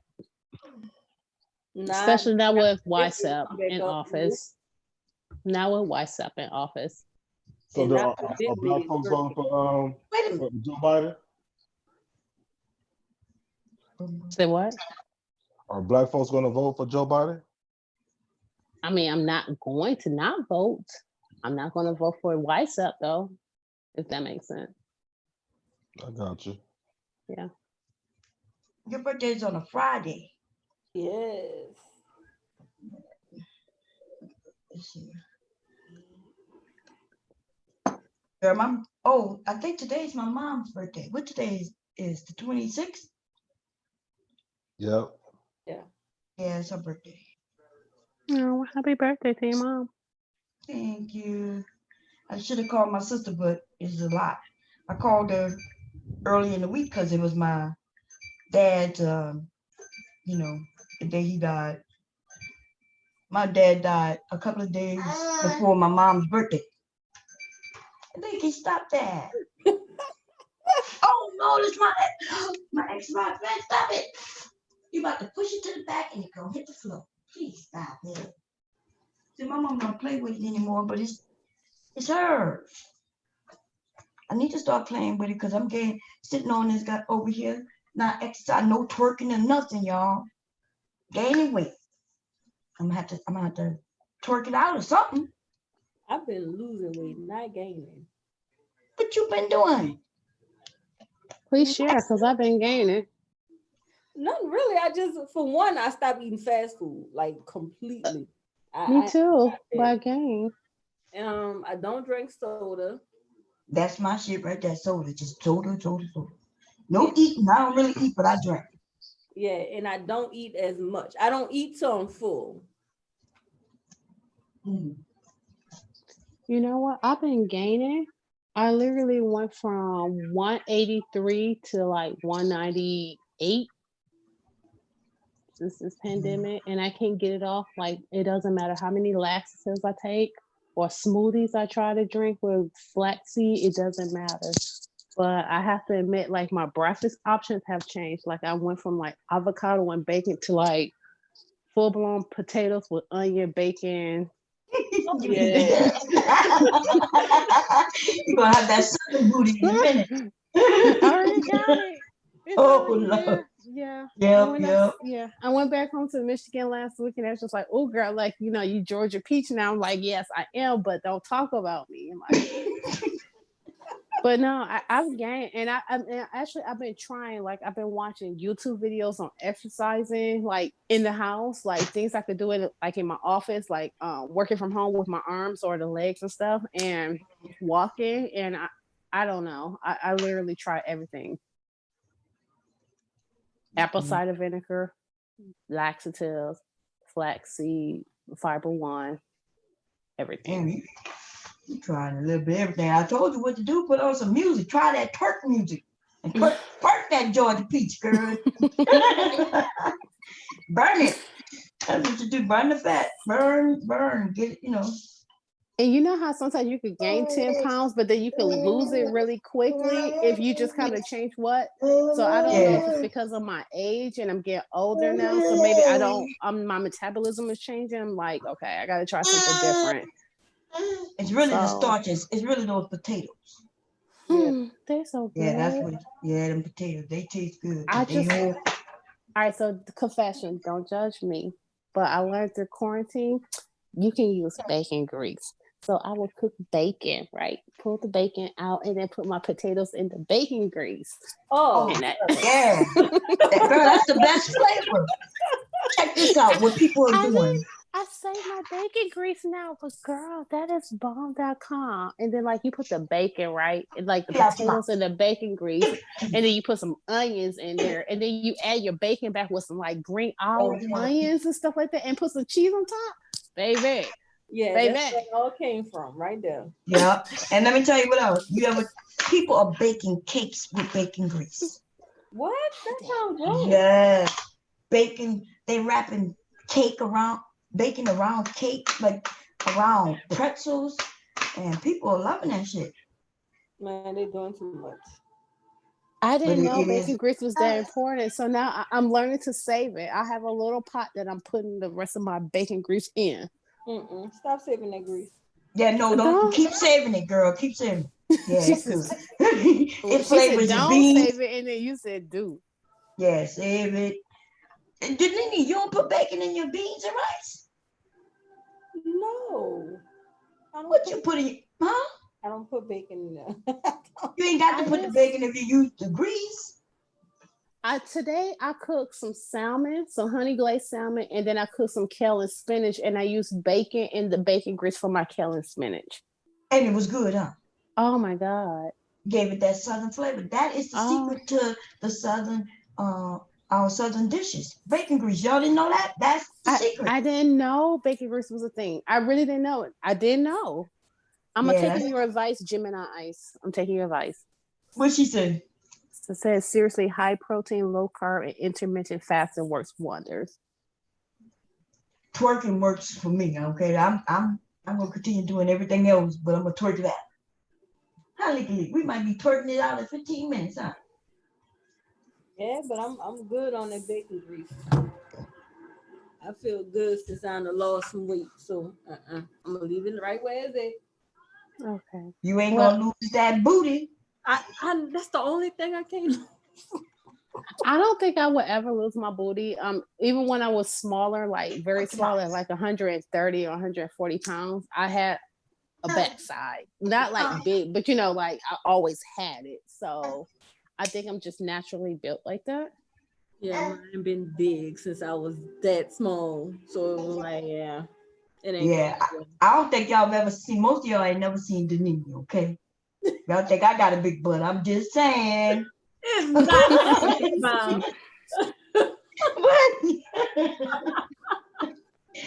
I'm just saying.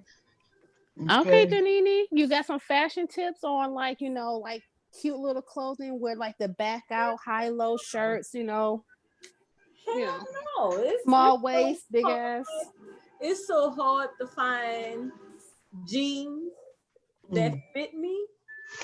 Like I can't go to regular stores. I can't do the rainbow and the Forever 21s and stuff like that. I can't do that because it's either too wide to fit up my thighs and my butt, or it's just too tight. There's an Atlanta-based company that I started to go to when I first moved here. Let me find these jeans. It's made for PZI jeans. You heard of that? PZI. You can go on like the website. It's made for women with shapes like us, like big hips, big ass, small waist, whatever. It's made for the Black woman. And now, it's called what? PZI jeans. PZI jeans. Mm-hmm. They got a warehouse here on Howell Road, I think that's what it's called. But they do have an online site if they're not out of business. I'm about to look it up. Okay. And you will see like PZI jeans, and then they have stuff for like women who have curves. And the one thing I like about them is that the material that their jeans are made of is good. It's not cheap like the Fashion Nova or like a rainbow or something. It's like a jean that you could keep. If you could find your forever jean or a good fit, you got a jean as long as you don't gain weight or lose it. It's by Lisa Ray. Oh, okay. Is it by Lisa Ray? Mm-hmm. I know that. These are cute too. See, I didn't know that.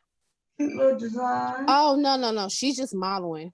This is just she's just modeling this one. She's not by it's not by her. This is just a style they made for her. Okay, because she's relaunching. Yeah. PZI by Lisa Ray, the ultimate. So it's a upcoming spring. Well, I don't know, spring passed, right? Already. Right. But this is an upcoming jean, like no different than New York company, aligned by Gabrielle Union. Oh, okay. Like her in this picture with that white dress on, her face look cheap. What the? That's all that girl wears is white. I don't know if they have an online thingy. I don't see too much here. No, it says coming soon. Coming spring 2020, but I don't see it. Okay. Keep in mind if they come back, but they have a warehouse out here in Tucker, Georgia, and it's made for the curvy woman. And their jeans are good material, but I guess they're out of business. Maybe the pandemic happened with them. I don't know. I started going to Torrid. Torrid got the girl, Torrid got some good stuff there. It just, I like their jeans and their t-shirts, but some of the other stuff look grandma-ish to me. No. Like, you know what? Dresses and stuff because they look too much like a grandma. Torrid has a really good sale on shoes when they're like selling their fall boots or winter boots and stuff like that. Mm-hmm.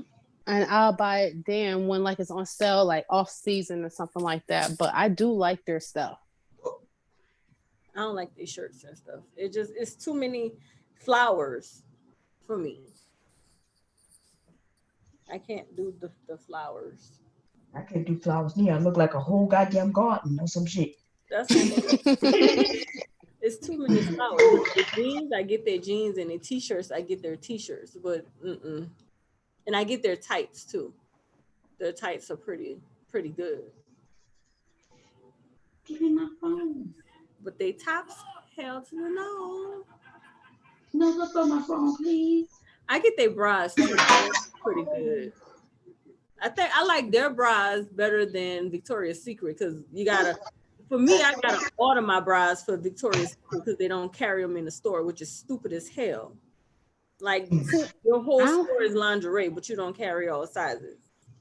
See, I don't have that problem with Vicky's yet. I could buy it or go in the store. But see, I don't get it. I'm a D. I'm not that big. Why don't they have? To me, a D is average. Why is that not in the store? Hold on, you just a D? Yes, and it's not in the store. That's because it's average. average. And I'm a double D. Like D is the average, so they probably sell out quicker. You know what I mean? They always tell me, "Oh, you have to order it and get it shipped to the store, or you can get it shipped." No, I'd rather. Are you like in a small city or something? I mean, I'm not asking. I mean, way like. Because I don't see why a D wouldn't be in stock. That's the same thing I thought.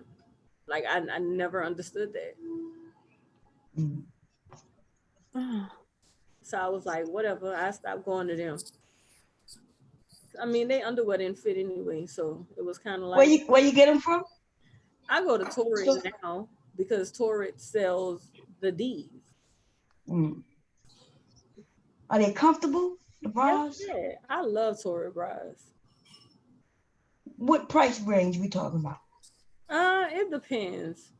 They have a lot of sales. I usually get the t-shirt bras because they just feel comfortable. And they're around 40-ish. Yeah. That's not too bad.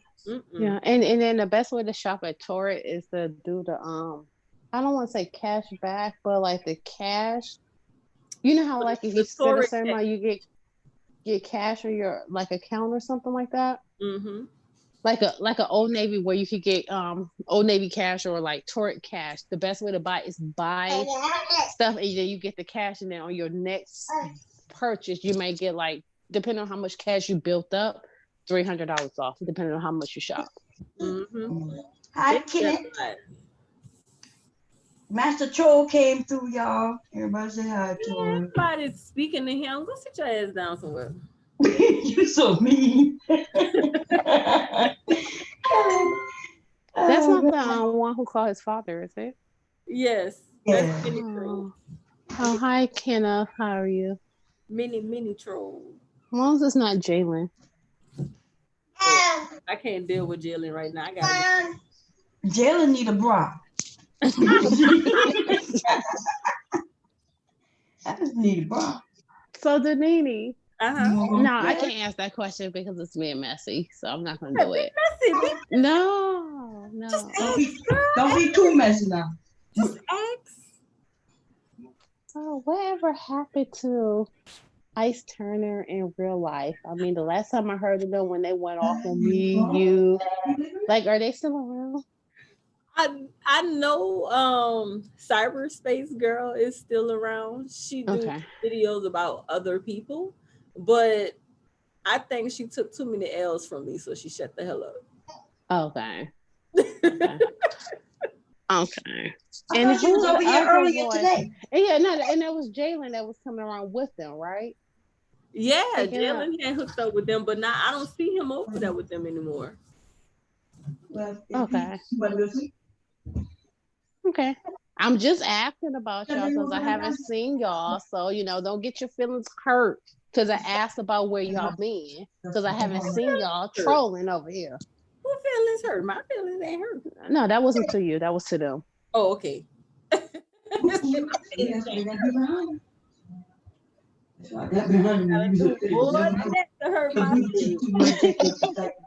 No, because I've been like literally like deplugging from YouTube, and then I only come to certain people's areas. So if I don't see them, I don't see them. And then if y'all not live, I don't see the people in the chat. So it's just like, okay, do they exist? Yeah, they still exist. Barely. Oh, so no, I do want to be messy with you. So how is Lord Gala? Is his cat still alive? You know, I don't know. Where were we? So, what it was we seen Lord Gaelic and I spoke and he spoke back. Was that by Ebony Man? By Ebony Man. Yeah. Yeah. Okay, so his cat is not in Pet Cemetery? I guess not. He spoke. I was surprised. I was like, oh shit. Bless Steve. Bless Steve. Live on, baby. Live on. Like he spoke back. Okay. I haven't seen him in a while, so I know he haven't been coming around. So just wanted to know if he was live. Is he good? He's living? He's out of a toxic relationship or still in it? He's living, but I don't know if he's still in that relationship or not. I mean, he had to see what was going on. Oh well, I can't feel bad for him. He had it coming. That's what men don't see. They blind, y'all. Yeah, I'm about to make a few what they call it, hair bond, the African type, but without the African patterns. Some people wanted some regular bonnets. That's why I'm making bonnets. But they don't want the African prints. They want solid colors. And yeah. So I'm about to make a load of those. Oh man, this games for real. That sucks. Oh, let me go get ready for bed. Yeah, I think I am too. Yes, I do. Wait, before you leave, I want to show you something. Let me see if I can get this on. I gotta turn this shit right here. Yeah, I gotta go from my front because I don't have no clue. Okay, and put this. Is that live? Oh no, let me see. Nope. Is that thing moving? It's not moving, huh? No. Okay, give me a second. Turn it on. And switch it a little bit to a let me just switch this to it. Boop, boop. Come on, goddamn slow ass thing. It's the way I stopped it, that's why. Let's see. And then cancel that. Y'all let me know when it comes up, if it comes up. Give me a second. On.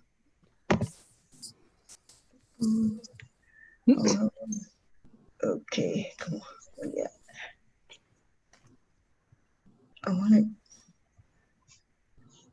Damn, I think I shut the head. And y'all give me a second. Cannot see anything.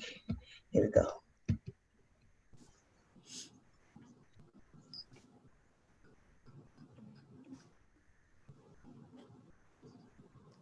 It is acting up, man. It's a little mask that I'm making, and I found a picture of Kanye West. Damn it. Come on. What? Of Kanye West, and what it says on it is, on the hat where it says Make America Great Again, it says Make Kanye Take His Meds. Oh my God. This shit is crazy. Let me see if that's some girls driving him crazy. His wife doing it. Isn't he over there? Like, I don't know what's going on, but I believe it was for real. That nigga flipping out. You think they gave him some drugs or something? Because he over there really going crazy for real. They gave him something. He's definitely having a manic moment, and there ain't nothing that they can do about it because he grown. He runs from their asses. He's like, oh, she got to put a 5150. Fuck you. If you got money, you can run. Like, fuck you, bitch. Fuck you, Chris and Kim. Okay, that changed, right? Did the picture change? Yeah, it said all the off the shots. I like that. Yeah, that's one. I made a mask and also a t-shirt with that. So now let me see how do I get this thing to work. to turn to the camera. Yeah, I have her in different colors and everything. Okay, here it comes. It should be working. Fuck it. It's taking forever. So what y'all plans for the week? It's supposed to be raining all week. I have no clue. No plans. Working and getting out the house and walking and coming back. I think I'm gonna cook some Mississippi chicken in a crock pot. Mississippi chicken. Somebody told me about that. Was it you? Somebody asked me about some Mississippi chicken. I was like, I don't know what that is. Yeah, I never had heard of it. Oh, it's you could do like chicken thighs or chicken breast, but I'm gonna do like sliders with the chicken breast. So it's just like chicken with anjou gravy, ranch, like the ranch powder stuff, gravy, and like peppercini. I don't know how to say it, but peppercini peppers and butter, and you can put it in a crock pot. So whether you have chicken thighs or you use chicken breast and put it in a crock pot and let it like break up, and you could do like sliders with the mozzarella or provolone cheese. YouTube it. Oh, it's kind of like pulled pork, but it's chicken. Chicken, yeah, but with more like a ranch and an anjou gravy seasoning and the peppercini. It's good. Is it? You get you. I think you got a big family, Danini. So like you could do like the pull chicken breast, maybe like 3 or 4, 5, and put it in a crock pot with the seasonings, and then get like a Hawaiian bun rolls, and you can have sandwiches for the whole family with the cheese on top. I don't know. I might try it. I don't be liking this. Well, try it, and if you don't like it that way, get you some chicken thighs with the seasonings, and then pair it up with mashed potatoes and broccoli. So either or. Yeah. Get ready for bed. I'll talk to y'all later. Okay, have a good see ya. Now, how do you without turning the whole thing off? Just go to where you just ending. You're just leaving. You're not leaving for all, just you. Yeah, that's right. You turned it off last time. I know. I see leave, but it's only one word that say leave. Well, yeah, I'm about to leave. So before I leave, I'm going to leave on a petty note. I said what the fuck I said, nigga. I know you. You know me. And I stand by what the fuck I said tonight. I ain't taking shit back. Everybody had my back. And point blank, period. And I came on here on some petty shit. The CDC do not report shit on abortions, divorce rates, and so. I said what the fuck I said. So happy Sunday, everybody, including you, the General Eric, because I know you. Bye, everybody. Bye. See you later, Jen. All right, bye. Let me see. She asked me, did she leave correctly? Let me see. Yep, I'm still here, and I don't think you ended it. Let me see. Nope, yeah, it's still going. YouTube is still live. Everything good. Yeah. Let me see. So yeah, we had a great conversation. If y'all missed the conversation, y'all, it was all over the place. But I don't be caring because we just have a conversation. Everybody's welcome to their opinions. It's not, like we said, it's not always about right or wrong, just different viewpoints. The thing is, I think some people don't like hearing other people's viewpoints. I think truly they think certain things are right or wrong. They think everything in the world is right or wrong. I can have a different viewpoint and still it not be wrong. It's just different, right? And so I like listening to people different viewpoints. And it's just certain things, y'all know these Black manosphere men are being educated by some of these older men. I'm not talking about Q right now, so let me be clear. I'm not talking about him, but yes, they're being led by these older men whom they're scorned. It's true. Look, we got older men on here scorned as fuck. I'm not even talking about Q. Q has been married 3 times. That means at least we know for a fact this man could get a wife, and then when that one end, he could end up getting another wife. I'm talking about some of these men ain't never been married. Educating our brothers. So he asked the question. There was a great question put on the table. How can we make change? How can we change this thing where we have men against women, women against men? And the truth is, it's hard when you have a group of men who want to beat up on women. They want to blame us for everything.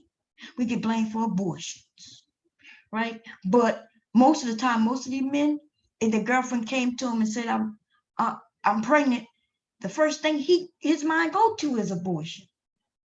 They make it seem like these women have the final say. She does have the final say, but for the most part, a woman would go tell a man, hey, unless she's a child.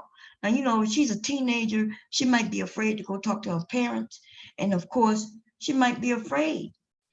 You know, she might end up going to her parents and her parents say, hey, you know, you're too young, and they go do whatever they got to do. But a grown ass woman to a man who just had sex with, hell yeah, she go and tell him. You know why she go and tell him? Because she don't want to spend all that goddamn money all by herself. And these men are throwing out $300, $400 like that. And then they got the fucking nerve to talk about, she made the last decision. I had no choice. Okay? She made the decision without me. Nigga, shut the whole fuck up. And then when I mention, well, you know what? If it's true that these women are saying, you know what I mean, that, look, I'm just not going to have a child. I'm saying, ask her to marry. Ask her to marry. See how that work out. Y'all asses, these men, some of these men, well, don't kill my child, and then his ass walks off. He don't say he gonna be in the life, he gonna help take care of the child. We don't, there's different circumstances. I hate when some of these brothers give examples and they'll say, well, I know at least 10 guys who said he wanted her to have, you know, he wanted her to have the baby and she just went against it. I just don't fucking believe it. Okay, I don't fucking believe it. I need you to send me her phone number and his phone number, and let's get down to the nitty gritty and find out which one of them, right? Which one of them really was against that abortion? Because if they wasn't a couple, for real, neither one of them probably wanted to be tied to each other. So I don't want to hear no fuck shit about these black men talking about, oh, she pregnant with my baby and she gonna abort it. Oh my God, she gonna abort it. I ain't got no say. Nigga, shut the whole fuck up. I don't believe you. Okay? Not only did you hurry up and give her that $300, $400, but some of y'all asses will drive down, ride her to the goddamn clinic. Okay, you know what I'm saying? You might not drive her to it. You might bypass it. You want to know what time her appointment is and shit? You want to make sure she get there on time. Y'all motherfuckers talking about, well, she killed my child. I had no say. She killed my child. I had no say. You might want to hear none of that bullshit y'all talking. And then this bullshit about the number of abortions. See, this is why it was, I know Q probably think we was harping on the fact when he gave a number, when he told us we can go to the CDC for the numbers. He probably was wondering why won't y'all get off of that, why y'all keep harping on the fact that I made that mistake. Well, this is why, because here on YouTube, we have people throwing stats out there that are incorrect, right? They're always throwing out stats, numbers that are incorrect. So I did look up the marriage with the black families, and I was wrong, but so let me tell you what I came across. So I found a stat that did say that marriage, what they said was the act of actual marriage was low, right? It's not any lower than anybody else's. Marriage is low for everybody, right? So based on that, it's basically the same, right? But what they were saying is that living, what they call it, cohabitating, right? That's what they call it. All those things are still high in the black community. They did say divorce is high. Yes, they did. Divorce is high. cohabitating is high, single parents, these things are high. But these things are also proof that Black people are coming together, at least they have sex. And also many of them are in relationships with one another. And although there are few, and when I say few, there are limited Black men and Black women who are going outside the race. If we go based on what these Black manosphere men are saying, or these, what they call them, Black men who saving themselves, if we go by some of the information they put out, you would assume that Black men are leaving Black women 50% and higher, but no, it's nowhere near that. Okay. And then even when a Black man marries outside of his race, the divorce rate is high. So, and if we go based on what that it tells us Black men that no matter who you marry, you're not happy, or you end up fucking up, and somebody's not happy because divorce is happening. Then they blame the actual divorce on the woman. Well, if you're so unhappy with the Black woman, then why are you angry when the Black woman go and file for divorce? It's crazy, yo. It's crazy. So somebody, they never asked me the question, well, who do I feel is to blame? So I understood everybody's point of view. I understood what Danini was saying. I understood what Q was saying, and I also understood what I Am was saying. And I'm gonna say that there's a little blame to go around for everybody. Okay, we can blame the system itself to a large degree. And we could blame the Black man and the Black woman, right? Q tried to, even though he switched it later and said he wasn't blaming anyone, but yeah, you was blaming the Black woman. You mentioned things like the Black woman chose housing over men.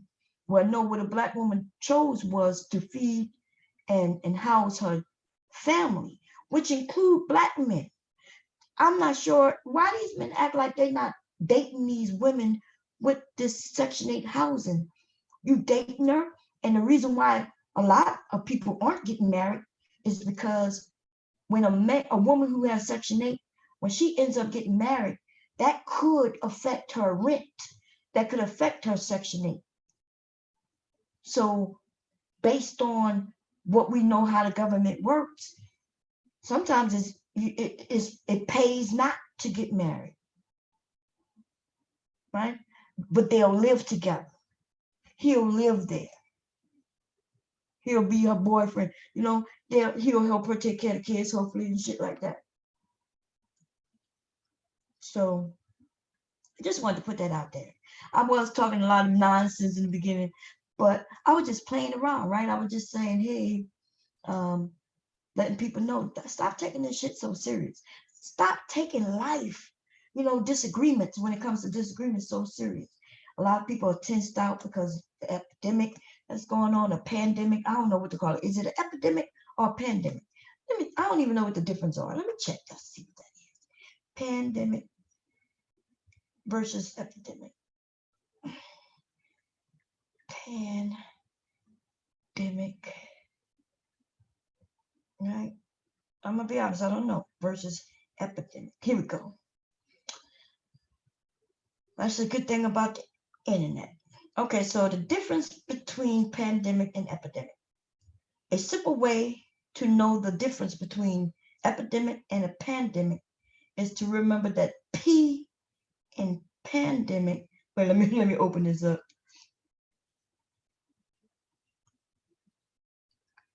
God damn it. Oh, they got a couple of others. Okay, where was it? The P in pandemic, which means, wait. Remember the P in pandemic, which means a pandemic has a passport. What? A epidemic is an epidemic that travels. Wait. Yeah. Oh, pandemic is, it moves from region, population, community. So it says here, let's start with the definitions. Let's just go to the definition. I don't know why I'm reading all this other bullshit. Okay, that's what I get for skipping. An epidemic is a disease that affects a large number of people within a community, population, or region. That's an epidemic. A pandemic is an epidemic that spread over multiple countries and continents. An endemic is an endemic, ENDEMIC, is something that belongs to a particular people or country. So I guess like if Africans by themselves had something, or if Black people, right? If it's just a disease that only affects Black people or white people, or so that's what, and I think it's called an endemic. Endemic. Oh no, I'm gonna find something to help me pronounce it. And then what is an outbreak? Endemic versus outbreak. Lord have mercy, y'all. An outbreak is a greater than anticipated increase in the number of endemic cases. It can also be a single case in a new area. If it's not quickly controlled, an outbreak can become an epidemic. Wow. So maybe, oh, remember the movie? There was the movie Outbreak. And remember they ended up, this monkey ended up having this, and it ended up in one area, in that one town. So that was an outbreak. And it was trying to contain the outbreak by, killing, I guess they were going to kill all the people in that town. And if they had gotten out of that area, then it would have then been called epidemic, possibly a pandemic. Shit, I don't know, y'all. God damn. I'm starting to confuse my goddamn self. Anyway, that's that on that. I watched a movie last night called Scary Stories to Tell in the Dark. It looked like it's gonna be a part 2. This shit was crazy. I liked it. It was okay. I'm not really a scary movies person, but I just wanted to see something new. Okay. I did watch Light Girls. For those who haven't watched Light Girls, it is on YouTube, and that's gonna be our next topic. I don't like really talking about these topics, right? When it comes to skin color and colorism, I don't like participating in those topics. I'm gonna be honest, because they are difficult topics. It's difficult for me, but I think it's something that we need to have in our community. We need to be able to be open and really talk about these things. Remember, I think I told you all that I used to be, when on YouTube, not YouTube, on Facebook and Twitter, and even on Instagram, when they would have, hey, team light skin. When somebody said, if you're team light skin, type team light skin. If you're team dark skin, type team dark skin. So I would most definitely proudly put in team light skin, right? Didn't think nothing of it, and then I would thumbs up the beautiful sisters who be like team dark skin, right? Because I'm thinking, okay, you could be proud of who you are, and even high five the sister next to you, whether she's on your team or not. But after doing it, I ended up stumbling across a documentary called Dark Girls. I think it was called Dark Girls. Yeah, Dark Girls. And that shit changed my outlook on this colorism thing. It put it in perspective, right? Because prior to me watching that, I used to think, hey, as a kid, we all had some shit going on. You know what I mean? I had people pulling my hair and telling me that I think I'm too cute and all kinds of shit. And they didn't even know me at all. They were just basing that bullshit on my skin color. Even as a grown adult, young woman going to the club, I've had women looking at me as if I was an enemy. And I swear to God, I didn't even know them. You know what I mean? That's why I'm one of them people who carry a gun, okay? Just be honest. Like all my life, my adult life, it felt like I just had to protect myself. Shit. You know what I'm saying? And the Philly girls ain't no motherfucking joke. They used to keep a blade, like a razor, in their fucking weave, yo. I'm not lying. These bitches will put a blade, a razor. We call them blades, right? Because they would put something on it. They would put it to where it wouldn't cut themselves. And they would stick that shit in their weave and go into the club. And then them bitches, you know what I mean? Them bitches will be looking at you. Like I'm away across the fucking room and I look up and I see a whole group of women just staring at me. Right? And shit. And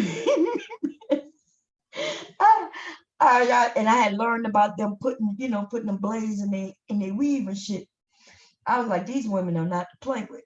See, but I'm not. See, where I'm from though, I don't know nothing about putting no blades in your weave and shit. But we don't do that. You know what I'm saying? Where I'm from, we always was go gun toting ass bitches, especially where I'm from. You know, the bayou side of me is a gun toting ass bitch. So I used to always say, me and my friends loved going out with me because they knew we was cool, everything was good. We would go to Philly or New York or wherever. Everybody was chill. I couldn't be going nowhere with no hot heads. I'm not going with no girl who like to fight and start trouble. Bitch, no. No. They have to know how to handle themselves and know when it looks like it's some trouble, we up out this bitch. I don't give a fuck if we got to go out the back door, bitch. You know what I'm saying? We got to go down the fire escape. We got to go. You know what I mean? But I had some friends. I remember taking them. We was in Wilmington. No, we went to Chester. Oh my God. But everybody knew me because I was the party girl. I was the one. The men knew me because if they needed strippers, they would hook up with me, and I would end up getting them some strippers and shit. The women knew me because I would hire them to be fucking strippers. And then I would protect the girls and shit. So everybody kind of knew me in certain areas. But we was in Chester, and it was somebody who was a friend. She was a friend of a friend, right? You know how women do it, right? Like, this is my friend. Me and her been going out, and all of a sudden she invites, whether it's a family member or just another friend. Well, that's what happened. One of my friends invited one of her friends. I think they had gone to college together or something. And she came to visit to go out. But this woman had a fucking mouth on her, like attitude. When somebody looked at her wrong, she was ready to pop them motherfucking gums. Bitch, I'm not playing with her. I had to tell my friend, look, what's wrong with your girl? Your girl I'm not fighting for that bitch. I don't even know that bitch. That's your friend. And you my friend, but I had to let my friend know, look, that's your girl. I'm letting you know right now, bitch. If she pops her mouth, them gums, and have somebody fighting her, and you have to jump in, bitch, we not doing that with you. Okay? We not doing that with you. This bitch is on the rampage. She trying up in here talking about she from Chicago. Ooh. Bitch, I'm from Chicago. I'm like, bitch, these bitches in Philly don't give a fuck. Where you from, ho? You better shut the hell up. They don't give a shit where you from. You scream that shit too loud, bitch. You be slashed across your motherfucking throat, right in your face. Right in your face. But anyway, yeah, she would see, they used to know, they knew that I carried a gun. It's true, like for real, I carry guns in many places that I wasn't supposed to. The men can even check me and still wouldn't find it because I'll be a short dress, right? But what they didn't know is around my thighs, baby, I had a goddamn I had a carrying case. It wraps around my thighs. Normally, what it would be is on the outside, right? You see some women wearing them, depending on your circles you're in. Where I used to have mine, and it would go in the inside of my thighs, right there. Had a little pistol, nothing too big, little 22 or something. You know what I mean? But and if we made it to my trunk, everybody knew. That's why I was like, look, bitch, y'all know I can't carry the gun in here. Okay, you know what I mean? So what we gonna do, as soon as it look like some shit about to pop off, we gonna all get out and we can make it to this trunk, we'll be straight. Okay? And that's then. And some of them bitches be going to, well, give me the keys. No, bitch. What if something happened? Nah, bitch, I'm going to make it out of there. I know how to low crawl, bitch. They taught me this shit in the military. I said, if I got to get down, face down in dirt, bitch, and crawl my way out of a crowd, that's what I will do. I said, I'm going to make it to this car. You ain't get my keys. These bitches is crazy. Anyway, y'all, I'm thinking about popping up this sewing machine because I do have a couple of orders to do. Anyway, what was I saying? Oh yeah, okay. So I was talking about the light girls. So anyway, yeah. So I always thought that, hey, I had problems as a kid for no reason. People pulling on my hair, telling me I thought I was too cute, shit like that. So when I hear, these stories from my darker sisters, I just figured it's something we all went through, right? Until I saw the movie Dark Girls, the documentary, I'm sorry. And when I saw it, it put a different perspective on it for me, because I understand the problems I had with kids and other women, but on a positive note, when it came to jobs, I never had the issues that was in that documentary. Like Dark Girls, they had people saying that there was a belief that the darker you were, the more criminal you were. And so you walk in the store, even in our own community, Black people didn't trust dark-skinned people, which is fucked up to me. I was like fucking shocked when I saw this shit in a documentary, yo. I was fucking like, what? Our own people? That's ignorance. Right? But hey, they saying that's a fact. That's a fact. Our own people wouldn't trust you because you're dark skinned. And to me, that's on some next level shit. So after seeing that, I stopped that bullshit where, yeah, I'm team light skin. In fact, I just didn't like partaking in the conversations at all, right? I'm not partaking in it. And if somebody, the conversation is about like a skin color, I would bow out. I just want to leave. Then I started noticing that for my children, right, that it was affecting them, because my kids are a couple of shades darker than me. Just like really light shades darker than me. Really, and I wanted them to be proud of who they are and not even shy down because they light skin. I don't want them to be proud that they're light skin, but I don't want them to cow down. I want them to be proud of who they are. So to me, raising them was teaching them more about, hey, your skin color don't matter. It's your integrity. It's your vibe. It's what you put out to people, what you offer people and things like that. So I kind of steered away from looks altogether. Okay. And some of their friends used to think that I was white anyway. They used to think I was white. Your mom white. And so my kids used to end up, they explained they've gotten in a couple of fights because somebody accused them of having a white mother and shit like that. And I had to let them know not to fight over no shit like that. You don't have to fight over no shit like that, baby. Nah, but they called you white, baby. Am I white? No. Well then, so I had to go through all that kind of shit with the kids. But I recently saw the Light Girls documentary, and that is exactly what I'm telling you all I went through. If you look at it, it's the lighter women and men kind of putting a spin on some shit, and I'm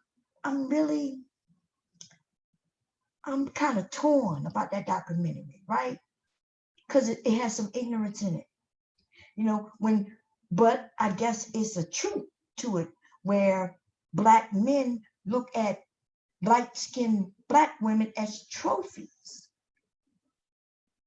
And my God, like, I have had men tell me shit like, all I dated was light-skinned women or red bones. I've been called everything yellow, which I'm not yellow. I would be considered red bone, I guess. Right? I have a red tone to my skin. I have a friend who I would call her yellow, high yellow too. Okay, she light skin. She has a yellow tone to her skin.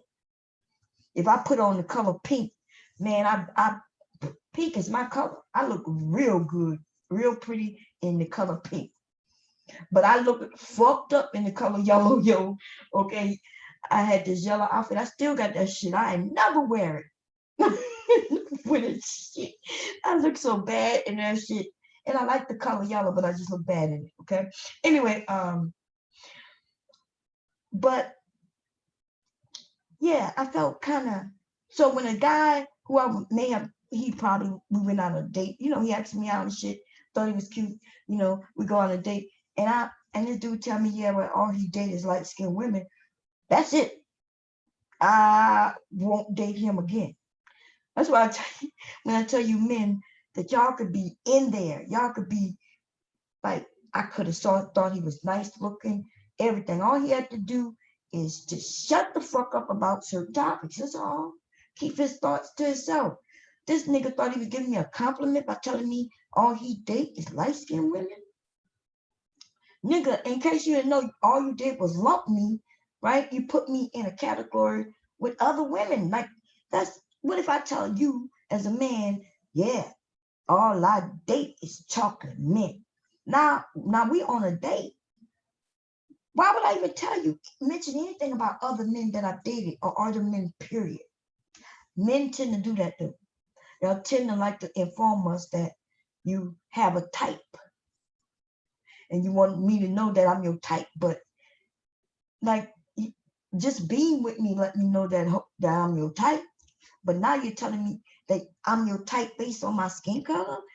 That ain't got shit to do with nothing I've done. I did not choose my skin color. I didn't win my skin color. I didn't go, like, there's nothing that has to do with me at all. My skin tone has nothing to do with anything I've accomplished or not accomplished. So for a man to tell me that's why he's dating me for some shit I ain't even have nothing to do with, all I got to do is say, fuck you. I ain't got nothing. And I don't think that I get up and just say, fuck you, nigga. No, we continue on the little date. Everything cool, kosher. We're going to eat. And then when he dropped me off, that nigga ain't going to never hear from me again. He thinks everything was fine and fabulous and shit. Nah, he start calling. He don't get no goddamn return calls and no answers. That's all. I'm real nice when I break up with him. Anyway, I done broke up with men by telling them, it's not you, it's me. You are some dude. I just want you to know I'm not, you caught me at a bad time in my life. And, you are a fabulous guy. I'm just, yeah, you need somebody better than me. That's how I done dump niggas. I dump niggas by telling them, yes, you're better than me. You deserve better, dude. Yes. I even invite and introduce him to somebody. Be like, the bitch down the hall. You and her might kick it off real cute. Bitch down the hall. Because I lived in a dome. In the barracks and shit. In the barracks. Yeah, I got a girlfriend down the hall. Y'all might look like y'all could kick. Man, we used to pass some of them dudes around. Like on my floor, because I lived in the barracks, but our barracks did have men and women. Men and women never shared rooms, but we did share the barracks, right? A guy who I was dealing with, I was on the 3rd floor and he was on the 2nd floor at one point. My husband was in the next barracks right next to ours. Okay. But anyway, we used to pass off men. Like, because he may have been nice, like he was a nice guy. He just wasn't my type. So I might have had a friend across the hall. The only thing I never shared with was roommates. As roommates, we agreed never to share men, never to swap off men. Why? It could be really, that's too close. You know, the guy came, one day he was coming for me, and the next week he's coming for my roommate. Nah, that's a little too for most women. I wouldn't have gave a fuck me. You know what I'm saying? It wouldn't have bothered me one iota of an inch, bitch. I don't give a fuck.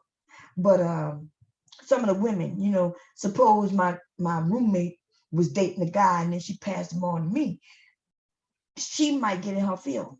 And I'm gonna be honest, women, we kind of catty. And if you were like me, type of woman I wasn't catty, but I was competitive.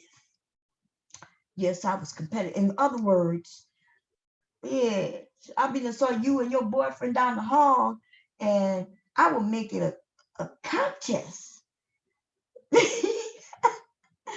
that before the end of the week, the nigga gonna be knocking at my door. Me and my girlfriends would do shit like that. But like, girl, did you see that dude he's with? Me and my girlfriends, we would all conspire to take that bitch's man. That was one time, and I'm just being honest. That was one time. It was a female. She lived on the floor with us, right? But we didn't really fuck with her. She always thought she was better. That's the problem. Like these church-going girls, want to talk about how they,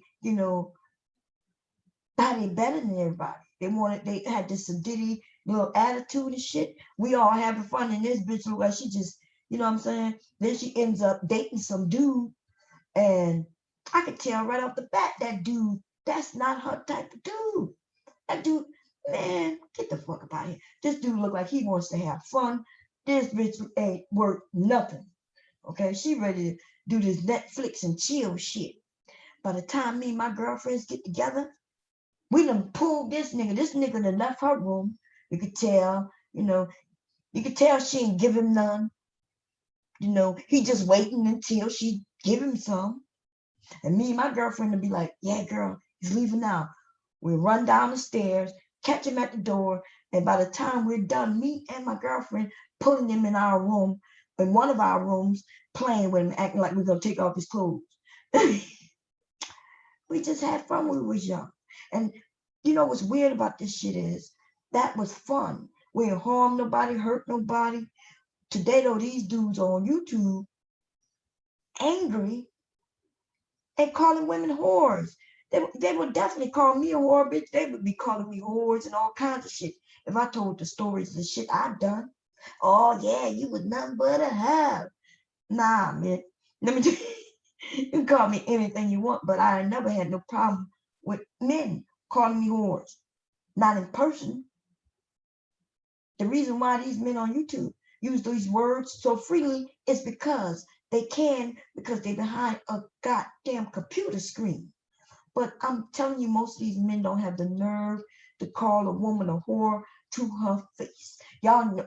That's why they angry talking about these women are masculine, these masculine, they masculine. Yeah, because she will whip your ass.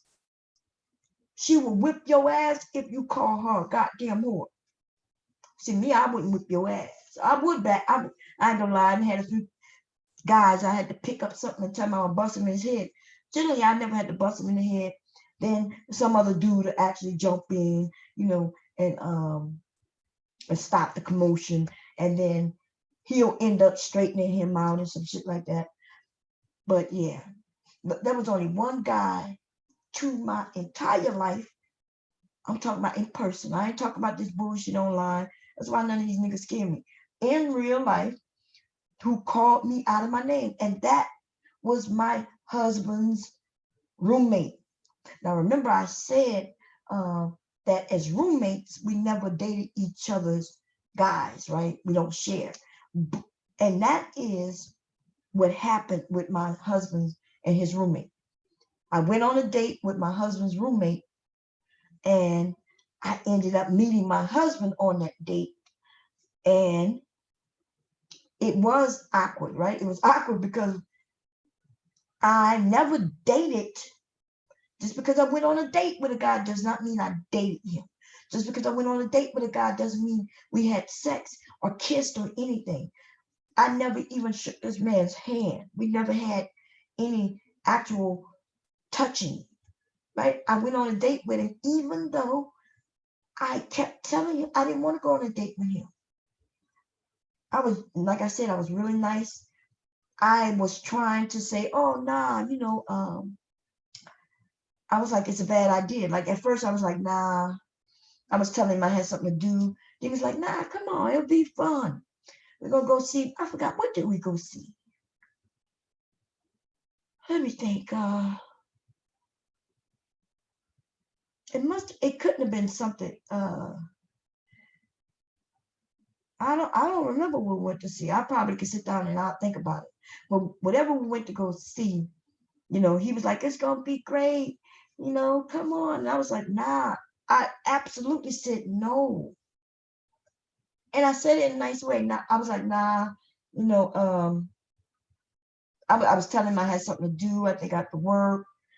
Then when I told him I think I had to work, then he was like, do you have to work? And I looked and I said, oh no, I don't have to work. Because I didn't want to outright lie to him, right? So especially because you don't want to be caught up in a lie with a guy. That ends up bad. Then I was like, nah, I don't think it's a good idea. And he was like, come on, it's going to be fun. We're just going to go, grab something to eat and go to the movies. So I was like, okay, sure, why not? Sure, why not? Let me tell you something, man. I don't know how long you've been dating people, if you've been going on many dates. If a woman tell you, sure, why not? You've been friend zoned. Okay? Now, is there a chance you can get out of the friend zone? Yes. Yes. When she says, sure, why not? She's thinking, he's not bad looking. But I knew that dude wasn't my type. Like, that's what it was, right? I knew he wasn't my type. And that's why I was sure, why not? Because I didn't want to hurt his feelings. And he wouldn't take the no that I had already given him as an answer. It was like, come on, we're gonna have fun. I'm like, nigga, I always have fun everywhere I go. I don't even need to go nowhere to have fun. We would have this barracks popping. You know what I'm saying? If me and my girlfriend decide to stay home on a Saturday night, then that whole floor would have been popping. We've been done all kinds of shit. First of all, we probably would have cooked dinner. Would have cooked dinner for everybody on the floor. Anybody who want to eat would eat. Right? She will make her meal. I will make the meal. Either she will make the full, the main course, the main course, and I will make the sides, or vice versa. Me and this girl we used to just have fun together, right? She was from New York, okay? We would have fun together. Anyway, and yeah. It didn't matter where we went or didn't go, we would have fun. You understand? We walked in the club, everybody wanted to hang with us. The women and the men. Okay, because we got in the club and we danced and had fun. We wasn't no being cute and shit standing on the side. But anyway, I was like, sure, why not? Sure, why not? And then what's worse about this shit, right? Now, so he wasn't a bad looking guy, but I just knew he just wasn't my type. And on top of that, he had went on dates with a few of the women on our floor. So we already knew, like, you know what I mean? You hear the little rumors from her and him and her. And he wasn't anybody's type. He wasn't a church girl's type. I don't even think he had a type. It wouldn't shock me to find out that that dude was gay, to be honest. Like, he just wasn't anybody's type. I don't know what it was, couldn't put my finger on it, and I didn't care to. But what I will tell you this, we went on a date, and his dumb ass didn't even let me know it wasn't going to be just us. So it was him, his roommate, he had a girl with him, which was my husband now, right? His roommate is my husband, but my husband had a woman with him, and then there was another person. We wasn't all in the same car. Everybody had their own car. Like I drove with old dude. My husband had his car, and whoever that woman was went with him, and then and there was another guy, and whoever he had with him, and that's how it was. But see, that's a bad idea without letting women know. That's a fucked bad idea. Okay? Especially young, beautiful people. Like, everybody was nice looking, and nobody was really, really, really serious, as far as I know, with each other. So we go, I didn't find out until we get to the movies, and then he introducing everybody. I'm like, oh, okay. Then I noticed my husband looking at me. He had a woman with him. He looking at me. I started looking at him. I'm like, oh, okay. He looked more like that looked more like my speed right there. Tall, dark. Yeah. Anyway, see, that shit did that. So I don't know what to tell. Old dude, I probably would have never dated my husband if it wasn't for this guy on that date. Why did he why would we in this situation where we were meeting other people? Think about that. So you asked me out on a date, and then we get somewhere and we're meeting other people. I don't know. And I may have never even really dealt with my husband, because I had talked to my husband before. But it wasn't no good conversation because I was mean. Okay. I was upfront with people who tried to get in my business. And my husband now, before I really got to know who he was, I remember seeing him in at a basketball game at the gym. And he asked me, was I dating somebody? I remember him asking me, the guy, I forget what the guy name was, but I was dating him in a sense. But when another strange dude asked me about another person by name, to me, that's strange. That was strange. And I was like, when he asked me about this dude by name, asking why he's in my fucking business. Like, who are you? I was real nasty to him. I'm shocked me and my husband got together. I'm telling you, I had a fiery mouth when somebody came and asked me something that wasn't none of their goddamn business.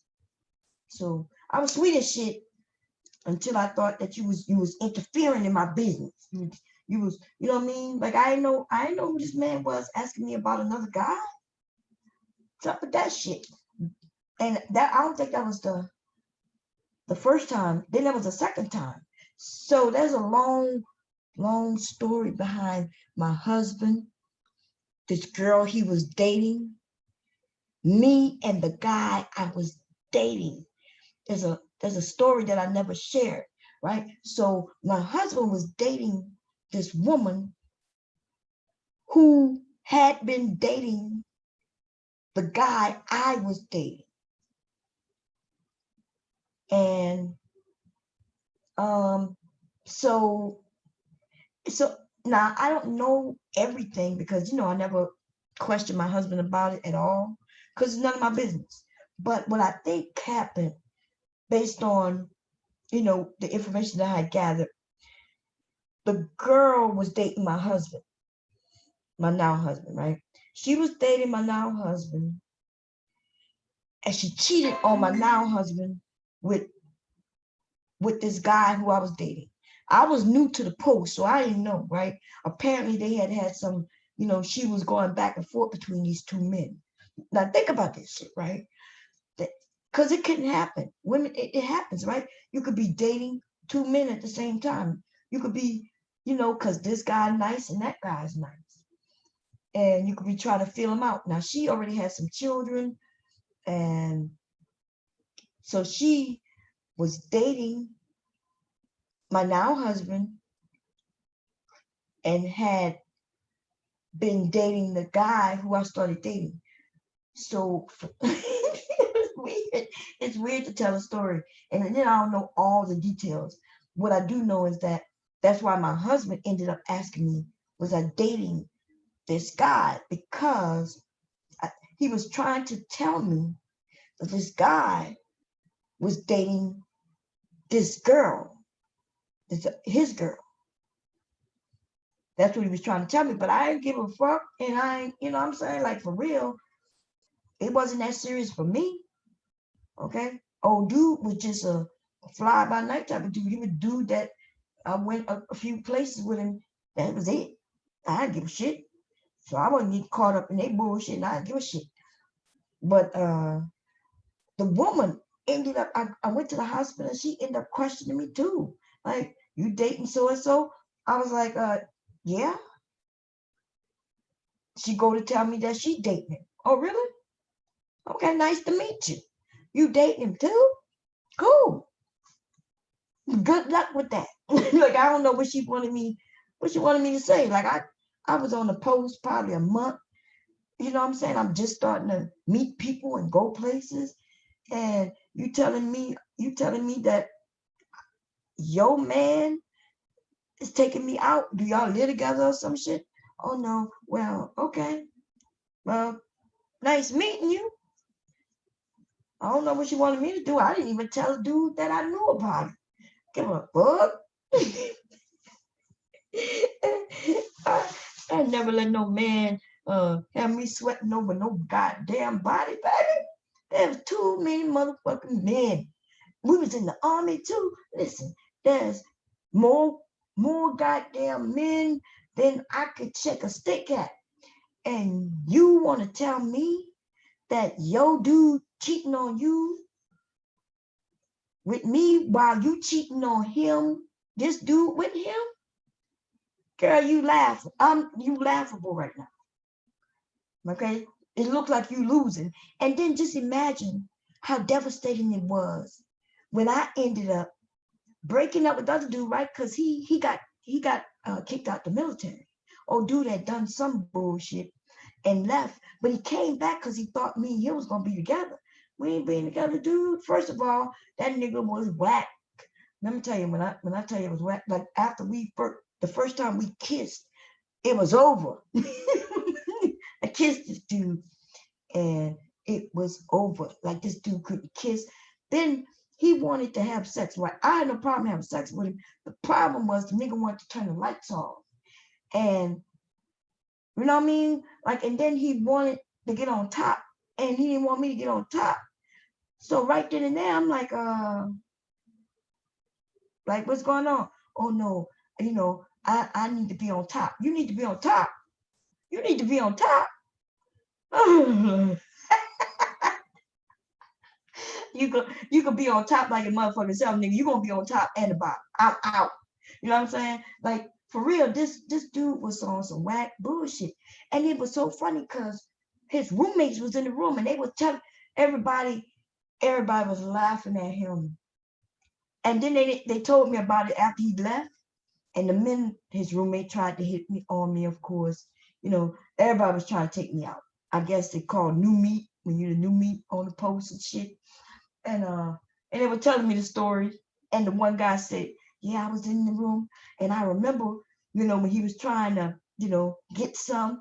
And he told you that he don't like being on top. I mean, that he like being on top. He heard everything. I was like, yeah. I said, yeah, I can't be with no dude like that. You mean you got a position? You got a position in sex? Wait a minute, what? You ain't even trying to, okay, I'm out. But just imagine that first I was dating. So I get to the post and this woman who was cheating on one guy with this one other guy, I end up dating.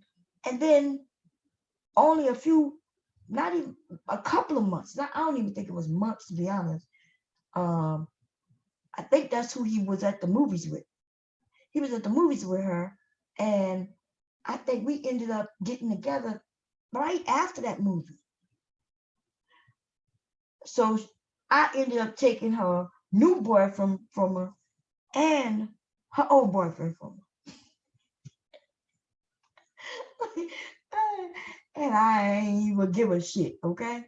We come telling me about your goddamn men problems, bitch. I ain't got no men problems. I don't know. I don't even know you. We're not from the same area. I don't know you. We're not in the same company. We must have been in the same company. Oh yeah, we were. She worked at the hospital, but we wasn't in the same. The hospital company is broken down into all kinds of groups because it depends on, you know, what clinic you work in or what you did in the hospital. We same company. Plus, remember I said she had children, so she had housing. She had housing. So even the men who dated her, they liked the fact that she had housing. They didn't have to stay in the barracks. If you date her, she would let you sleep over at her house. I lived in the barracks. I didn't have shit. At the time, I didn't even have my own car. I didn't even have a need for a car because men would just give me their cars. My husband, before we got together, gave me his car. One day he came to my room and me and my girlfriend wanted to go out and he told me he wasn't going out that weekend. So I said, I tell you what, I said, let me use your car. I said, and you could stay here and wait for me when I get back from the club. Oh my God. I was just saying that shit. Like, I didn't mean it. But I'm going to be honest. Men would just give me their cars. Okay. His car was brand new. And he literally gave me the keys. He was like, here you go. And I was like, yeah, I'll be back. I said, we're not going to be too long. We're going to be a couple of hours. And we're going to go to the club. I said, you're going to wait right here for me. And that's what he did. My husband stayed. Now, I don't know if he left and came back, but I know he was still in my room when I got back. And man, okay. That's a story for another time because I was pissed off at him. I was cold-blooded. That's all I would say, okay? Because me and my girlfriend, I was like, I ran over to her room was next to mine. She wasn't my roommate, but she was in the room directly next to mine. So I run over and tell Claudia, girl, guess what? I got these keys. Come on, let's go. So we get dressed, we go to NCO club, and we in the NCO club having our fun and shit. Now, mind you, I did not know that his car was a stick, and I was just learning how to drive a stick. I had somebody else's vehicle for 2 weeks. This guy gave me his car for 2 weeks. And I was practicing and learning how to drive a stick in his vehicle. Okay. And so I knew how to drive the stick, but I was new to driving the stick. And on top of that, I think it was before I had my license. Did I have my license? No, I did not have my license at the time. I'm not sure. I may have had my license. I'm not sure, but it doesn't matter because no matter what, we was in that goddamn car and it was a stick. Okay. And the hardest thing about learning to drive in a stick is getting out of first gear, and then breaking it back down. So for me, in the beginning, I knew how to drive it and everything, but like first gear to second gear was a big jerk. Whoop. And then if I had to stop, that's when you break it down, right? And I had problems with that. So we jerking damn near all the way to the goddamn NCO club. Okay, but we make it there. No big deal. Okay, car still in good shape and everything. And then we come back. And my goddamn this guy who wasn't my boyfriend, by the way, right? You're just some dude who came over and gave me his car, sitting in my goddamn room, waiting for me. And I'm pissed. I look at him like, what you here for? was like, you told me to wait here for you. I was like, but I didn't think you was gonna really wait here for me, you know. And then he coming and hugging on me and shit. I said, I know goddamn well you don't think you getting some just because you gave me your keys. And I turned the script on and real. I said, I'm not no whore. You can't just sleep with me just because you let me use your car. Oh man. Oh man. I think he was so confused, yo. These men are so gullible. And that's the thing though. Like, right? Oh, I didn't never offer no sex for no goddamn car keys. But the assumption is that I tell him he could wait in my room until I got back. I don't know how he put one. I don't know how you put one, the letter one, and the goddamn alphabet A together and think that equals sex. Dude, all I said is you could stay here and wait for me until I got back. Now you thinking you about to get to something. You ain't getting shit from me. And then I told him I was insulted, highly insulted. And I picked up something and told him I was about to bash him in his head. That's how that went down.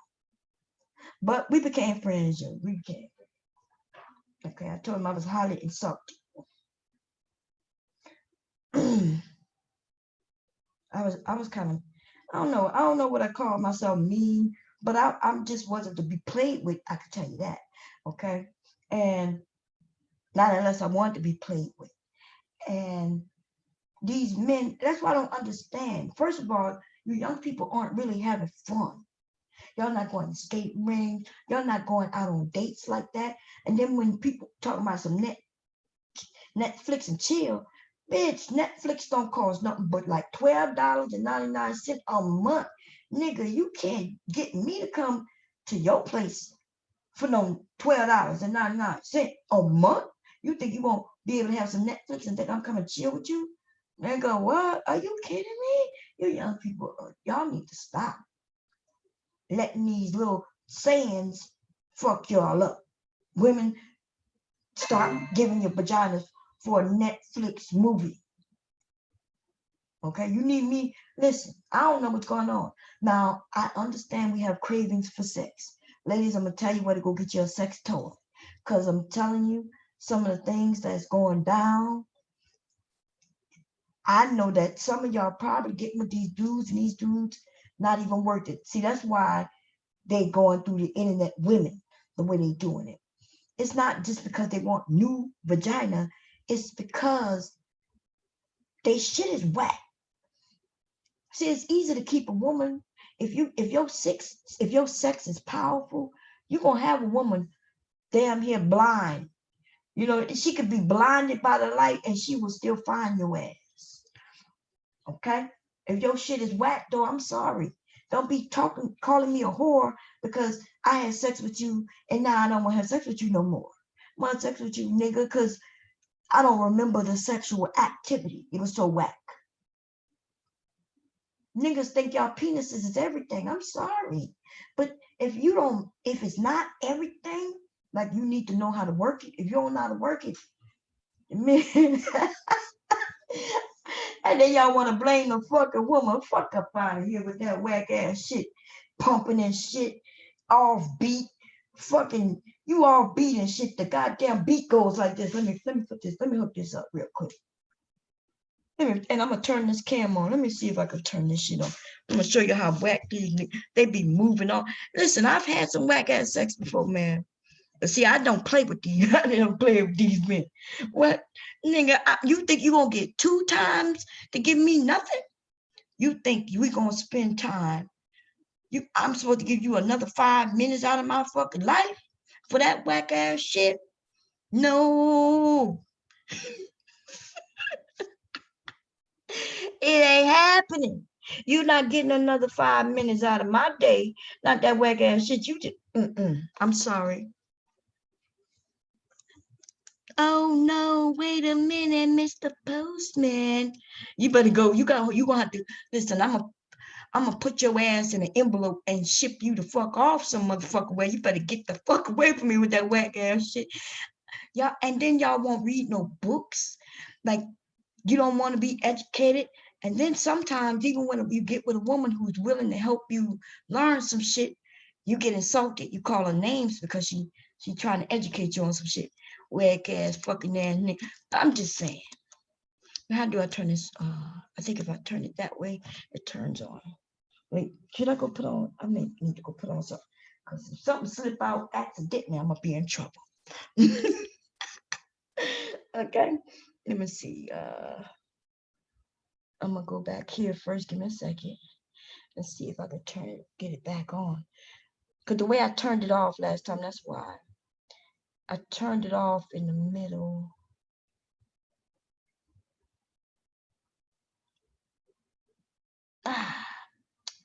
Shit. I don't want to do it the other way, but I might have to. I could just share my whole screen and turn this off, but I don't want to do that neither. But let me see.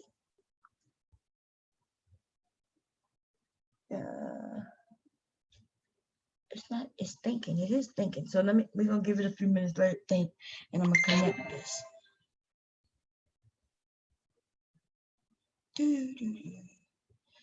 Let me see. Y'all sex and all fucked up and shit. And then y'all out of breath and acting like you just ran a goddamn 2K race or some shit. You ain't do shit. Okay? You ain't do shit. Like, in fact, ladies, I hate to say this. You know, I'm about to break it out. Some of these men don't even be in you. They like have never had sex. And when they had sex, it was what they call dry humping, right? The difference is he had his clothes off for real. He was dry humping.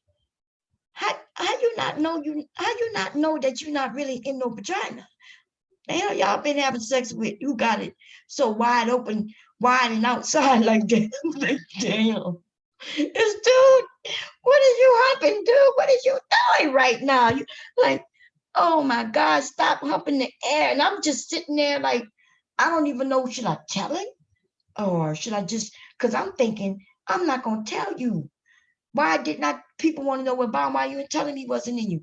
Bitch, if he didn't know that he's not in no vagina, then we already know he don't know nothing about having no sex. And I'm not wasting, you know what I'm saying? My goddamn mileage. Isn't that what they say with your body count? I'm not wasting my mileage on a nigga who like pumping the air or dry humping my thighs. You know what I mean? Dry humping on my booty cheeks. I'm not giving him not no time of day. Waiting for this nigga to hurry up and quick. It ain't gonna take him long. He just gonna do he gonna do like 30 humps and then he gonna be done. Okay? Why the camera on turn on? God damn it. Let me do it another way. Okay. Nigga over there talking about it was good for him. What about you? What you mean? If you had to ask me and I had the nerve to, if I'm not out of breath, well, I could just say, you know what I mean? I'd be like, yeah, listen. And then I try not to be harsh with their asses. I don't be wanting to be mean. Okay? I don't be wanting to be mean. Let me see how I turn this on another way. Video. I'm gonna change it to that.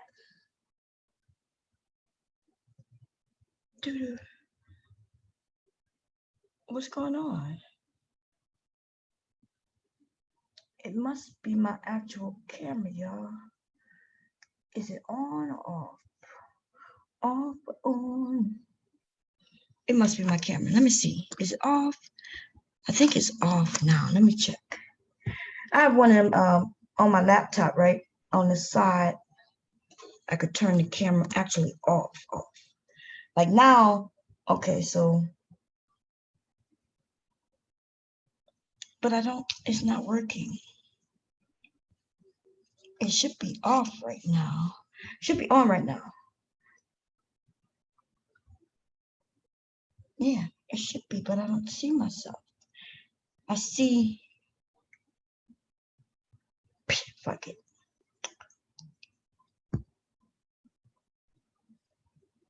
All beaten shit. You listen, if you don't know how to have sex, it's all, you know, it's all gravy, right? I understand. Oh, wait, that's why. Y'all should be able to see me now, right? Let me see. Why is it dark? Y'all see that? Why is it black? It's cold stone black.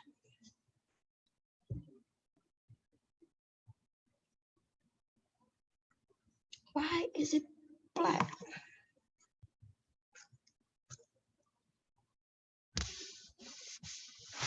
No. Okay, I give up. I give up. I'm not sure why it was black, okay? But we're just gonna imagine. Let me connect this, and I need to turn it down. Don't need my neighbors hearing. Okay. I'm just saying. There's a technique to having sex. You end up with a woman who just enjoys having sex. That's a blessing. You end up with a woman who actually enjoys sex. Everybody don't enjoy sex, and it's usually because she ended up with some man who don't know how to have sex. And then y'all put the judgments on women. And so even me speaking like this right now, you're not gonna come across a lot of women who speak this way because she knows she's gonna be judged. But see, I don't give a motherfucker. You know what I mean? Like I on some serious shit. And guess who else don't give a fuck? Men who like having sex with women. They don't really care about none of that nonsense. The only thing they care about is making sure nobody give them no diseases, nobody get their heart broken and shit like that. And as long as everybody staying respectful to one another, everything cool. But these dudes are on here, money. She won't choose me, money. Yeah, she's a bitch. All she wants is dick and attention. Listen, motherfuckers. You supposed to be the one giving her the dick and attention. But you ain't got neither one to give. You know why? Because y'all too busy going your own way with a whole bunch of dudes. You give the dudes you attention. Now, I'm not going to call you gay, but that's some gay-ass shit. You mean to tell me that they got a group of women over there ready to hop on your dick? And you're going to follow these group of men as they tell you, yeah, all she want, look at her over there. Look at her. Don't go over there, man. All she want is your dick and attention. Most men going to say, oh, she wants some dick. Oh, I got some dick. Who looking for dick and attention? Point them my way. That's what most men are saying. But these boys on YouTube are like, why they switching their hips and shit, talking about that bitch over there, that bitch want attention. Don't give it to her. She wants dick and attention. Like it's a fucking problem. The men in my time is like, where she at? Point that bitch out. And by the way, you got any condoms? This shit on YouTube is driving me. I like this shit is laughable. It's insane. It's just like some shit. I'm like, who birthed these kids? What's going on? What happened? You know what I'm saying? Then y'all want to talk about the women. Like men don't generally talk about women they have sex with. So there's a couple of group types of men that are men, right? And some of them are kind of part boyish and some men in there. And most men who are into women, they like women. And if they into women, they like sex. And if they into women, they don't mind giving a little attention so they can have some sex. And this nonsense about women want dick and attention. Well, men want pussy and you also want attention. That's why you feel like you need to be the head of the household. You want that attention. You want somebody who's gonna make your meals and clean your house. See, that's attention, dude. You want to be the center of fucking attention all the time. Even when there's kids involved, you want her to push the kids to the side and keep you as being number one.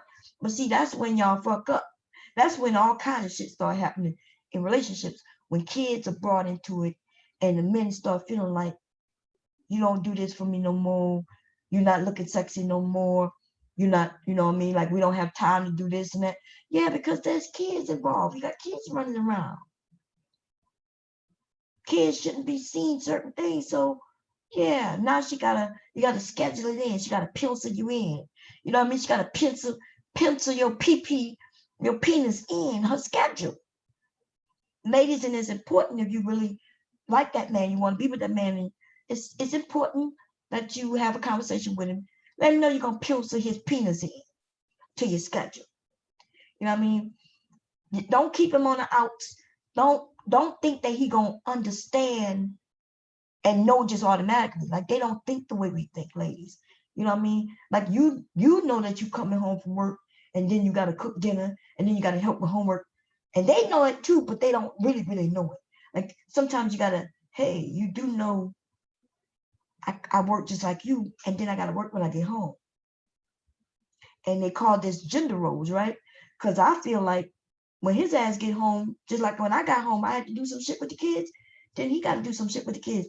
But the man keep talking about, well, no, that's the woman's role. Well, what is your role? Because y'all are not fixing no plumbing. Y'all not outside fixing no automobiles. Y'all not, you know what I'm saying? Like the men of today, y'all ass is not doing none of that shit. You ain't doing none of that shit, but you still want her to do her half. Now, I'm not talking about every man because they got some good men out there, right? We got some good fathers. Let me tell you something. We got black men, when y'all are fathers, and once your eyes are open and you realize what that child means to you, who that child is, and you realize that child is your legacy. Y'all are powerful motherfucking dads, right? It's just unfortunate. And ladies, some people say, well, Bob, we shouldn't have to do that. I know, ladies, we shouldn't. But if you have to push a guy to realizing his potential, right? As a father, just like you pushed him to realize his potential in the job and shit like that, these men act like we don't have their backs. They act like all we do is nag. No, nigga, we are here. We see your potential, right? That's why we got with you. And you don't see it. You scared. So that's my job, to push you until you realize you can do it. But the same thing with the fathers, lady. We gotta speak it into existence. Let him know, yeah, you a great dad. Look at, say, look at your son. Your son, he gonna be just like you, and kind of sometimes we gotta nudge them into their greatness. Ladies, y'all know what I'm talking about. Some of y'all, we gotta nudge these men into their greatness. And most of them know it. If they actually tell the truth about the girlfriend who they really, you know what I mean, the one who had their back, how she did lots of shit. She would up him, let him know, yeah, you good. Look, you're a great artist. Look at that. That's a great job.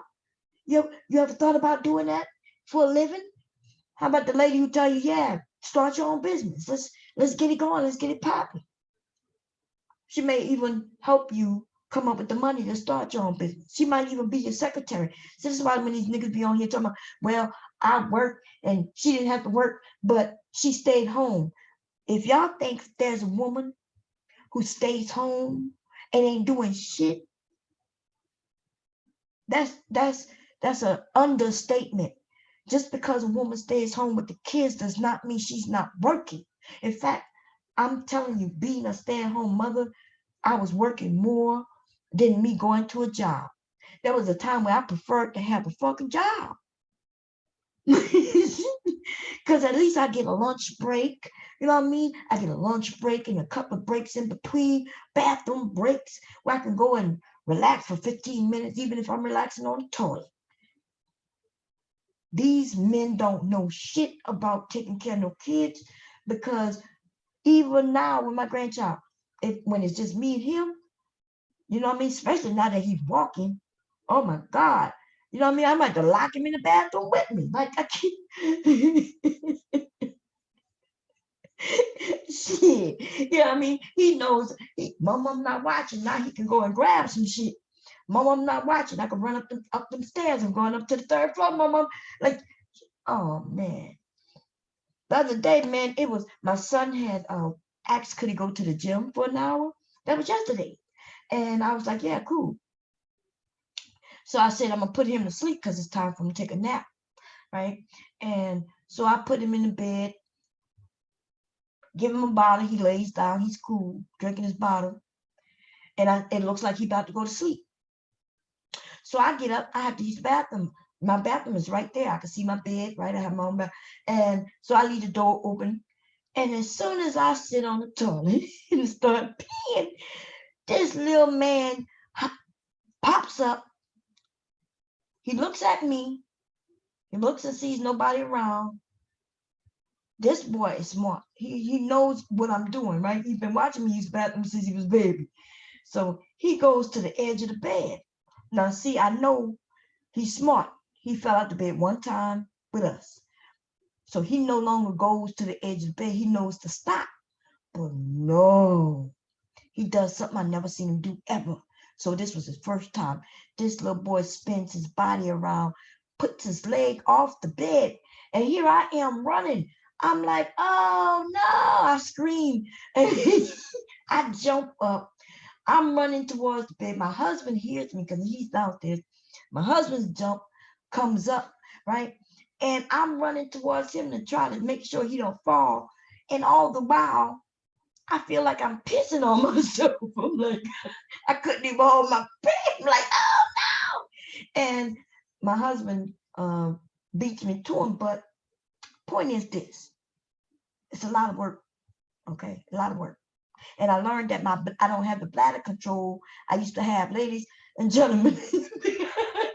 You know how you used to stop your pee like this? Move midstream. Just cut it off. Cut it off. Shit, I learned yesterday I don't have that control no more, baby. No. Maybe it's because I was scared too. Maybe I'm a hunter. Oh my God, y'all. I'm learning all kinds of shit with my little man up there, man. Okay. Yes, Lord. Them PC muscles. And I no, let me see. I'm testing them right now. Nah, them muscles still kind of, yeah, they're in shape. Shit, I don't know.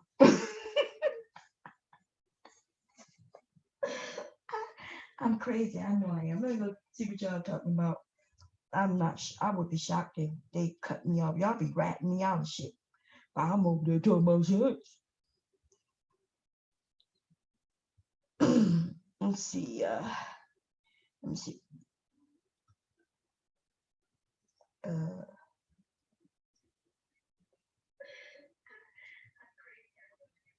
Okay, I'm still on. Cool. Queen Mercy, how you doing? They say don't date women with kids. They will never be her first priority. It is crazy. These men have absolutely. So remember, Q had said something earlier. He was like, for the last 40 years, you know, women have been saying men not talking to them. Well, I never really heard that like that.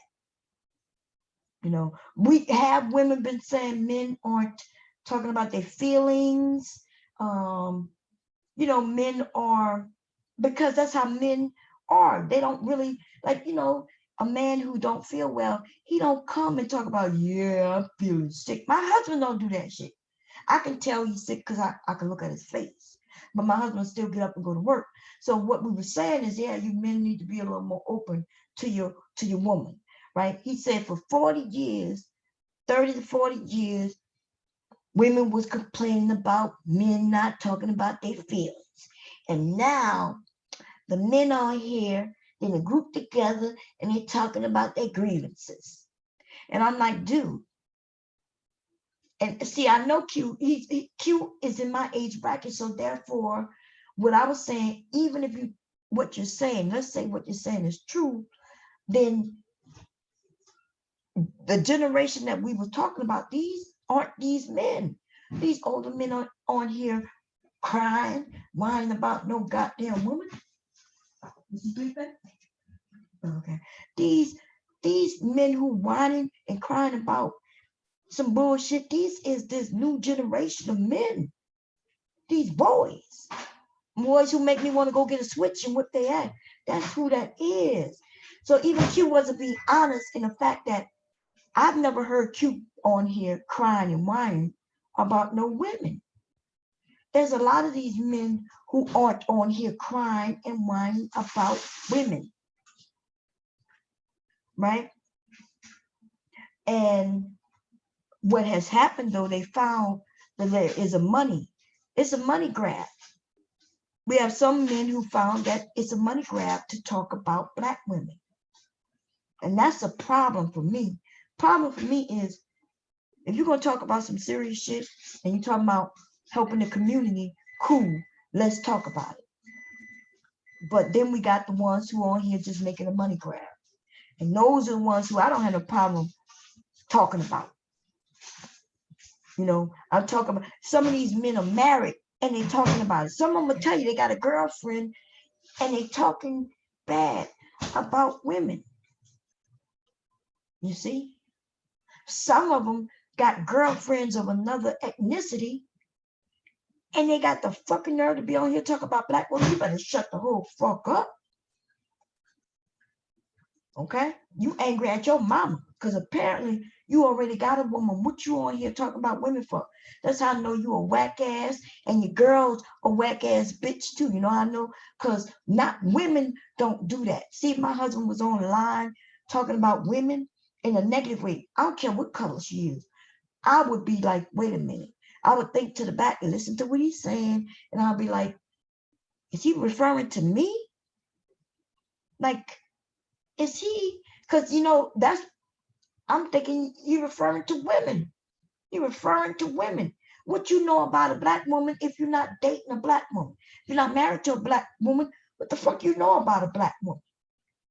If you are married, why you even care about a Black woman? See, if I was a white woman and my man was on here, he's Black, talking about Black women, I would wonder what the hell is going on. You shouldn't be talking about no woman. But see, some of their lame ass girlfriends cool with it. You know why? Because she wants to think that she's better than the Black woman. I smack that bitch with these titties.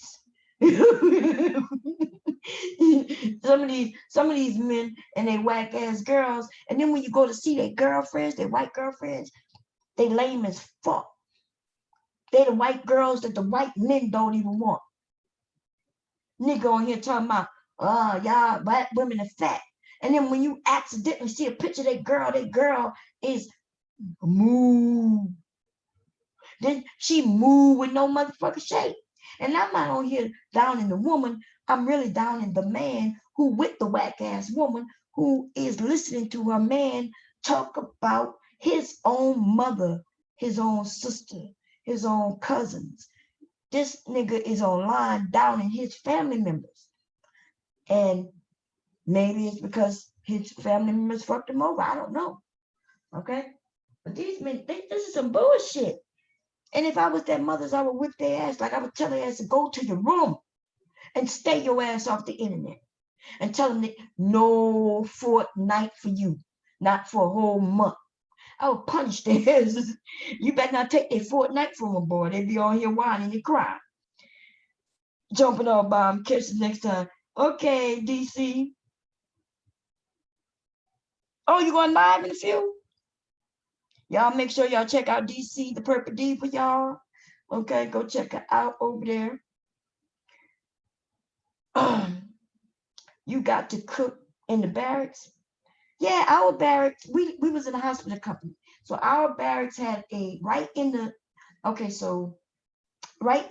hallway, right?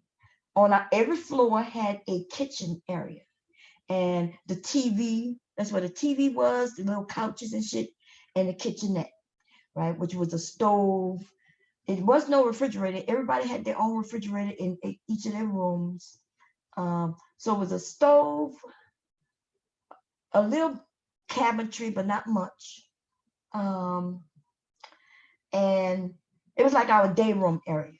That's what we called it, day room. But it was small, right? Everybody had their room, and each room had a refrigerator and our lockers and our beds. And each room had their own bathroom also. In our barracks, now they had other barracks where the bathroom was down the hall and everybody used that bathroom.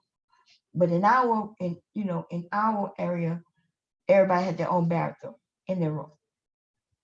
Okay. So yeah, we got to cook, and shit, the women, our floor was popping. It was like a goddamn like maybe at a university, right?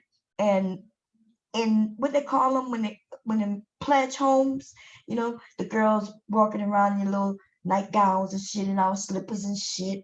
Me and my girlfriend, right? Y'all, we was look, we would push the envelope, okay? We walking around in actual lingerie, ass out and everything.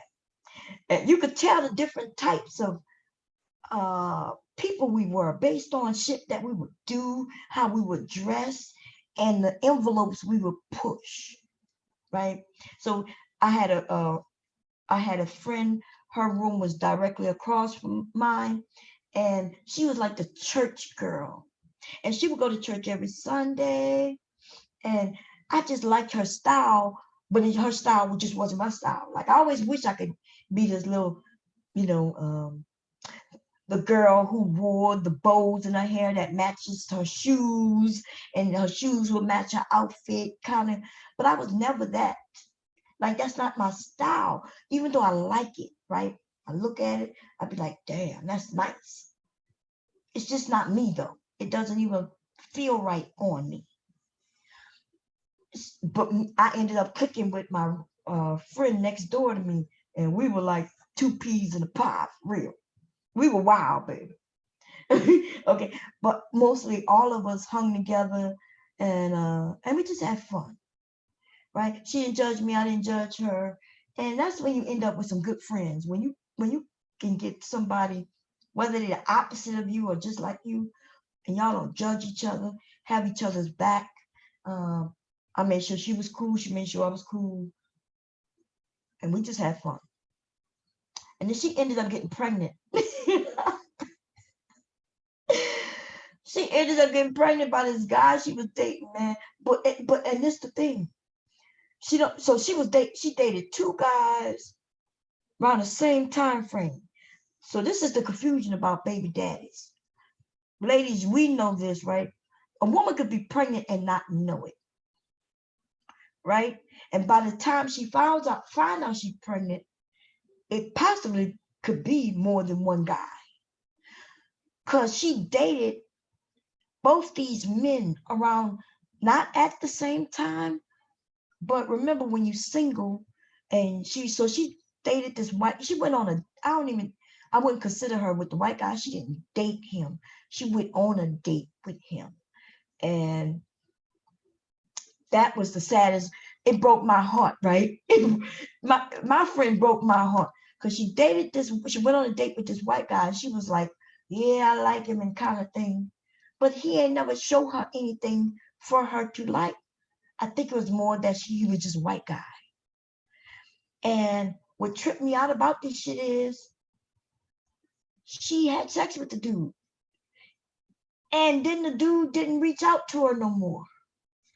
And that to me pissed me off because I'm like, I know you didn't just let a white dude dog you like that. What? I'm like, where they do that shit at? What the fuck? What the fuck you did? Like, girl, are you serious? Okay. She ends up meeting this other guy. That's the thing about being in the army. Men are right there. Men, they're right there, but the problem comes, most of these men have girlfriends back home. Right? So she ends up dealing with this one dude. Come to find out, this nigga was married. See, that had happened to me before. I think I told y'all the story where I was dating this one guy, right?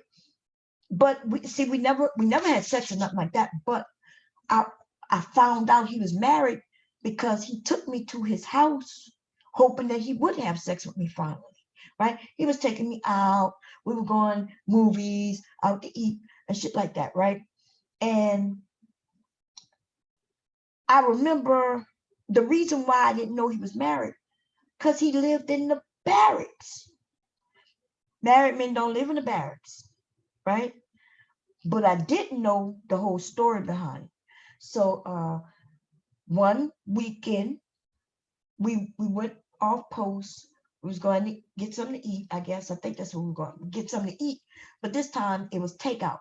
We went to pick it up.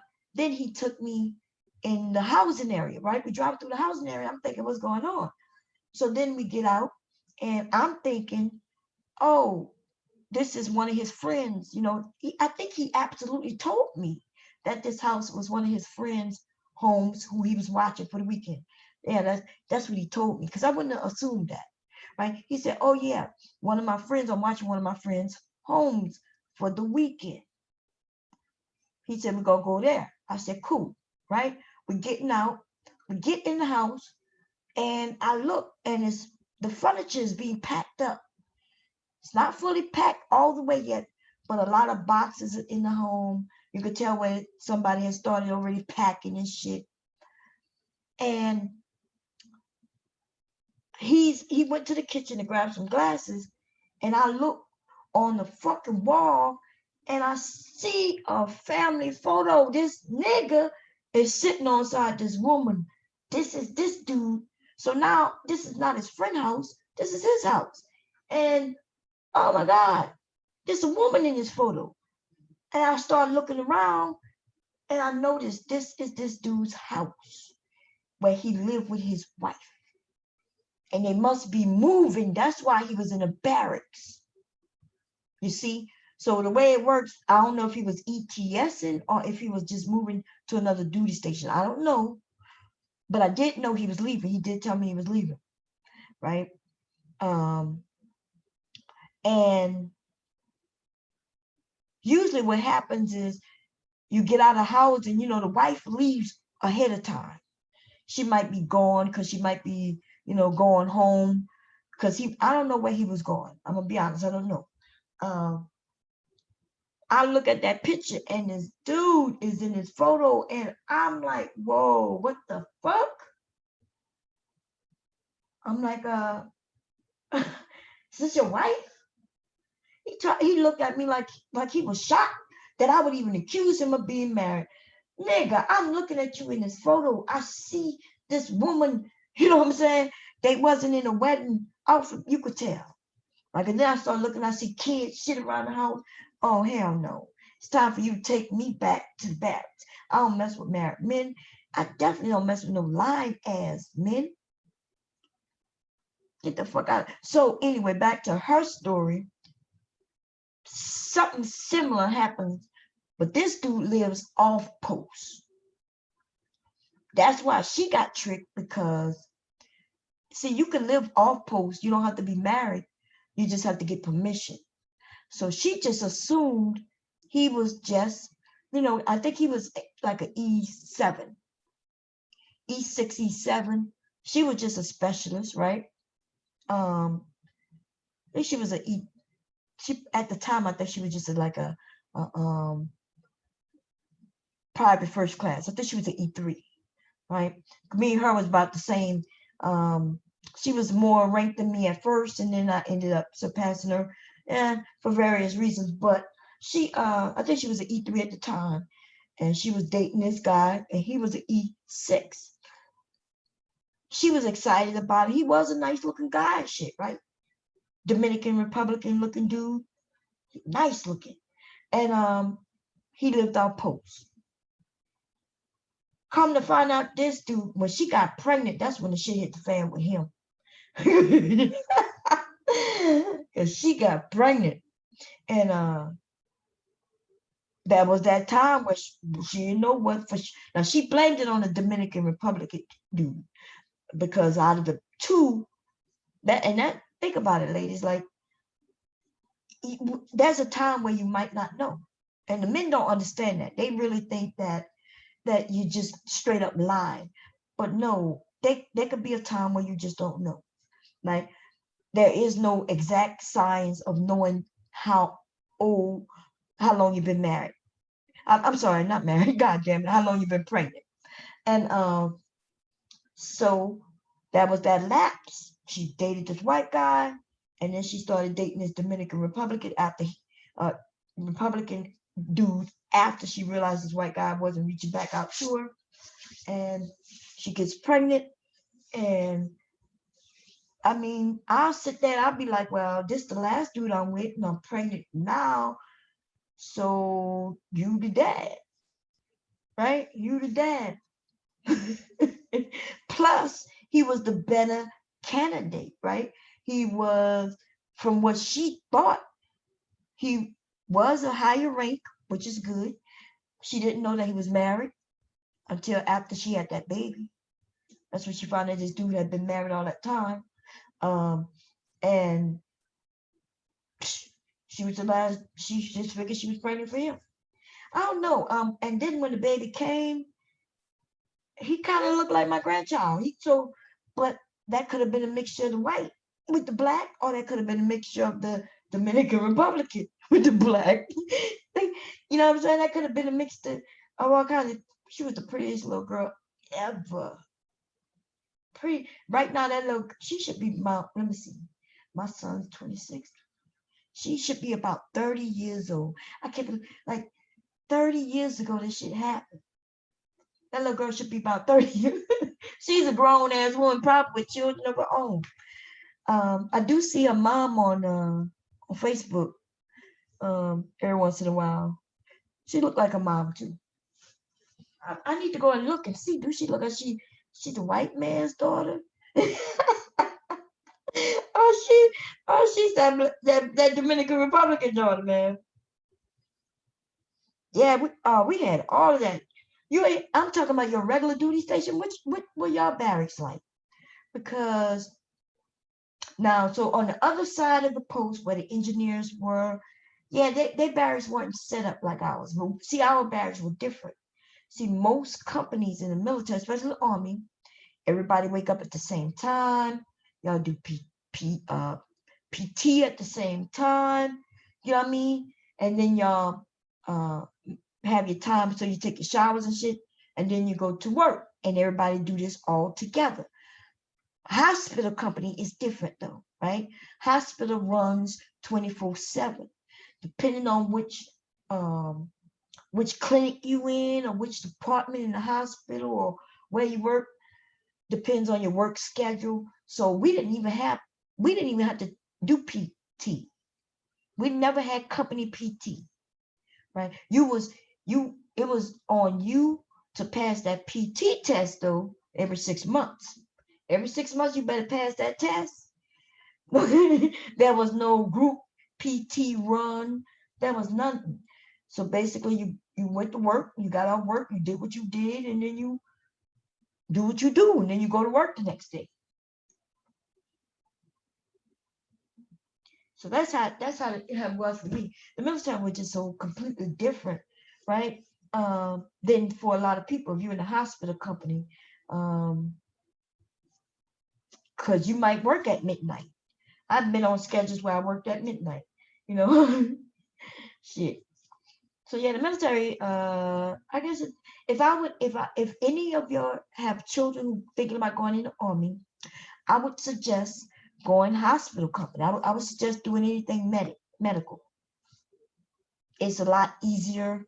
And plus it's something that you could take with you when you get out. There's a lot of jobs in the military that you cannot take with you when you get out. That's why they had to change. Remember, there used to be a slogan. Some of you don't because you're too young. Be all you could be in the Army. Well, that shit had to change mainly because people were complaining. You go into the military and you might do a job for 10 years. And when you get out, you can't get a job doing it. You could be doing some shit in the military for 10 or plus years, and you don't have the credentials to do the job when you get out. And that's because the education, right? They were lying to you, talking about once you learn this in the Army, you'll learn a trade. Well, they were lying to you because none of the things that you learned, they wasn't giving no regular certificates, no certifications for real. You could be a doctor, like my husband was a medical, he was a physician's assistant when he was in the Army. He was an actual physician's assistant. My husband had the capabilities of writing scripts. You understand what I'm saying? Like he would diagnose what you what's going on, and he had the capabilities of writing scripts. And he gets out, he couldn't even wipe nobody's ass. What they call it? RN? No, not RN. That's a registered nurse. CNA. CNA is a certified nurse's assistant, right? Which are the ones who really wipe you up. And my husband couldn't even do that, yo. Because there was no college. He had no college at the time, especially for nursing. He did have college, but my husband wanted to be a police officer. And then I talked him out of it when he got out. But he was he was an actual physician assistant while he was in the military. That's what the job would have been called. And when he got out, he had to start all over. Like nobody, even now the VA hospital wasn't hiring, they would have hired him, but still they was telling him he still got to go to school and get these certificates. Okay, so it was a culture shock. Everything was a fucking shock, right? Because he thought he was gonna get out. He thought it was gonna be easy to get a job. He thought he was gonna be able to be in the field he's in, which he loved. And then, bam, he couldn't. So my husband he ended up jumping into something else until we got enough money for him to go to school, to start getting his certs and his registration, and things like that. So that, I don't know. And my husband was in the military for, I don't know, like 14 years, something like that. And then he got paid to get out. Oh, he was in combat. Oh, okay. So yeah, y'all was, man, I don't know how y'all do it. You know what I mean? Like, first of all, almost every other job in the military is structured. Like, it's an actual, you get up at a certain time, you eat breakfast, you better be at the PT, you know what I mean, a certain time, and then you get to your job at a certain time. It's very structured. But medical, and only medical as it relates to the hospital, because there's combat medics. Combat medics end up being attached to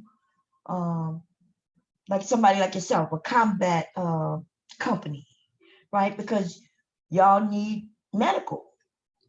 So we still have the medical people who end up like when in career, right? In career, I'm attached to a company.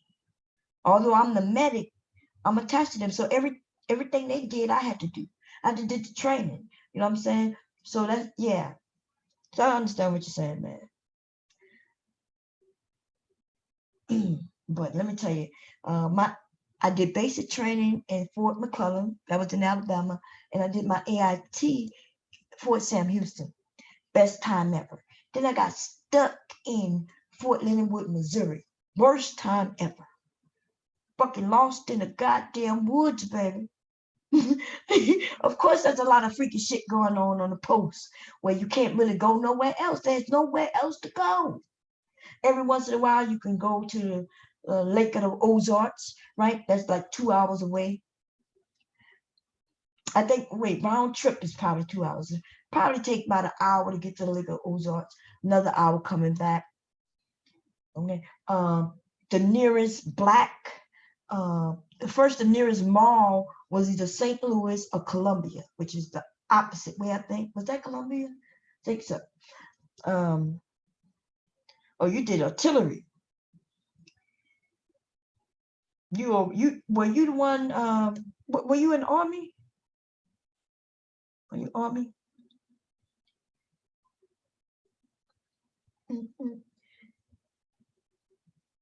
Jumping off by. Let me see. They should be more worried about conquering something. I know that's right. Queen said they should be worried about conquering something, establishing something, learning something. Like right now, we are in a pandemic, epidemic, whatever you want to call it. And this is a perfect time for a lot of people to learn something. Just learn something brand new that might be beneficial.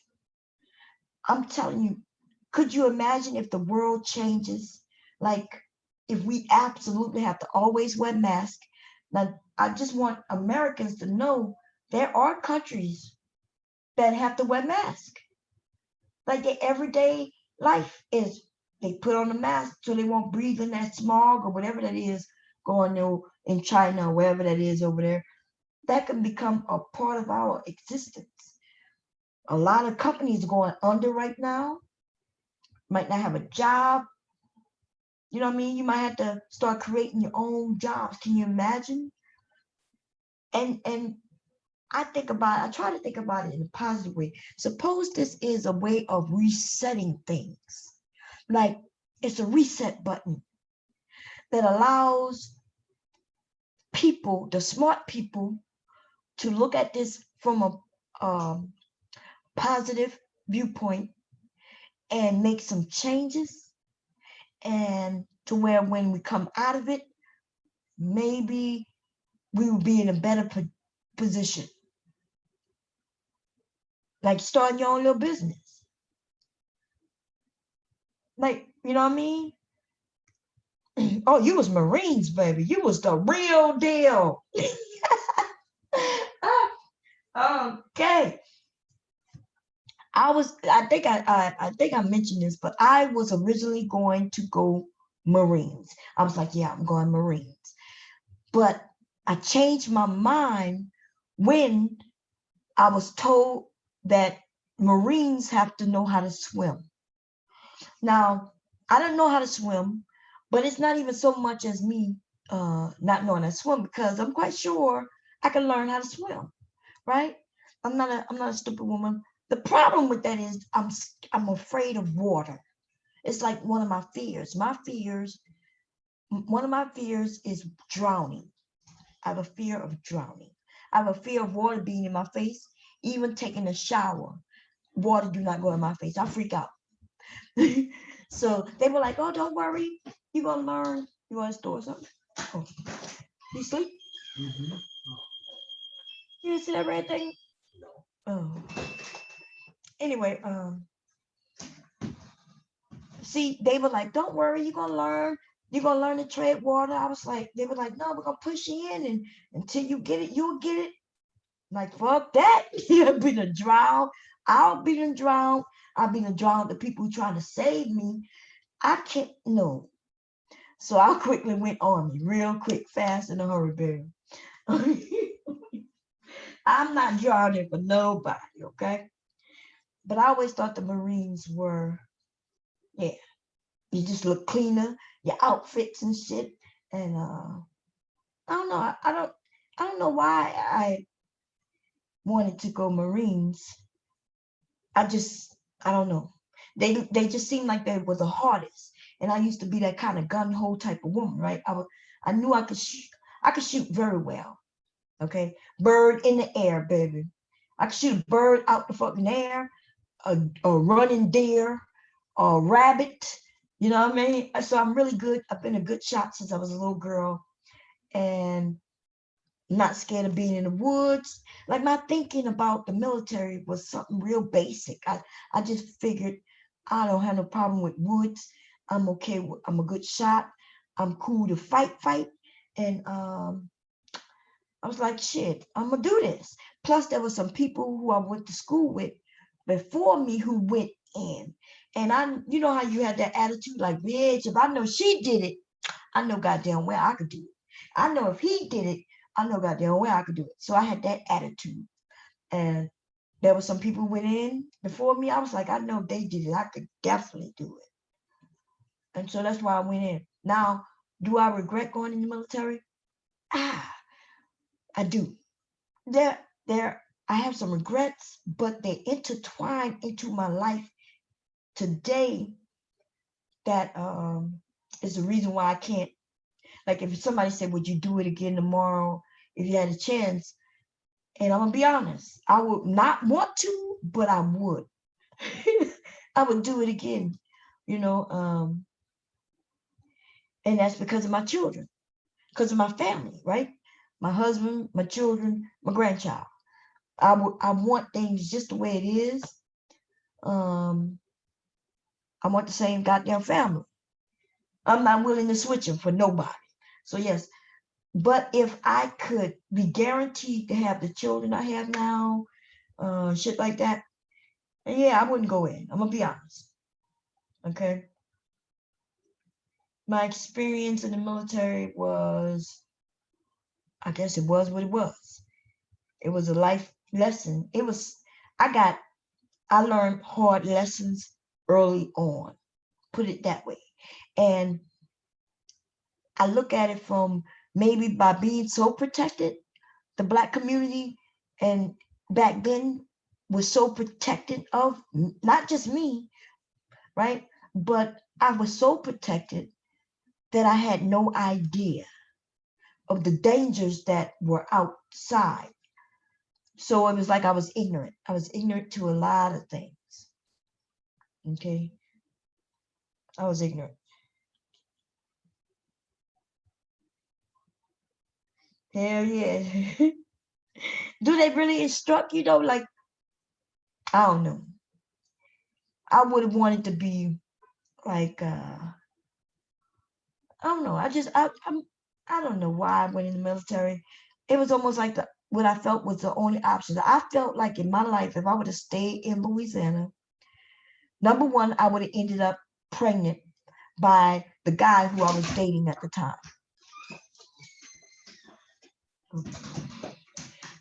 Okay.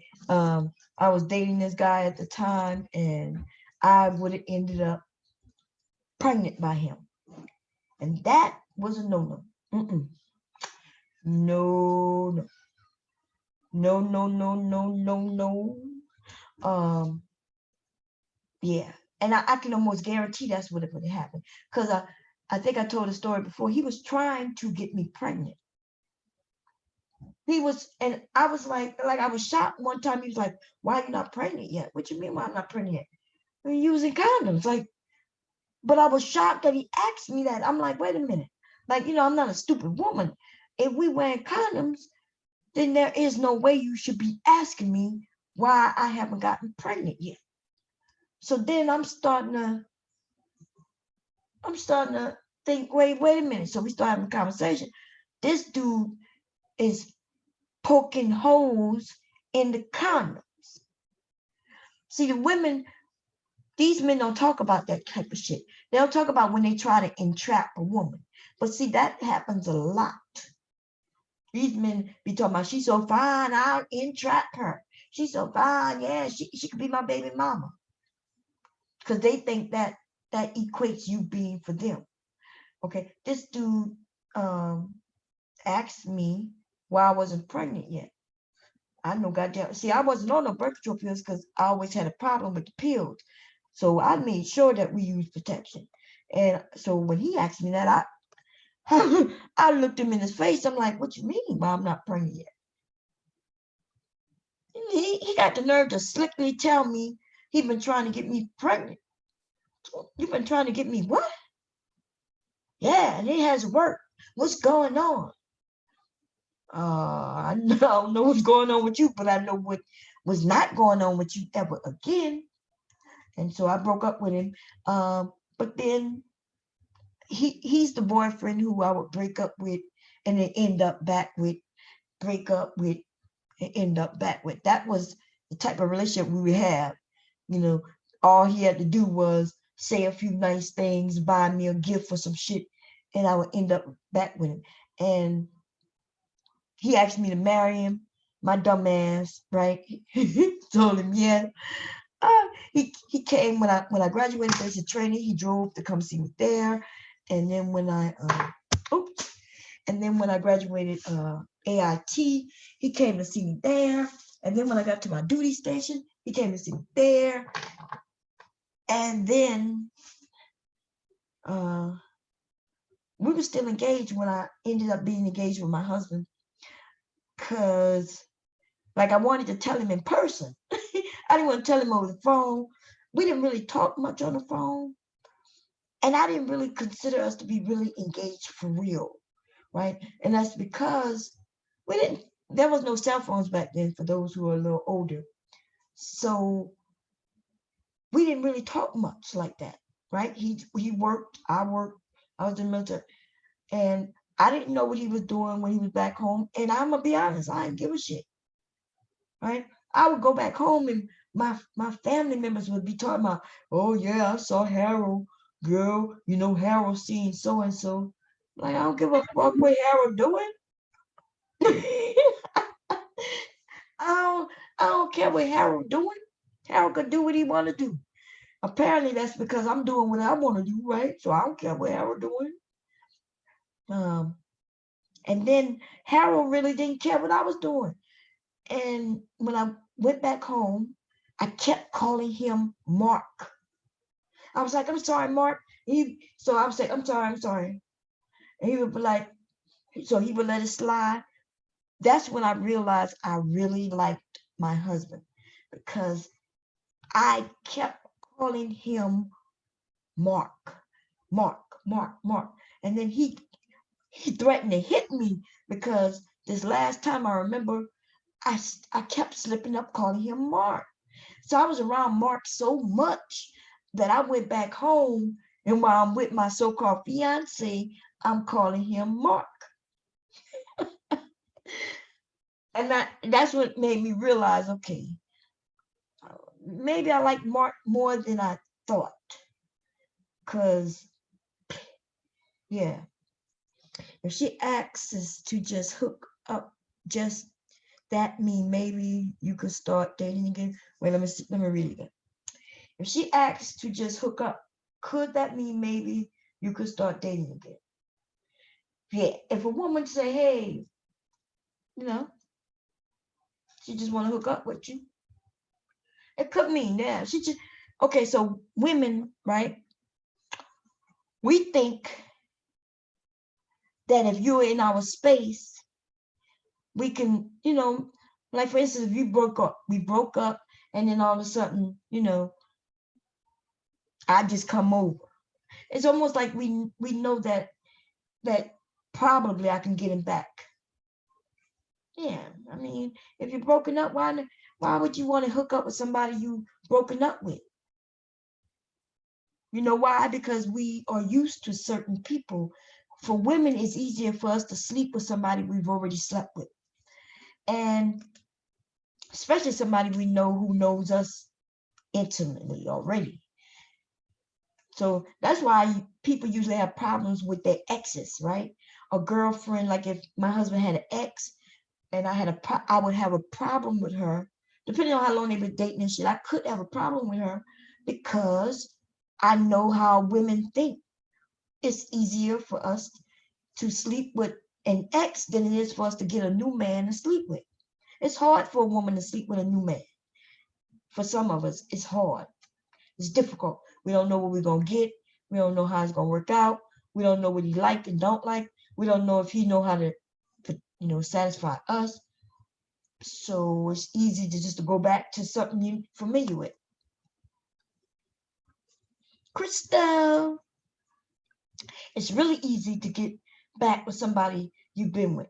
Even if you're not trying to get back with him, lady, you had that guy who you slept with, and you're like, okay, I'm horny, let me call him up. Look, I ain't got no new boyfriends, I ain't got nobody new. Let me call Harold up real quick. Harold come by. Okay. It's just easier. Yeah. Now, if you don't want to get feelings involved though, and you don't want no major drama, you might want to think about whether you're gonna, deal with her. And if y'all broken up, make sure the condoms. Why would y'all not use condoms? Because my son was broken up. They were broken up when they got pregnant. Now, I don't know that to be a fact though, but I could just say they were broken up. But my son always liked her. Like he hasn't been with any other women as far as dating any other women. No women ever come to this house except one. That's my grandchild's mother. And so yeah. And if she does certain things the right way, I know for a fact she could get him back, kind of thing. Well, could have until this last thing that happened. This last thing is there was a boyfriend brought into the relationship. That changes everything. That's the thing that changes everything. Anyway, y'all, it's 2 o'clock. It's almost 2 o'clock. I'm gonna head off. And I'll probably be here tomorrow evening, rambling again.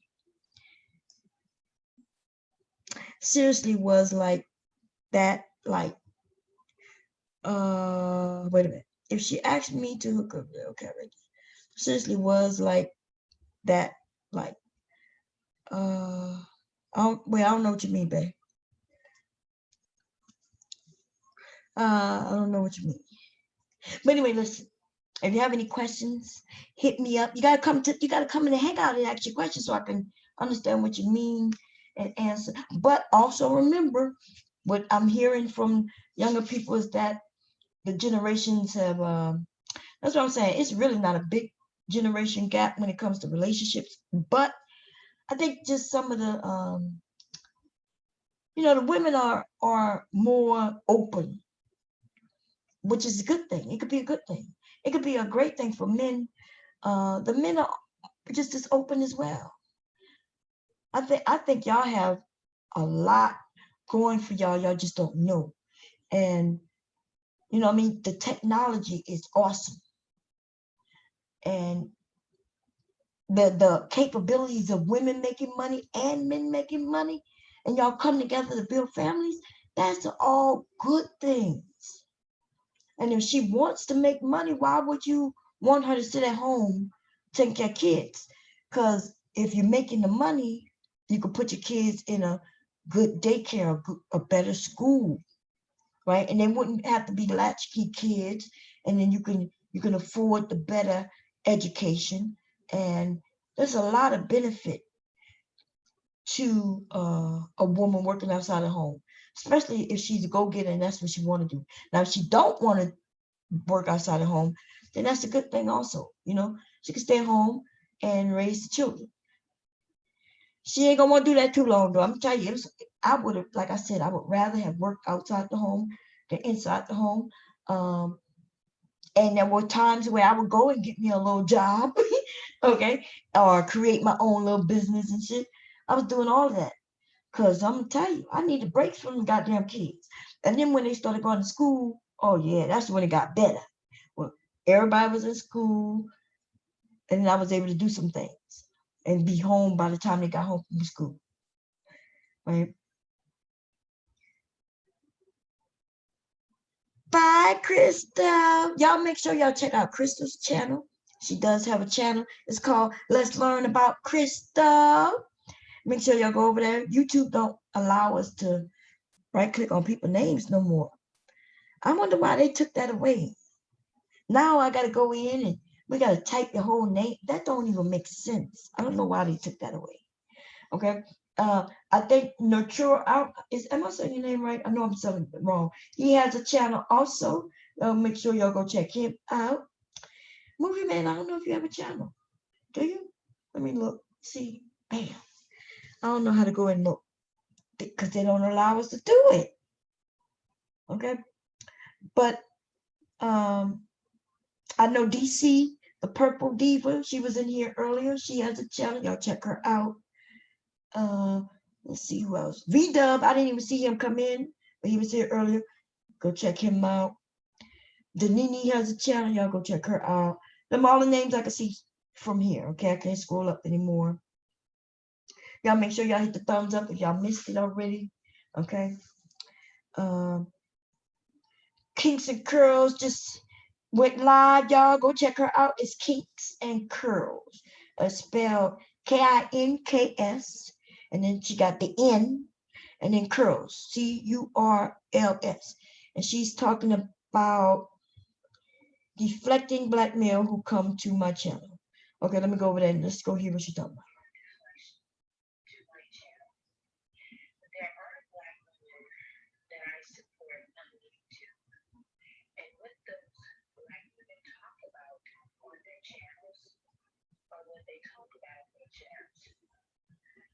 Okay, so go check out Kinks and Curls. She's live right now.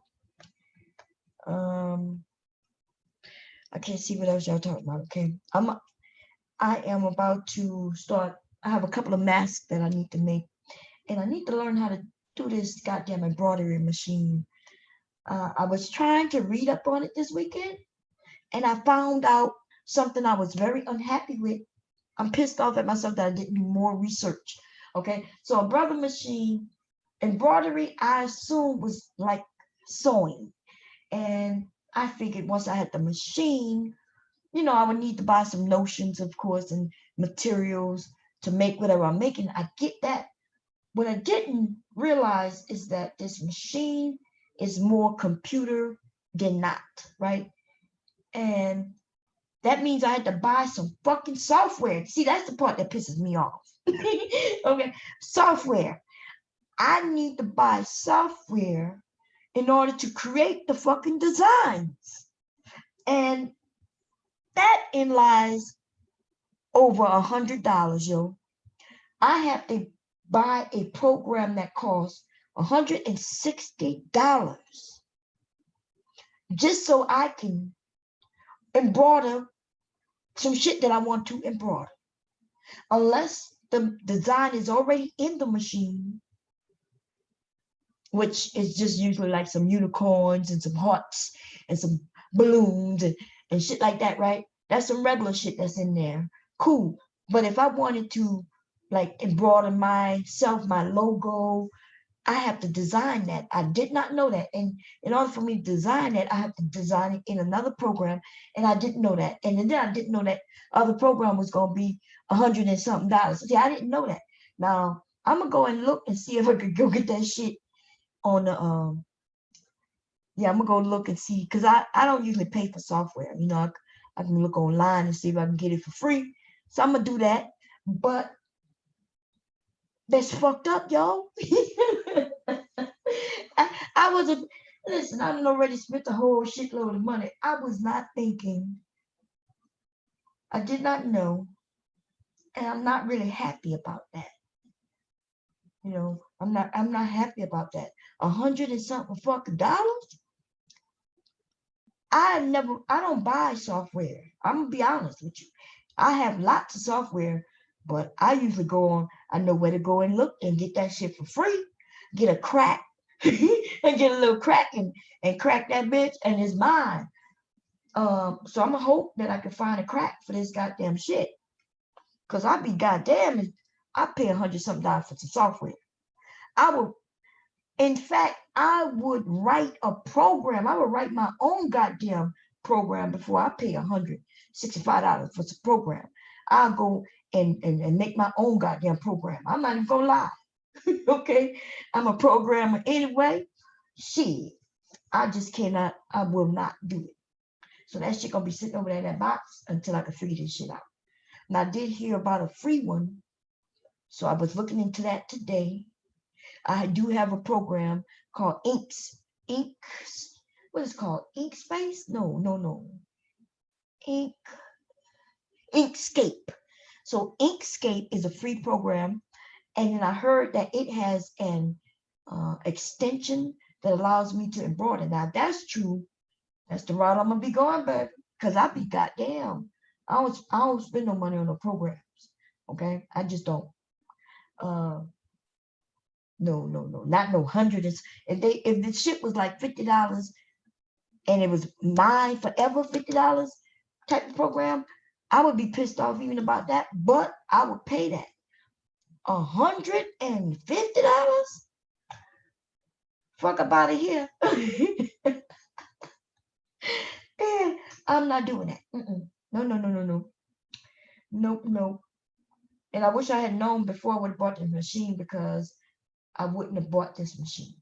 I would have paid more for the machine if I could have done more on it. And this machine's still in the box. I'll bring this bitch back. It's not fair. See, I understand. Like, let's say I was using the machine and then I wanted to do more. And I said, okay, I like it. I'm going to keep it. I'm going to work on it. And then I say, okay, I'm gonna pay for this program because I'm gonna be able to do more with it. That's a difference than me just buying a fucking machine. And before I do anything with it, I gotta pay another $100-something. To me, that's bullshit. I don't even know if I'm gonna like this machine. I don't know if I'm gonna like embroidering. I don't know that to be a fact. So me putting out $160 on some shit I'm not sure about, I in good conscience just can't do it. I'm gonna buy me some fuck me stilettos, I hadn't dressed sexy in a minute for my husband. I don't think I can walk in stilettos no more. One of my feet keep being swollen. This one, what foot this is? This my left foot keeps swelling up on me, and I don't even know why. I need to look it up. It's like my feet are really cold, and this one foot keeps swelling up. I can't put on no sexy stilettos. I need to go get my toes done. I'm gonna spend $100 on me some shoes. I ain't spending no $100 on no goddamn program. Okay, so I'm gonna go and I'm gonna go do some research and see what I can do to get around this $160. Let me tell you something. If y'all need anything embroidered, y'all need a mask, y'all let me know. Okay, I'm gonna give y'all deals. Yes, I am. Right now I'm selling masks.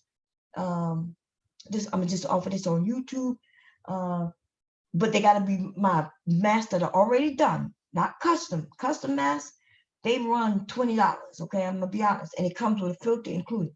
But I have a lot of collection of masks that's already done, filtered, and I'm selling them for $10. Okay, it's going to only be for my YouTube people and only for the next week. $10. Okay, so that's a good deal. The filter's already in them, adjustable band around the ears, and I do have a nice collection. Okay, so what else? I gotta learn what I can do with this embroidery machine. I've learned quite a few things. I just haven't done them yet. Okay, and I gotta make my money back. That machine cost me $1,000. I gotta make that shit back. And not only did I spend $100 on that, $1,000 on a machine, but then I went shopping just was it Friday or Saturday? Saturday, Friday. Today's Sunday, Saturday. No, Friday. Here's the receipt right here. Receipt right here. This was on, it's not showing me the date. It says my name on it. Whenever the 24th was, I spent $199.35. That was with some discounts because I had like 2 coupons, and yeah. So, yep. And that's just some material. The $199.35 was all material. Material. I ain't buy nothing else but material. That's all I bought. What else I had in here? Wait, I think I had, oh yes. This, y'all know that material that you could flip it? It's like sequins. So it's sequence material. I'm gonna make a pillow for my sister. And on one side of the sequence, I'm gonna put the picture of my mother. And then when she flips it, I'm gonna have the picture of my dad. And that's what I'm gonna send her. Yeah, that material is somewhere down here. Let's see it. I forgot about that shit, man. That shit was $30 by itself. Here we go. I can't turn on the camera. I'm not sure why the camera won't turn on. But y'all, some of the ladies might know what I'm talking about. You take it's sequence. It's called, it's not telling me what's it called. Reversible sequence holographic material. And it's like sequence. Usually what happens is a picture on one side, or it might not be a picture on one side, but when you flip it, when you take your hand and bring it up, then that's where it'll be a picture. But I'm gonna make it double-sided. right? I'm going to put a picture on both sides. And so for my sister, when she missing my mother, it'll be her picture on. And then when she want to look at my dad, she just swipes it up and there'll be a picture of my dad there. And that's what I'm going to put on here for her. And I think I'm going to make a pillow for her. I couldn't make something else. I could make a keychain with this material. But I think a pillow for her bed is be cool. Yeah, I think that's what I'm going to do. Okay. Anyway, y'all, I'm gone. That's $30 for 1 yard of goddamn material. I wonder if I should make me one also. I don't know. Yeah. Anyway, I'm out of here. I got all this shit in my house, y'all. I'm supposed to get this box. It's called a dream box. And so I could put all this shit in. And we were supposed to put it together this weekend, but we didn't. So this stuff gonna be still sitting around my house until my husband has time off to put all this shit together. I need this receipt. This receipt. This is $93 I spent just a couple of days ago at the same store. This is $199.35 I spent 2 days later. It's a money grab. They be stealing my money. Okay, I need to keep the receipts because that's business. And I'm out, y'all. Okay. Let me see. Yeah, I gotta go. What's this? Hell yeah. Okay, y'all, I gotta go. How do I turn this shit off? Let me see. Y'all have a good night. I'll see y'all tomorrow. Oh, hit that. It's an in meeting.